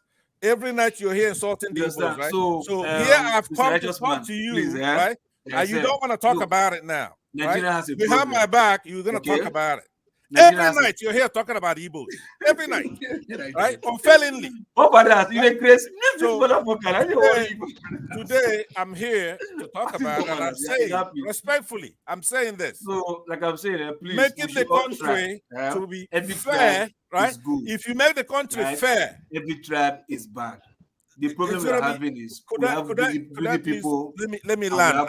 Local, let me land. Who are who love Nigeria. Passat is a bigger problem than Nigeria. We cannot we Easy. cannot live our time. AY, every night We you're cannot here live with our local time, live our busy and schedule to forefathers come here and be insulting discussing the because Igbos, right?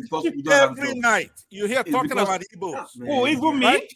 Yes, you, local P, forefathers, and others, right? Every night you're here insulting the Igbos.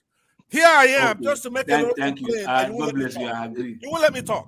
No, okay, Right? thank you now. So Thank I you. could You dig win. out the tapes You every night win you're here now. insulting the Igbos.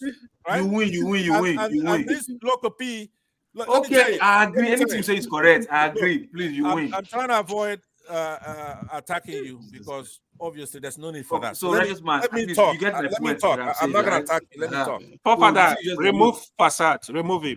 Look, we can't continue like I'm better this. removed than not. Every day. You don't allow me to talk. Every day. If you're not going to let Your me point talk, that you remove always me. raise, right? That we should use it. Passat, let local P speak. It's time for local P. Your point that you always raise that talking. we what's it called we should use the platform for solution. Yes, you understand. I 100% agree, because if we come here and talk, we have some. I don't. If I mention somebody's name now, it goes into the talk. So I don't want to mention any, make it not talk. So look, I've come here and I called him a parasite with forefather, so right? you understand. Because So they come over here, we they should took please over always not say Southeasterners things to offend other persons. See, platform, because and when some it's people, gone, when it comes they're to tribe, insulting right? the Their Igbos. tribe, they take Right? it to heart. Anyway, You I'm gonna understand? leave because if you even won't let in me their talk, own part, I'll get even the they hell say out. maybe they are Bye next. bye, Passat. Take care. Have a good night. AY, So, why don't you go to your own people's okay. platform? Shit, How's man. that? Who are my Go to your own people? people's, Who are my people? platform. So, like I was saying, I don't know, maybe John or I don't something get like it. that. I don't know where the hell Because you're it's from. possible. But like I said, Pastor, every see, night I you're beg here you, insulting Pastor, the in the Igbos, name of God, please. and Pastor, it's not fair. I've in the come name to of make an God, I beg you, appeal please. that you treat the In the name Igbos of Forefather, fair. God. remove Passat. Right? Passat I time said has is treat done. the Igbos fair. So Forefather, that we have a good in the fair unified Passat now. country, You use the right? use the Get rid Forefather of in the fair Passat. Passat. The fair But now. if you're not gonna do it, The fair now. bye. You go ahead and do your thing, but there'll be a Okay. reckoning. That's what I'm trying to tell you. I'm Okay, not good. just Thank saying you. it that there won't be any consequences if you don't listen. I'm trying to Okay. tell you, Fransat, cut it out. Stop it. Fransat, do you think Nigeria would be better in your mind without the Yoruba people inside? Maybe to be left to you guys, Igbos and the rest of Nigeria. Would be a much better place. Just go on your own. I will go on our own. That's good enough for me. Well, what, I don't Go understand. on No, our own. I'm not sure of the answer. I'm really putting a question to you. Yeah, Would it, in your eyes, yeah. would it truly? Because people have different and varied opinions. Nigeria is what it is, and we have all been beaten. We are all in some level of pain for that country. So I understand your emotions to a degree. Your insults and the way you take things is quite abysmal as far as my reckoning You is concerned. misunderstand me, So, Jagun. You no, misunderstand. honestly, I'm just trying to frame a question. So maybe a decent conversation can persist, because the way you communicate, it's full of stinging nails and No, but you could there's very demonstrate. little fact. Look, There's you could very have little factual demonstrated. basis. You could demonstrate that by reprimanding local P as it's No, going on. I'm speaking to You you, didn't not do that. local You people. wanna talk to me, right? Yeah. I'm He speaking to comes you in now. here out of order, right? But I'm not Forefathers is a. back now. Two of them every night they're here insulting You the see, you're Igbo. taking away. Only I'm local asking P, you a there's no Igbo question, man here. That's and all God knows where you are. Where are you going to? Wait. I'm trying to put a question to you. So maybe you can remain on the panel, and we can have some kind of a decent commune here amongst ourselves. Is in your mind Nigeria the way it is, the way that we've all been affected by Nigeria, no matter what tribe or what peoples, we've all somehow been affected to the negative by Nigeria. In your mind, would it be better that some people are cast out of that nation in order for you to have the Nigeria you want? Let me answer you this way. I'm gonna modify the question because you didn't put it properly. Just answer me and I'm all gonna this answer, perambulation. let me answer you. The problem of Nigeria are the Yorubas. Well done. This is what I need to get That's out of what it you. is. And I feel that was where you were. So within that, let me See that kind of discussion is not getting us anywhere. It won't get us It's anywhere. Of course, it won't get us just anywhere. It's a dead end conversation. Answered, you have to stop. I'm gonna You need to reduce this stop him. volume. Who Yeah, does and stop I have him to this stop it. morning? You need to I stop have him. to stop it. And one of the things I want to add is that sometimes when people say that the Southeast is marginalized and they start talking about seaports and all those things, they forget that that actually is on the side of the South. And if you look at where the Southeast is, it's hard to develop it faster than any other part that is closer to the sea. No, wait, Anyway, you can't. No, let him land. No, let me hold on now. Let me just Why finish. can't we have decent Let me finish what I was He saying now. hasn't begun. Who will it pain more? Something that you have, right? And they shut it down, and something that was working efficiently before, and they shut two of them down, not working anymore, and a seaport that was about to be commissioned, not yet tested or used, about to be commissioned, has never been commissioned. Who do you think he hurts more? You understand? Yeah, I know there's supposed to be seaport in the Southeast, you understand, which have never been commissioned since 1985, if I remember vividly, as against two seaports that were working full time before and they shut it down. Which in one South is in going Port to pay Harcourt more? and this thing. You understand? So when And people talk worry. about please, let's stop this thing, because if we personalize everything, then make everybody scatter, everybody go their own way. But most of us don't want it. You understand? So we are derailing everybody. The point I'm making that whenever they say that, they have to also recognize that they are actually a kind of setting aside other people's other people that are actually being marginalized right next to them. Because you can also say the Benue people. You can say the Benue people and the people around that area should have all the infrastructure that they want. Everybody will say they want the infrastructure. What is the difference? Is it because yeah? Let's be honest. We're having a conversation, and I hear everybody. I am not a support. Pansat, please. I'm not a supporter of the rhetorics. I'm not, but I understand the sentiments. I understand where the emotions is coming from, and I'm not trying to balance any issue. This is me the way I think.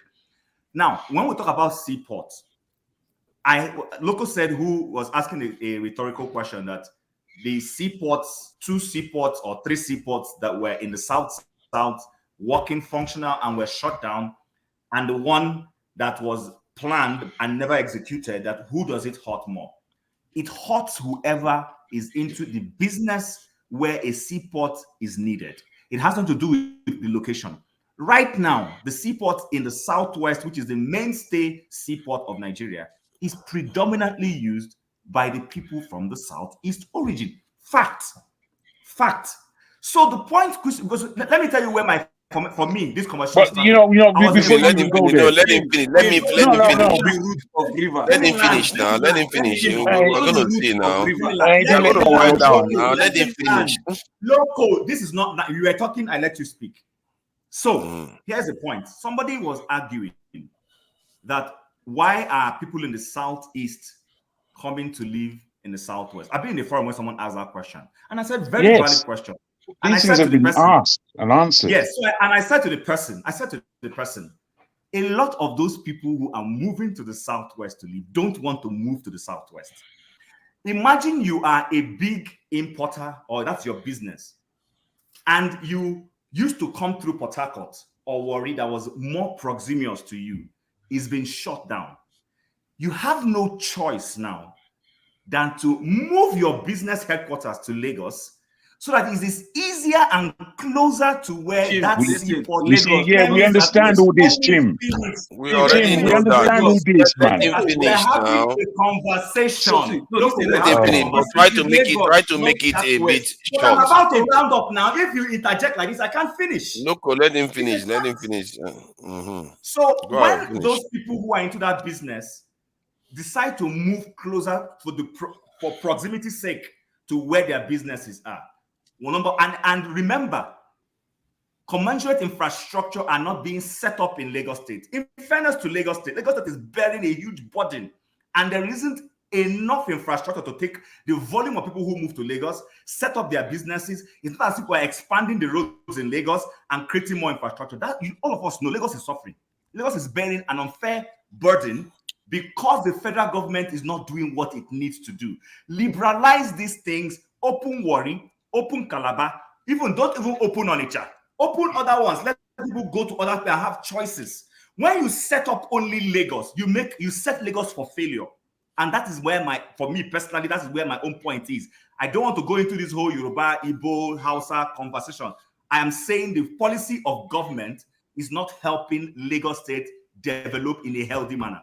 That's my point. We understand this very well. And the thing is, if I may, the thing is, the time that we discussed this thing, myself, AY, and the person who actually put it forward was Righteous Man, speaking about his own experience as a businessman moving from the southeast and having to relocate to Lagos, and we all supported him, not just in his narrative, but in the facts that you've just laid out,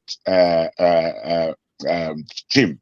All these facts are clear to us as Nigerians. The problem is that if somebody like Pansat comes on board and blames Nigeria's policies on one people's or a people's, it's not sufficient. You see where I am as a Yoruba person. Me, I know the ills of being Yoruba. And if you're Igbo, you should really know the ills of being Igbo. And we should be able to speak to ourselves. We don't really, even though we should be able to speak to each other, no doubt.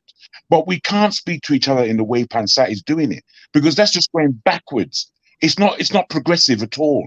It doesn't encourage anybody. Well, in fact, it encourages people just to be more desperate and more hateful. And that is what we're trying to get. Everyone can hate. It's so easy. You know, if Pansat is in my before, the slap I will give him, he won't recover from.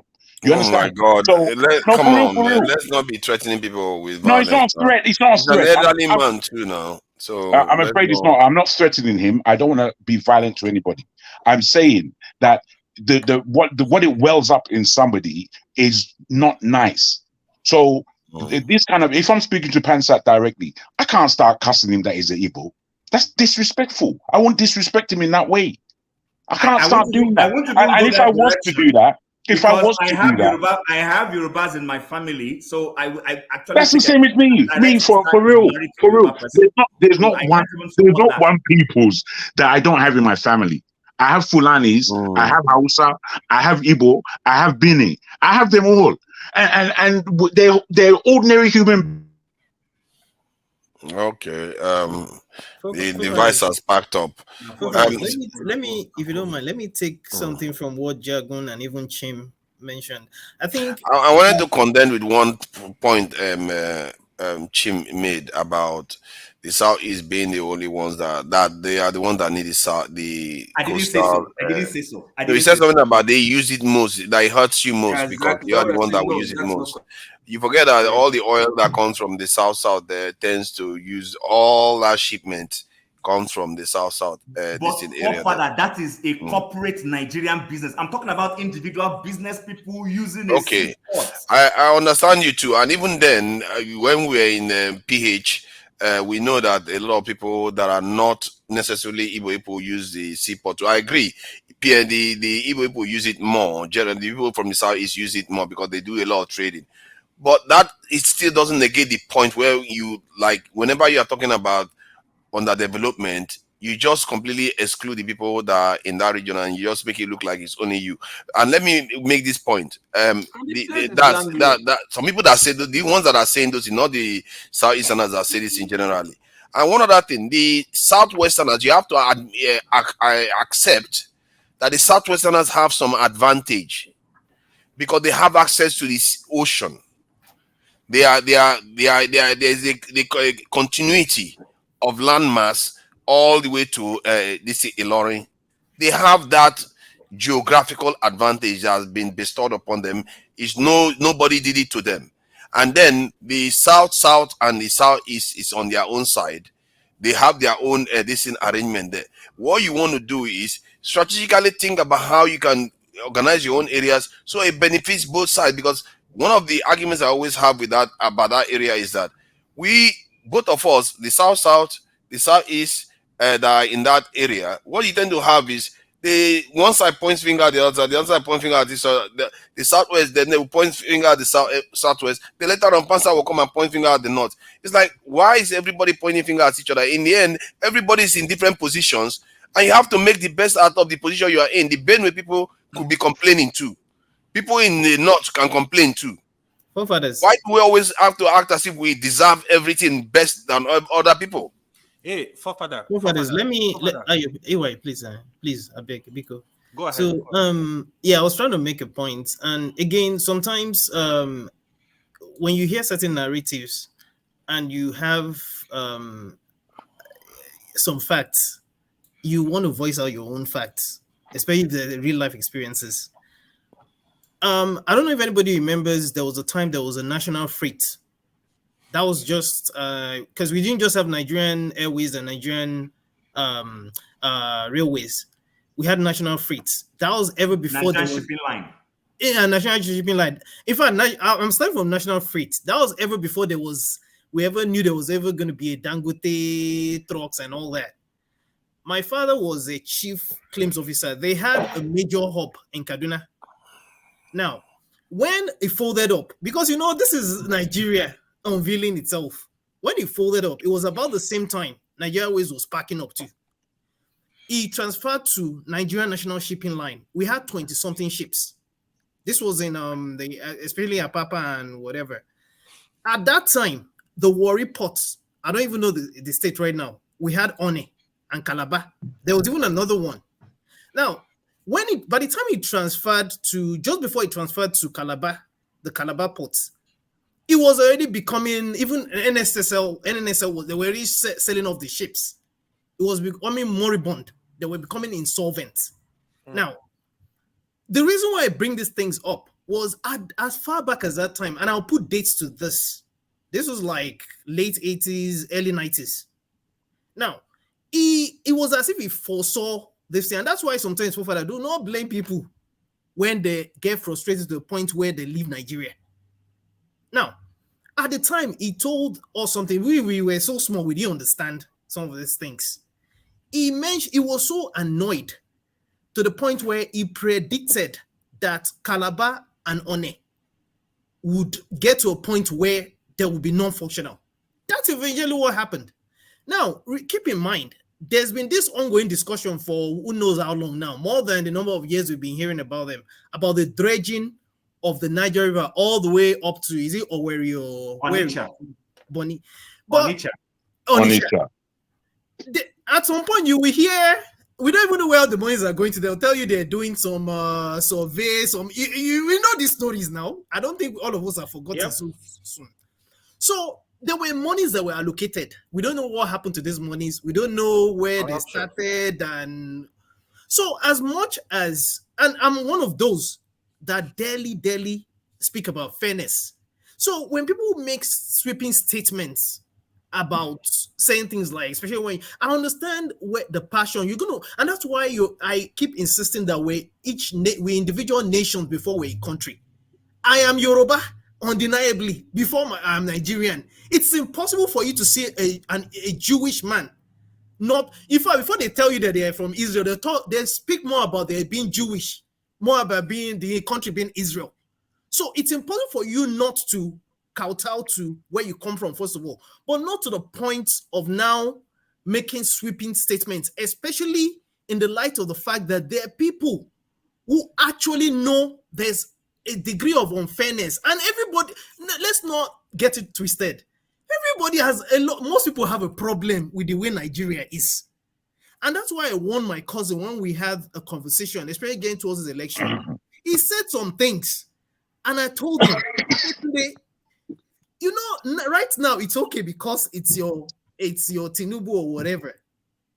I said, I said, keep in mind, when the tables are turned, do not complain. Because I've seen some of my uncles I disagreed with in the past, even during Obasanjo's time, who did some things that were good in the beginning, but now messed it up. I saw when they will look away when he did certain things. And I used to tell even my mom, she's late now, may I so rest in peace, and some of my uncles, I used to tell them then that the moment another person gets there and you start complaining, me, I'll just start laughing because you decide to look away. Absolutely. There. So that's, again, like I said, again, let me just round up now. I have a very close friend. He lives about 15 minutes from me. Ikechuku. We make fun of ourselves. He called me Obasanjo. I call him Ojuku. Now, there are times he wants to do things. Doesn't it surprise you, as a matter of fact, that when we are abroad, especially, some of us, we don't even see all these Igbo Yoruba. See, it's amazing how this exactly is light when we're in Nigeria. I keep explaining my case. Bearing in mind that Pansa is in America. Yeah.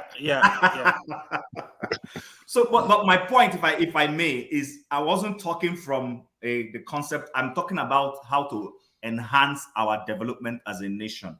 I think it's self-defeating what we are doing to ourselves. Of course. If we have potential for 12 seaports, for goodness sake, let's have those 12 seaports functional. It will help bring development to those places. If we have a seaport in Benue, in Makurdi, or wherever, whichever place is closer to Benue State that needs a seaport, and things are getting there easier, and we're not damaging our roads, who is benefiting? We. If we decongest Lagos, because Lagos is an extremely overstretched state and city in Nigeria. The potentials of Lagos is being subsumed because of the overbearing nature of the population we have in that place. And my point is this: let's liberalize what we need to liberalize so that every part of Nigeria will develop. If it pays us to do this, I'm not saying this from a perspective of ethnic coloration. Far from it. But do you think that the problem of Lagos is not just infrastructure in terms of, because there was a time when you said Lagos is congested, I was like, of Lagos. Yeah, there was a time when you said, when in that seaport area, because of the congestion you see in that area, I was like, oh yeah, that needs to be fixed. But recently when I saw what the Chinese were able to do with cities, I was like, okay, all is possible. You can always find a way to transport it over flyovers, and if you build the right infrastructure, you can almost do anything. That's what I've come to find. Yeah, but we don't have enough roads. So, for instance, Apapa Osho, the expressway, is heavily stretched. The amount of importation activities going on that road, import, when you're pulling all those heavy duty items, they don't allow the road to last. I agree with your argument. See, my own argument even goes further than even what your argument is, that the from the south, because the rivers that runs through to the River Niger it goes to the ocean. They should have dredged it, because Nigeria has a natural highway through the middle of Nigeria to almost Abuja and further up. We could have freights coming through there, but the Nigerian state, because of all these divisiveness and the sellout nature of our leaders, we've not even tapped into the potential of our people at all. What is possible in that country? Paul, I can see your finger. I don't know. This finger is very powerful. It looked like, I discovered yesterday that the finger, you give very, very good attention to the finger. So I said, let me use the strategy. You got me with that one. Yeah. So please, I want to beg, guys, can you please help me with 5 minutes so that I will not also become a barbarian, so that I can dissect this thing a little bit. Yeah, I work in the maritime sector. When I was struggling to get to Unilag, I couldn't do it, and due to my father worked 31 years, 7 months in Nigerian Ports Authority. So I'm a maritime boy. My mother sells food inside the port. So I'm a wharf boy, and I live in the wharf houses. So, and I travel. But you're not a wharf rat. And if you want, well, I'm not a wharf rat, but I'm a behaving and abating, because people bring things to my mother's stuff. Yeah, So my first visit to Calabar, it is because I work in the maritime sector. My first visit to Port Harcourt, it is because I work in the maritime sector. I'm from Delta State. My first visit to Delta State, it is because I work in the maritime sector.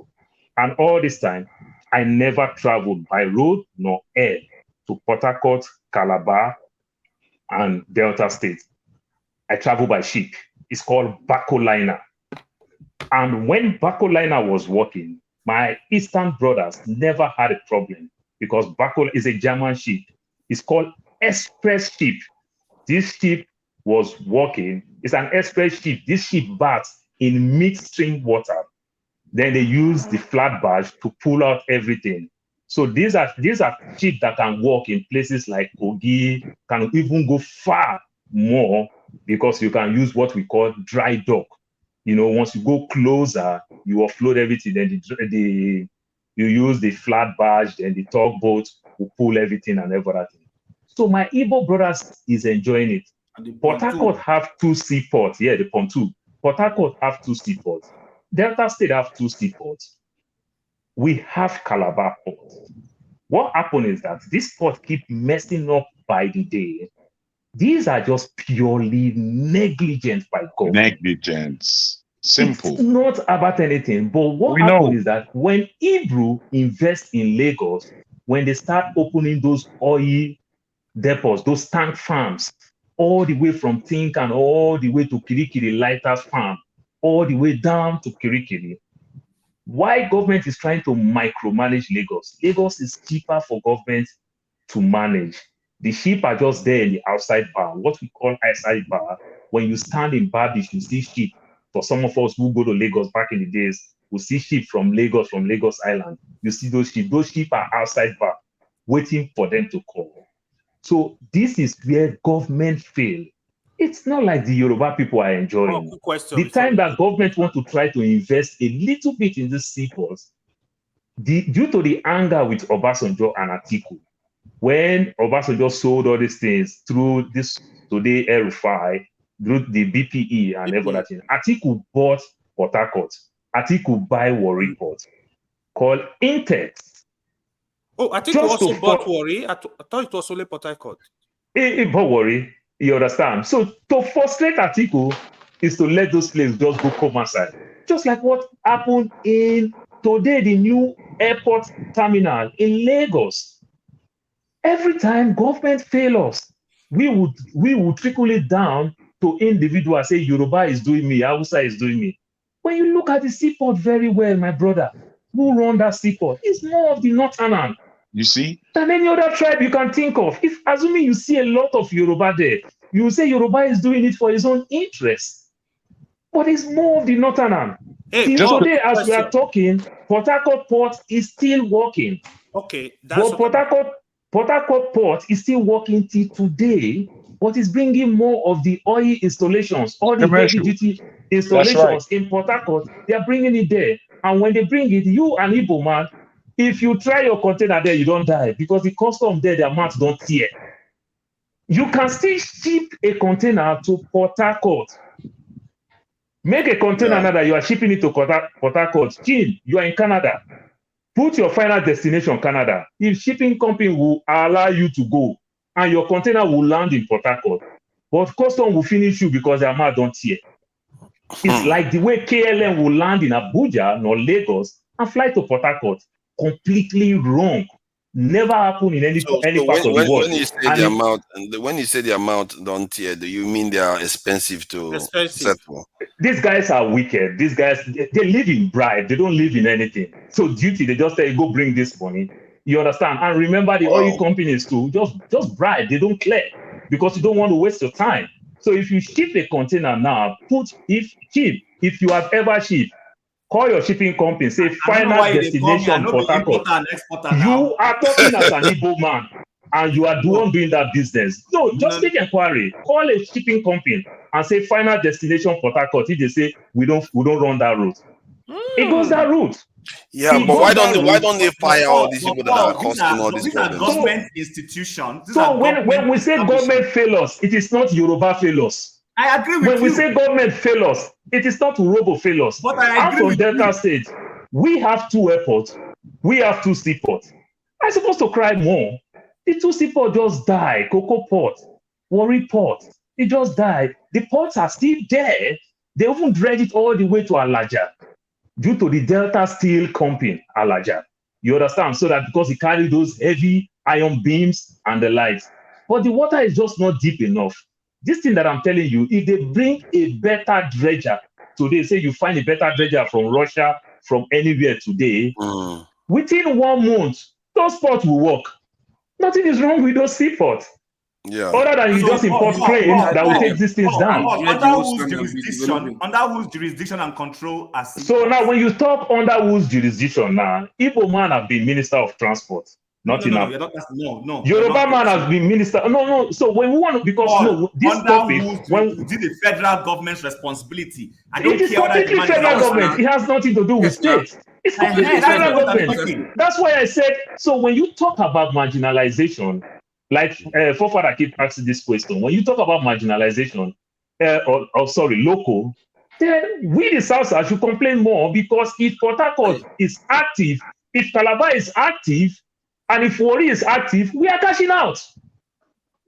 You understand? So I think we are supposed to even cry more. But what I'm telling you is that the system fails. I was talking to my in-law. He's a big-time journalist. I asked him, I said, I saw you when you run documentary of almost 1 hour in Dangote refinery. What is going on? The man laughed. He tried to micromanage. Then later he told me, he said, the refinery is as good as 100%. But guess what? They are still negotiating how to run pipe from the Niger Delta. So just like you bought generator, you don't have money for fuel. They never envisage how you run pipe now. Like they run pipe from Warri to Kaduna refinery. So these are the problem. You understand? So remember, Dangote bought Port Harcourt refinery. I think Yaradua revoked it, and somewhere along the line tried to negotiate to come back to Port Harcourt or Warri. Later, Lagos gave him land and everything. So okay, now where do you want to connect your pipe from? What houses you want to connect your pipe now to Lagos? Because Lagos initially claimed, they launched, they say, oh, we discover oil in Lagos. Oh yeah, take the oil in Lagos and refine in Lagos. Now pipe want to find its way now from this. So all these things. But what I'm asking is that, is it that Dangote have invested that money? Federal government invested 20% in Dangote refinery, and they've not made all these proper arrangements. So our problem is that we have too much big man in institution. Look the nonsense Keyamo is doing. Look the nonsense our ministers are doing today. You understand? All I'm saying is that, my brother, let's not trickle it down to individual that, oh, they punish Igbo man, they punish. These guys just fail all of us. They just failed all of us. It is Bako line, and when Bako line go under, that's where the problem comes. And left, and everybody is pointing at me. Clearly. No, Tim, I point at you because you said this is what the Igbo man, individual investors is going through. Yes, exactly. So you bring it back to yourself. You backed him up. You backed him. Tim, you bring it back. I was trying to stop you, but you continued. Tim, let me talk one funny joke so that my Igbo people will curse me very well. But I'm ready to take the course. An Igbo man, an Igbo girl is getting married to a white person in Nigerian contest. And the sister said, no, we don't want. They don't understand why would a white person want to marry. You don't want. Eventually, the marriage took place. They had a baby, and they lost the baby. Now, the elder sister started crying. Now, she's more than the bereaved. They started thinking, this one that you are crying more than the person who lost a child. It looked like you have hand in it. And they complained. And you know what the girl said? The girl said, will be Abba, will be fake. I tell my sister, no marry Lebanese. Lebanese self na fake. If fake, marry fake. How we go take it original? These are the problem. Our leaders is creating problem for us, my brother. Let's not even thinking anything. It's messing businesses in Lagos. That Apapa grid that you are saying is messing businesses in Lagos. Everything is messing it. Ask a question. Can I ask my question? Go ahead, I'm done. The Nigerian problem, is it spiritual? Because I can't imagine. No. Wow. Hold on. This is why I'm asking the question. Evil. Hold on. We have the best brain in the black world and one of the best brains in the whole world. But we can't agree. We can't solve our problem. So, is this spiritual? Is this something beyond? Righteous man. Let me answer this question quick. I don't want to take over this program. Nigerians, we are not as smart as we call ourselves. If Nigerians are so smart, where are Nigerians' investment in Canada? Where are Nigerian businesses in US? Where are Nigerian businesses in the UK? Don't tell me African stuff because it's meant for only Africa. Where are Nigerian businesses? Nigeria can be assistant general manager to manage your business. We don't know how to manage ourselves. That's why we don't have businesses. So when you say Nigerians are good, if they employ you to manage another man's business, you might do it very well. Because somebody have cane behind you, say they will sack you if you fuck up. Let him come back. Let him come back. In other words, your submission is that we are academically good, but when it comes to theory, we are flat. Is that what you're saying? That is the bitter truth. We can manage another person's business. We don't want them to sack us. But when it comes to our own, our big manism, right? we will lose the business. Our big manism will make us lose our business. Our problem, I'm afraid. Hang on, guys. Go ahead. You said business. Business is a broad-based word. What do you mean by business? He broke it down now. He said not your African store. I just broke it down. Nigeria let's keep up, man. Business. Nigeria own this company. The way you see the Jewish people take over the whole New York, take over New Jersey. The whole New York, the whole world. Business. They hold this company. They hold this. You need to define, because here in the UK. No. We have to. Bros. You're looking for too much of this nitpicking. I think he made broad statements for the thinking person. We are all thinking people here. There are in the UK, as you well know, there are side businesses on the street that black people have. All these small Jamaican, Nigerian restaurants scattered all about the place. These, as much as they may be employing people locally and are good for small businesses, they're not industry. They don't put us into world. That's the word I'm looking for. Yes, they don't put us into world recognition. You know, in the UK, the amount of Indian and Pakistani millionaires and billionaires are 81. The amount of black billionaires are 4, but none of them are billionaires. They're like on that 200 million pound set. That's their level. But there's only 4. There's only 4. This really underlines Paul's point that realistically, we talk a lot, mate, but we do little. And we have to realize that. And we do little based on the level of ignorance that we want is for ourselves. And not people that work with each other. Let me explain. Okay, let me explain something. Yeah. The average Nigerian person, you asked to come here to study medicine, some, if you're very brilliant, but a whole lot are students. How many of us actually get into engineering to make something? It's a traditional thing. Somebody mentioned years ago that is it the Chinese? Was it you that mentioned, or Pansa, that the Chinese sent a whole lot of people to come into the US to train, and they had to go back. It's me. Yeah. No, Chinese always do that, Tone. They always do that. Go back. And even in my during my uni days, all of them are into one technical course or the other. Here, when you talk about pharmacy and medicine, it's the Indians and Pakistanis. You don't beat them. You don't beat them. So it's all about, it's how listen, the way our country has been created. Okay, when I left the military and I had to come back here because my mom used to live here when she was alive. I had to come back here, and I was thinking, what do I go do myself? Okay, had to go back to uni. Went to uni, read what I was influenced by my mom to read. Finished. Okay, that was in the height of IT. I know that. I got into IT. When I got into IT, I worked as a contractor for an investment bank. The guys that are traders, they're analysts and all that. Most of them, 90% of, I found that 90% of them do not have any degree at all. And that was when I started looking, because I read economics and finance as my degree. Your major. But I had to do IT. That was when internet working was was in vogue and all that. So I said, hang on a minute. I saw the kind of money. So I started being interested and all that. But today, I don't work for anybody. The kind of money I would slave to work for 6 months is what I'll make in a month. So that's part of the industry. So if you do not know, if you don't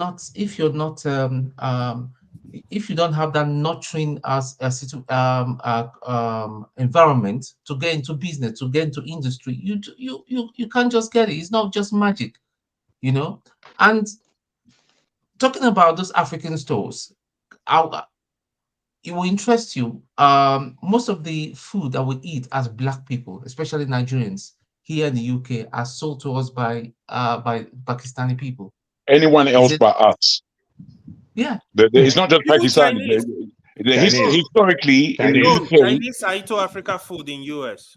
well, exactly. Historically, in the UK, it was Mhm. the Indians. Then the Indians made their money. You see what happens here in the UK, and what's been happening is that everybody who comes into town engages in the Black community to get their feet on the ground, and then they lift off from there. Firstly, it was the Indians, then the Pakistanis, then it was the Kosovo, and they were from a war-torn element. They came into this country and started to sell us our meat, our fish, our dry products, and all the rest of it. Right now, it's the Afghans. The Afghans are in London, owning all of the shops and butchers, and all our African and Black people Exactly. are Is it going there not to sad? patronize. Is You is see, it is no, it not sad? you And see, yet, and you see the average Nigerian auntie. She's holding 2, 3 jobs and all that. Running after the that's because we don't bosses and all think. that. But they can It, set it, it, up. They can you, set. Jago and if Tone. I can, you see what Paul has said. We need to be diligent in how we listen, because what Paul has said has underlined the whole episode of our lives and the pity of our existence on this planet. It came from clearing up Pansat's rubbish. That's why Paul came and explained everything graphically to us, even though we already know what Paul said is not new. It should be known to us. But the fact of the matter is that we are still steeped in this idiotic tribalism that is keeping us going backwards. It's astounding. We don't have to break down all our personal stories about how we're doing this and that. We're all in some business or we're doing something. The fact of the matter is where our minds are not together. If you see the way the Jews, the Chinese, every other race that has made it in the UK, they work together. In the Indian subcontinent, they are enemies of each other there. But when they come to England, they're best of friends and they're making sure they're getting on with it. Just to add to They what know you who the public enemy is. Whereas just to add for to what us, you we'll be stabbing ourselves in the street and then complaining about racism. It doesn't make sense. All these levels that we have just simply don't make sense. So just to add to what you were saying, and you hit the nail on the head. I didn't even know you were going to go there. So when we talk about the success of the Jews, and I alluded to that earlier on in our conversation when I used that I passed my neighbor generator illustration. The Jews, when a Jew walks into a society, if a new Jew is landing, let's say in Calgary where I live, if he is leaving from San Francisco, his rabbi in San Francisco will give him an introductory letter to the rabbi here in Calgary and will tell the rabbi that this guy is into timber. So every property developer that is of Jewish descent building houses in Calgary needs to patronize this young man who is into timber, because of course, the role timber plays in building houses. You will suddenly realize that if you as a Black man were into timber and those Jewish builders were buying from you, right now that their brother has landed in Calgary, the worst you're going to get is they may still give you a portion of their business. They will switch to that guy. Or if you're unlucky, they will automatically switch to him and you lose that business. And that has consistently said this, that amongst our so-called African store owners, there's an unhealthy competition amongst them. Some of them go to the customs in this country to sabotage the importation that their sister company is bringing in. But there is a mall, a new concept mall here in Calgary. It's Asian. I'm trying to TNT. That's what it's called. TNT. TNT. If you go into TNT, it's all the Asians, predominantly the Chinese. You'll see the Koreans. Then you start seeing the Pakistanis and the Filipinos. They all own their different stores within TNT. At the till of TNT, everybody collecting your money and giving you a receipt is Asian. There is no single black person in TNT. And TNT has several outlets across the city. So I said this to somebody one time. I said, is it a bad thing if all the African stores come together, approach the city council and ask for a land, go there and build something and have a commonality somewhere where everybody goes to, rather than spreading African stores across the whole city, over the place, and all those things. So our problem is, and thank you, is coming from you. We don't cooperate. We don't support each other's business. You know why? Chim, it's tribalism. Let's just call it. Even in the comment section, you can see. I don't understand why some fools will come for about 7 hours. Don't worry, forget Tone, don't go there. Forget about them. Don't go. That's a waste. You're wasting out. It's a waste of your effort. It's a waste of your energy. No. Listen, guys. I don't understand why somebody will come for 8 hours. You stay on the comment section. All you're doing is either chatting up a woman or just hurling insults. Tone, what kind of Tone, don't we you all see that came your into brain? this world. There's People something have wrong their with your plans. brain. There are There's something people wrong who with are your looking brain. for husbands. Allow them. Issues about Nigeria. So you remember the song called Enigma? You remember Enigma or Lagbaja? You don't know those people. These people are invisible. They are Enigma. They are Lagbaja. Apart from that, when I look at the comments, just to give you an understanding, Tone. So hopefully it would help you not going. I've read your comments on the comment section yourself, and some of them are not. That's why when I had to speak to you, that are you the same Tone? Because it didn't seem like you were the same person. When you write on there, it doesn't seem like it's you. The thing is, on there, there's invisibility. Wait, bros, wait now. Jago, that day, let me just say something. That day, No. We don't have to go because we've spoken about that. It's not a problem. It's not, bro. It's not. Wait, let me land. Let me just land. No, bro. I'm not gaslighting you. Let me just land. Let me just land. You're now gaslighting me. Yeah, I see. How? I mean, that term, I don't even understand. Gaslighting. That's a bullshit term. Hold on, bro. Hold on. I respect people. I heard you. All evening, AY has been receiving uncalled abuses from Chioma. AY ignored her totally until he responded. So will you say then when you read AY's response and all that, then AY becomes a troublemaker? No. I never knew that was you. No, it's okay. No, bros, listen. That was out of order, and I told you, bro, you are out of order, and now I become a bad person. No. I don't agree with where you're going. You see, I'm not trying to personalize this thing. All I'm trying to say is that the comment section is for you can't be on here for 8 hours listening and not being on the panel expressing yourself, and you're not taking entertainment. It's just bare entertainment, and it's a lot of rubbish being spoken, horrible rubbish at times, but it's just entertainment. Listen, maybe we are coming from different schools of definitely we are. I'm a very responsible person, and at the same time, I take jokes. But when somebody starts poking, listen, there's a thin line between personal insult, and that's why I keep saying to forefathers. 3 weeks ago, Dr. Damages himself had to remove somebody. Do you know that person? He had to apologize today. He apologized to me today because the personal insult was just getting too much. Listen, if you abuse me and say your head is big or your glasses, you're not looking fine. Look at the way he's talking. Listen, it's just to me. It's a reflection. It's a reflection of how you hate yourself. You hate yourself because these people can come here. To be frank, guys. Calm down. No, guys, you see, really, truly, do you see this area? You see this area where they're chim? If you may, I won't engage him. Yeah, Tim.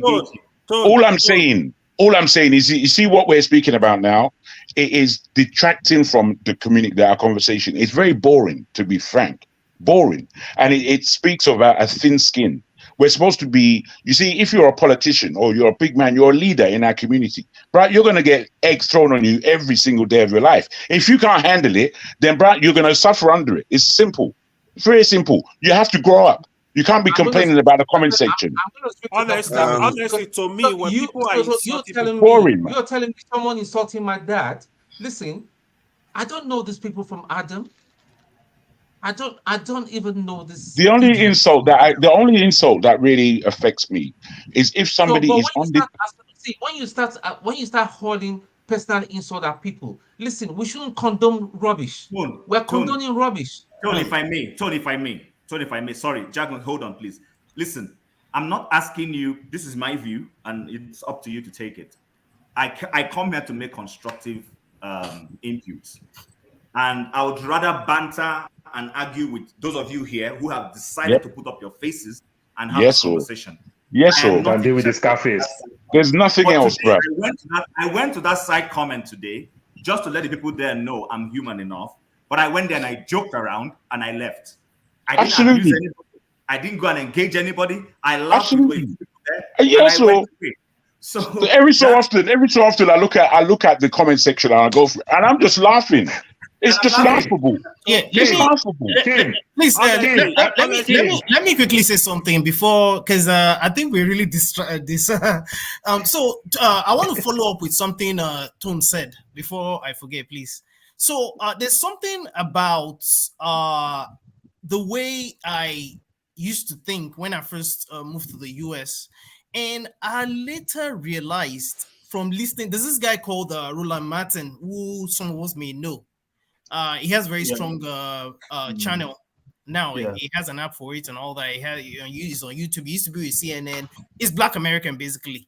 Now, just to let you know that there seems to be something that Black people all over the world. This is not even a Nigerian thing. It's a Black people thing. Yep. And there's this lady. It's called collective ignorance. Yeah, that's what it's called. She had a TEDx. She's actually like an activist. Her name is Maggie Anderson. So there was a time she did some kind of like mini kind of experiment. She called it empowerment experiment. And a lot of people might actually have heard of this before. And this came from her as well. She realized that when you try to spend, she looked at how long it takes for $1, for example, to circulate within the Black community. So she said that basically it doesn't even take up to a day. She said it takes an average of 6 hours. I've done the same study. The actual, me personally, I've done that same study, and it's true all over the world where we are located. So, I had a business director called UK Black Links in 1992. I beg your pardon. I just sorry. In fact, go on. I beg your pardon. My train of thought. I'm sorry. Sorry. Go on, please. Thank you, sir. So, and then she said, compared with the number of days it takes within the Jewish community, which is about 20, and then when you now go to the Asian community, not surprisingly, it takes about 30 days for it to circulate within before it leaves. However, you'll be surprised that the Blacks, and this is not even about being racial or whatever, it's just the fact of why Blacks generally seem to differentiate themselves. They help other groups to differentiate themselves. Now, she now said that Blacks have an estimated 1.3 trillion gross national income, but 2.7 now, 2.7 today in America. It's within the Black, and it's ironic that Blacks actually account for the reason why you have a lot of rich others, if you will. Asian and the Jewish. Yeah, we're not exactly Asian and the Jewish, but we now come down to our own Nigerian level. I think it was Paul or even Jago, both of you said it all. I told one of my friends we organized a couple of boot camps in conjunction with some of our partners in Nigeria. Femi, I need one in Lagos. I have some kids that I want to send to tech school. Please, before I forget, we're getting this. But you see where my dilemma is now. So one of my friends now told me, we like shortcuts. Because if you don't tell us the truth, apparently it's not just Nigeria. So you will know what I'm talking about very soon. So he now told me one day the guy looked at me. He said, "Femi, see, I have one problem with our people. When the guy was making it free, what we were trying to do was let's not even just complain like forefathers would say. Let's do what we can within our niche. We're trying to build critical mass of Nigerians that pull more Nigerians into IT. Let's do it the right way. But you know what a lot of our people were doing? And this was at the time was actually we were making it free. What they were now doing is they'll come to us. They'll tell us sometimes the boot camps could be like 2 months, 3 months, but intense teaching. We follow up with people. Like you would think that our lives depends on it as if we don't have other things to do. But what was that happening is that you would have Nigeria, a lot of our people. This is not even Yoruba, Igbo. That's why I said this is not even forget ethnicity or religion now. They'll come behind to us and tell us, this thing they call Dagbo. You must have heard of it. Dagbo. Don't Dagbo you now. You know how it is now. They will come to us and tell us, can't you just help us? Just help us do the interview, do the exam, and if you have issues with. But the thing is, my friend, very principled guy, he will tell them no. Now, the reason why I'm bringing these things up, we're trying to build a critical mass because we studied how the Indians, the Pakistanis, the Vietnamese, among other people have been able to get to where they got to. It wasn't to overcome. Yes. We don't want to do that. We don't. We need a mindset shift, a shift in the I mindset. keep saying The it. heavy lifting is a problem. Forefather, if you're about, if you're around. It's psychological. My hand has been up. Oh yeah, my hand has been up. Yeah, it really has. Go bro. ahead. Go ahead. Very good submission. This night is very interesting. Yeah. I want to ask a question. How you better? You didn't ask question or your submission. You. Go ahead. Oh yes, sir. So my question is this: do we agree or do we submit to the fact that the concept of spirituality? This is where it was. Or spirit. Do we believe in the concept of spirituality? If we do we? Wait, let me finish, Joe. Hold on. Let me finish.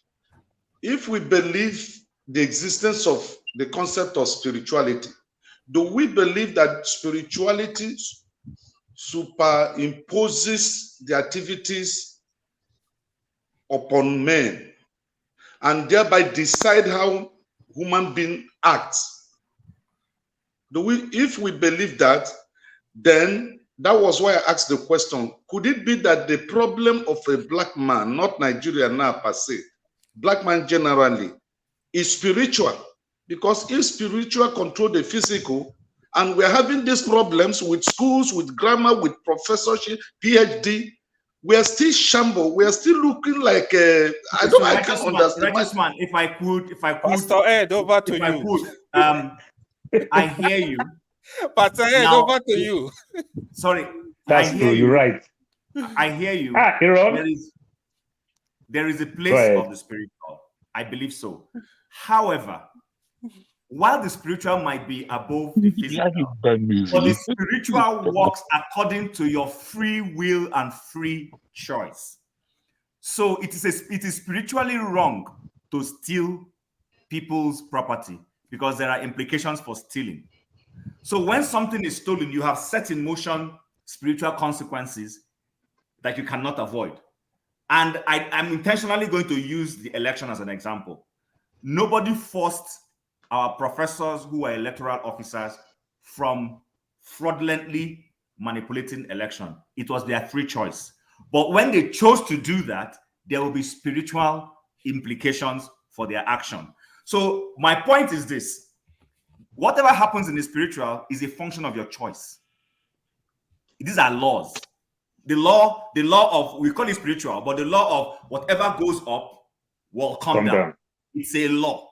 If you jump from a story building and you think your father is a native doctor, forget it. You are going to splatter on the bare floor and your bones will come and pick up your bones. But spiritual events have happened as a splatter. Chin, that is my own submission. Chin, if what you're analyzing is true, then how come my grandfather was disappearing and appearing? I don't know. Bro, that's a deeper question, or you don't go It is somewhere your with that. grandfather that told you I don't that, know. sir. You tell me. It is your grandfather that told you that. I don't know. You tell me. It can have only been. Who told you that? You gave an example. You said if somebody falls from one-story building, he gets his bones broken. You understand? Oh, yes. There is no amount of spirituality that will save that person. Yes. Isn't it?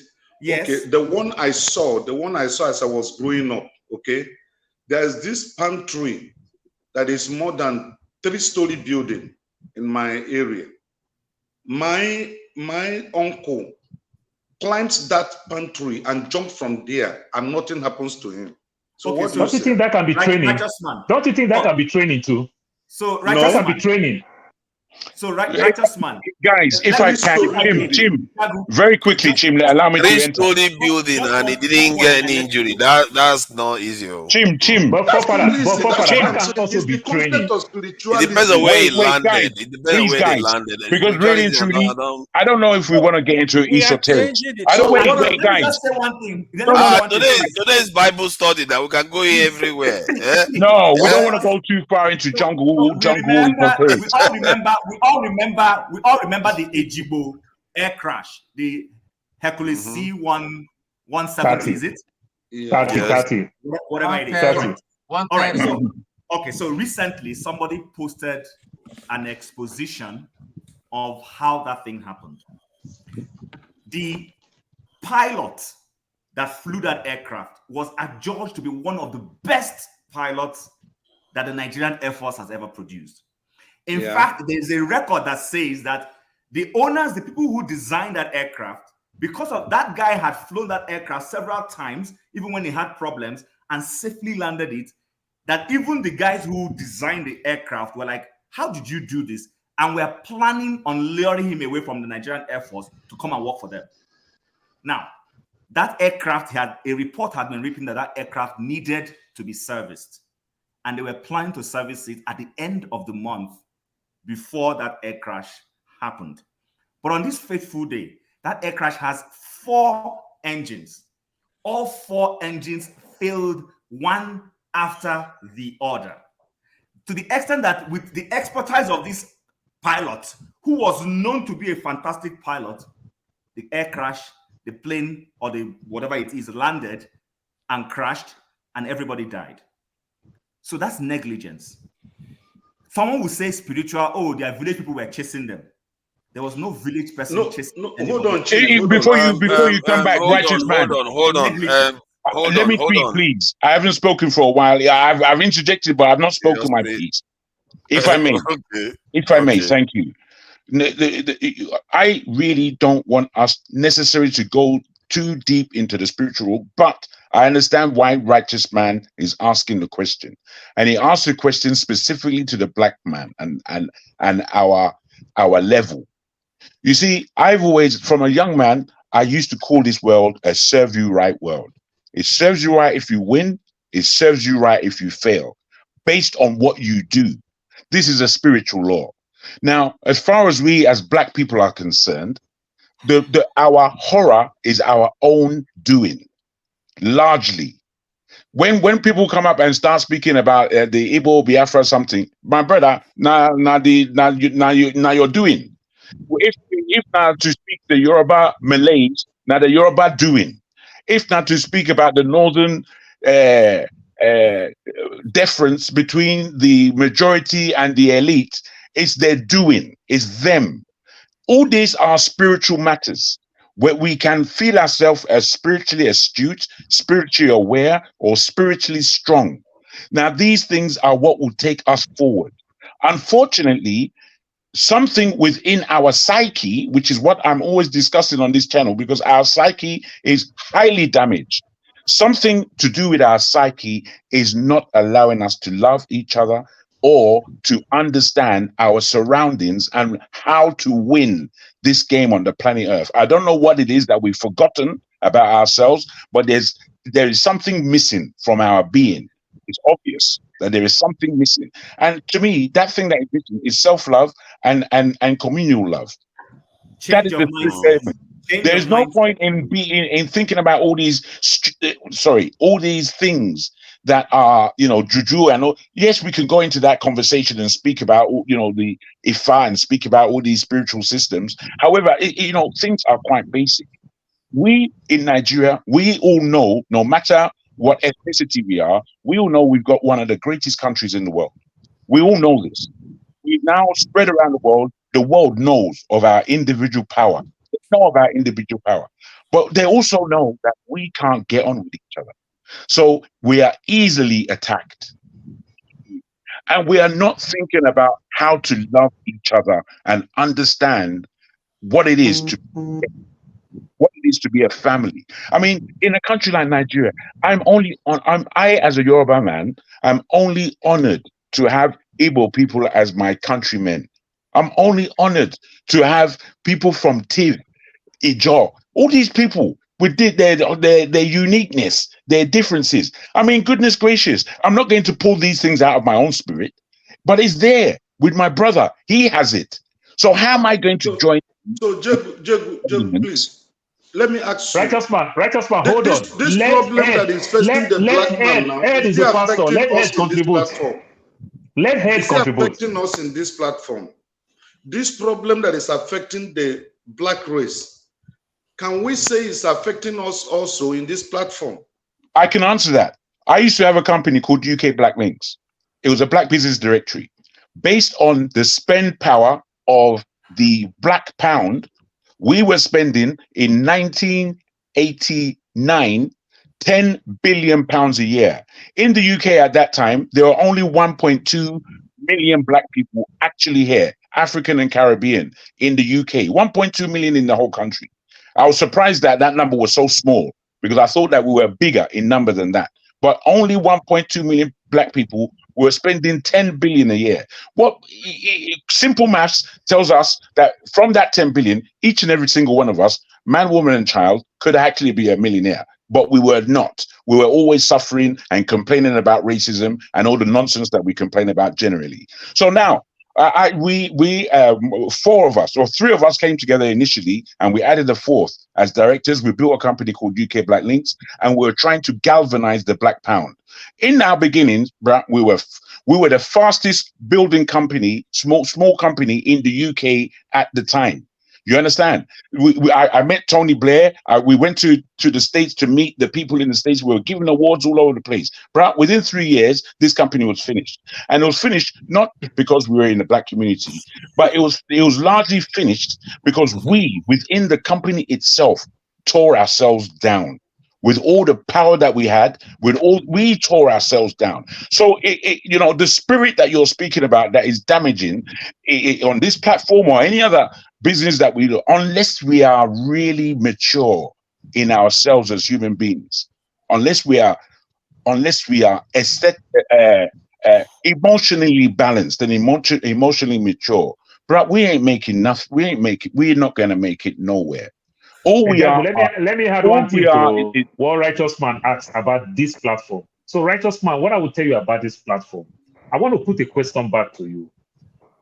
Do you have multiple bank accounts in Nigeria? And is those multiple bank accounts domiciled in just one bank? Just answer that question real quick. Ask him why he's asking first. Right. So, Righteous Man, do you have multiple bank accounts in Nigeria? And is those multiple bank accounts domiciled in one bank? What is Righteous Man? Yeah. He slept off. Righteous Man is gone.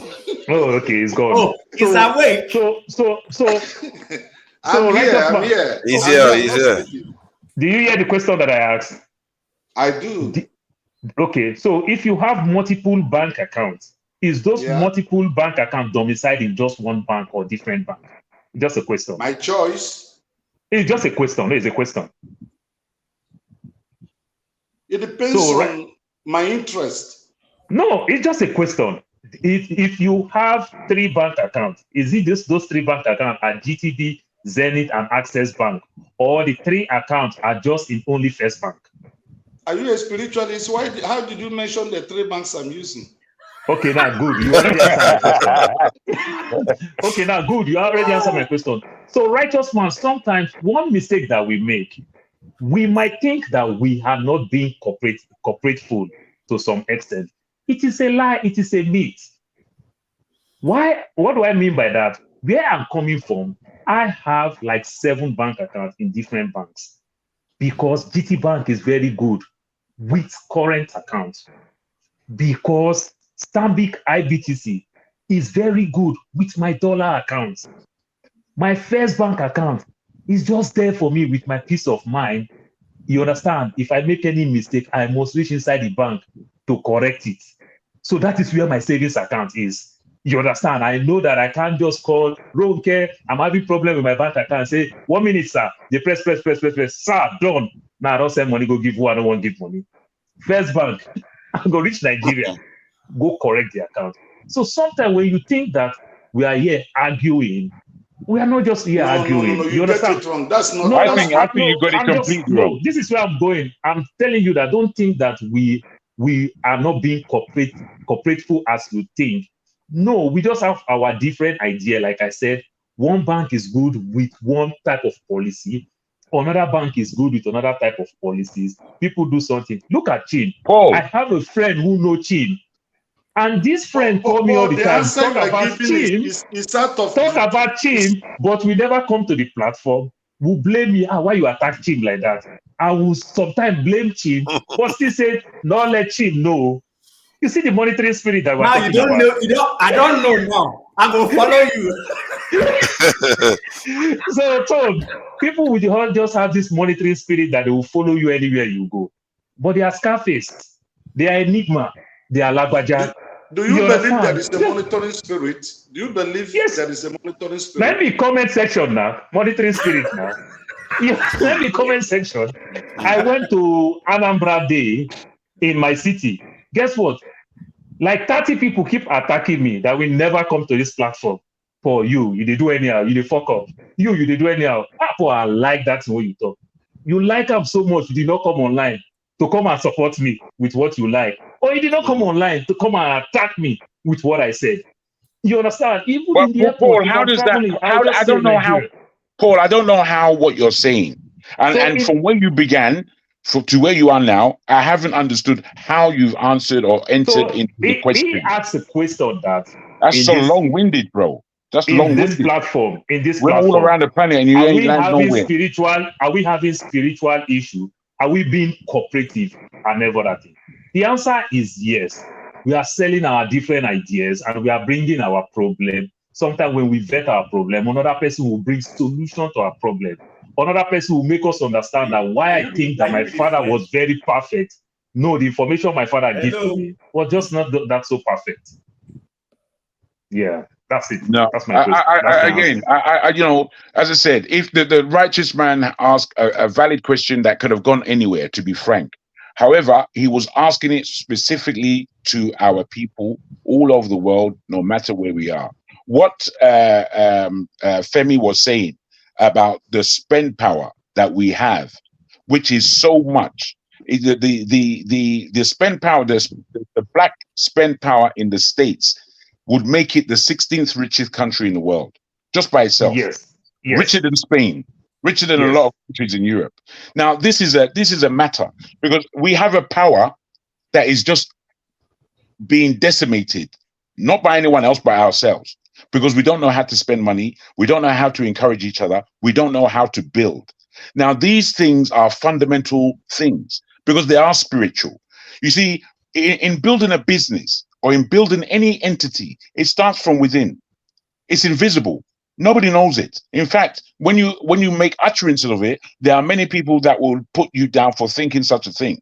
But all of a sudden, because you have determination, you are able to bring something that is invisible to the visible.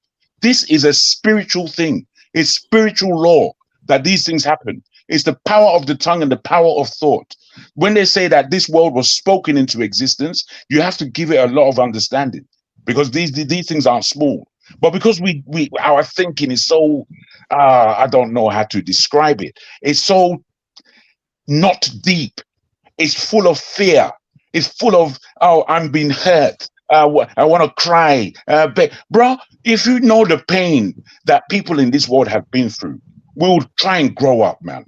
We're weaklings. We're children. And when we make some of our utterances, I'm thinking you're a pickney. You be picking. You're not a full man. You're not behaving like a man. You're to be put aside. You're to be kept quiet in a nursery somewhere. The Nagasaki and Hiroshima happened. Nuclear war happened on Japan. You know what Japan said after the nuclear war? They said, okay, we accept our defeat.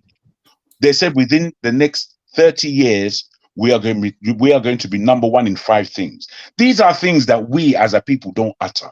We don't speak about the fact that, yeah, you cut me and I'm gonna cut you back without any violence. I'm gonna cut you back differently. I'm gonna cut you back because I know who I am and I know what's in my head. These are the things, these are the elements that we need to be bringing to the fore. All this kind of these things that give us laughter and these things that give us guile and these things that assist us in belittling ourselves, bro.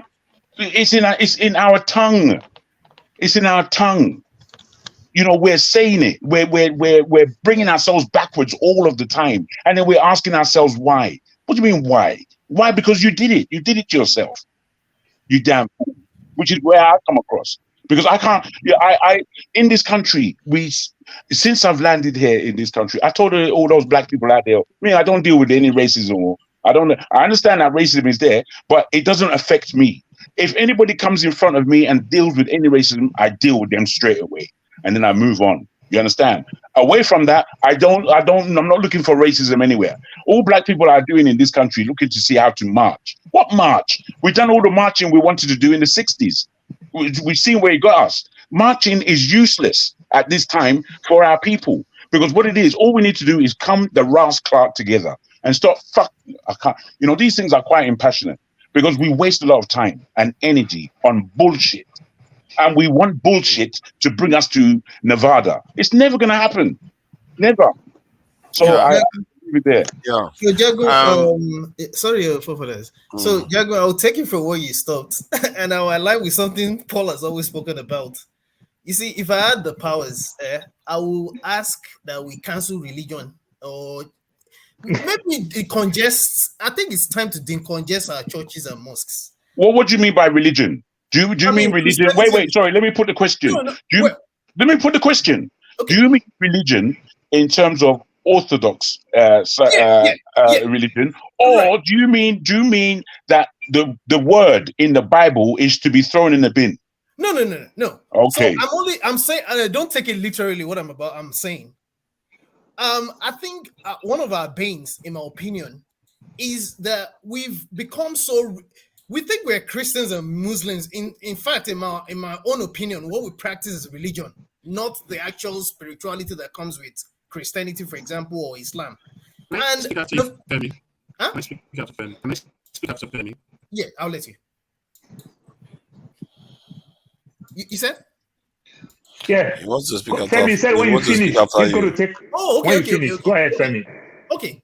Granted, I'm a Christian, but I get so annoyed by the fact that for every single thing, and I don't have a problem with it. Again, it's just my opinion, and I know that maybe because of the level to which we've sunk, people are left clutching to straws to the point where they're left with any other thing but church and mosque. Because the white people that brought Christianity are the Arabs that brought Islam to Africa. They're not just shouting God, God, God to the point where, in the words of, I think it was most recently the current president of Uganda, who has his own problem, and the Mugabe back in the days was like, we make it look as if God doesn't have other things to do.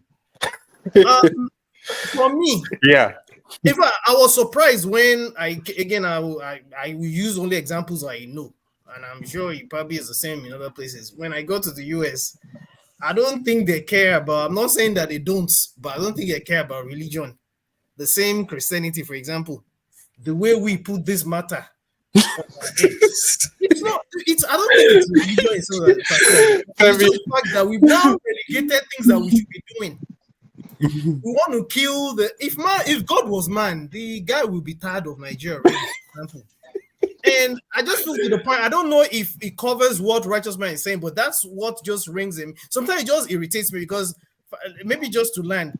There was a time myself and my sister who spent time in England. We have a conversation again about Nigeria because we all have these stable conversations, whether we like it or not. And one of the original refrain, just like the same thing that happened till my mother passed. May God help us. My wife, nothing. That makes sense. I call it God. In fact, there was a day she got so mad at me. She actually said, have I become evil? I said, no. It's just something about when you've experienced other countries. And of course, I've been to UAE. She lived in UAE. Dubai that we see today, it's not like they're not religious now. But God did not come down. They don't spend all their time going to mosque or churches or whatever, so that I don't know, to the point of war righteous, it's just the thing that came to my mind, Jagun. I mean, that thing just irritates me. I'm sorry, I just had to say that. I mean, just to let you know, don't be only God tired for us. Devil said don't tire for us. Devil too don't they fed up with us. Let me just going to bed and then Paulo, you be crazy, man. Please let me speak out of that was my question. Hello. Let me just add this thing to what Jagun said. Why he was, a little bit frustrated. I was going to speak out of Femi. You're gonna speak. Every time I want to say something, every time I want to say something, somebody wants to say something. Somebody wants to say been here for a very long time. I know this is his I want to go and sleep. I know you want to sleep. Good night. Good night, Righteous Man. You never supply me tom-tom. Righteous Man, one love. Righteous Man, I hope you are convinced now. Where is Uzo? Uzo is probably chilling now somewhere. Mr. Paul, you need your tom-tom, right? Yes. Okay, just give me your details. I tell you that I said send your contact to Dr. Damages. I did in the private chat. I did. I put my number there. Then I will tell Dr. Damages to give you my contact. I will inform him. Let me just do that now. Okay. Thank you. Good night. God bless all of you. Yeah. Good night. Well, lovely. Yeah. From about what Jago was saying, why he was. That's how I was at the point. I think that was about, he gave me maybe a year or so, where I was like, I used to call our men. To be fair, it's still a fact, isn't it? We are the least performing men in the world in terms of of all the great races in the world. Yeah, of all the great races in the world, we are the least performing. And but after that, I went on to realize the reasons why. I wouldn't say I realized, but it's just my observation. The reasons why is because of things that have not happened to us. It's almost like, when they say baptism, you have to be baptized by certain things for certain other things to happen, and we've not experienced that. And I feel I'm beginning to think now it's deliberate that all these Western powers. Sorry, if you could be a bit clearer. Not experienced what? The baptism of fire, like other people did. In terms of what? What do you mean? What do you mean? Downright something that unites all of us. Let me you real quick and allow you to continue, because I know it. I did mine the other way around, where I saw all of the deficiencies within us and how the white man, so to speak, has been the person to mash our desires up. Now, after reaching that point of blaming the white man, I had to take a seat and think. And I thought, the fault is not the white man, it's ours. It's not. It's ours. But I will. If I ask you now, give me one flaw you say that we have, and I'll give you the same flaw you see in every other group. This is it. This is why I say it's the love factor. When I was 6 years old and I traveled back to Nigeria, and the travel. This time where reggae music was really penetrating my soul, and I was understanding from the Rastafarian all the stories of ill. Going from Lagos to Ondo State, entering in my village, bruh, the wall of trees on both sides of the road, thick. You couldn't see into the forest. And I thought to myself, there is no way Oyinbo can come through here without the assistance of our people. No way. There's just no way.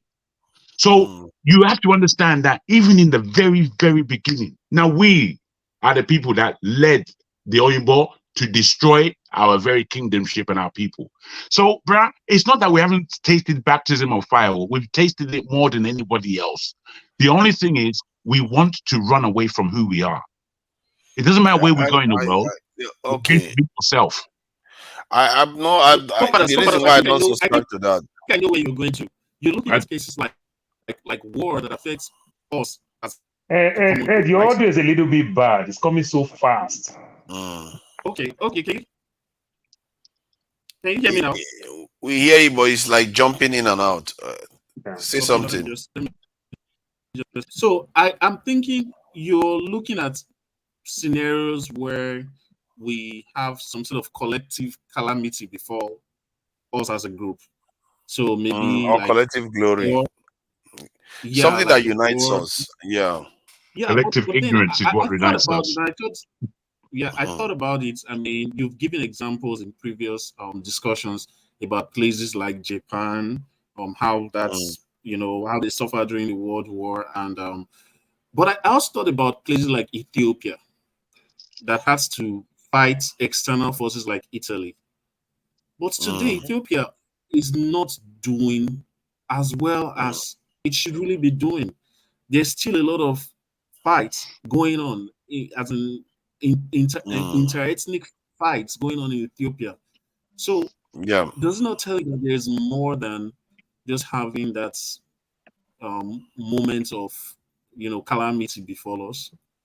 Does it not tell you that? That is not the only scenario. If you had looked at Ethiopia more closely, they were defeated in the end. That is the truth. I don't know why you use that example. They were defeated actually. They were. Oh God. Please, people just go and do the hard work. I can't always drag everybody. You have to do the hard work and find out. When you say the British, right? Yeah, depend on how you look at it. They were not necessarily colonized, like make them speak their own language or stuff like that. Italy had them. They speak Italian. They eat pasta. The British controlled the territory for a while and handed over to them. And if you look at Ethiopia, they carved up Ethiopia, removed this thing. Eritrea from Ethiopia and landlocked Ethiopia, basically jailing Ethiopia inland. So some of the events that has occurred, if you look at it closely, even when I was speaking to Ethiopians, I was like, man, how did you guys manage to lock yourself indoors? How did you let that happen? It's like our people, we don't think deep. We don't think in time. These people, they knew they needed it. They were building the Suez Canal maybe 50 years ahead, and they got the Ethiopians and all their people to be divided and separated them. And before you know it, they went ahead and built the Suez Canal, and now they were using it and landlocked Ethiopia. Ethiopia is the most powerful country in that region, 100 million. All the countries surrounding Ethiopia outnumber all of them together.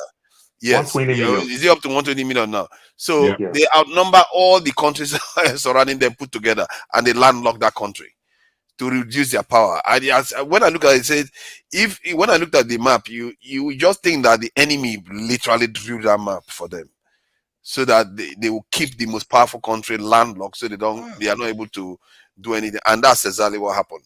And then they got them fighting each other too. Again, they were fighting each other. So they were Eritrea, because of it, is one of the strongest military in sub-Saharan Africa. Eritrea is highly militarized to make sure they keep Ethiopia where Ethiopia is. But they did that to China too. They did that to China, right? What do you mean? China has mainland China, and it also has Hong Kong. It also has Taiwan. And these people, yes, I think they are China, right? So how do you mean? I mean, Taiwan and Hong Kong, those are disputed territories. They refuse to be part of mainland China. But that was They not can't stop. refuse. How can But they? They can't Ethiopia went on refuse. to lose. I don't know what They kind were of correlation that you're trying Hong to Kong. create. It's not Hong Kong. And You're Taiwan is making its the own case. country. No, Taiwan is. But let it's me. actually, Mm, can I land? Sorry, mm, Jagun. mhm. It's actually, as in Hong Kong, Taiwan, they all have common Chinese roots. But the British came and annexed Hong Kong, separated it from China. The same thing to an extent with Taiwan. And these are not, as in, these are not a unit as a country today. But we see that mainland China today is doing well. So is it as in, because your point is that because they divided Ethiopia into different groups, like even the Eritreans, they would not tell you that they have common heritage with the Ethiopians. If you really ask them, I have an Eritrean friend. I don't know how that is a galvanizing thing. All the stuff you talked about, the people, the what I'm talking about is events that unite people. What happened to them is dividing them. That is the difference here. So the Chinese, what they experience, as a matter of fact, a Chinese official thanked the Japanese official that he says, "Thank you for doing what you did to us. Because of that, you're waking us up now." And they never looked back since then. And the same thing, the Japanese that were bombed and all the rest, look at how they are organized today. South Koreans, they were destroyed. North Koreans, they were I destroyed. get your Look at point how now, they are all building. Father. I So get your point. what that does is that it makes you set your differences aside I come and you together. work together to build. Yes, it concentrates Yeah, I the agree mind with that point. beyond anything else.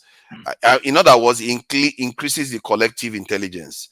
So, But that's why is leadership. mainland China? That's leadership that does that. Because the point you're making, very valid, is that every time certain nations have had this kind of problems, you go into a closed door situation. Even the South Africans, even though it might not be exactly 100%, you find that most nations that have shut their door at some stages, the Chinese, whatever, whoever you want to call it, always come back. When they're coming back with a collective mindset, because at that point the leadership helps everybody to come together and have this common, purpose. That's where Nigeria severally has lost it. We've had opportunities where we will have a leader that will come and galvanize us. See, I know when people get angry that Jonathan was removed, people were hoping that the Buhari would have come, said, okay, yes, we have played the politics that we need to play, but guys, we need to come together. I want to build a nation of common people, whether you voted for me or not. But the man started on a wrong front. First statement he made in national, he started talking about 95% and 5%. 5%. So those things don't help us to build the collective mindset that you're talking about. It's all about leadership.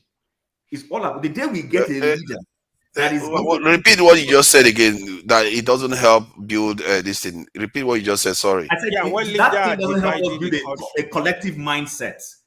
You understand? Where we are working all in tandem towards an objective. Don't get me wrong, guys. Even in the midst of our 200 and something million, there will be one or two saboteurs. Even in China, there are people who are still pulling separate. Even in India, anywhere, even in Israel.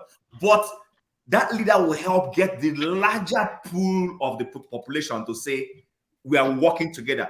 I have an Indian colleague in the office, and this guy is Punjabi.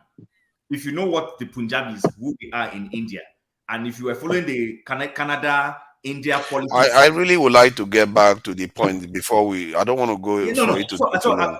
I agree with you. What I'm trying to say is this, that even in India right now, the majority of Indians are behind Modi's government. They are backing him and supporting him strongly. And that's why you see whatever successes the man is making.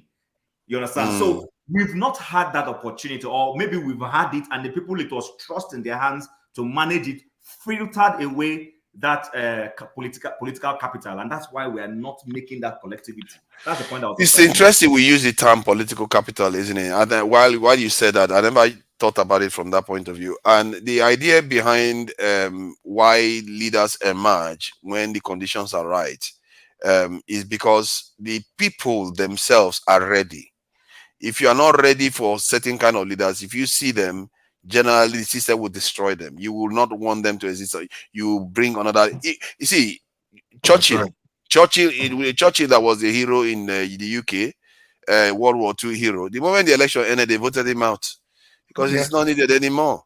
Because the environment creates the leader, and that's what I tend to find. And this is why when you tell Nigerians, you are the ones creating these our leaders, because it's not necessarily okay. The people are helping, but we are also aiding them. We are also creating these our leaders ourselves. So what you tend to find when nations are united like that, it will create leaders that will take that unity that they have and use it to build something. But if So, the people have not experienced those things, who get the power by force, like like in a let's say a Sterling, or in our own case military rule that we didn't vote for, what did they do with it? How did they? I mean, I'm juxtaposing those people. I'm comparing what you said with someone like Kaigama in Rwanda. You understand? So you get into office and you are thinking about your people.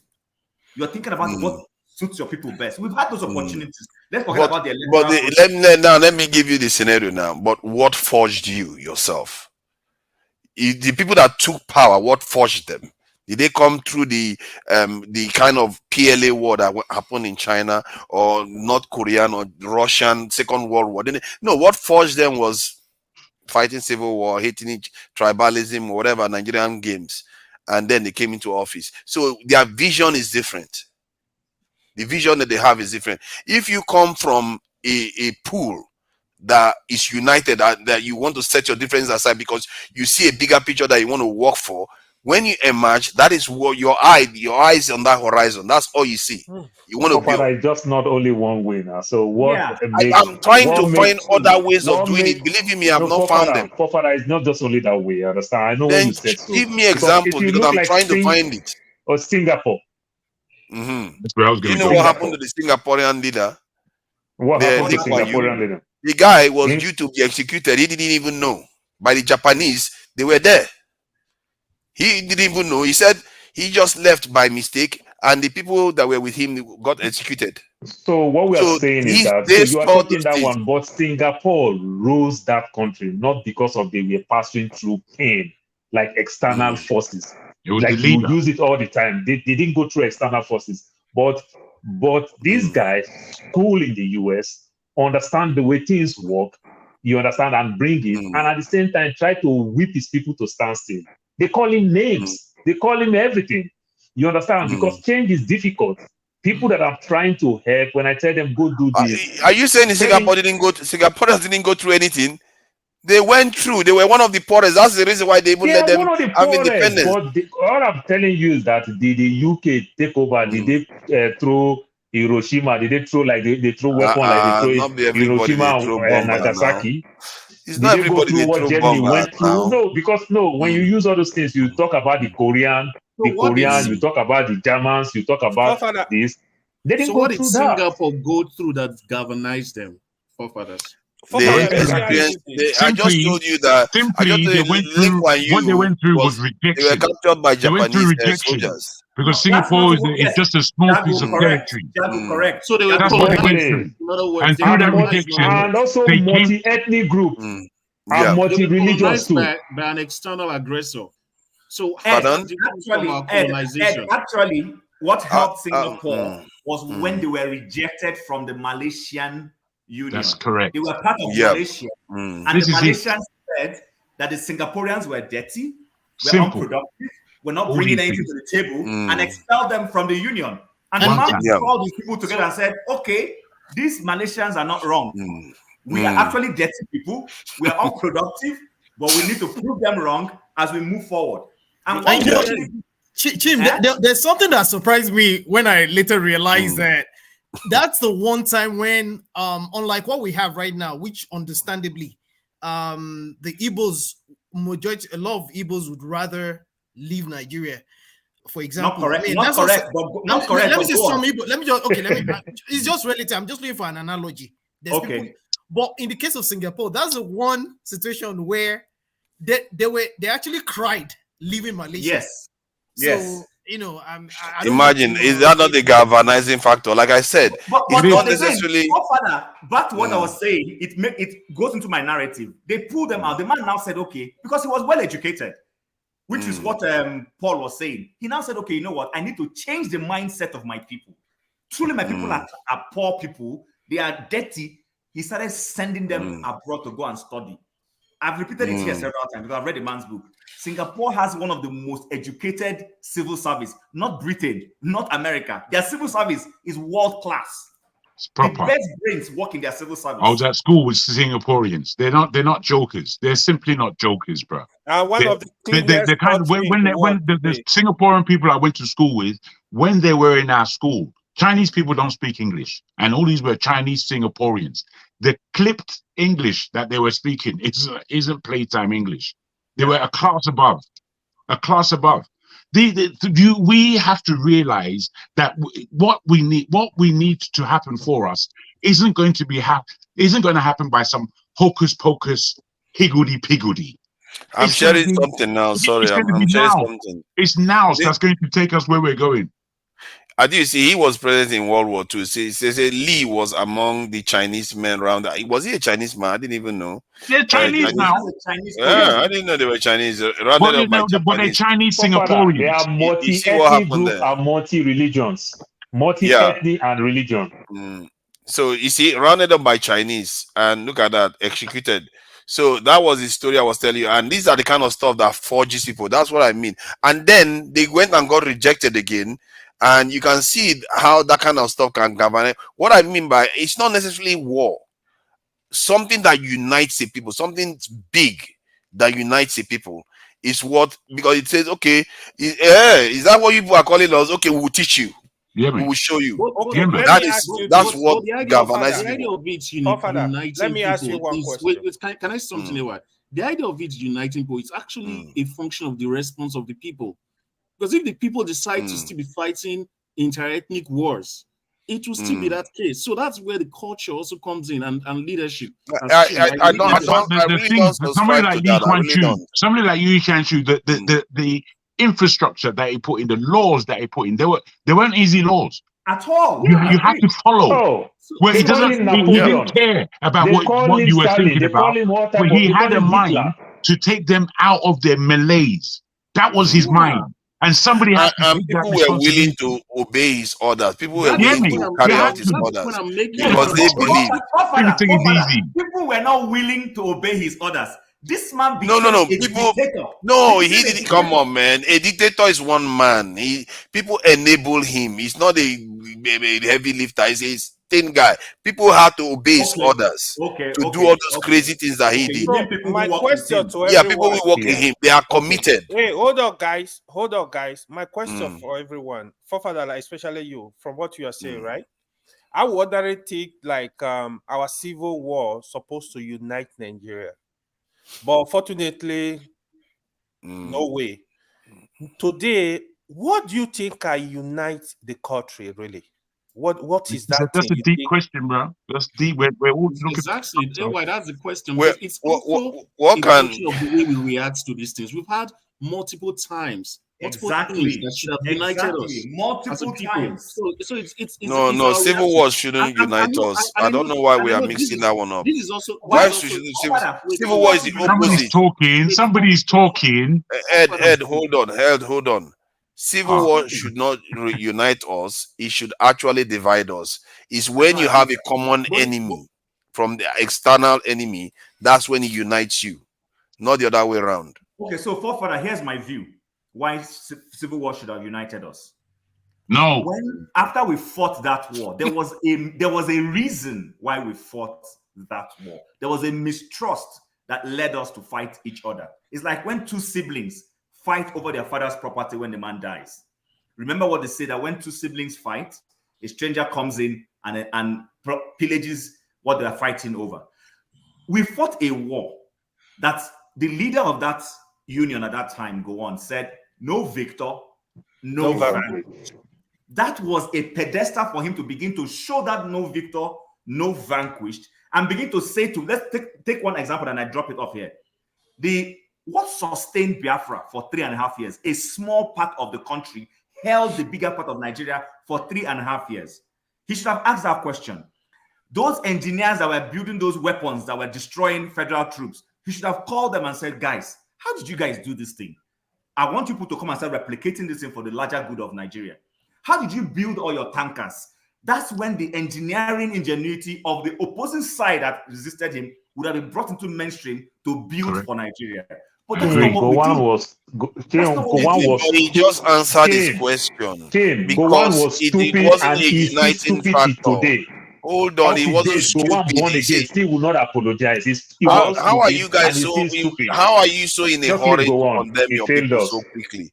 No, I'm You not are so condemning him. I didn't use let any me power finish language for let him. me finish what I'm saying, please. How are we so much in a hurry to condemn our people when in reality you are describing the wrong thing? What you just described is what I said will happen. Because it was a war against ourselves. You are gonna find that they will not want to tap into those people to build.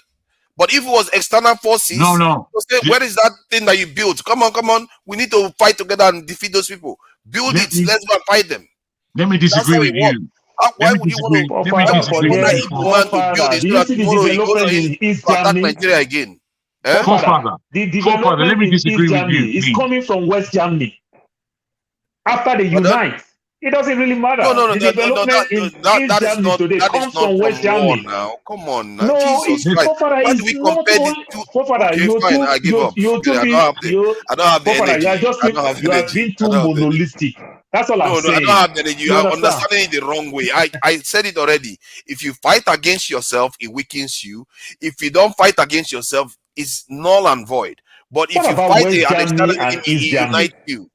But What West about Germany West didn't Germany fight, and East but you Germany? are making it look like they fought each other. They didn't fight each other. It doesn't divide them. Please They let don't me have come any in. reason to be divided. They divide themselves and they break. What are you talking? It Do you was know that East it Germany and was West Germany they it divide? was the superpowers Please that let me divided come them. in. They didn't Please let me divide come each in. other. It was the superpower that divided them. So when they came back, who developed the East Germany today? Paul, calm Is it down. not the West coming from West Germany? Paul, Come calm on now. down. But they don't fight each other. They Wait, didn't fight each please. other. They've Paul, always wanted to be together. let me try and be a little bit accurate. The conversation was about what would unite us. We spoke about Singapore being rejected as a group of people within a country. This united them. We spoke about so many other issues that were calamitous that united people. Where the opportunities, the various and many opportunities that we've had in Nigeria in order to unite, we have avoided them. So, therefore, after the Biafra War, we should have become a seriously united country. The end statements to say that we are there's no victor, no vanquished, is a powerful statement if taken seriously. Unfortunately, again, it was just words. It wasn't And the three meant. R. The three It R. wasn't meant spiritually. It wasn't meant with any dignity. It was just clap English. Empty words. Let me finish, please. Now, the opportunity, if given, to embrace the Igbos again in real terms, that you are our brothers. We do not want you to depart. We see you as important people to this nation. What you have been able to achieve by yourselves and the example that you've shown in holding the whole country for 3.5 years, how the bloody hell did you do it? We'll like that to be a part of our nation. That opportunity was missed. It wasn't given. Let's be accurate when we're speaking, please. Otherwise, we just go into all kind of inflammatory speech that means nothing. We need to listen. Honestly, we really need to listen to each other. So we don't. This is not about words. If it was about No, I words, agree with it's Jack. not gonna No, matter. listen. It's beyond words. You can agree with him all you want. See, it's I've not not really what I was saying. Can we please let Ed speak? You Please, can can we please you let can Ed hug him speak? all you want. Please, You please, can hug him all you want. please. You We know, overshadow Ed too much. Can we Let let me Ed let, speak, speak. please? let me just see, you are all in agreement. Let me just say something. See, you can run from the truth all you want. You sooner or later, you guys will circle back and find out, because I did the hard work of checking these things out. The stuff, the way it works is that it's not about words. What I found out is that human beings will talk. It means nothing. There are certain things that are subliminal, that is out of your control. That's the only way you can set your differences aside and operate as an entity. If you say, "Oh, Victor, no Victor, no bank," it means nothing. I Because said it's that. not, Now you're saying what I it's said. not, yeah, that's what I mean. I'm talking about in the context of go on. It means nothing. In reality, what is going to happen is that they're going to remember the Igbo people fought them, and they're going to do everything to try to sabotage them. That is, you're And correct. that's what they You're want to correct. do. No. Forefathers is correct. But Even if that he is, meant it, it's not going to matter. no. Even if he meant it, Forefather, it's not going to matter. your premise is right in that it tells us the level of immaturity we have. That's all. The culture. It's not immaturity. It is Almost every immaturity. nation will do It the is same. immaturity because we had an Okay, please, can we opportunity. let her speak now, please? Let's Rwanda let did her not do speak. that. It's just human nature. Rwanda did not do that. Rwanda went the opposite way. They saw that as an opportunity, and we can see the dividends of it today. And Correct. if we're going to take Correct. it on the global basis, we saw what happens to the Axis forces in the Second World War. We saw Germany. We saw all of that. Do you know that the origin of the World Bank? Rwanda is not that civilized. That was no, I need to because no, we can't. You can't just be saying stuff as if Rwanda is Japan. Let him It's finish not. now, he went on. He went on. I just feel for her today. No, Come I on, just have overshadowing to too correct much. certain facts now. I just have to correct certain things. No. I'm It's going to bringing. leave. I'm going to Let the leave. guy land, man. Go ahead. If we go on the global context, what we know today as the World Bank, its formal name is actually the International Bank for Reconstruction and Development. It was not created for the African countries really that benefit from it today. It was created to reconstruct Germany and those other Axis forces, right?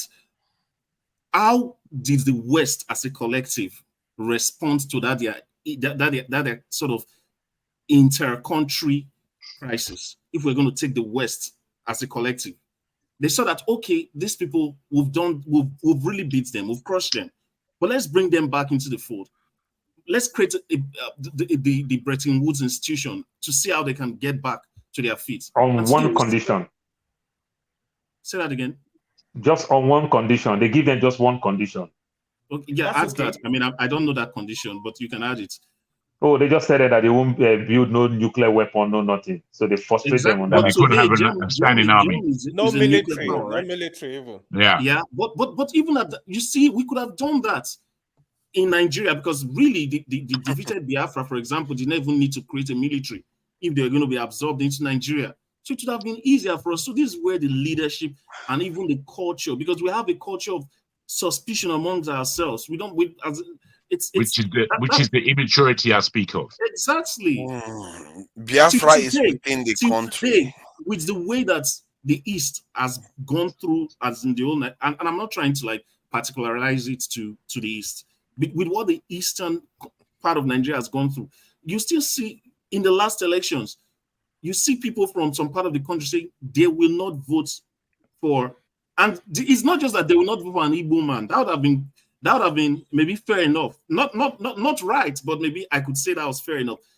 They had to go back to the words with which Igbo people were mocked in a war that took place over, that's like about 50 years now. They went back to those words. You know that word that refers to give me water. They had to use that word to categorize or to characterize Igbo people today. You don't see that in Germany. You don't see that. I mean, you don't see that in the West relationship with Germany today. So these are the cultural issues. See, let me